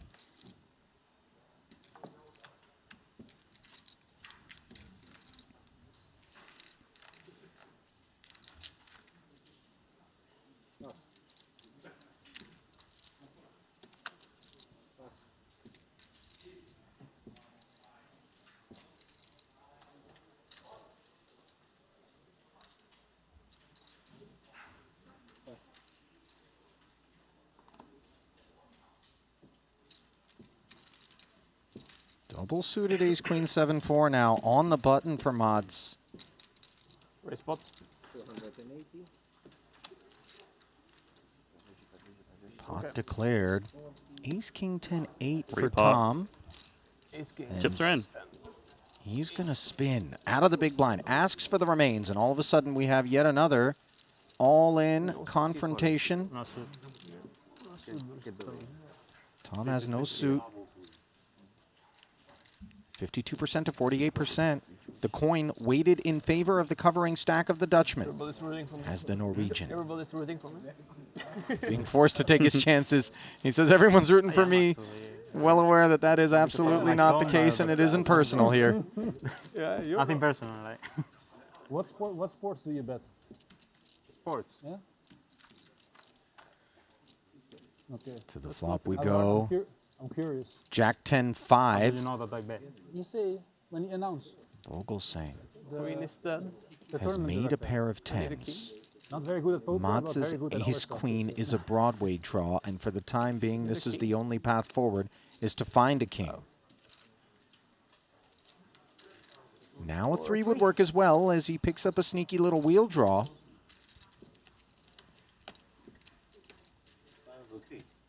King or tree.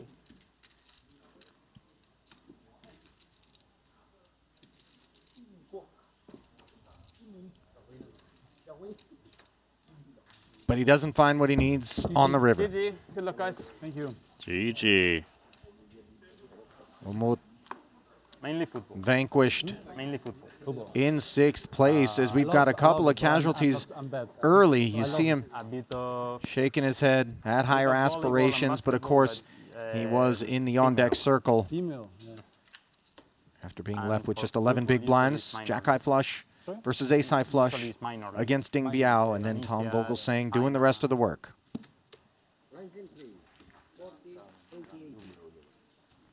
Yeah, pretty much just played his game. Have to settle 4-6.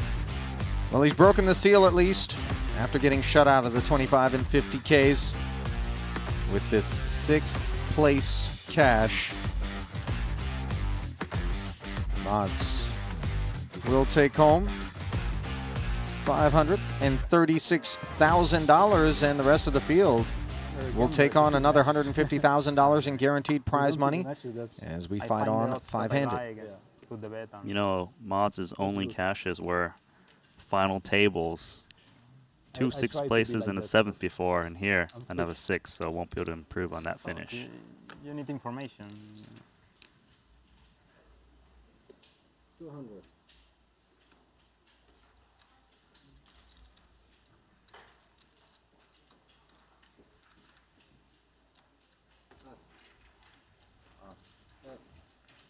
Die opens the first pot of 5-handed play, double suited, 3 Broadway cards, clubs and hearts. Repot declared by Lin Wei. He has inherited short stack duties, 15 bigs deep.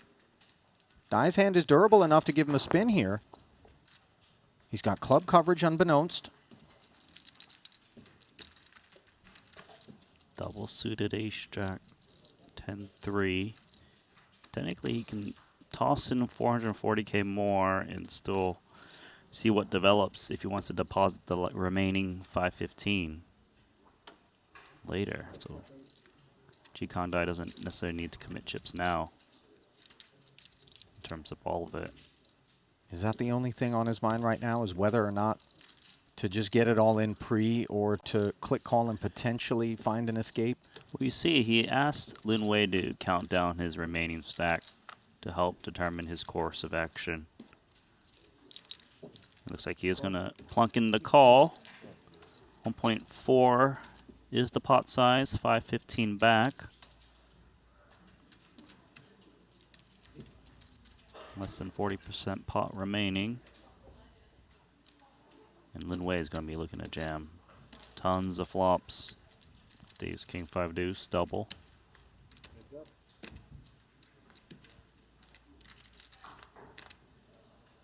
So 1.4 million in the middle, 515 effective what they're playing for. Queen 7-6, and Lin Wei, despite not interacting in any meaningful manner, is going to put in the rest and maybe perceives that this 515 possesses fold equity, or that the range that Dai would simply flat with versus jam with contains hands that might be able to find an exit unimproved on a board such as this.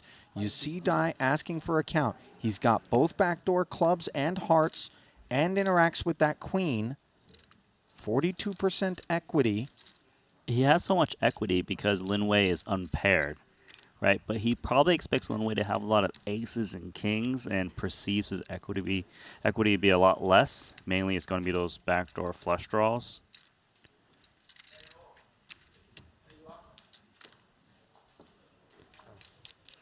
I mean, this would be a massive win for Lin Wei if he can fold out 42% equity with just ace, king, 5 deuce on this texture. Boy, I confess I really don't have a beat.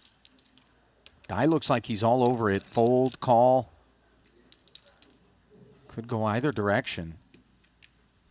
Not an insignificant quotient of his remaining stack, by the way. We're talking a little south of 20%. Wow, so good for Lin Wei. That's the problem with letting your opponent, not putting your opponent in. It's not like he should with his hand. It's just that sometimes they just steal a massive one away from you. You're absolutely right. And Lin Wei will take it. What a relief. He didn't have really anything. That's football, but as a gambler, now tennis more professional. Tennis is fun.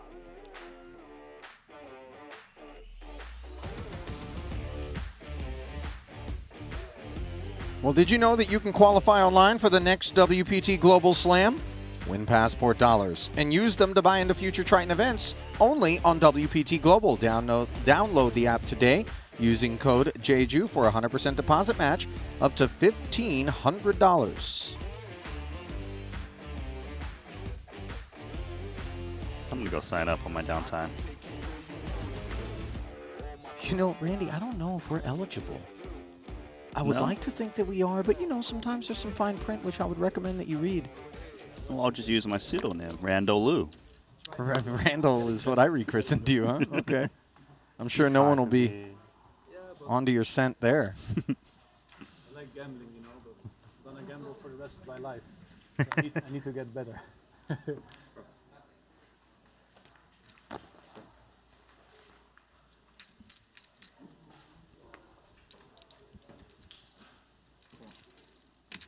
Ace-10, 5-4 as Lin Wei has bounced off the bottom.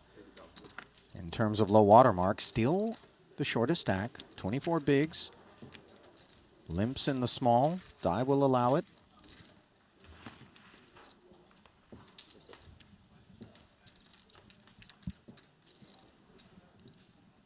To the flop they go. Jack 9-7. Nut diamonds here for Lin Wei. He is surging. Happy to check and allow Dai to maybe get in some trouble with a pair and a gutter. He has no such stuff on his mind. Doubtful that mind is going to feel any differently here on the turn. As you see, a very casual and swift 100K dropped out there. That was the kind of bet that was designed to look as non-nut flush as possible. I do appreciate the speed Lin Wei plays.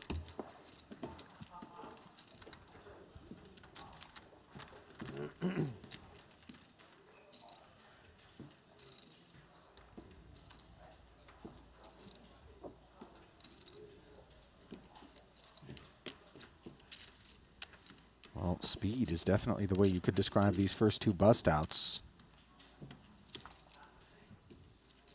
Happened within the first couple of orbits, let's call it. But when the bust outs come fast on the front end, Randy, especially in these main events where the levels are longer than in our other events. You'll see the consolidation of the chips left behind into the other stacks, creating more depth and perhaps a little bit more poker to be played. Distributions right now, we have the breakaway man on the throne, Gonzalez. And then we've got 4 others ranging between 26 and 67 big blinds, with Ding Biao, the second biggest stack here in the hijack, choosing to limp the tri-suit Jack 9-7-6. Lin Wei, Queen 10-5 trade double. Yeah, he's limping here because the big blind is Sergio Martinez Gonzalez, who has the covering stack. He doesn't. He's trying to basically dissuade playing a massive pot against the chip leader. Now by limping, he just contains it to pot size pre at the most. Now he gets a limp pot, which is what he wants with position with a hand like this.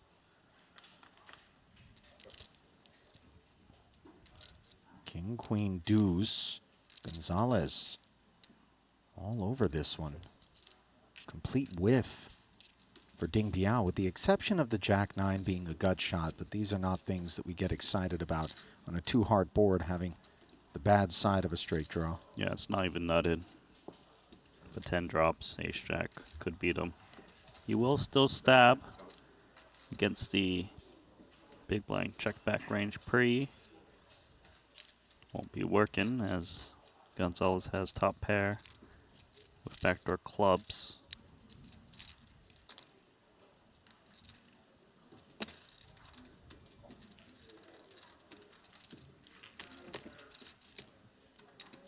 $90K.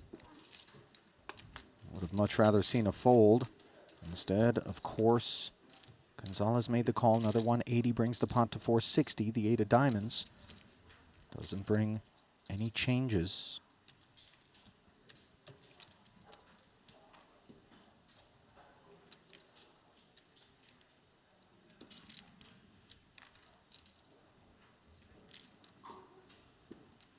Gonna guess that Ding Biao is just gonna check this one. His one stab was on the flop. 8 doesn't change much. A lot of hands that check off flop. Are still curious, but Ding Biao, he plays by his own playbook. 350. This is deeply unexpected, Randy, and it's the kind of bet that, given that Gonzalez has no draw whatsoever and a fairly weak king, I think it just wins it here. I do too, and just consider for a moment, if you will, that's the big boss stack that number 2 is getting after there and doing so successfully. And if and when word comes down to the Spaniard that Ding Biao is willing to tussle with little more than a penknife in a gunfight, he may make some adjustments next time those two collide. But as it stands, the secret is safe for the time being. But maybe the chips, if you're trying to go up against Ding Biao, are not. Appears to be Gonzalez's rail. There's Ding's brother, by the way, in the GG Poker hoodie. Would imagine he's doing a little bit of hand scouting for bro. I think he's just chilling, to be honest. He's not playing Candy Crush out there, Randy. You know, I mean, yeah, I think he's chilling.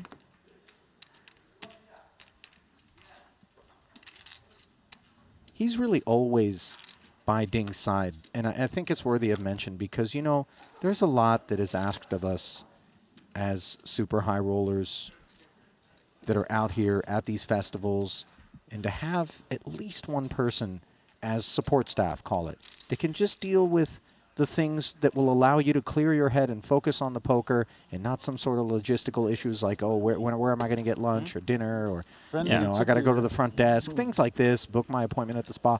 You know, I mean, these are nice things. I agree with you. Makes his grind a lot smoother. Smooth walk in the big there. I mean, like... Call, just 40. You can call. Too bad. I could raise, maybe.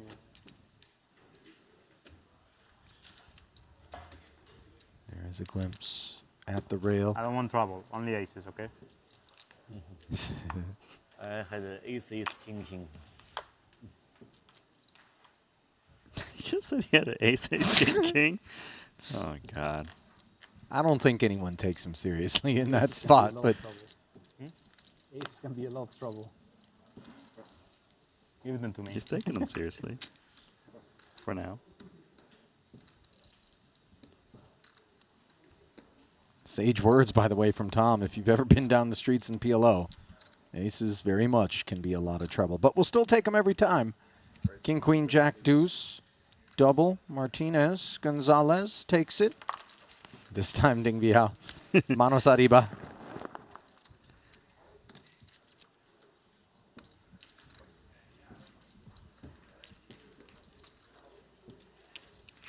Nobody wants to tango.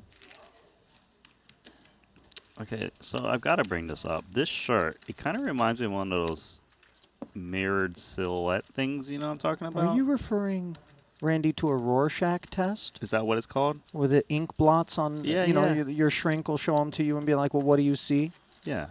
Well, if I were to point you toward the shirt and describe it as one of these Rorschach tests and ask you what you see. I see. I swear if you say chip lead, I'll lose my mind. No. I legitimately see, like, you know, in chess, the horse piece with with spikes on it, you know? Okay, the horse piece you refer to is called a knight. Randy, I actually see, like, punk seahorses. Punk seahorses. You know what I'm talking about? Yeah. So they got, like, punk seahorses. Yeah. I like that. Like the bad guys in Double Dragon, but seahorses. Yeah. Remember they used to have the denim jackets or whatever? You played Double Dragon. Yeah, I for know sure Double you played Dragon. Yeah. You used to punch and jump at the same time for the elbow. Yeah, see, but I wasn't that good at the game. So you know how you have to push 2 buttons to jump? Or at least in the Super or Nintendo version of it. You weren't at the arcade, Randy? No, Double Dragon 2? No, bro, the first... Anyways, I was Yet just going to again. say, I handed to my older brother to do the jumping for me. And then grab the controller back? Yeah, because if you fall in a pit, you die. Yeah, you do. That was brutal, by the way, in that game. 10-5 deuce. It's a limp pot, and it was started off by Ding Biao on the button. King, Queen, 10-6, turning into top pair for him. You see the wheel gutter and a lowly pair of deuces for Vogelsang, checking alongside a pair of fives, but also a nut flush draw for Lin Wei, which didn't speak. Ding checks. 3 now rolls off, giving Vogelsang bottom 2.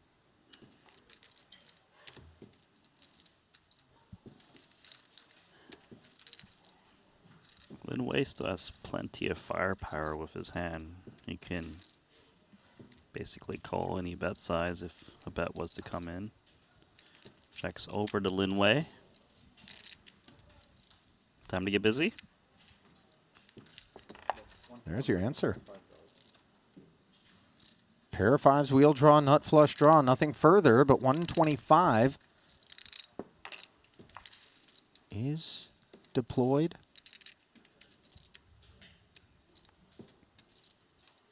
Not a whole lot of places to go if you're Ding Biao, and the presence of another player in the pot obviously can be leveraged to make this bet look a little bit stronger, making it into 2 players. Granted, one of whom has checked into you, so you see Ding Biao folding what was the best hand.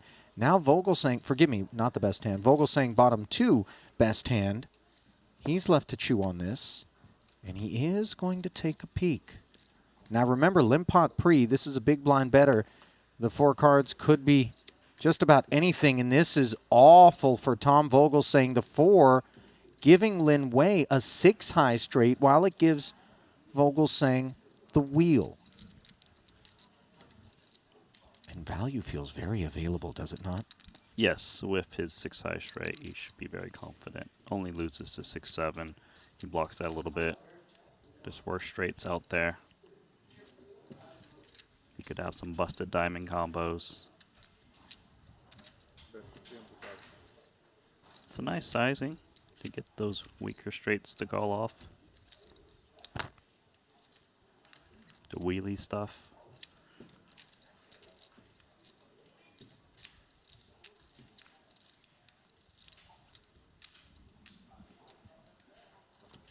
Great fold. Just knew. Lin Wei is not messing about. That is a really classy fold. Tom Just sizing up the proposition of calling 300 and figuring that maybe I'm chopping at best. Yeah, Just I think doesn't put his man on a bluff in that spot. I think that's a good point. It's not like a pure bluff. So if he's calling for half the pot a lot of the time, at best.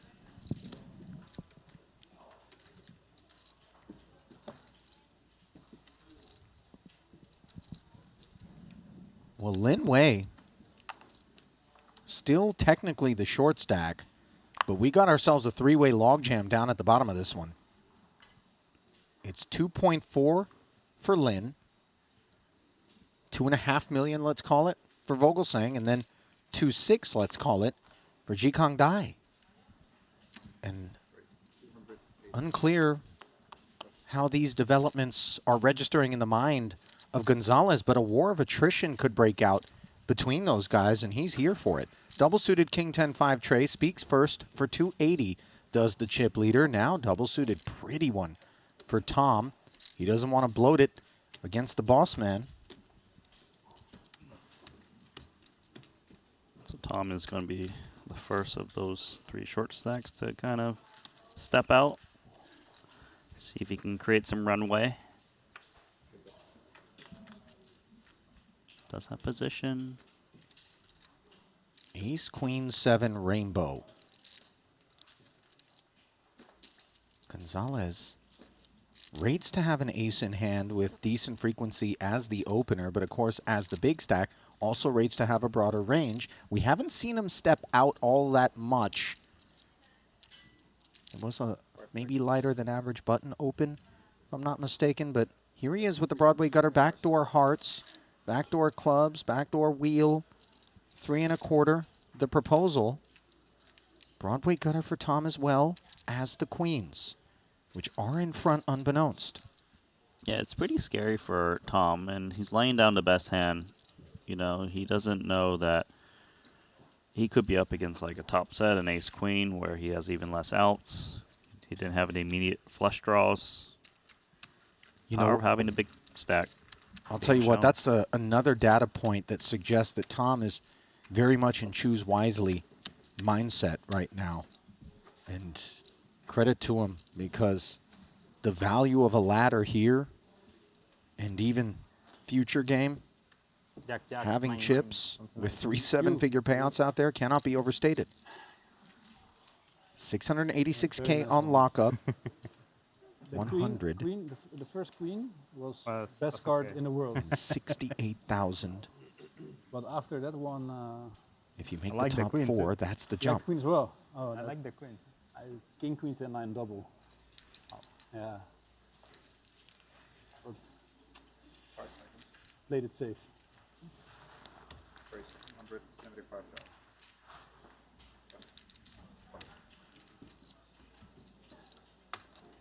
Ding Biao activating as Tom shared his hand. I don't believe he got intel on Sergio's, though. Yeah, that's kind of rude, no? I mean, it wasn't his fault. It's not like Sergio asked and then didn't offer. But nobody offering to play with Ding Biao. And he'll collect that one. As Nacho Barbero informed us earlier today at one of the features when he was still part of the proceedings, he did not end up cashing. The Arc'teryx jacket is some of the best ski gear, according to Nacho. And, you know, Nacho fancies himself, I don't want to say a fashion icon, but a fashionable guy. That said, he tends to stick to extraordinarily priced hoodies as his garment of choice. Yeah. And sunglasses, for that matter. Arc'teryx is it's not a cheap brand, my friend. I don't own a single piece. Do you, Randy? No, I went in there and I was like, well, I don't go skiing that much. I don't really need a winter jacket. Okay, that said, So the two of us own an absurd amount of Montclair. Same deal there. Yeah, but Didn't see, stop that us. actually you can take with you skiing. The Montclair, not so much, you know? No, man. Montclair Is it was they got actually legit mountain. ski They have gear? certain lines that are more Okay, but legit some of it ski not. gear than like streetwear. But I hear what you're saying. Arc'teryx more on the functional side.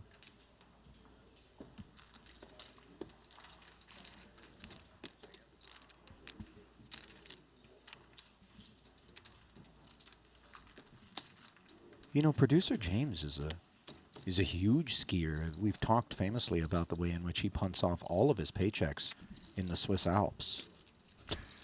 And he brought up this other brand that apparently a lot of the Russian fancy ski set likes, Bogner. Bogner. Yeah, you ever heard of this? It's like a Montclair-esque sort of brand. Never seen a shop. I don't, you know, oligarch chic it ain't good on me. I wouldn't do it. Don't like the name. Yeah. It's not cool. Nah. But Arcturix? That sounds cool, right? You're into Arctic skiing. Yeah, but then it has the weird, like, fossil lizard. Just put a patch over it. Yeah, I'm buying it, spending all that money for the logo so I can put a patch over it. It seems like the right play. Just go to Costco and get a Kirkland ski jacket and call it a day. Jack 10, 9-8, Lin Wei choosing to limp here. Jikong Dai puts a lift ticket on things. Another 220 as we head up the mountain.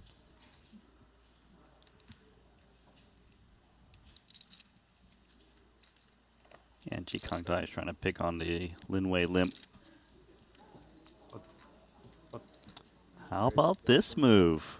The repot with ace queen 6-3. This is the first time, as you saw, 2 kings into the bin, by the way. I don't think they were good ones, but had an ace alongside. Briefly glimpsed that. This is the first time I was going to say that the chip leader has flexed his might. What great timing is this, too? You know, Dai is among those 3 smaller stacks. And he also knows that Jikong Dai kind of attacks a bit more than some of the other players at this final table. So he's picked the perfect target to re-raise once again.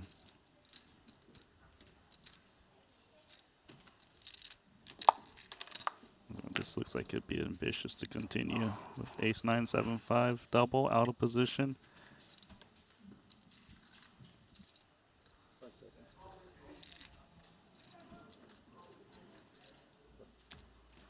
Nicely executed. Very much so. Nothing more than the ace queen of clubs really motivating beyond the circumstances. And Sergio getting it done at the expense of Dai. Look at Lin Wei talking to Dai like, huh? Could even call it a 3 Yeah, why you got to do us like that, you know?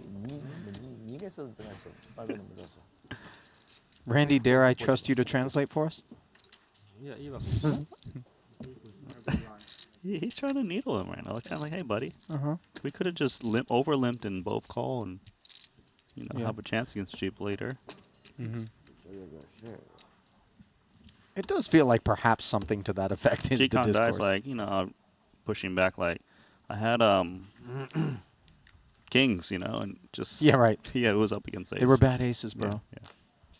It was the ace, ace, ace, ace. Yeah. To mock. You know, if you do get dealt quad aces in Omaha, as awful as they are, I do feel like it's mandatory to go for the glory. At least it's a bit playable, unlike the deuce, deuce, deuce, deuce. Now that's got to be an insane prop if you could be dealt quad deuces and then ride them to glory. Yeah, if you win them at showdown, you should be allowed to just take everyone's stacks. That's insane. That's you just get everyone's now, stacks. now you're being an insane person, Randy. Yeah. But you have to show it down. On the river. Can't do it on flop. Nobody wants to show down with Sergio as, again, he opens and takes it. And things are beginning to take shape quite nicely for him. Accumulating chips here. I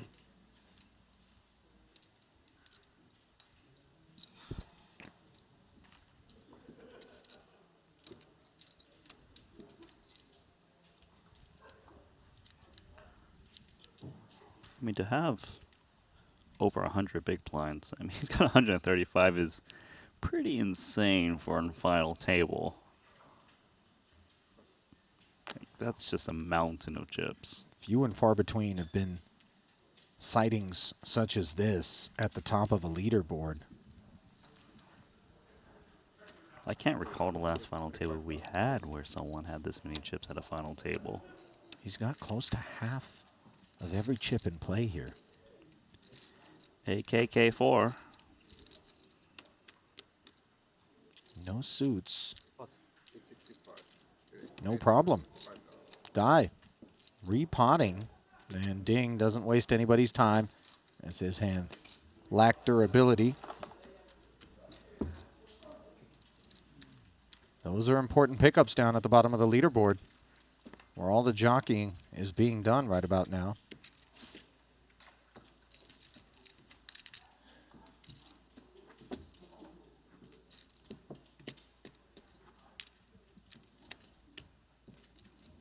If you're just joining us, $100,000 pot limit Omaha main event here at the Triton Poker Super High Roller Series at the Landing Casino in Jeju, South Korea. That's what you have on your screen, and it's a record breaker. Largest ever 6-figure buy-in field. In PLO. In PLO, yes, correct.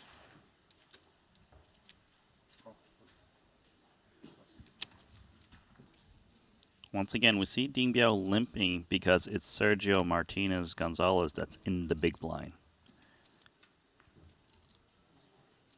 Seems like he has a well thought out strategy for this final table. Let's not forget that he didn't seem very intimidated by that boss stack in the last exchange. True.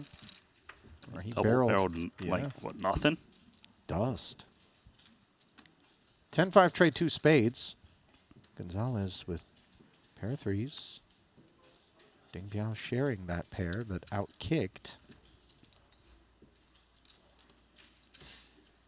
You know, we saw Ding Biao bet with a pretty weak hand last time. Hijack versus big blind limp. This time, he opts to check it back. Now the 8 on the turn will give him 2 pair and a flush draw, so significant improvements. But note, the diamonds belong to Gonzalez. Also has a gut shot for Gonzalez. If he can find a 9.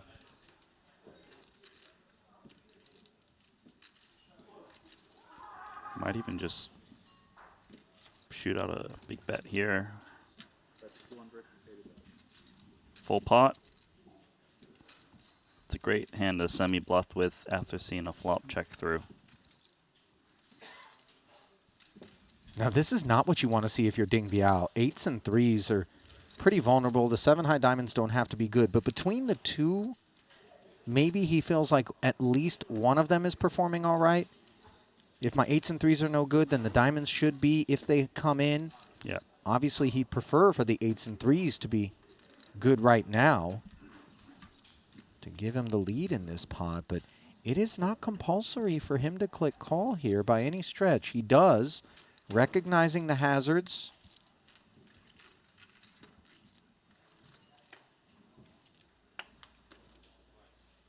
The river is a clean queen in terms of not actually being a card that downs Ding Biao's hand, but it's a little dirty because it puts the front door flush on board. Gonzalez with just 1 spade in hand. Is he going to try to blast his way out?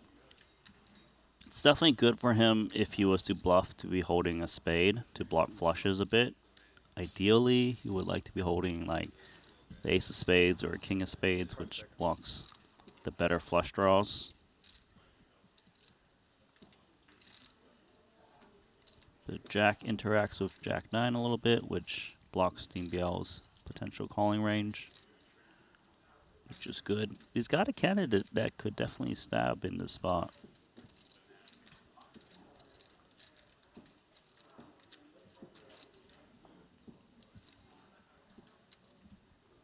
Okay, he's reaching.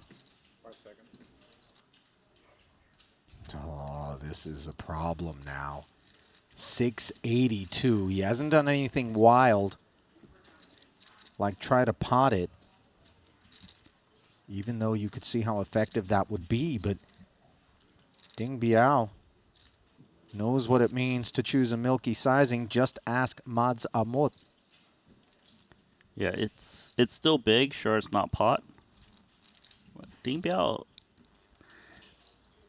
this would be a hero call. It would be right, but it's so hard to make. He would want to be holding like the king of spades or ace of spades to block value bets from the big flushes. Kind of feels like he's gonna give this one up. It just loses to so many hands.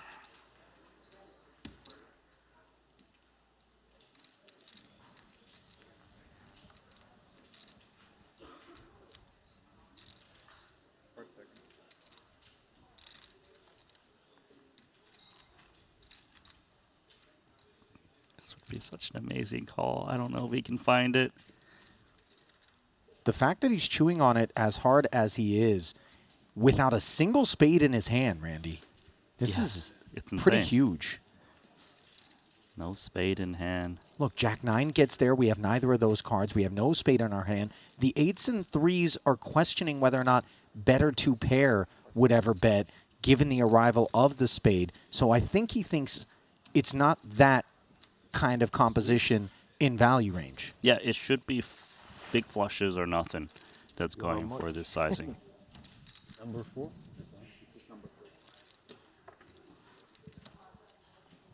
He shouldn't be worried about bigger 2 pair. If he clicks call, this is going to be gangster, and it's going to send a shockwave through Gonzalez.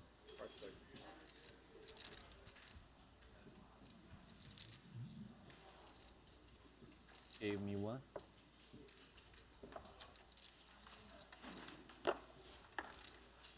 He's shredding time banks. Yeah, he's put in 4. What do you think, chat? You make the call with 8s and 3s here. Be honest with yourself. It ain't easy. And into the bin it goes. You can sympathize with the choice. You know, it's not as though Ding Biao is angling, hedging for some sort of honorary credit, you know, by virtue of stalling and using those time banks. He's actually thinking about bluff catching there, and he would have been right. Missed opportunity. Not one that we're going to criticize him for not finding, as Gonzalez putting that big stack to work. Turn and river, 11.1 million and change. Better than 2-1 chip lead over Ding Biao, as 3 Chinese delegates sit midfield. Vogelsang down toward the bottom. What a final table this is already shaped up to be. Excitement abounds. I mean, man. These guys have, this is nuts, man. He's really not posturing. It's not. You know, it's tempting, but why would he ever use time banks unless he genuinely sure, there are scenarios in which we will see some sporting time bank utilization, but this is not that spot. This is a for real, I'm thinking about it, bro.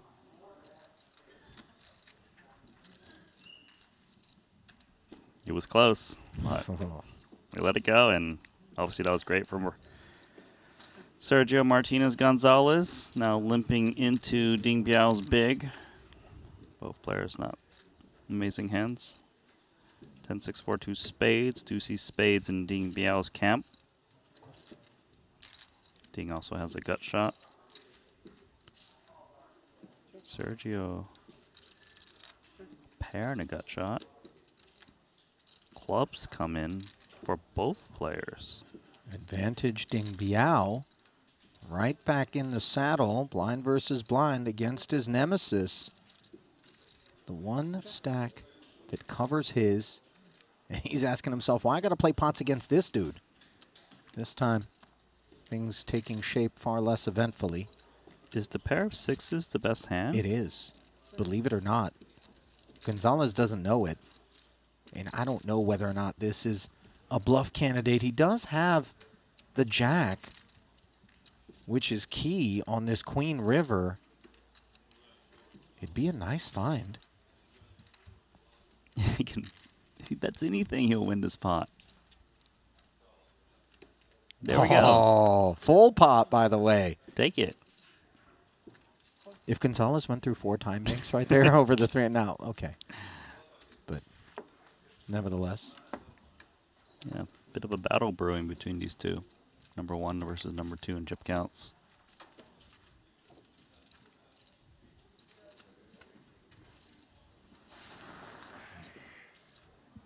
Early storyline in this one centers around Gonzalez and Ding Biao.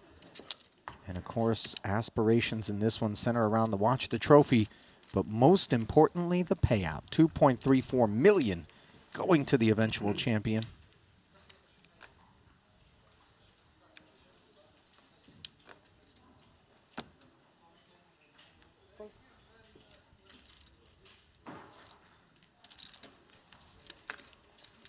Not too bad for Qikong Dai. Tri-suit with the offsuit ace. The 3 Broadway cards and the 9 works as well. So he'll take us to 300. Gonzalez. Ace Jack 10-10 with hearts.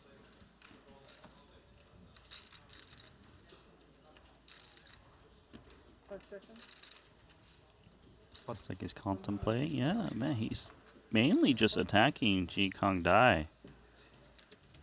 In terms of worse seat draw at this table, I would say that's in the hands of Qikong Dai, who's got the ace, king, queen, 9 tri-suit. You know, you remember Lin Wei limp, he raised, and Gonzalez pulled this stunt already So once nice. before, forcing him into the bin, and yet again, Dai experiencing the disadvantages of being seated direct right of the big boss man. I mean, he did nothing wrong opening that hand, and he will probably need to tighten up some of the looser opens he's done, because he's had multiple data points where he's been 3-bet by his opponent, the chip leader. Round we go for a glimpse at the final 5. Did you watch wrestling growing up, Randy? We talked about I this, did, right? yeah. You remember Big Boss Man? Yeah. That was the police guy. Remember Wait. the cop? Big Boss Man. Oh, I Yeah. thought you were talking about the money guy. Ted DiBiase, Yeah, the yeah, $1 million yeah. man? Okay, Why so would not the that same be? guy. The big No. Who's the Big Boss Man? It's that guy right there, if we're talking about this table, but it was the police guy. What's he do? Whack you with a stick? I don't really remember. It's been a long time, but Okay. back me up, someone out there. WW, at the time F, now WWE historian. I really didn't Sergio wrestles another dose of blinds and annies toward himself. I didn't like WWF. You know why? Why? My brothers would always try to do the wrestling moves and reenact them on me. Like, I was so scared with the Razor Ramon one where they kind of throw you down. Oh, you know the figure 4 leg lock? Ric Flair? So they would do it on me. It would hurt so much. And they're like, all right, Randy, why don't you try to do it on us? And I did it, and I hurt myself. Did they used to stand up on the side of the couch and then jump on you like top rope? They would do the elbow drops. But the thing is, you know, in wrestling, they land first and then they put the elbow on you. No, they go elbow first on me. Oh, that's nasty. Yeah. Yeah, they didn't. Well, they didn't have it figured out. Play very nice with me. No, they thought it was real, bro. We all did.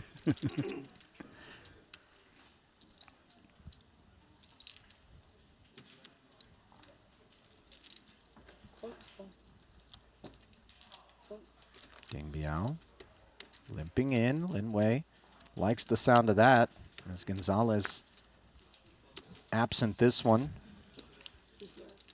Will spectate. Dai able to check back from the big. So we take the flop. Jack 9-7. It's just a pair of jacks for Dai. And a wrap for Ding Biao in position, 2 checks in front of him. Worthy of a bet, we would think, on a rainbow board texture. Ding Biao's hand is quite nice. He's got the covering stack too, so he gets more folds from his opponents that have marginal-ish hands. This is a very clean bet.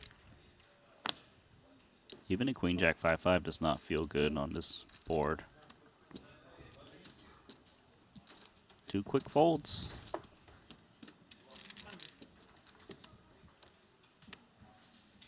functional 100K utilized there by Ding.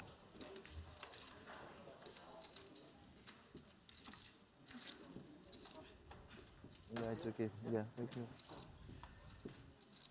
Did they ever do the Ultimate Warrior on you, where they would hold you up The over their torture head? rack? Yeah, I hate that move. That one scares. Because I was afraid of heights a little bit. I was a little kid, you know? Dude, they weren't that tall. What do you mean? I know, but I didn't get like it. I would scream. They wouldn't get in trouble? Oh, yeah, they would get in trouble. They get sent to the corner of the house, and they weren't just there by themselves. They got a little beating. Damn, Randy. Yeah. I guess things went full circle in that way. As you got a beating, and then so did they. So I was for it. By the way, you know, just as a friend, you all right now, though? You know? It's not trauma. Okay. I'm all right. I just Thanks. felt like maybe I'd opened up a wound or something. You were and, not know. being a psychiatrist in that moment. Okay. Life's good. They could also be roosters. You see the beak, right? Oh, to the left. Both of them have a beak. No, I mean, are you saying that little thing sticking out is the beak? Or which way is the What else rooster would looking? the beak be? To the insides, I'm seeing the beaks Yeah. on Sergio's shirt. Wow. This is a pretty good test.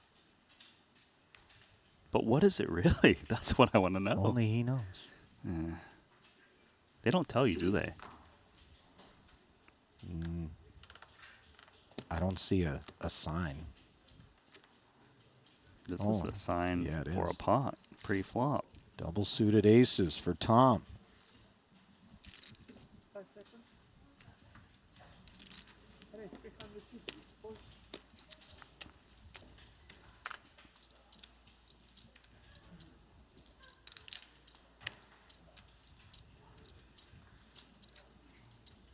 $350. Hoping to get a little action. Diamonds, 3-wheel cards, a jack. What kind of appetite is Ding Biao working with?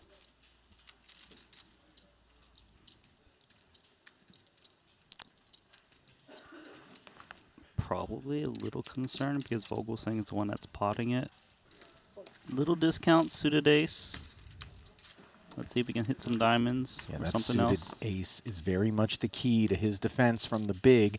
997, swing and a miss for Ding. But this middling board texture, we have the nut flush draw and the aces. Let's see how Tom wants to approach things. Caution has been the order of the day largely, just given the ICM. Yeah, this is not too bad for aces, given he has a nut flush draw to go with it. He could shoot out a small bet, still gets him paid off by smaller pocket pairs. Let some charge straight draws. Now, of course, if we think about ICM as well, there is merit to playing it more passively, given there's a race at the bottom with the other two Chinese players. Small bet is the route. The path to victory, I would expect.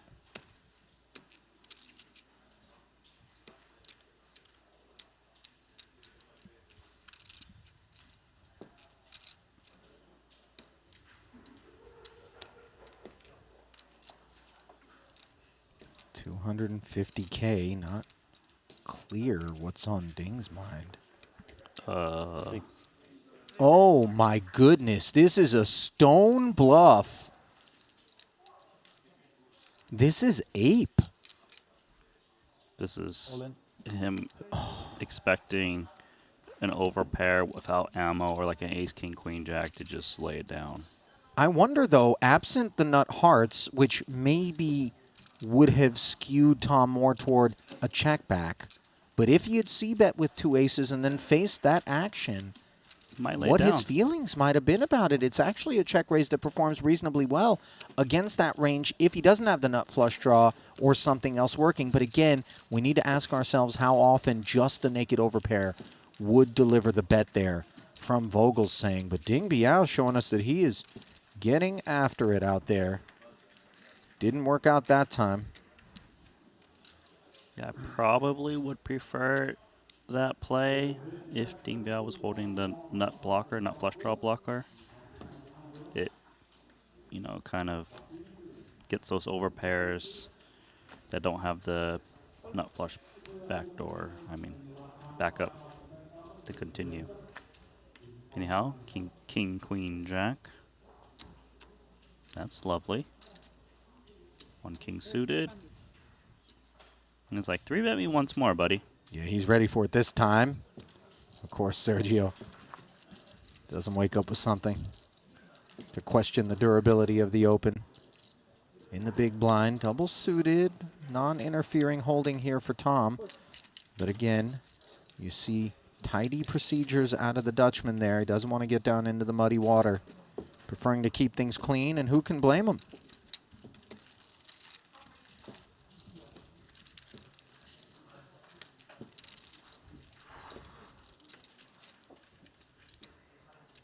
Well, Randy, Chet's kind of all over this wrestling stuff. In fact, Dustin Ross has stepped in to clarify that the big boss man is originally from Cobb County, Georgia, and his finishing move was the sidewalk slam. That sounds painful. The sidewalk slam. So he just takes you out to the pavement. Yeah. Smashes your skull into the ground and just handcuffs you after and just take you to the county clerk jail. Yeah, I feel like given that he was a cop, it should have been something more law enforcement related. Something like the taser. The taser. The speeding ticket. You know. Yeah. The abuse of force would have been a really nice finishing move as well. I mean, come on. This is a this is a cop that's, you know. I don't know if he's a good cop or a bad cop, Randy. You know? I just know he was a cop. He was just a cop that wrestles. He wasn't, you know, breaking the law. The sheriff has activated. Big boss stack, Gonzalez, 350, and look at Ding Biao with ace, king, jack, deuce. The ace is not suited. Again, he picks a fight with the big gorilla at the table. Yeah, he just knows that Sergio Martinez Gonzalez is opening a lot of dusty hands, and he should be off the big stack. But Randy, this is, you know, Sergio's paying attention. This feels a little bit to me like a man who's disrespecting ICM and getting out of line, and there's going to be a point at which you might imagine the Spaniard is going to have had his fill of it. Look at him dig in with this combo. Ding's like, seriously, buddy? 2.65 in the middle. Ding Biao has north of 1 SPR. Chips should just go in on flops. Down a dark alley we go. Ding has held our hand toward this one. 10-10 deuce and clubs. Neither party in love with this. Both have a deuce. Advantage Ding with the kicker, though these are not real considerations for either party. This board is so bad for both players. Walk me through, if you are in Ding's seat and you got after it with the intention, of course, of winning the pot pre-flop, but it didn't work, what range do you give your opponent? And how well do you think follow-through barrels are going to perform? He does check back, by the way. 8 on the turn, presents a gutter to Gonzalez, but the question stands. I would say that it's obviously something that's not willing to get in pre, so we throw out the aces, right? It could be hands that, you know, are very war coordinated. Double suited is very likely. You know, like a king, queen, jack, 10, you know, something like this. It's very reasonable that Gonzalez could have a 10, hence why you saw Ding Biao not even c-bet this flop. They still are just holding very weak hands, given the size of the pot. Another round of checks. The 7 pairs Gonzalez for the winner. Oh, man. I don't know if showdown is going to be permitted. It does feel a little bit like it was a one-and-done pre-flop from Ding Biao, given the 2 checkbacks. And I don't know if Gonzalez would ever be turning his hand into a bluff here. No club in hand. As played, overpairs could get heroic. We have no 9. We have no jack. I mean, overpairs is like aces and kings, right?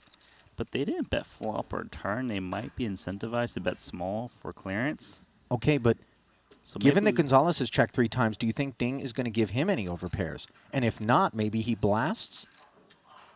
We're not worried about a 10. We're not worried about clubs as played. He does shut it down. And oh my.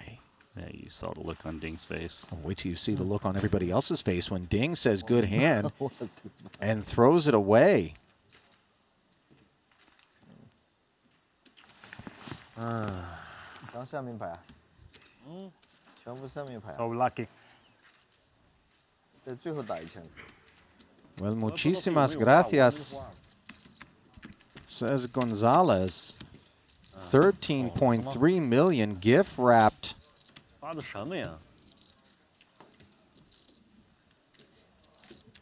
What is going on?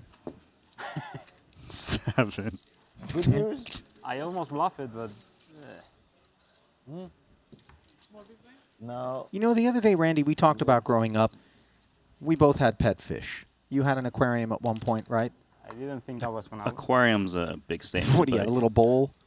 It was a fish hotel. Okay. You're not talking about your refrigerator. Yeah, no, it was a proper square with no rooms, just one big room. It was open space. Was it but yeah. decorated? Did you have rocks in the bottom and like a little house and stuff in there? It was a glass house, yes. Okay. With no decor. Well, But go on. Gonzalez has got ace jack 3 decor as he raises and takes it. I too kept fish. You know, famously I overset the thermostat in the tank one day and came back to a bowl of boiled fish. Except the little mudsucker, man, that guy was durable. He faded the heat. But the reason I bring this up is because I'm reminded by the local aquarium operator when I once bought a betta fish, or a Siamese fighting fish as they were known, that you cannot put 2 males into the same tank because they will duel to the death. I give you Gonzalez and Ding Biao, who feel very much like a couple of male betta fish that have been put at this final table and are pecking away at one another in unexpected fashion. Who will die first? Well, at the current rate, kind of looks like it's going to be Ding Biao. He hasn't been able to get mini pots from Gonzalez besides the smaller ones. But eventually one will win. We'll find out later. TBD. For now, though, 2 aces, 2 4s. Yeah, resurfacing this time for Vogelsang. Pretty version. Takes us up.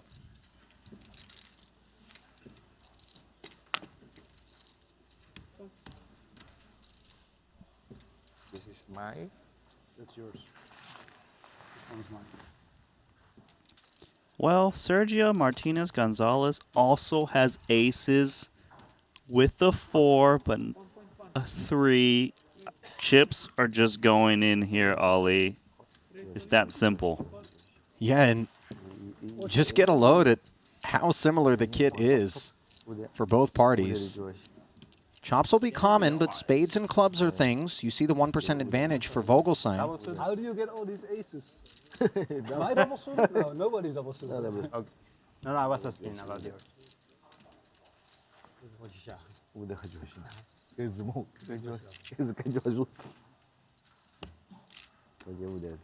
Spades are more useful. 5.35 in the middle. Do we have a sweat? Oh my. 6-5 deuce the joint for Gonzalez. This is unbelievable. That's a bad beat. No pair on the board, and it's GG's. Oh, my. They're supposed to chop this pot. You know, this is really unjust for Tom Vogelsang. Showered with ace-ace 4-4 versus ace-ace 3-4. The chip leader just flops him practically dead and then seals the deal on the turn. An unceremonious departure in 5th place for the Dutchman as the Spaniard has turned into a chip magnet. He did nothing wrong. What is he supposed to do? He got in aces against aces. He just got free rolled out of the tournament. Don't look at me. I have absolutely no idea Whose puppy Tom Vogelsang ran over on the way to the casino here today is some absolutely insanely unjust altercations. That one being bestowed upon him. $686,000 to try to feel better about it. That's what he'll take down. $854,000 now guaranteed to the remaining 4, and maybe victory guaranteed to that man. 162 bigs, Randy. They're not even going to put it up on the board at the sports book. Yeah. Well, but shout out to Vogelsang. 2 5th-place finishes in PLO here in Jeju. Now, no choice. No choice. Pot, says Lin Wei. 2 kings. An ace, king, 9 deuce, and it's a suited ace. Into the muck.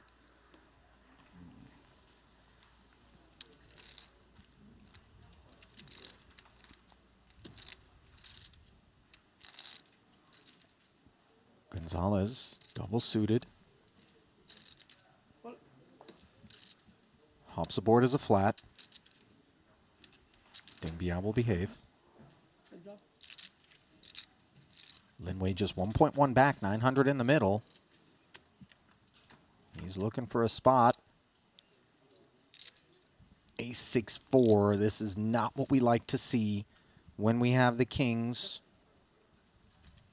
Gonzalez could very easily find a fold in the face of a follow-through. Unbeknownst to Lin Wei, he checks back promptly. The board pairs on the turn.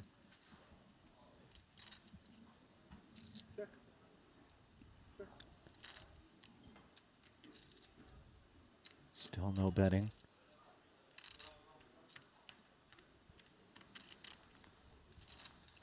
I mean, Lin Wei's hand looks like kings or aces. Yeah, he's just looking for showdown. There we go. Little pot. Yeah. Those have been difficult chips to acquire on the day. But Gonzalez bucks. Taken down. You took a look at the leaderboard, right? Because you see the massive chip count of 162 big blinds, but look at his 3 opponents, all from China. Well, you know, he's surrounded out here behind enemy lines, but everybody's running around with the squirt gun, and this man's got a bazooka. Yeah, it's not really a strength in numbers thing, is it? You know, I don't know. Because if you turn to nature, while a single fire ant might not be considered a threat to a person, you get enough of those bad boys dropping their mandibles into you, and you might tap out. You ever get bitten by an ant, Randy? No. Never. No, I don't go play with ants. No, buddy. nobody's going out to play with ants. You just accidentally step on a mound or something. You piss them off, you know? Yeah, if I accidentally step on a mound, I run away. I don't stick around and take off my shoes and just let them. But you know, like a few of them would walk up into your pant leg or something. Anyway. It must have happened to you, apparently. Yeah, you know, I had a few fire ants. Ants in your pants? Upset. Yeah. It's a fair way to describe them. Gonzalez flexing on the button here. This is slightly out of line, but when you got the boss stack, you're allowed to do this. And don't tell me Ding Biao wants to dance again as he's fighting for his country. Well, another round of flamenco between these two. Queen, queen, 10. 2 hearts. Deeply divorced kit in both camps from this board texture.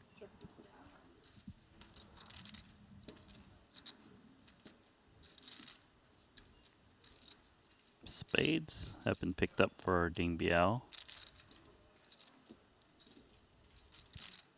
How much pride will he take in that after the check back for Gonzalez?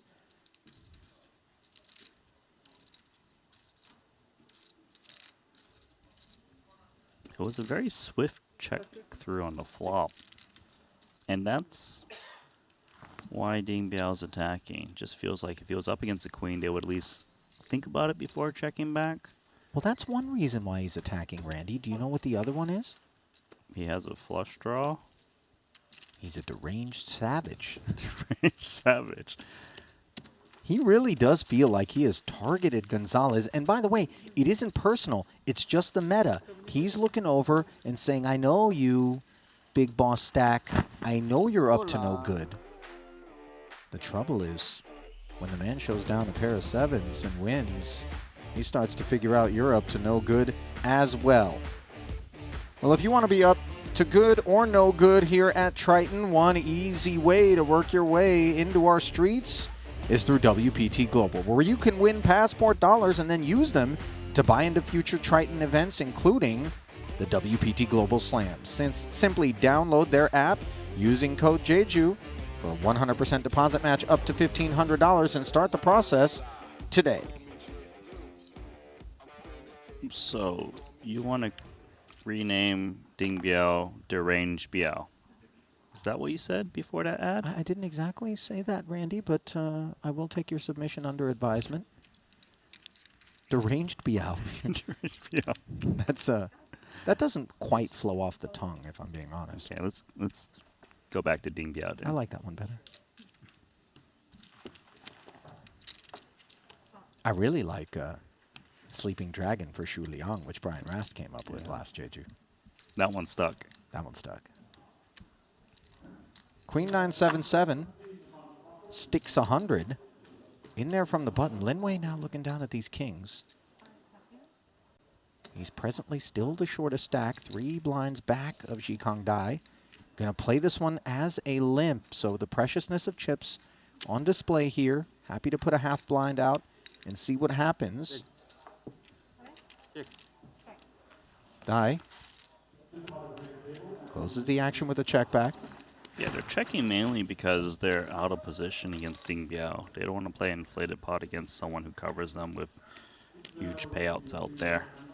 Yet again, kings draw an ace on the board, this time in a 3-way affair that is absent Gonzalez.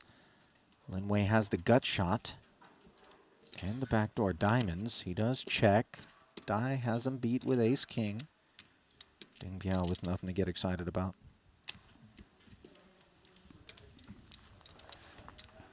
Looks like Jikong Dai is considering a bet. He does eventually check. And there's the little min bet sprinkle from Ding Biao with the worst of it. Look at this. Couple kings seem curious. Flicks in a call with the gut shot. Maybe looking at this investment of 100K as Ding has a futile position bet here.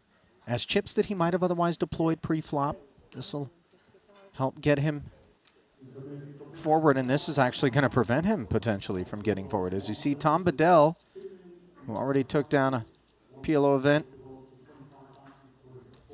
chatting it up with Sergio.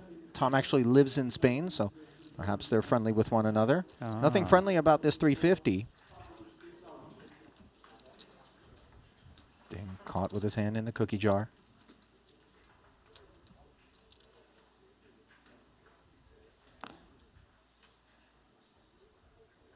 Oh, and Lin Wei lamenting the loss of 100,000 more.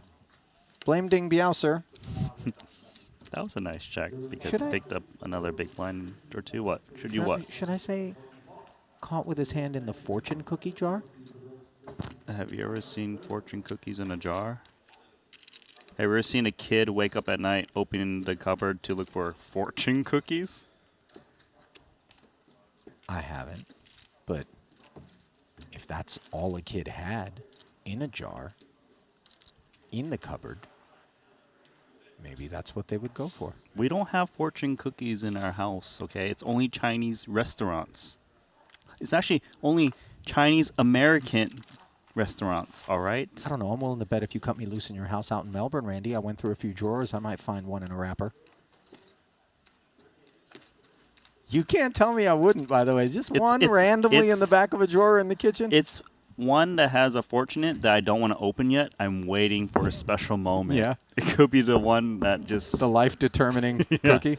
Yeah, if it says something bad, I don't want to know about it yet. I hate the ones with the numbers on the back. Those are lotto numbers. I know, but you know, it's like... Have you ever tried to bet on one? I've never played the lottery in my life. I tried. You played the lottery, Randy? I've played it here and there. What's wrong with you? You know, they say you can win like $1 million. Respect to everybody that plays the lottery genuinely, right? But never mind the odds. I would be a little embarrassed if I had to go, because, you know, I don't think you're allowed to remain anonymous. Maybe I'm wrong, but, like, they're doing the interview with you, you know, and they're like, oh, so tell us, you know, what do you, I'm like, I do pretty good in life. I just bought this ticket randomly. I would have to make up a story like, oh, the Triton office pool, we all, you know. Do you remember in the new Squid Game when he was offering lotto tickets, the scratchers, and the food? I would have took the scratcher for sure. So, yeah, that was... that guy was a dick.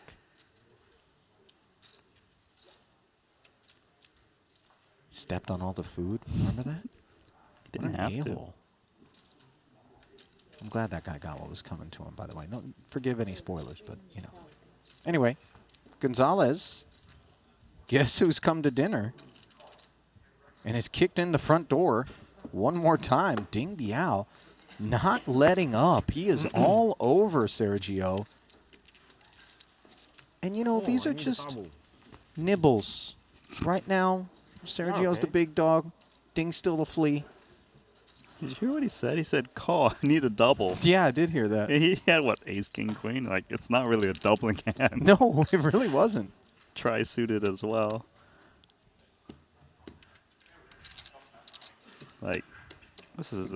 Call, I need a double. You could have doubled. You couldn't even beat a 7 on the end, my boy.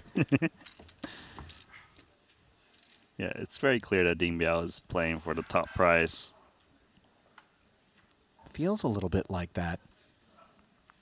But this is really turning into a one-horse race, man. We got 32 bigs for Ding Biao, 24 bigs for Jikang Dai, and 16 bigs for Lin Wei. How many do we have for this man here? He's got 15.5 million in chips. 155 bigs. This is lunacy. You know what I would start doing? What? And granted, I'm psychotic, but I would start covering my eyes with one hand, and then I would ask when the action is on me, and then I would just take a stack and put it into the middle blind. Because why not? You're smiling as you're saying this like, you are a lunatic, aren't you? Hello. A7-6-4. Lin Wei defended against the 350 open from the A7-7-3. Similar hand composition pre-flop. King 10, A2 diamonds. Neither player with a flush draw.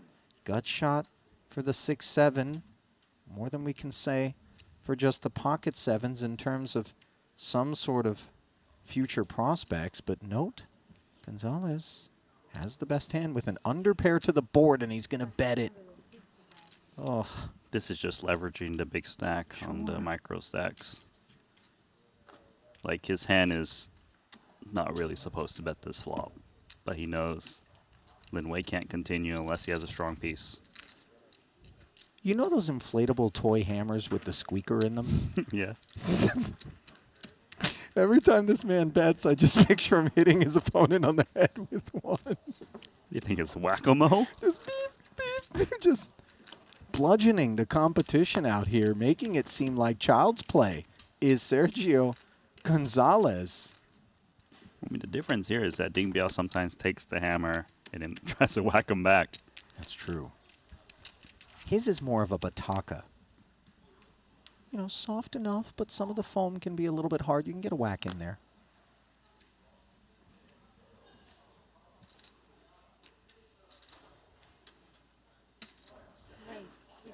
Here he comes.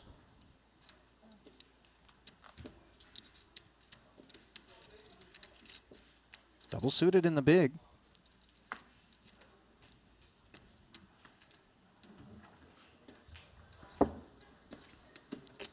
One more whack.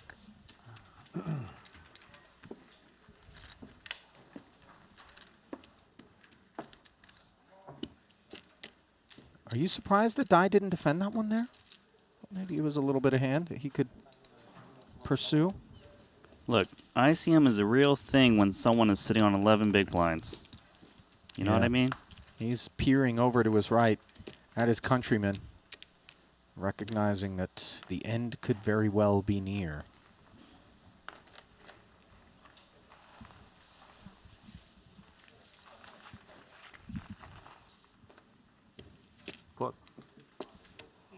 Ace Jack 10-5, double suited. Lin proudly announcing pot from the button. 50, yeah?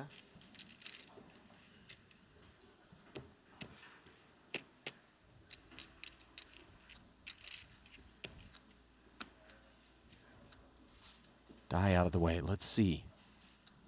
Gonzalez, Jack 9-5-4 with spades. He knows that the ranges are supposed to be narrow for these guys if they're going to be willing to find the exit before one another, all in similar stack depth. Lean. Respect. But he does have the chips You live in to take a peek at 3 if he wants. Now I live in Portugal. Portugal, but I'm from Madrid. From Madrid. You know Ruida as well? Ruida? No. Chinese from Oporto. Porto? No.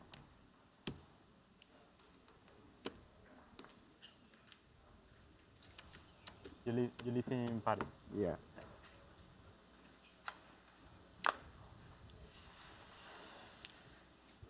Beautiful city.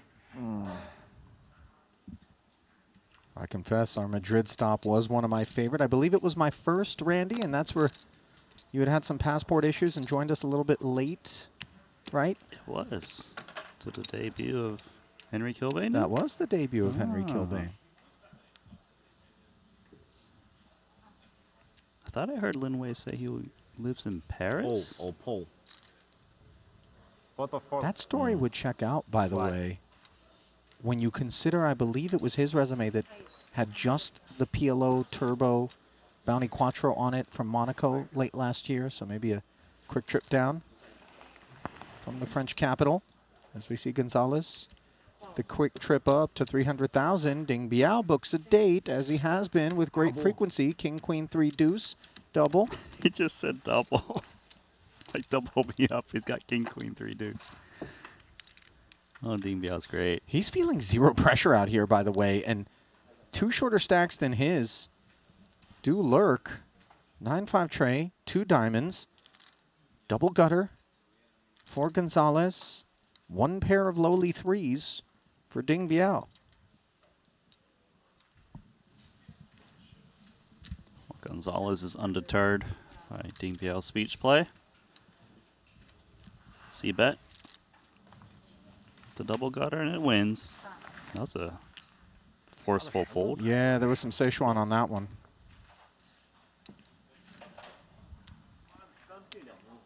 So Ding Biao, to his credit, man, he's tried to make it exciting out here for Israel, for himself, for us here in the booth, and those of you out there streaming. But in the end, he's been able to do nothing more than fight on with 2.8 million in his stack. So we're going to bring you back to the desk here where Lin Wei is hanging around 11 bigs deep. Jikong Dai, 3rd in chips. He's currently sitting with 22 bigs, and of course the blinds will be northbound. Ali Najad, Randy Liu back with you. It's been the Ding Biao show, even though Sergio Gonzalez has the monster stack, and obviously you'd think he's got lead billing on the marquee. Absent Ding Biao's confrontations and willingness to get after him, I'm not so sure these episodes are as interesting. Yeah, and the thing is, Ding Biao, for some reason, is willing to kind of fight Sergio Gonzalez, you know, despite there being shorter stacks out there. It's very fun to watch and entertaining.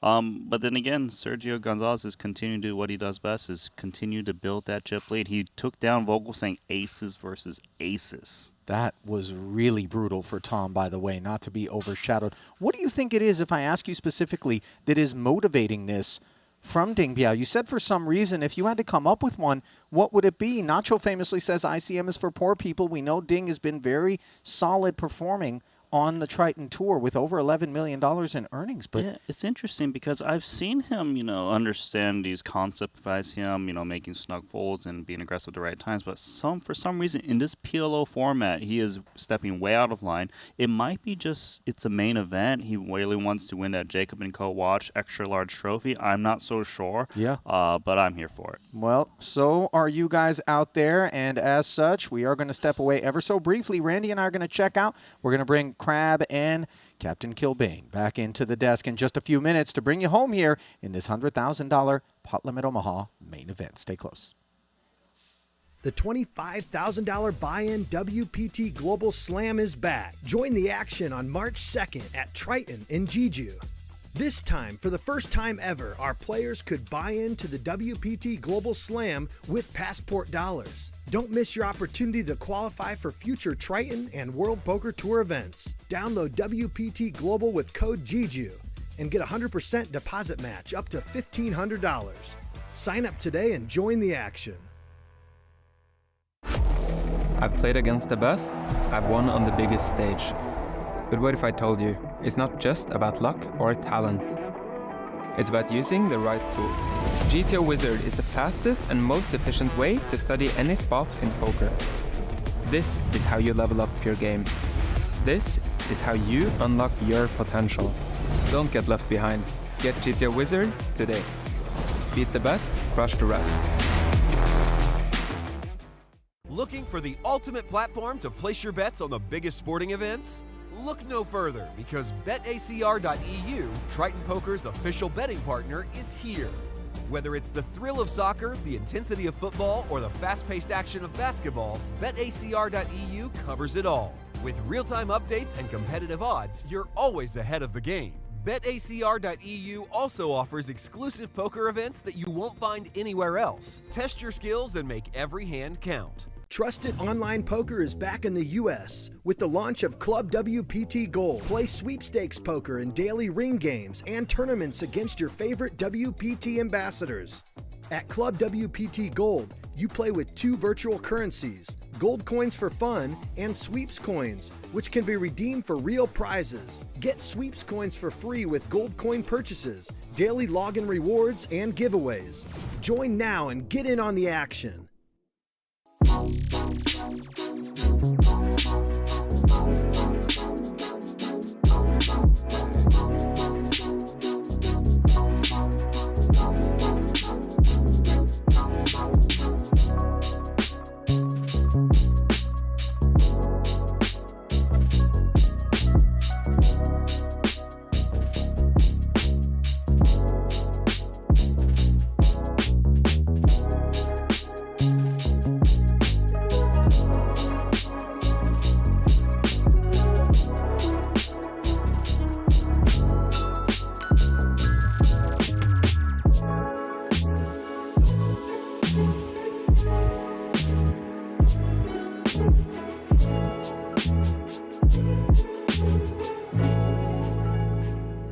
Between the bars sometimes it can get ugly in there, but I gamble. Randy, let's do this. Yeah, okay. You gamble. I think there's like an acrylic cage too. Oh, yeah? Where it's like all clear so the shark doesn't realize it can't eat you. Yeah, so it tries to break through even more. Yeah. It's not quite as sturdy as its metal counterpart, but that's like advanced, gamble. Meanwhile, Sergio has the chips with which to gamble. Button, Jack 9-6 double was a reasonable open, but you see a finger wag, and note the hand composition that has brought forward the 3-bet pot. Yeah. 10-8-8-7 double, middling rundown with the pair.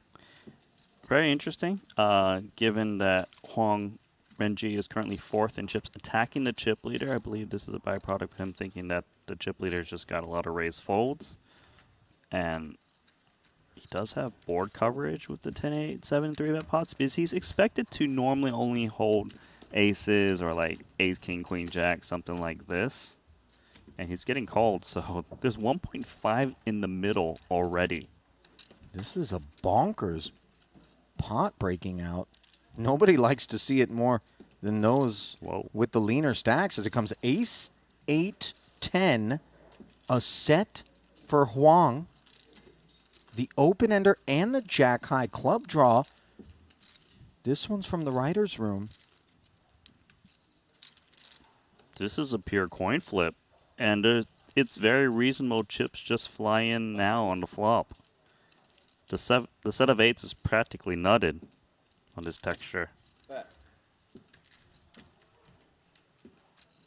800,000 as Wenji interferes with the set of tens just in case that lurked and doesn't expect there to be ace-ace involved in Martinez's range, given that he flatted pre. Although, would there be worlds, Randy, in which bad aces wouldn't repot? No. No, always they would get it in. Always get it in. And here we go. Oh my God, 5.6 million in the middle. Well, as our colleague Henry Kilbane likes to describe it, we've got ourselves a car crash. And it's a pileup on the interstate. 5.66 million out of left field. And by the way, when you have a set, you'd like to exhale a little bit, but look at the wealth of outs available to Sergio Martinez Gonzalez, who is threatening to dispatch the two-card main event champion as the first casualty. Of course, Huang would love to ice things. That's a straight. Oh, my goodness. The queen. And the only thing that's iced is a future here at this table for Huang Wenji, unless he can find a pair on the board. Ace, queen, 10, or 8. That's what it's going to take. 9 outs one time. Is it there? No, it isn't. And the absolute improbable sight of Huang Wenji exiting in 7th. What just happened? Thank you. He just tried to attack the chip leader, who's now the super chip leader. He was very healthy, 4th in chips. He went for the win. He went out first. Couldn't have put it better. $423,000 acquisition, bequeathing $113,000 pay ladder to the field, and the Mario mushroom early here for Sergio Martinez's stack as it grows. 7 double, middling rundown with the pair. That much seems like a given.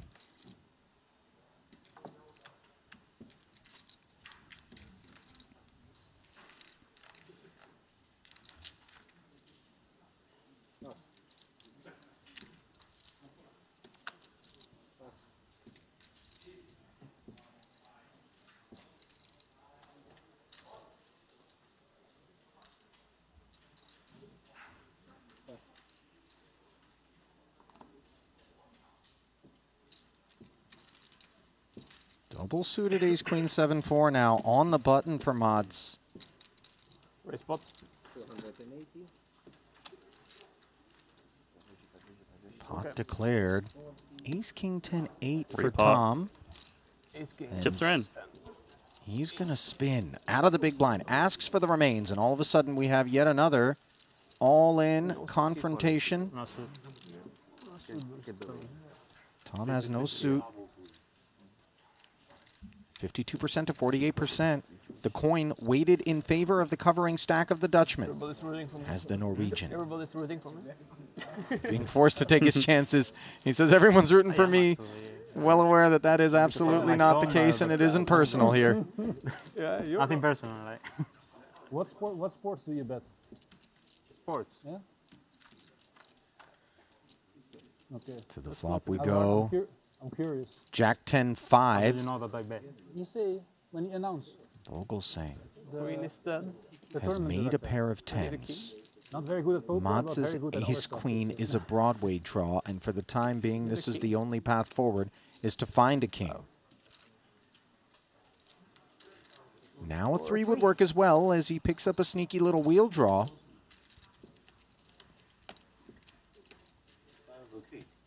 King or tree?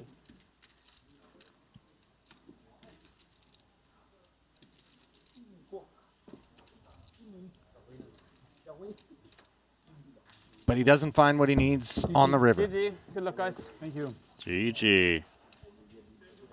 Umut Mainly football. vanquished Mainly football. Football. in 6th place as we've got a couple of casualties early. You see him shaking his head, had higher aspirations, but of course he was in the on-deck circle after being left with just 11 big blinds. Jack-high flush versus ace-high flush against Ding Biao, and then Tom Vogelsang doing the rest of the work.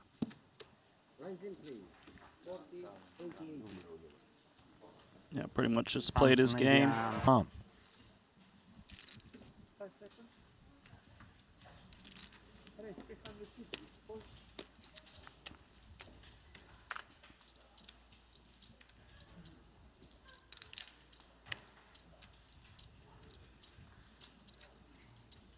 $350. Hoping to get a little action. Diamonds, 3-wheel cards, a jack. What kind of appetite is Ding Biao working with?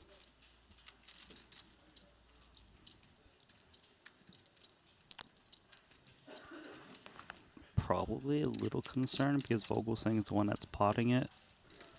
Little discount suited ace. Let's see if we can hit some diamonds or that something suited else. ace is very much the key to his defense from the big. 997, swing and a miss for Ding. But this middling board texture, we have the nut flush draw and the aces. Let's see how Tom wants to approach things. Caution has been the order of the day largely, just given the ICM. Yeah, this is not too bad for aces.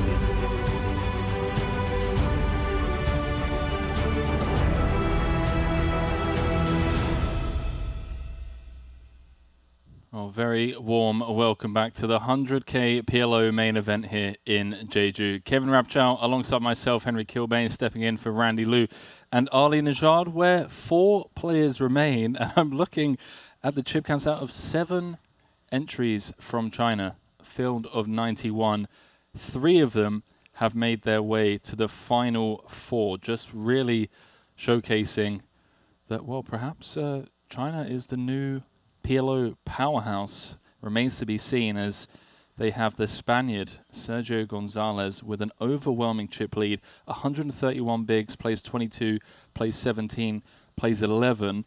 Now I have to ask Kevin, in a typical Hold'em lineup such as this, what would be the approach for the shorter stacks when you have this runaway chip leader?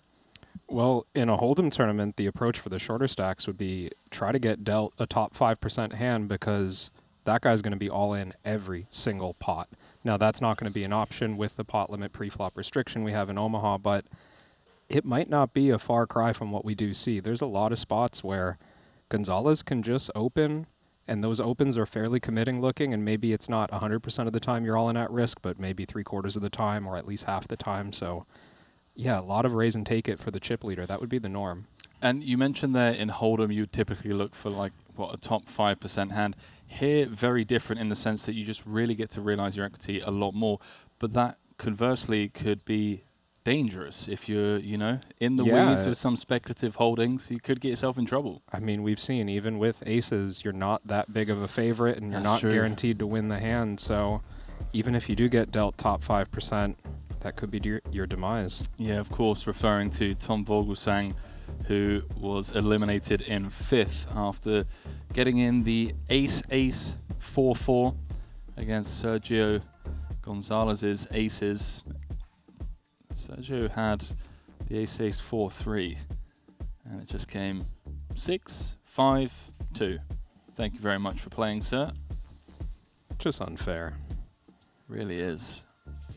So it would have had to have come, what, deuce-deuce, 5-5, 6-6, or somehow case 4 board pair in order for Vogelsang to have not been eliminated. Didn't touch on the prize pool. 9.1 million collected in this one. Currently guaranteed 8,000. 8,000? Could that be a bad payday for a 100K buy-in if they're coming forth?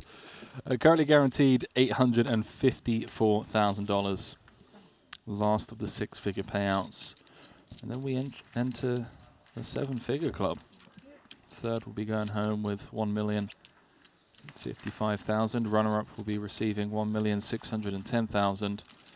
champion will be going home with $2,340,000 for their efforts. 2个 double 我就把他反超了嘛。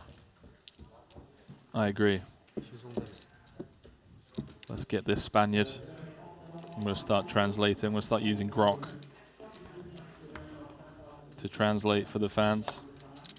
That's your translator of choice? I don't know. I just recently started seeing it a lot. Like, just to give you an idea of how doomed we are as a society, like, people just using Grok to tell them everything, basically. Every time I log into Twitter, all I see is responses like, Grok, explain this to me.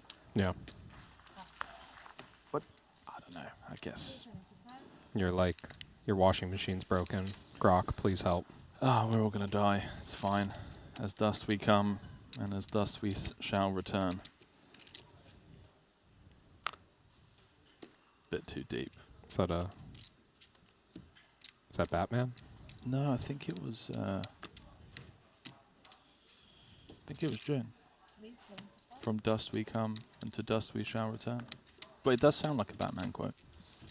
8-7-5 in the middle. Lin Wei limp calling with the 9-4-7-3. Just going to lead pot. Bottom pair. Dai's got nut flush draw. Yeah, and middle pair. All in.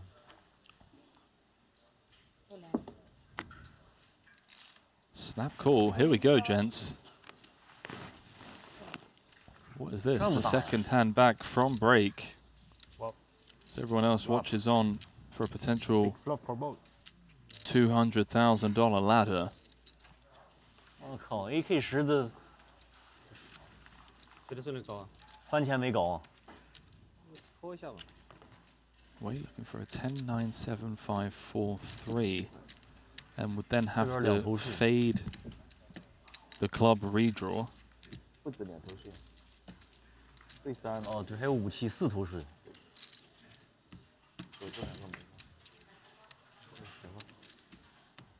Well, that removes the 7 and the 4 as outs.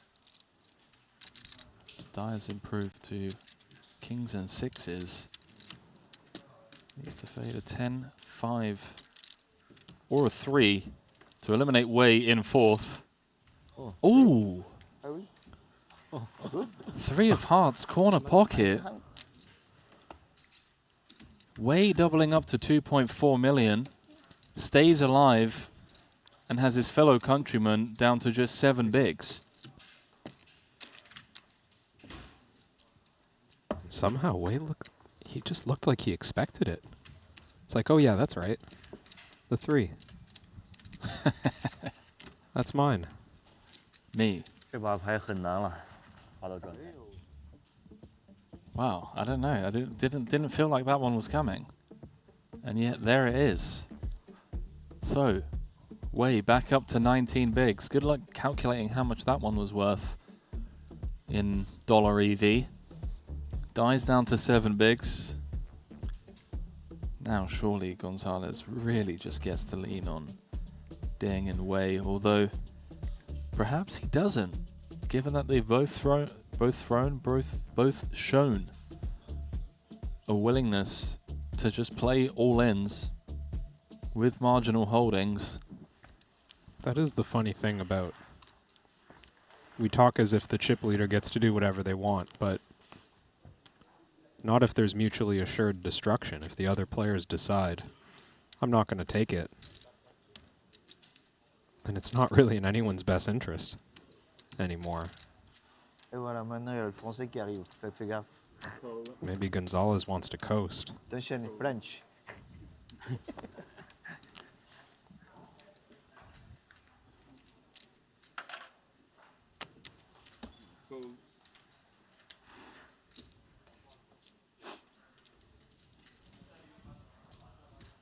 Friendly.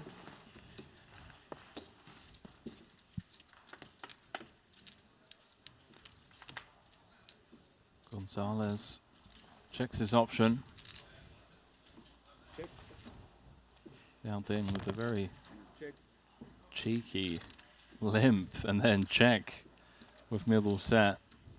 Queen of clubs rolls off on the turn. Let's put a 4-liner out there.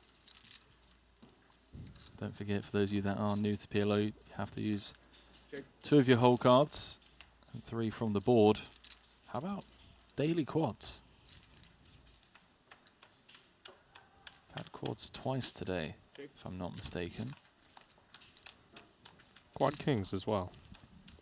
No? Quad 4s Gonzalez had earlier on when I was in the booth.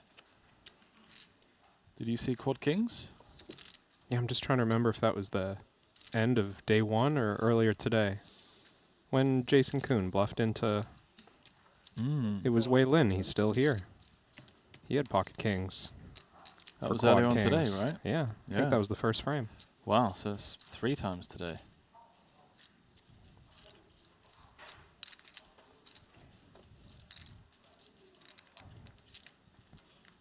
Well, Ding Biao is going to go for value now, and Sergio looks a little suspicious in this check down line after pre-flop limp.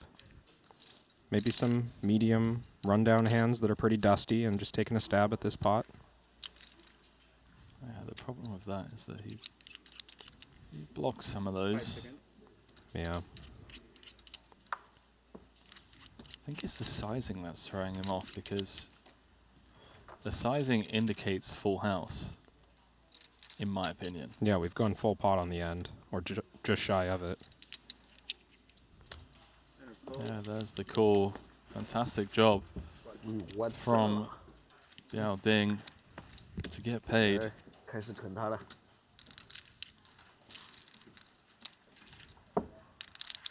他一注不下，他下一注他这把出完了，应该，这有顺子应该是。他下一注这把就 double 了。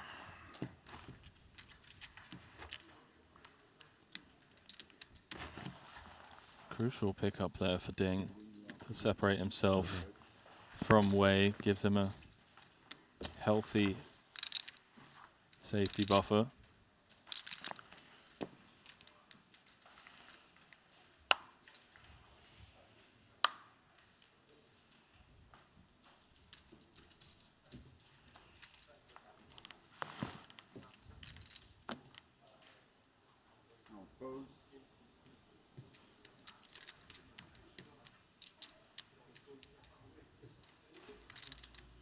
She can't die. Just 7 big blinds on the button. Looks like go time. Let's spot 425,000, 425. Close. I think Biao's got a pair of jacks with a suit. Gonna play pretty well short. Comes with just flat, maybe gets away on some boards.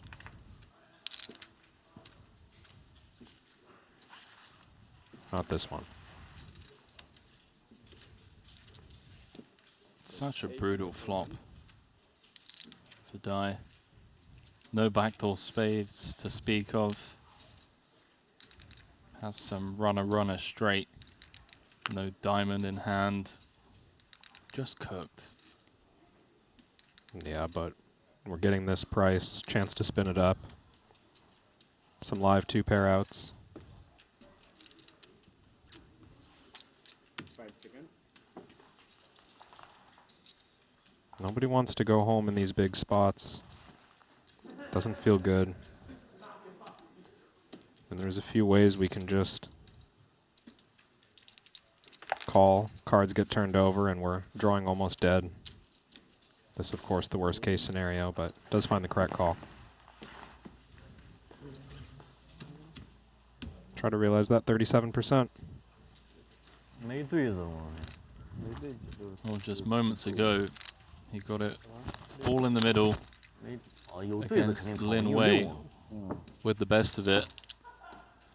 Got sucked out on the river.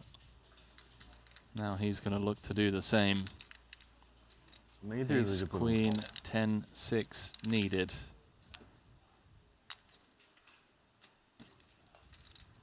Three out of 4 times. We're going to be down to 3 players. Face down. Go. And this is one of those times. The man who was the overwhelming chip leader with 12 left is out in fourth, going to head to the pay desk, pick up $854,000 for his efforts. But I got to admit, Kevin, after we joined in the booth earlier on, perhaps this fourth place finish is going to be a bit of a bittersweet one. Yeah. The Jikang Dai had 5.9 million, a quarter of the chips in play with 13 players left, and probably felt like he had one hand on the trophy. It was his to lose, and then a few pots, the final two tables not going his way, had him up and down on the chip counts. Ultimately bowing out in fourth.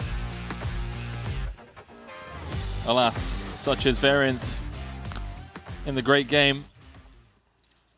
And then there were three. Podium place finish guaranteed. Ooh.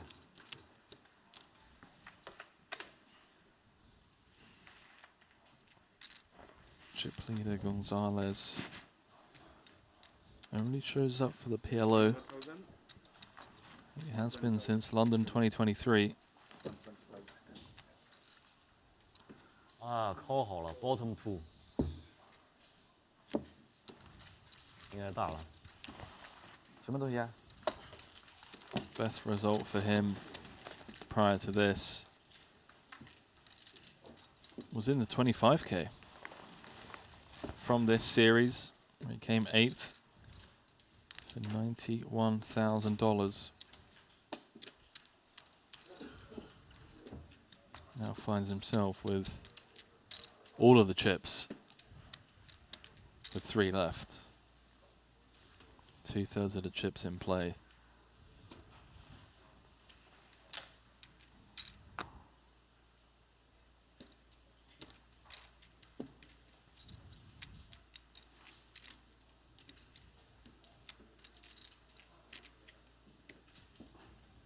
Seconds. There. What? It's 425,000. 425. 425. So.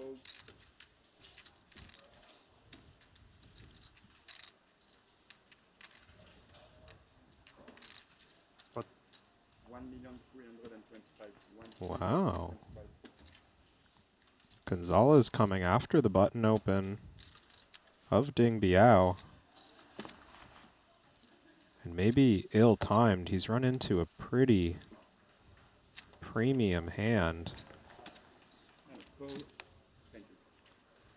Biao going nowhere. I think Gonzalez knows. Once Biao continues here, he's pretty cooked. Yeah, we've got that kind of raggedy, I guess the Badoogie ace. Sort of the equivalent of that dusty big blind bluff you might take in No Limit as the chip leader. Trying to clear out the weak button opens. This is no weak button open though. How much there? 825.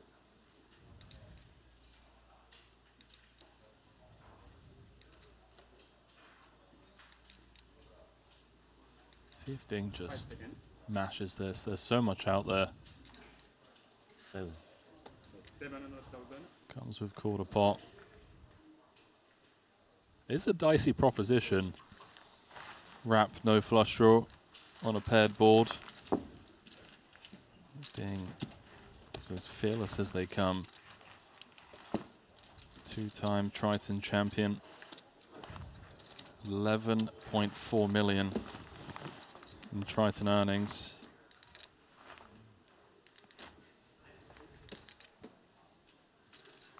Never called the action on him winning a title. He had an insane Jeju last year. 7 cashes, came second in the 150K for 2.87 million, and then a few days later shipped the 50K PLO for 1.1 million. That was after a 5th place finish in the 30K PLO as well, which he cashed for 240,000. That's insane. He also cashed the 100K main, that series. But Jeju is kind to him.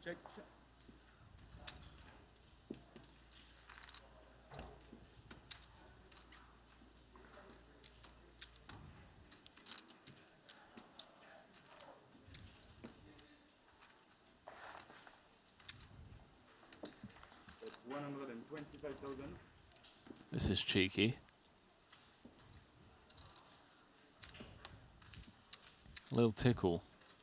Yeah, just under pair to the board. No backdoors. Although, here we are now with top pair. And the best hand for now. What a life.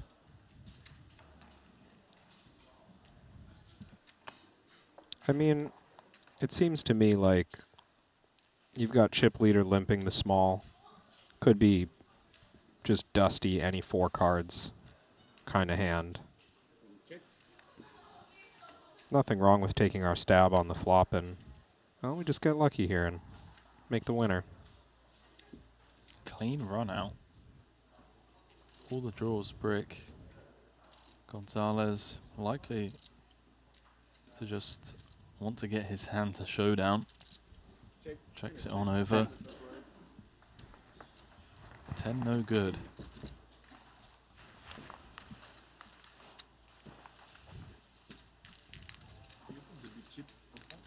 Wait.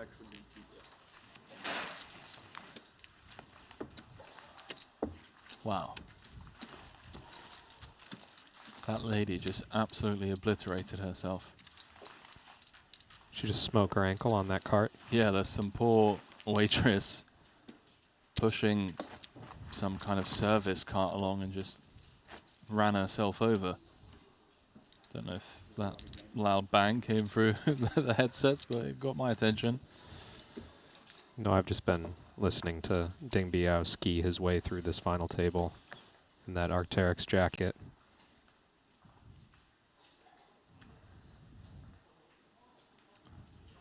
Kerblob pointing out that Ding is trying to stop from smiling. Yeah, I saw that as well. I wanted a close-up of Gonzalez's reaction. Fair play to Gonzalez. He kind of just like tapped the table. That was it. There was no... You know, like when Sean Winter's in a hand and he's like scrunching his face and he's like, what the hell is going on? You get the sense that if this was a home game, or, you know, like if Ding Biao knew everyone at the table a little better, he'd be a great trash talker. Like, you get the impression that in a less serious setting, were he not, you know, competing for the title as important as this is. I think that's what makes him such an exciting cash game player. Again, I refer to the Triton Poker Plus app and I say we have hundreds of hours of nosebleed stakes where there are $1 million pots being played left, right and center. It's involving this man most of the time. He's just in there with a monster stack, willing to play 7-figure pots any given day of the week. As Lin Wei turns the nut straight. 6-2-5 out there. Ding with just a lonesome pair of 9s, an open-ender. Drawing live. It's a spade draw. Note the jack would not work for him. Yes, it was the jack of spades. Lin Wei wasted no time in putting that pot bet out here. I think Ding Biao knows exactly how strong this hand is, just needs to figure out if he's getting the right price to draw against it. He thinks the answer is yes. Spades are live.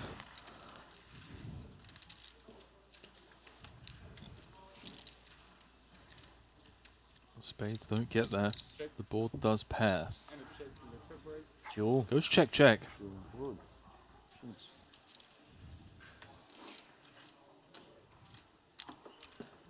Makes sense for the Jack-10. We don't love to see the ace. Maybe you get the impression, oh, if he actually had it, he just leads right out, but... I wonder if we ever win in Ding's shoes on the ace river. It's tough, right? You've only got 10 kicker. Just like some messy missed combo draw, or like an 8, 7, 6, 4 That's with kind spades of or what something. I was thinking, yeah. Yeah. Some like king 10, 8, 7 with a flush draw. Yeah, the 8-7 gets counterfeit, and we somehow win with 10-9. Could happen.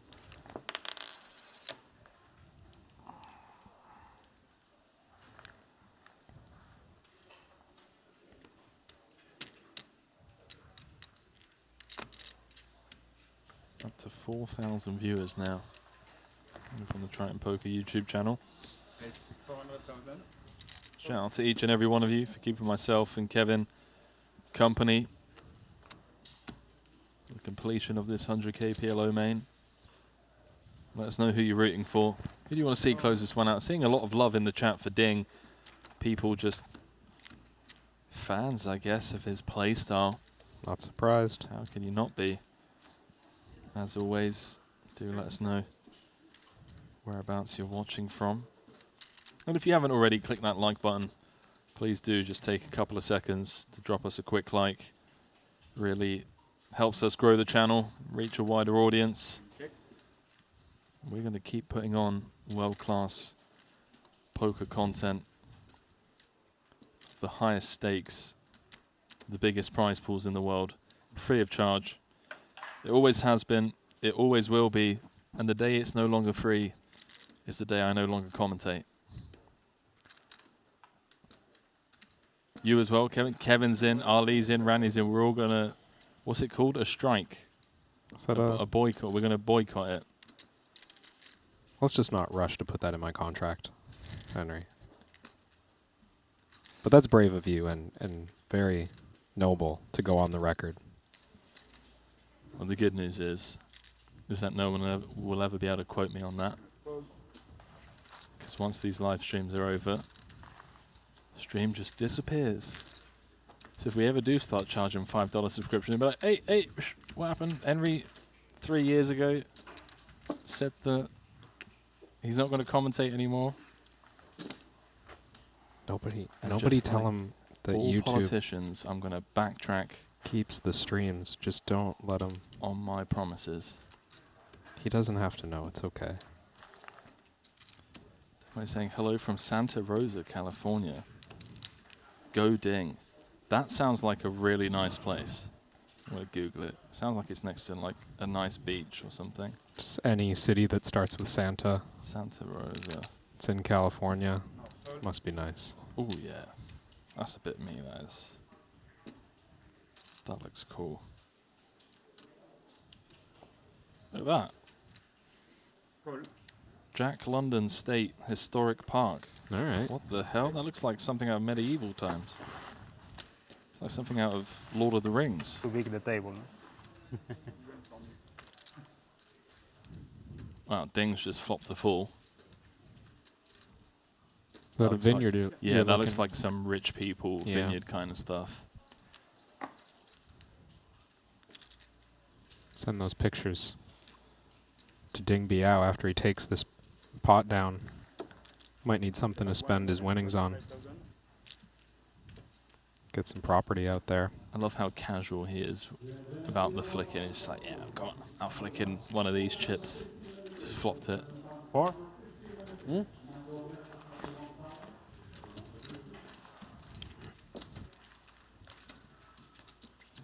Gonzalez still with a mountain of chips, but hasn't been able to get much going since the start of four-handed play. Now just 3, but he's losing a bit of ground here. Yeah, I mean, the reality is Ding doubles through Gonzalez. He becomes the chip leader now. Yeah.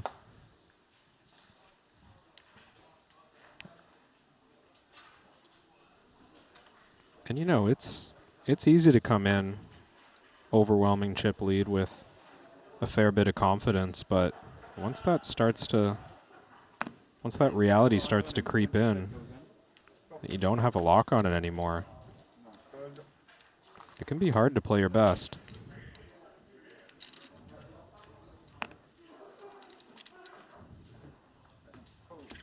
I keep the NT. Sorry? I have the NT, right? Yep.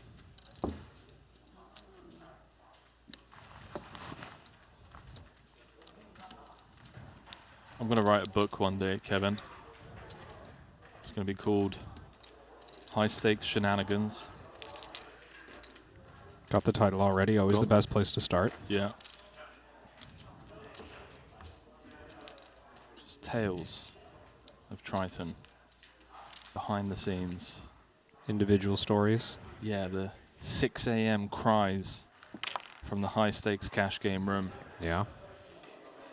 You peel back the purple velvet curtain. You get that kind of like cigar mist. Smell of whiskey and wine, and you just walk through and you see Paul Pua, Ding Biao, Rob Young, Phil Nagy. Just stacks of chips in front of them, dude. 12 days in. Santosh is there as well. Involved in a 3-bet pot, as always, because it's Santosh. It's going to be a #1 bestseller. 25,000.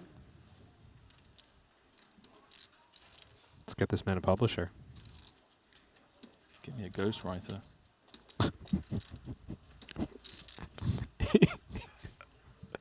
Literally started with, I'm going to write a book one day. And you're already planning how to delegate it. I could tell the stories, but like articulating them, or writing them in a way that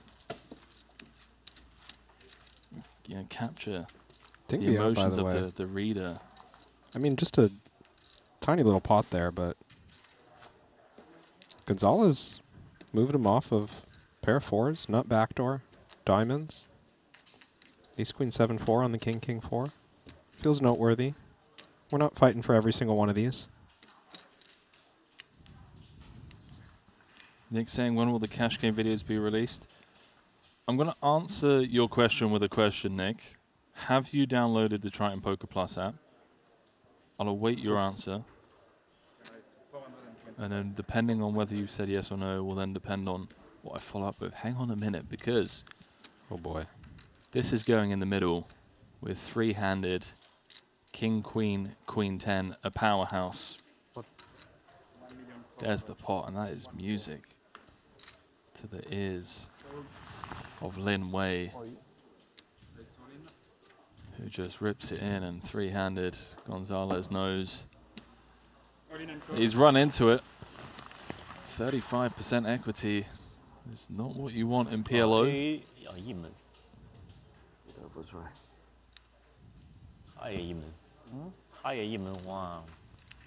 All in brought to you by BetACR. 6.3 million. If Wei holds it, he's going to move up to second in chips. And I think we're going to have a lengthy 3-handed battle because we're going to be very deep. Looking good on the 8-7 deuce.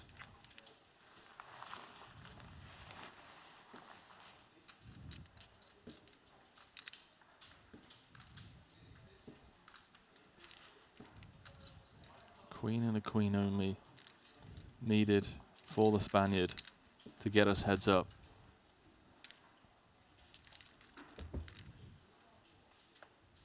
Does not find it.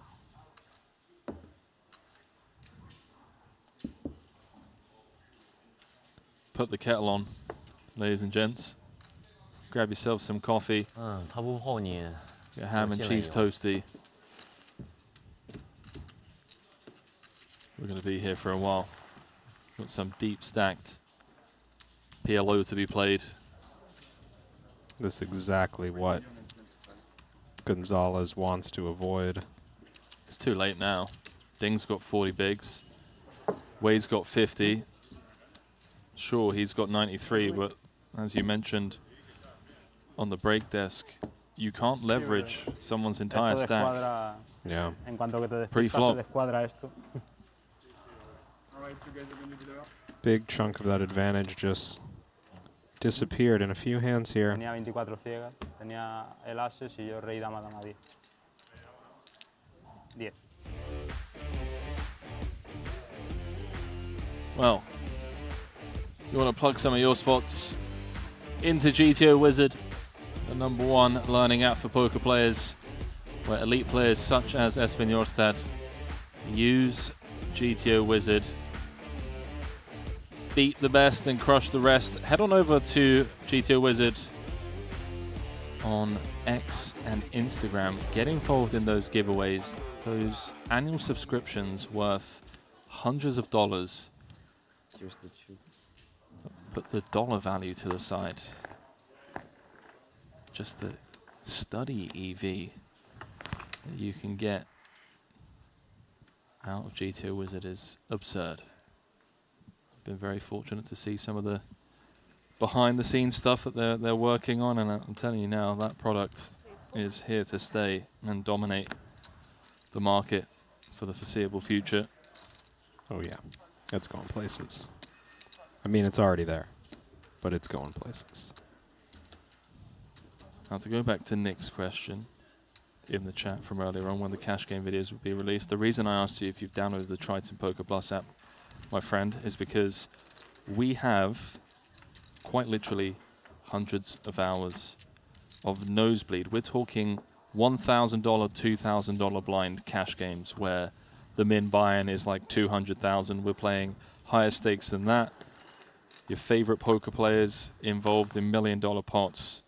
The app is completely free of charge, so download it.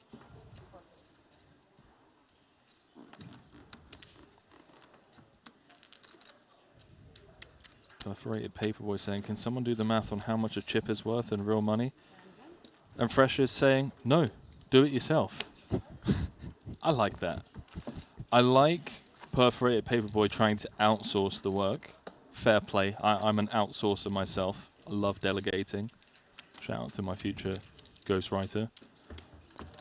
But I also love the response from Freshers. Just like, no, dude.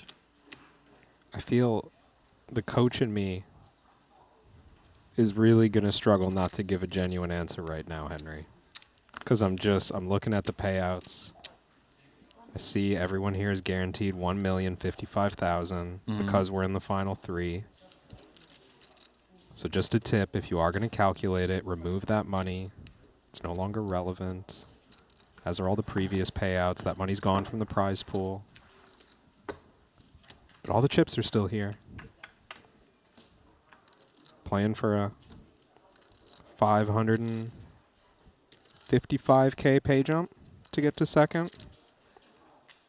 If my mental math is correct. Is that it? On the difference there, and then looks like 730,000 pay jump to first. Albatross saying, ask Grog. That's a good. That is a great Albatross. You win. You win. You've clearly been here for the stream.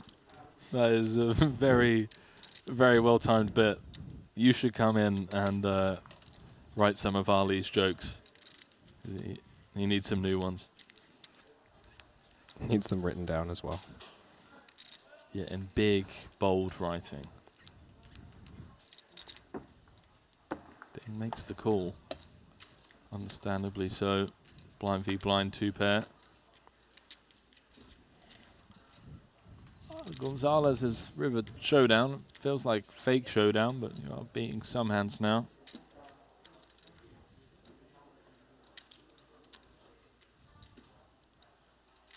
I wonder if he feels like this hand isn't enough. Okay, he's going to check on over. 9 also.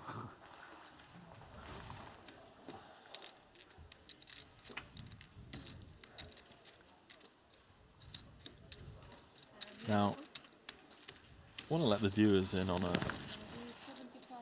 little behind the scenes kind of bit. The iPads that you see us using when we're on the break desk, going through the Triton Poker Plus app, looking at all of the stats. When I got into the booth today, just now, there was a big bar of chocolate hidden and tucked away under my iPad. Not mine, by the way. Yeah. And I'm a little upset that there's not 2 of these chocolate bars. Well, here's the thing, is I'm in the seat that Ali Najad was in.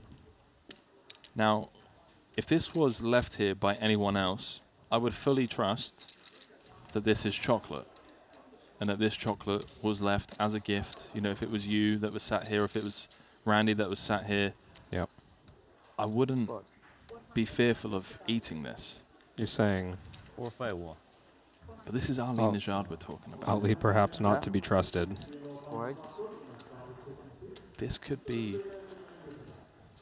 you know, that kind of like digestion aided chocolate, you know, that kind of candy. Where if I take one bite of this, you're going to be doing solo commentary for the next hour. Does it look like it's been handled in some way? Tampered with? That's the thing about Ali is this guy, you know, he would open a wrapping factory in order to pull off a bit. Sting turns trip 6s. Wei's coming for the late C bet, it looks like. He's going to ask how much is in there. He ISO'd from the big blind.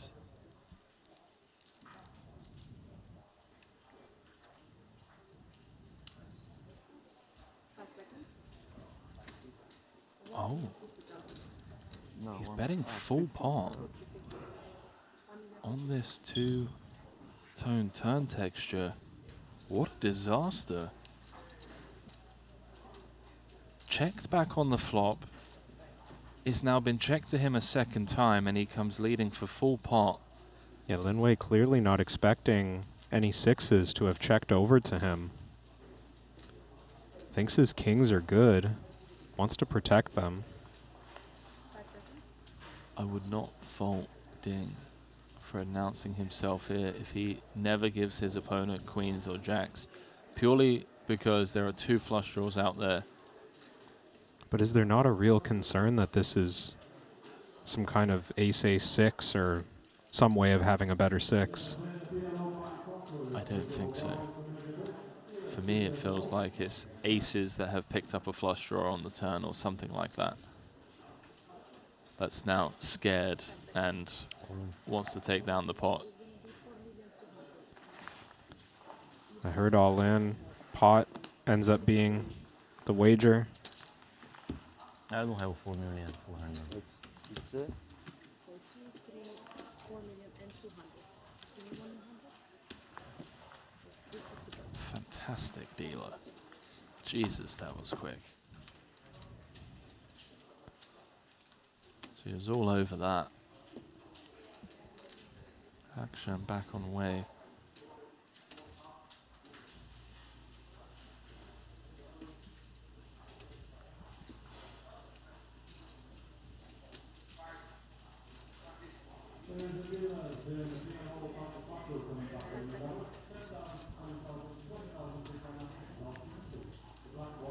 Wei's not happy about it.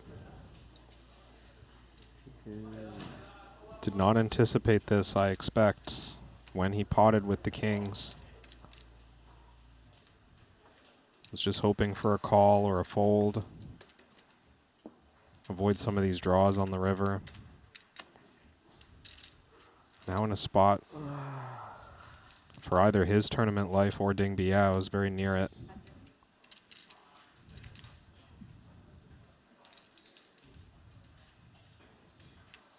No hearts in his hand.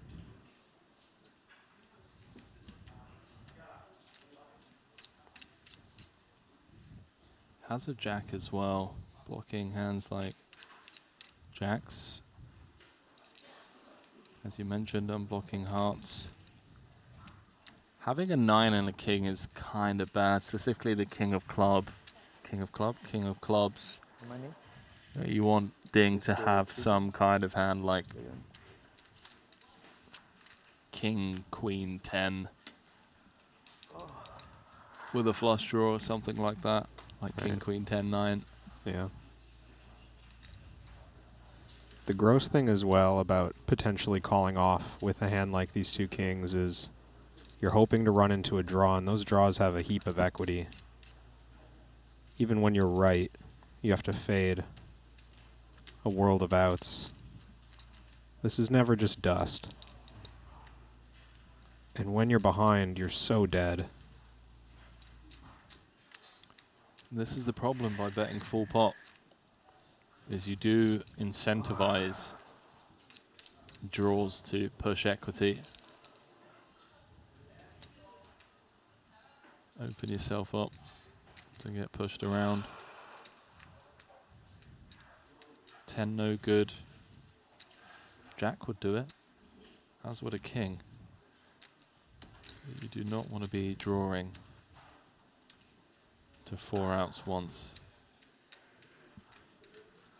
You can see how painful this spot is. It's got to be difficult to think through the combinations in this kind of moment. Linway playing a massive spot and just did not expect to get jammed on. I think this really caught him off guard. Probably asking himself, like, if Ding had queens, if he had jacks, if he had a full house, a made hand, why would he check raise? Why wouldn't he just extend the rope to me?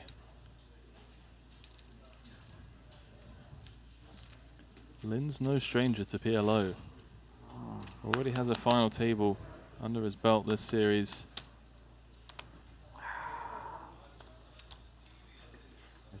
All right, let's it go. Well done, mate. Well done. 抽双花，你抽花吧？我没有，我抽花怎么可能催你？你什么东西？ I'm going to 反正等一 translate. 下看到的，什么东西？ Taking over for Randy. I speak Mandarin.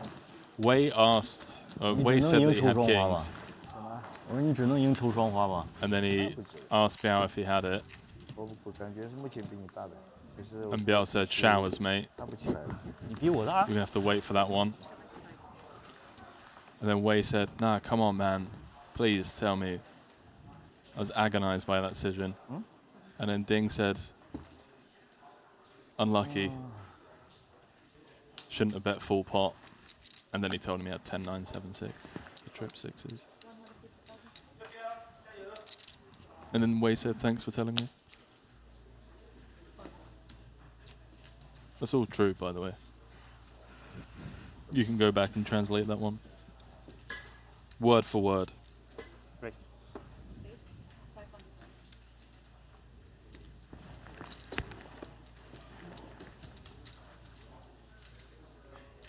Wow, Ding wants to see a flop.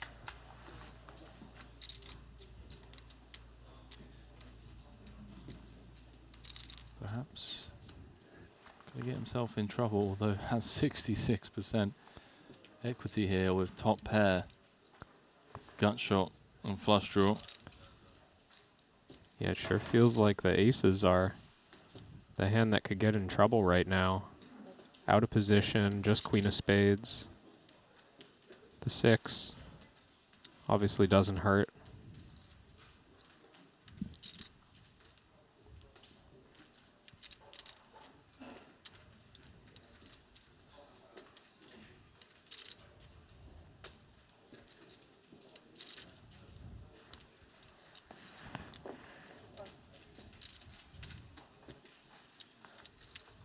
I think now that Ding Biao's playing 40 big blinds effective, quite a bit of room to play these pots without having to risk all of it. Sees no need to raise the flop.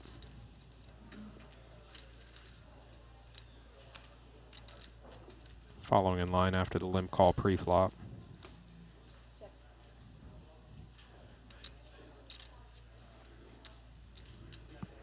$2.4 million to fight for. If Ding can convert this 50% equity, it's going to have closed the gap to less than 15 big blinds between himself and Gonzalez.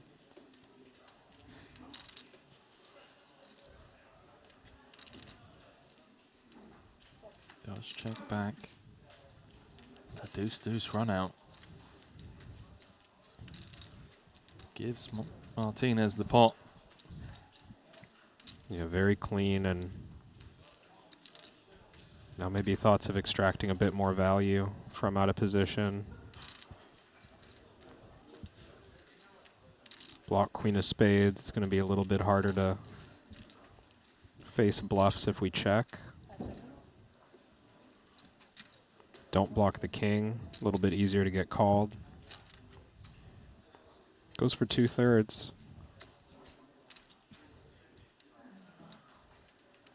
Pretty chunky, and this is just kind of a gross spot for Ding Biao. Lovely bet. Big fan of this sizing.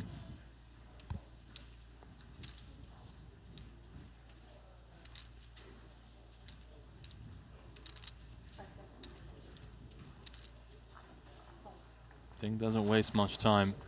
Yeah, nice fold. Man, it feels like there's part of me that feels like this could be over in just a few hands. And there's also part of me that feels like we could be here for a while, especially if these guys keep making big folds. I wanted you to have ace king. I wanted you to have ace king. Better. You're so lucky on this board. You have 5-6? More. King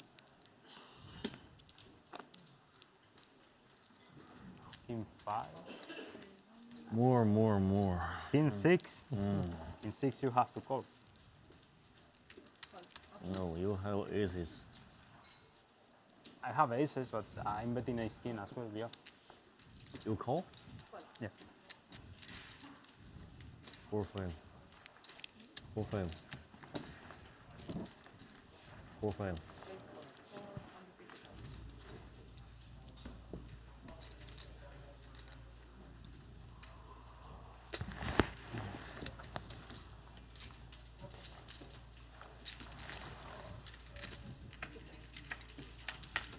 You think Ding goes skiing? Or is he more? He's more of a snowboarder. No, I don't think he does either.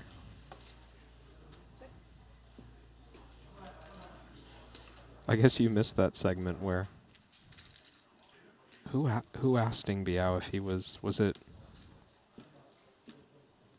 somebody at the table asked him about skiing and he just said no. You're talking about like the jacket. Oh, that's right. Producer James reminding me it was Nacho earlier in the tournament before final table.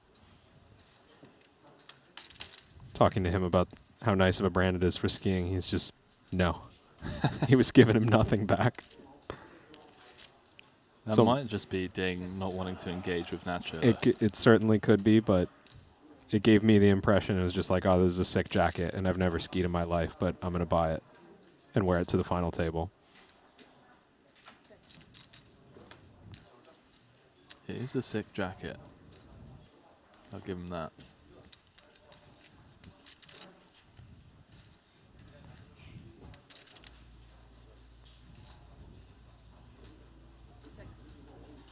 Do you think he just goes to Courchevel for the parties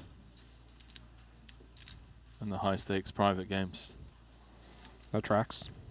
Yeah, and they were like, hey, it's a bit cold sometimes. Bring a ski jacket. He was like, okay, guys, say less. I got this.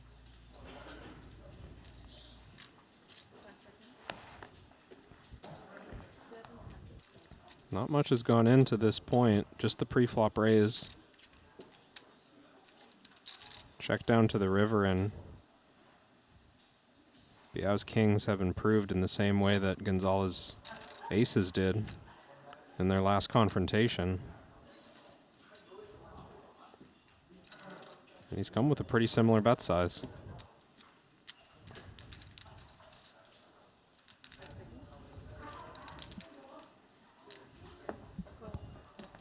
Wow. Gonzalez pays it off. Puts on the cape.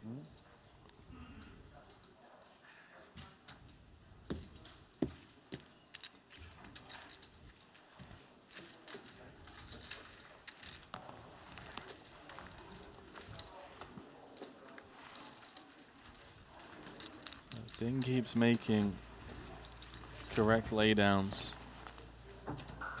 And then 你就是看戏啊，一把不 getting 玩， paid 就看 off 我俩 when he 玩。 has it. 什么一把不玩？刚刚 He's going to be picking up title number 3 here. 我怎么是偷鸡了？我等一下就能看到了。你说你是啥？我比你大呢。比我大的牌不会盖给我。啊？啊，50 150。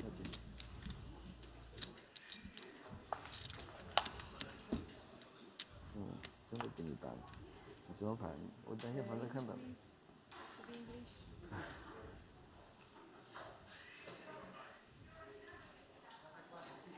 Muy bien. Oh man, that's really strong from Lin. That's hilarious. The dealer was like, "Hey guys, don't speak Chinese during the hand." And then Wei's just answered in Spanish. Oh man. The comedic timing on that is fantastic. A 比你大吧？你不买花？没花。你中队买花。啊。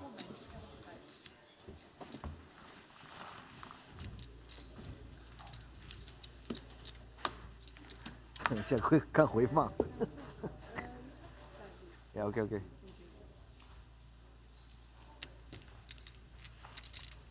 550k difference between third and second. Things have not been going Gonzalez's way. Full-handed.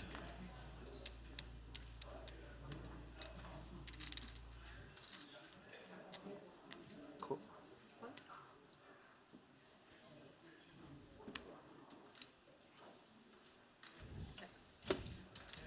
Be careful. Keep play. Very strong hand.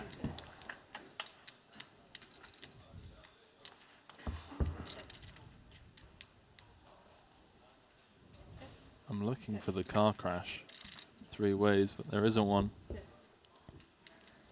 Ding does pick up. Not flush draw. Improves to a pair of kings.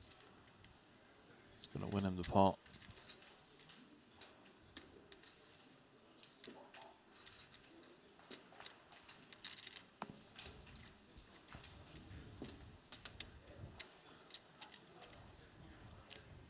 How much is it, bro?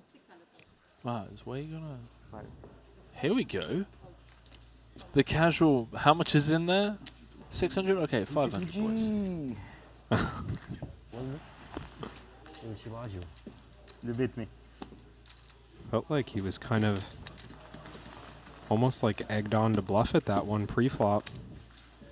Ding Biao's comment. Just goes for it. It's a pretty nice spot. Although brave to do with 0 spades in hand.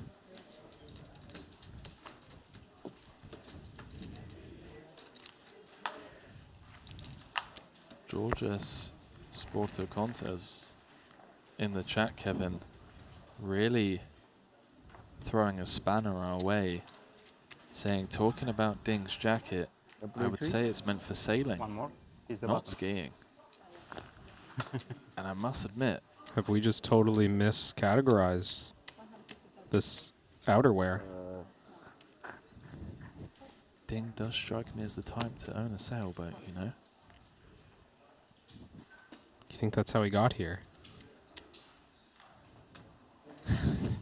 I mean, we're on an island. It's not impossible. I don't know from where. It would be a long trip from most places, but...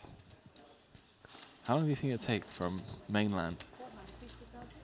It took me, what, 2 hours from Shanghai to fly here? Yeah, but you can fly from Seoul in like 40 minutes. So if you sailed from like the southern tip of South Korea, mainland,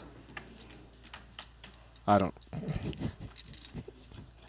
Do they have times for sailboats on Google Maps? I'll give it a look. Ask Grok.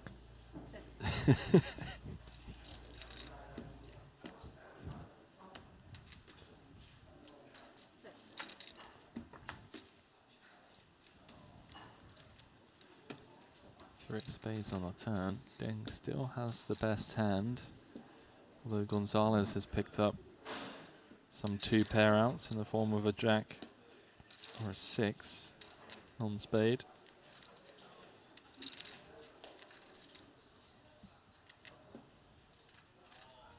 I wonder if it, yeah, this is the type of hand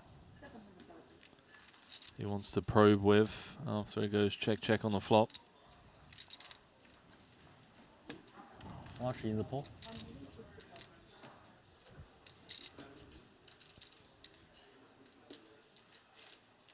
And Ding Biao just continuing to get a little deceptive with these overpairs, and Gonzalez already has once shown to be a non-believer.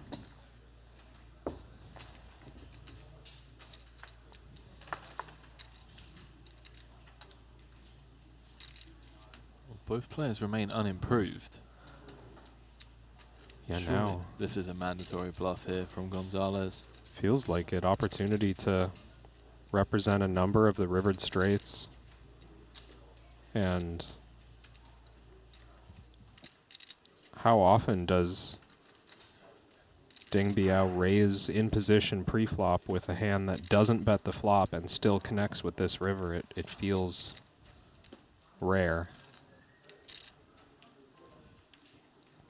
Just have a jack and a 6 in our hand. We unblock spades. Feels like a mandatory bet.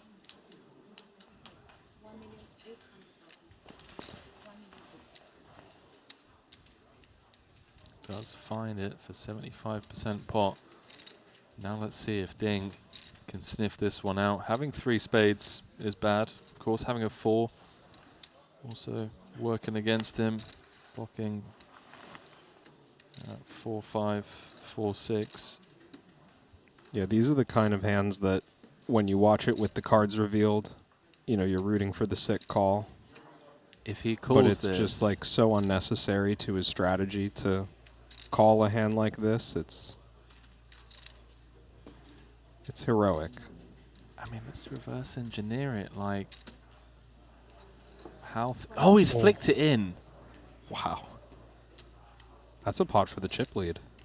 He's flicked in the one chip call. One pair. Gets shown the one pair. You win, you win. One pair. There's the aces, baby. And how demoralizing is that for Gonzalez? I saw you say the street.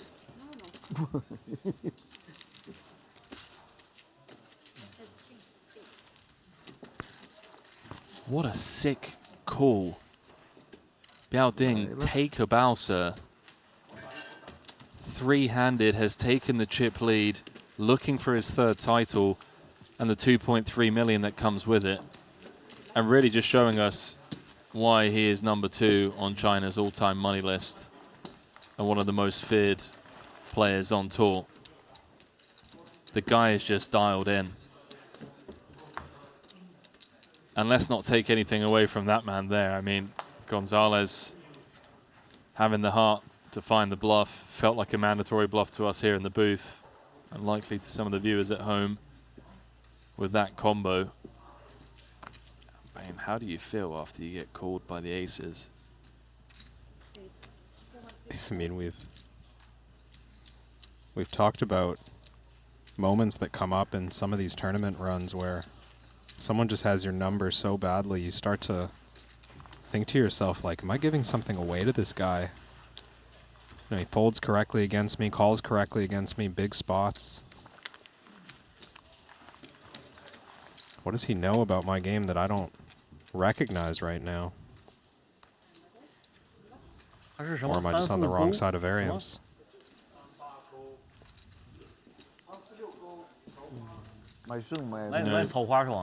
That is the thing about poker that I love probably the most, is that the 6 inches between your ears, it's only you in there, my friend. And you never know the conversations that someone's having in their mind, especially on the back end of the last, let's call it, hour or so, that Gonzalez has gone from 2/3 of the chips in play, had 15 million at one point, to now no longer being chip leader. Dreams of winning the title and the 2.3 million that came with it. Wow, that's insane. What a call.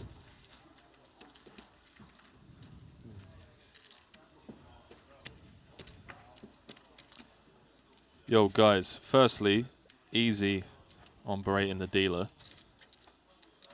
You are not allowed to muck your hand. So for those of you that are being aggro in the chat towards the dealer, perhaps go and read the tournament rulebook before getting to your keyboards. If there's a showdown, you have to show your hand. Cannot muck. If you bet and you get called, your hand has to be tabled. Now, if you need me to explain that to you as to why that's the case, be happy to do so. Is to avoid a thing called chip dumping. As I've said again, Luca Vivaldi and his team are the best in the world for a reason. Now, obviously, Gonzalez didn't want to table his bottom pair, and that he was running a massive bluff, but has to be done, okay? So, chill. Back to the action. We've got 3 7-figure paydays. No need to get all, you know, riled up in the chat. Let's just enjoy the show.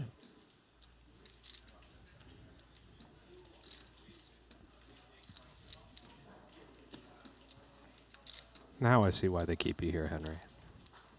I mean, the dealers are elite. Looking out for... Yeah, you were just complimenting, actually. And correctly so. No, I understand. If you're new to poker, and you see someone muck their cards, and then the dealer turns them up, you might be thinking, "Hang on a minute, what's the dealer doing?" But yeah.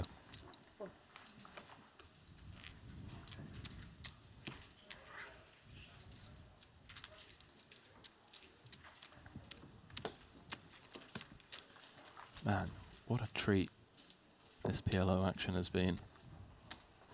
You know, we've had. I'll be honest. We've had some series in the past where it's been a bit dry. You know, there have been frames 2 hours, 4 hours, 6 hours where nothing major has really happened, and it's been tough. You know, from an action point of view, from an entertainment point of view. But the last couple of days, the final tables we've had, the battles we've had, this one included. It's been a fun one.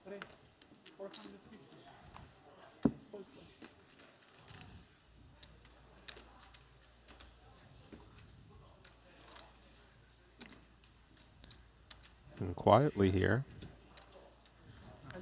Gonzalez chipping back up a little bit.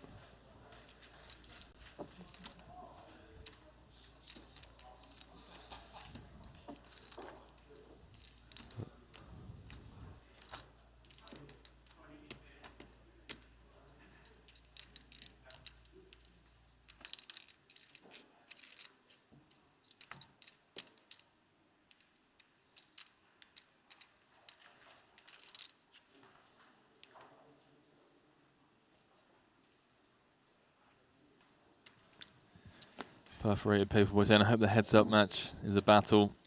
I hope so too. It's an event that would be worthy of such. Question is who are we going to get to heads up? I fear that Lin Wei is playing a tad tight for my liking, three-handed. Let's not forget, every 3 hands, you're having to pay 375k at the moment, which is 10% of his stack. Yeah, I mean, a few hands ago, the way that Liao and Gonzalez were going after each other, you can't blame Lin Wei for taking a seat on the sidelines and thinking, well, let's hope that something messy happens here and I just get to sneak my way into second. But right now, stack's very securely positioned. And an example there, open folding on the button. Yeah, ace-jack 5-4. Lin Wei, if he passes too often. No, that is actually a really valid point, Kevin. You've seen these guys just gloves off, center of the ring, trading blows. Why not take a back seat, see if one of them knock each other out?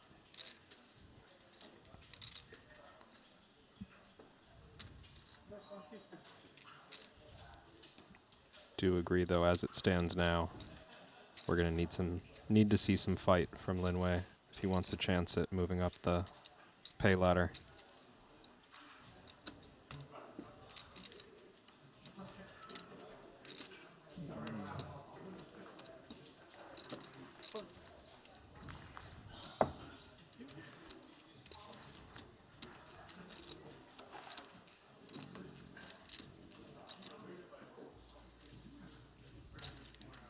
Gonzalez stabbing on the king 7-3. Getting looked up.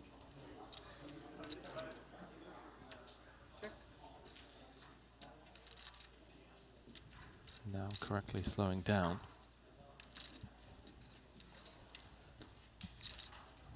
I think I would be a bit trigger shy after that man just stared deep into my soul for a chip lead pot.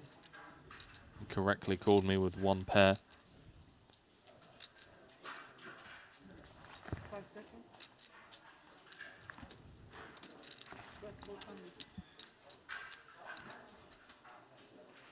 This is kind of savage at this point.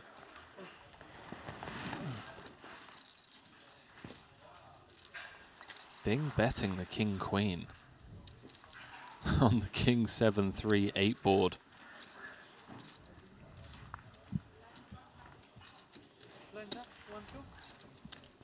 Blinds going up. 100,000, 200,000. $500,000 each orbit. Lin Wei is running out of time.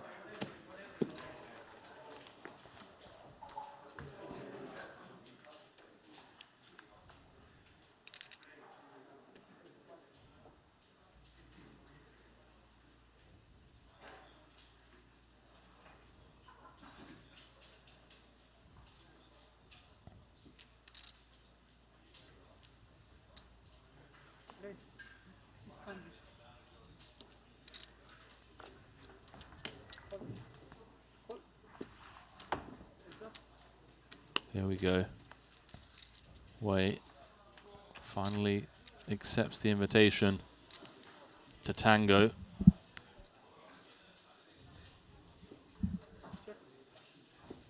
Oops, middle pair, 1.5 out there. SPR less than 2. I wonder if Gonzalez just runs this.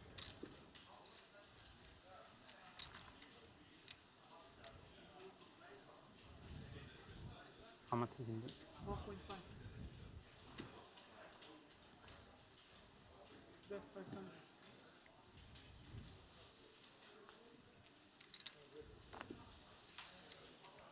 Can't be thrilled about this one. Did have a nice one before the flop, but nothing we can do now. Ace on flush draw. AA, ace, ace. Ace is good. One Now ace. just 14 big One ace and blinds flush. for Lin Wei. Paperboy saying there isn't a world where the event doesn't end tonight, right? Question mark. I mean, if there's a tsunami in that world, we'd probably, I mean, we'd likely pause the tournament. Maybe not. Although I don't know if we'd have electric, if there would be any internet.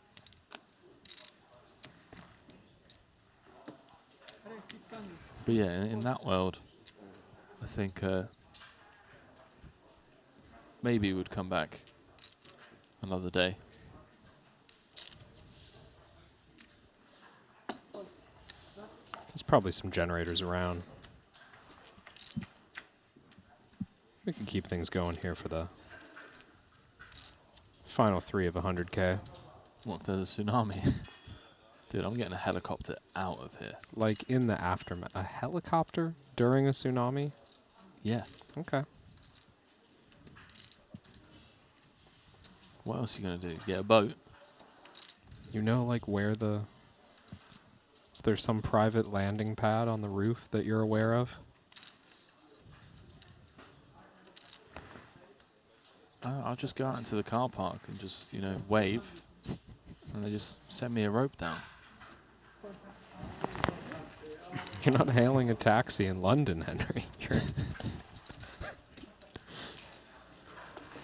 Está igual a la cosa, all jokes aside, though, you just Vamos dive a head first into the wave. You know when you're on the beach and like the big waves come in and you're like, okay. Did you start this with all jokes aside? You know the wave's gonna knock me over. So the best thing is you put your 2 hands in front of you, in front of your head. Yep. You just bend down and you just dive into the bottom of the wave. Flawless looking form, by the way. And then, you know, the on wave that demonstration, just, Henry. Thanks. And then the wave just passes over you. And you just pop out on the other side. You just got to hope there's no second wave. That's my strat. Here is Lin Wei. Jackson 5s. Choosing his spot on the button. Double suited. He's going to take it down. Nice little pick up there for him. A much needed one.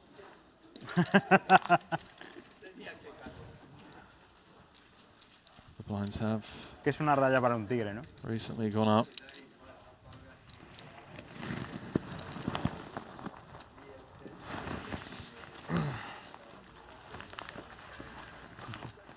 You know, even if it's not a sailing jacket, it sounds like Ding Biao was generating waves with the jacket.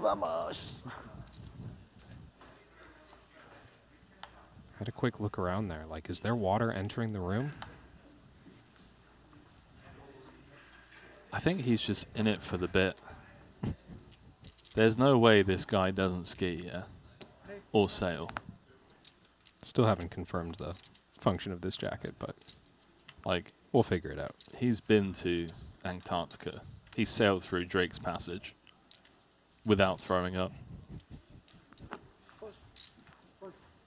That's a cheeky little race there. Gonzalez. Yeah, into the short stack big blind. Pretty dusty one. Maybe sensing that Lin Wei is passing on a few too many of those big blinds and opening up a bit looser.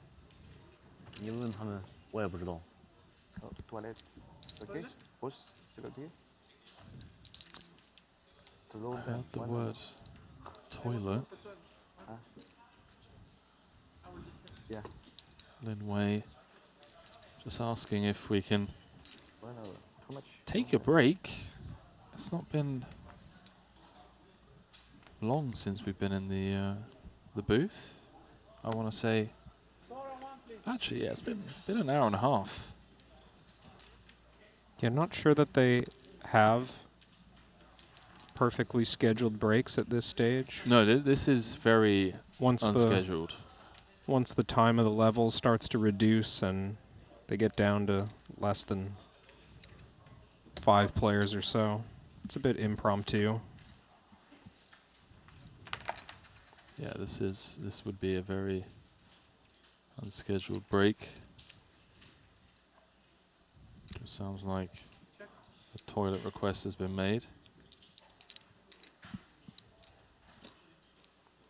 Little top for Ding, who is pulling away.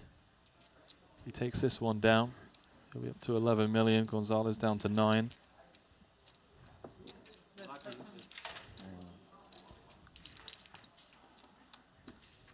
Yeah, and that's just going to be enough.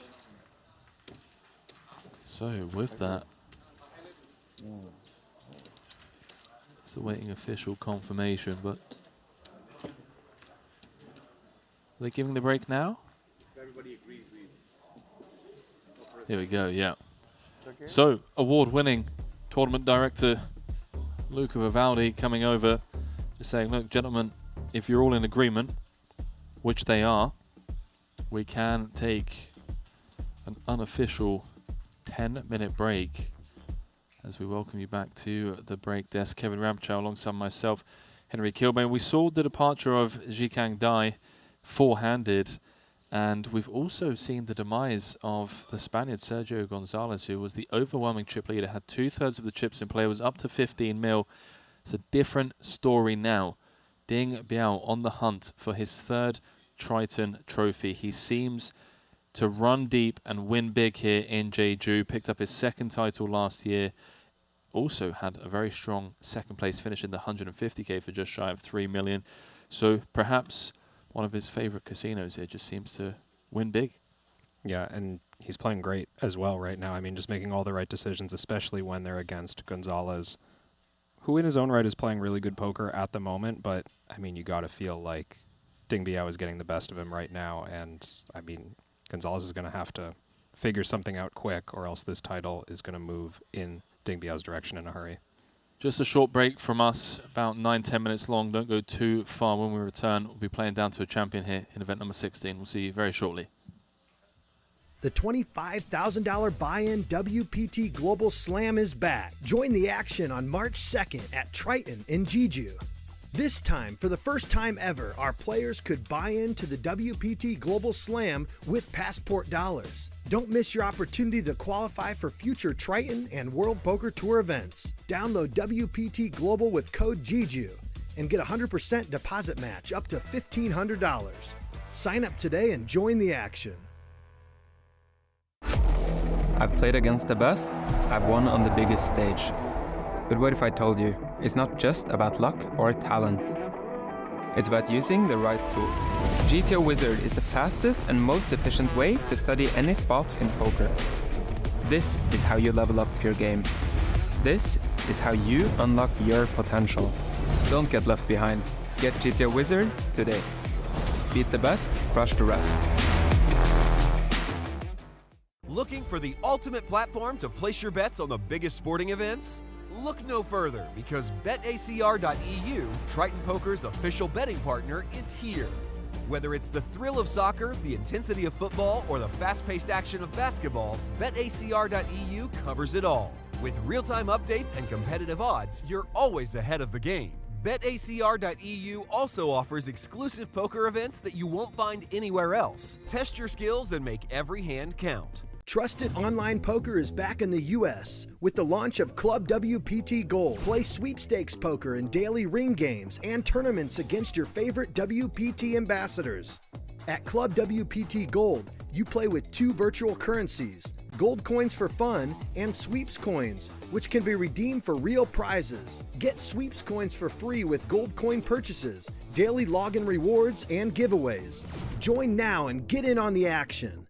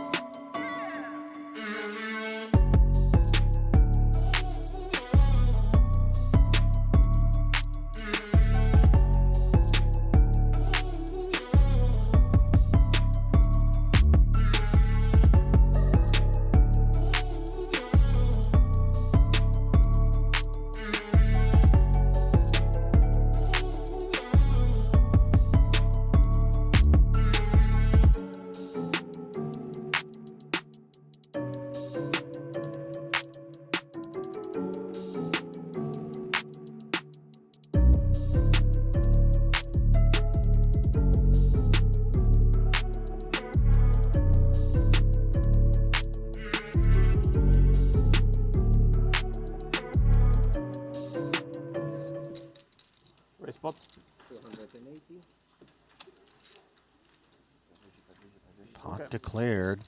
Ace, king, 10, 8 Free for pot. Tom. Chips are in. He's going to spin out of the big blind. Asks for the remains, and all of a sudden we have yet another all-in confrontation. Tom has no suit. 52% to 48%. The coin weighted in favor of the covering stack of the Dutchman as the Norwegian. Everybody's rooting for me. Being forced to take his chances. He says, everyone's rooting for me. Well aware that that is absolutely not the case, and it isn't personal here. Yeah, Nothing personal, like. What sports do you bet? Sports. Yeah. Okay. To the flop we go. I'm curious. Jack 10, How 5. do you know that I bet? You say when you announce. Vogelsang Queen is dead. has made a pair of 10s. Not very good at poker. Not Matz's very good at other ace stuff. queen is a Broadway draw, and for the time being, this is the only path forward, is to find a king. Now a 3 would work as well, as he picks up a sneaky little wheel draw.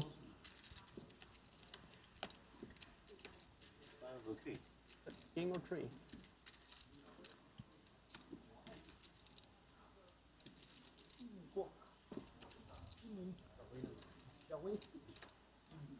But he doesn't find what he needs on the river. GG. Good luck, guys. Thank you. GG. Umut Mainly football. vanquished Mainly football. in 6th place, as we've got a couple of casualties early. Unexpected fashion. Who will die first? Well, at the current rate, kind of looks like it's going to be Ding Biao. He hasn't been able to get mini pots from Gonzalez besides the smaller ones. But eventually one will win. We'll find out later. TBD. For now, though, 2 aces, 2 4s. Yeah, resurfacing this time for Vogelsang. Pretty version. Takes us up.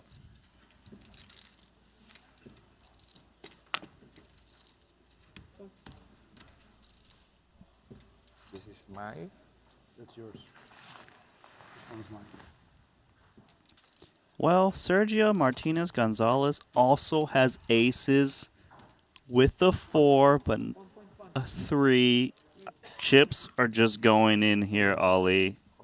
It's that simple. Yeah, and just get a load at how similar the kit is for both parties. Chops will be common, but spades and clubs are things. You see the 1% advantage for Vogelsang. How do you get all these aces? Am I double suited? No, nobody's double suited. Okay. No, I was asking about yours.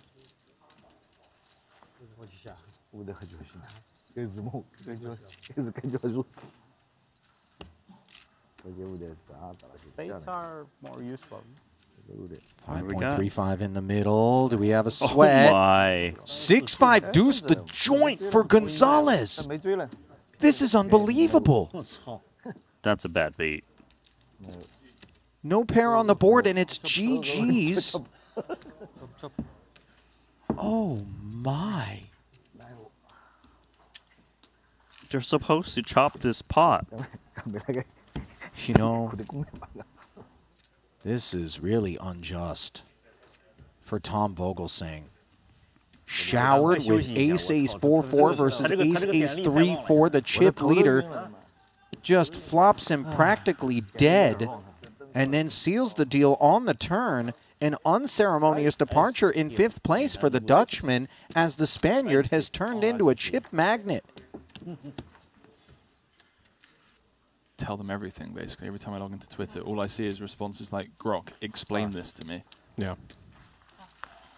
What? I don't know, I guess. You're like, your washing machine's broken. Grok, please help. Oh, we're all going to die. It's fine. As dust we come, and as dust we shall return. Bit too deep. Is that Batman? No, I think it was, June. From dust we come, and to dust we shall return. But it does sound like a Batman.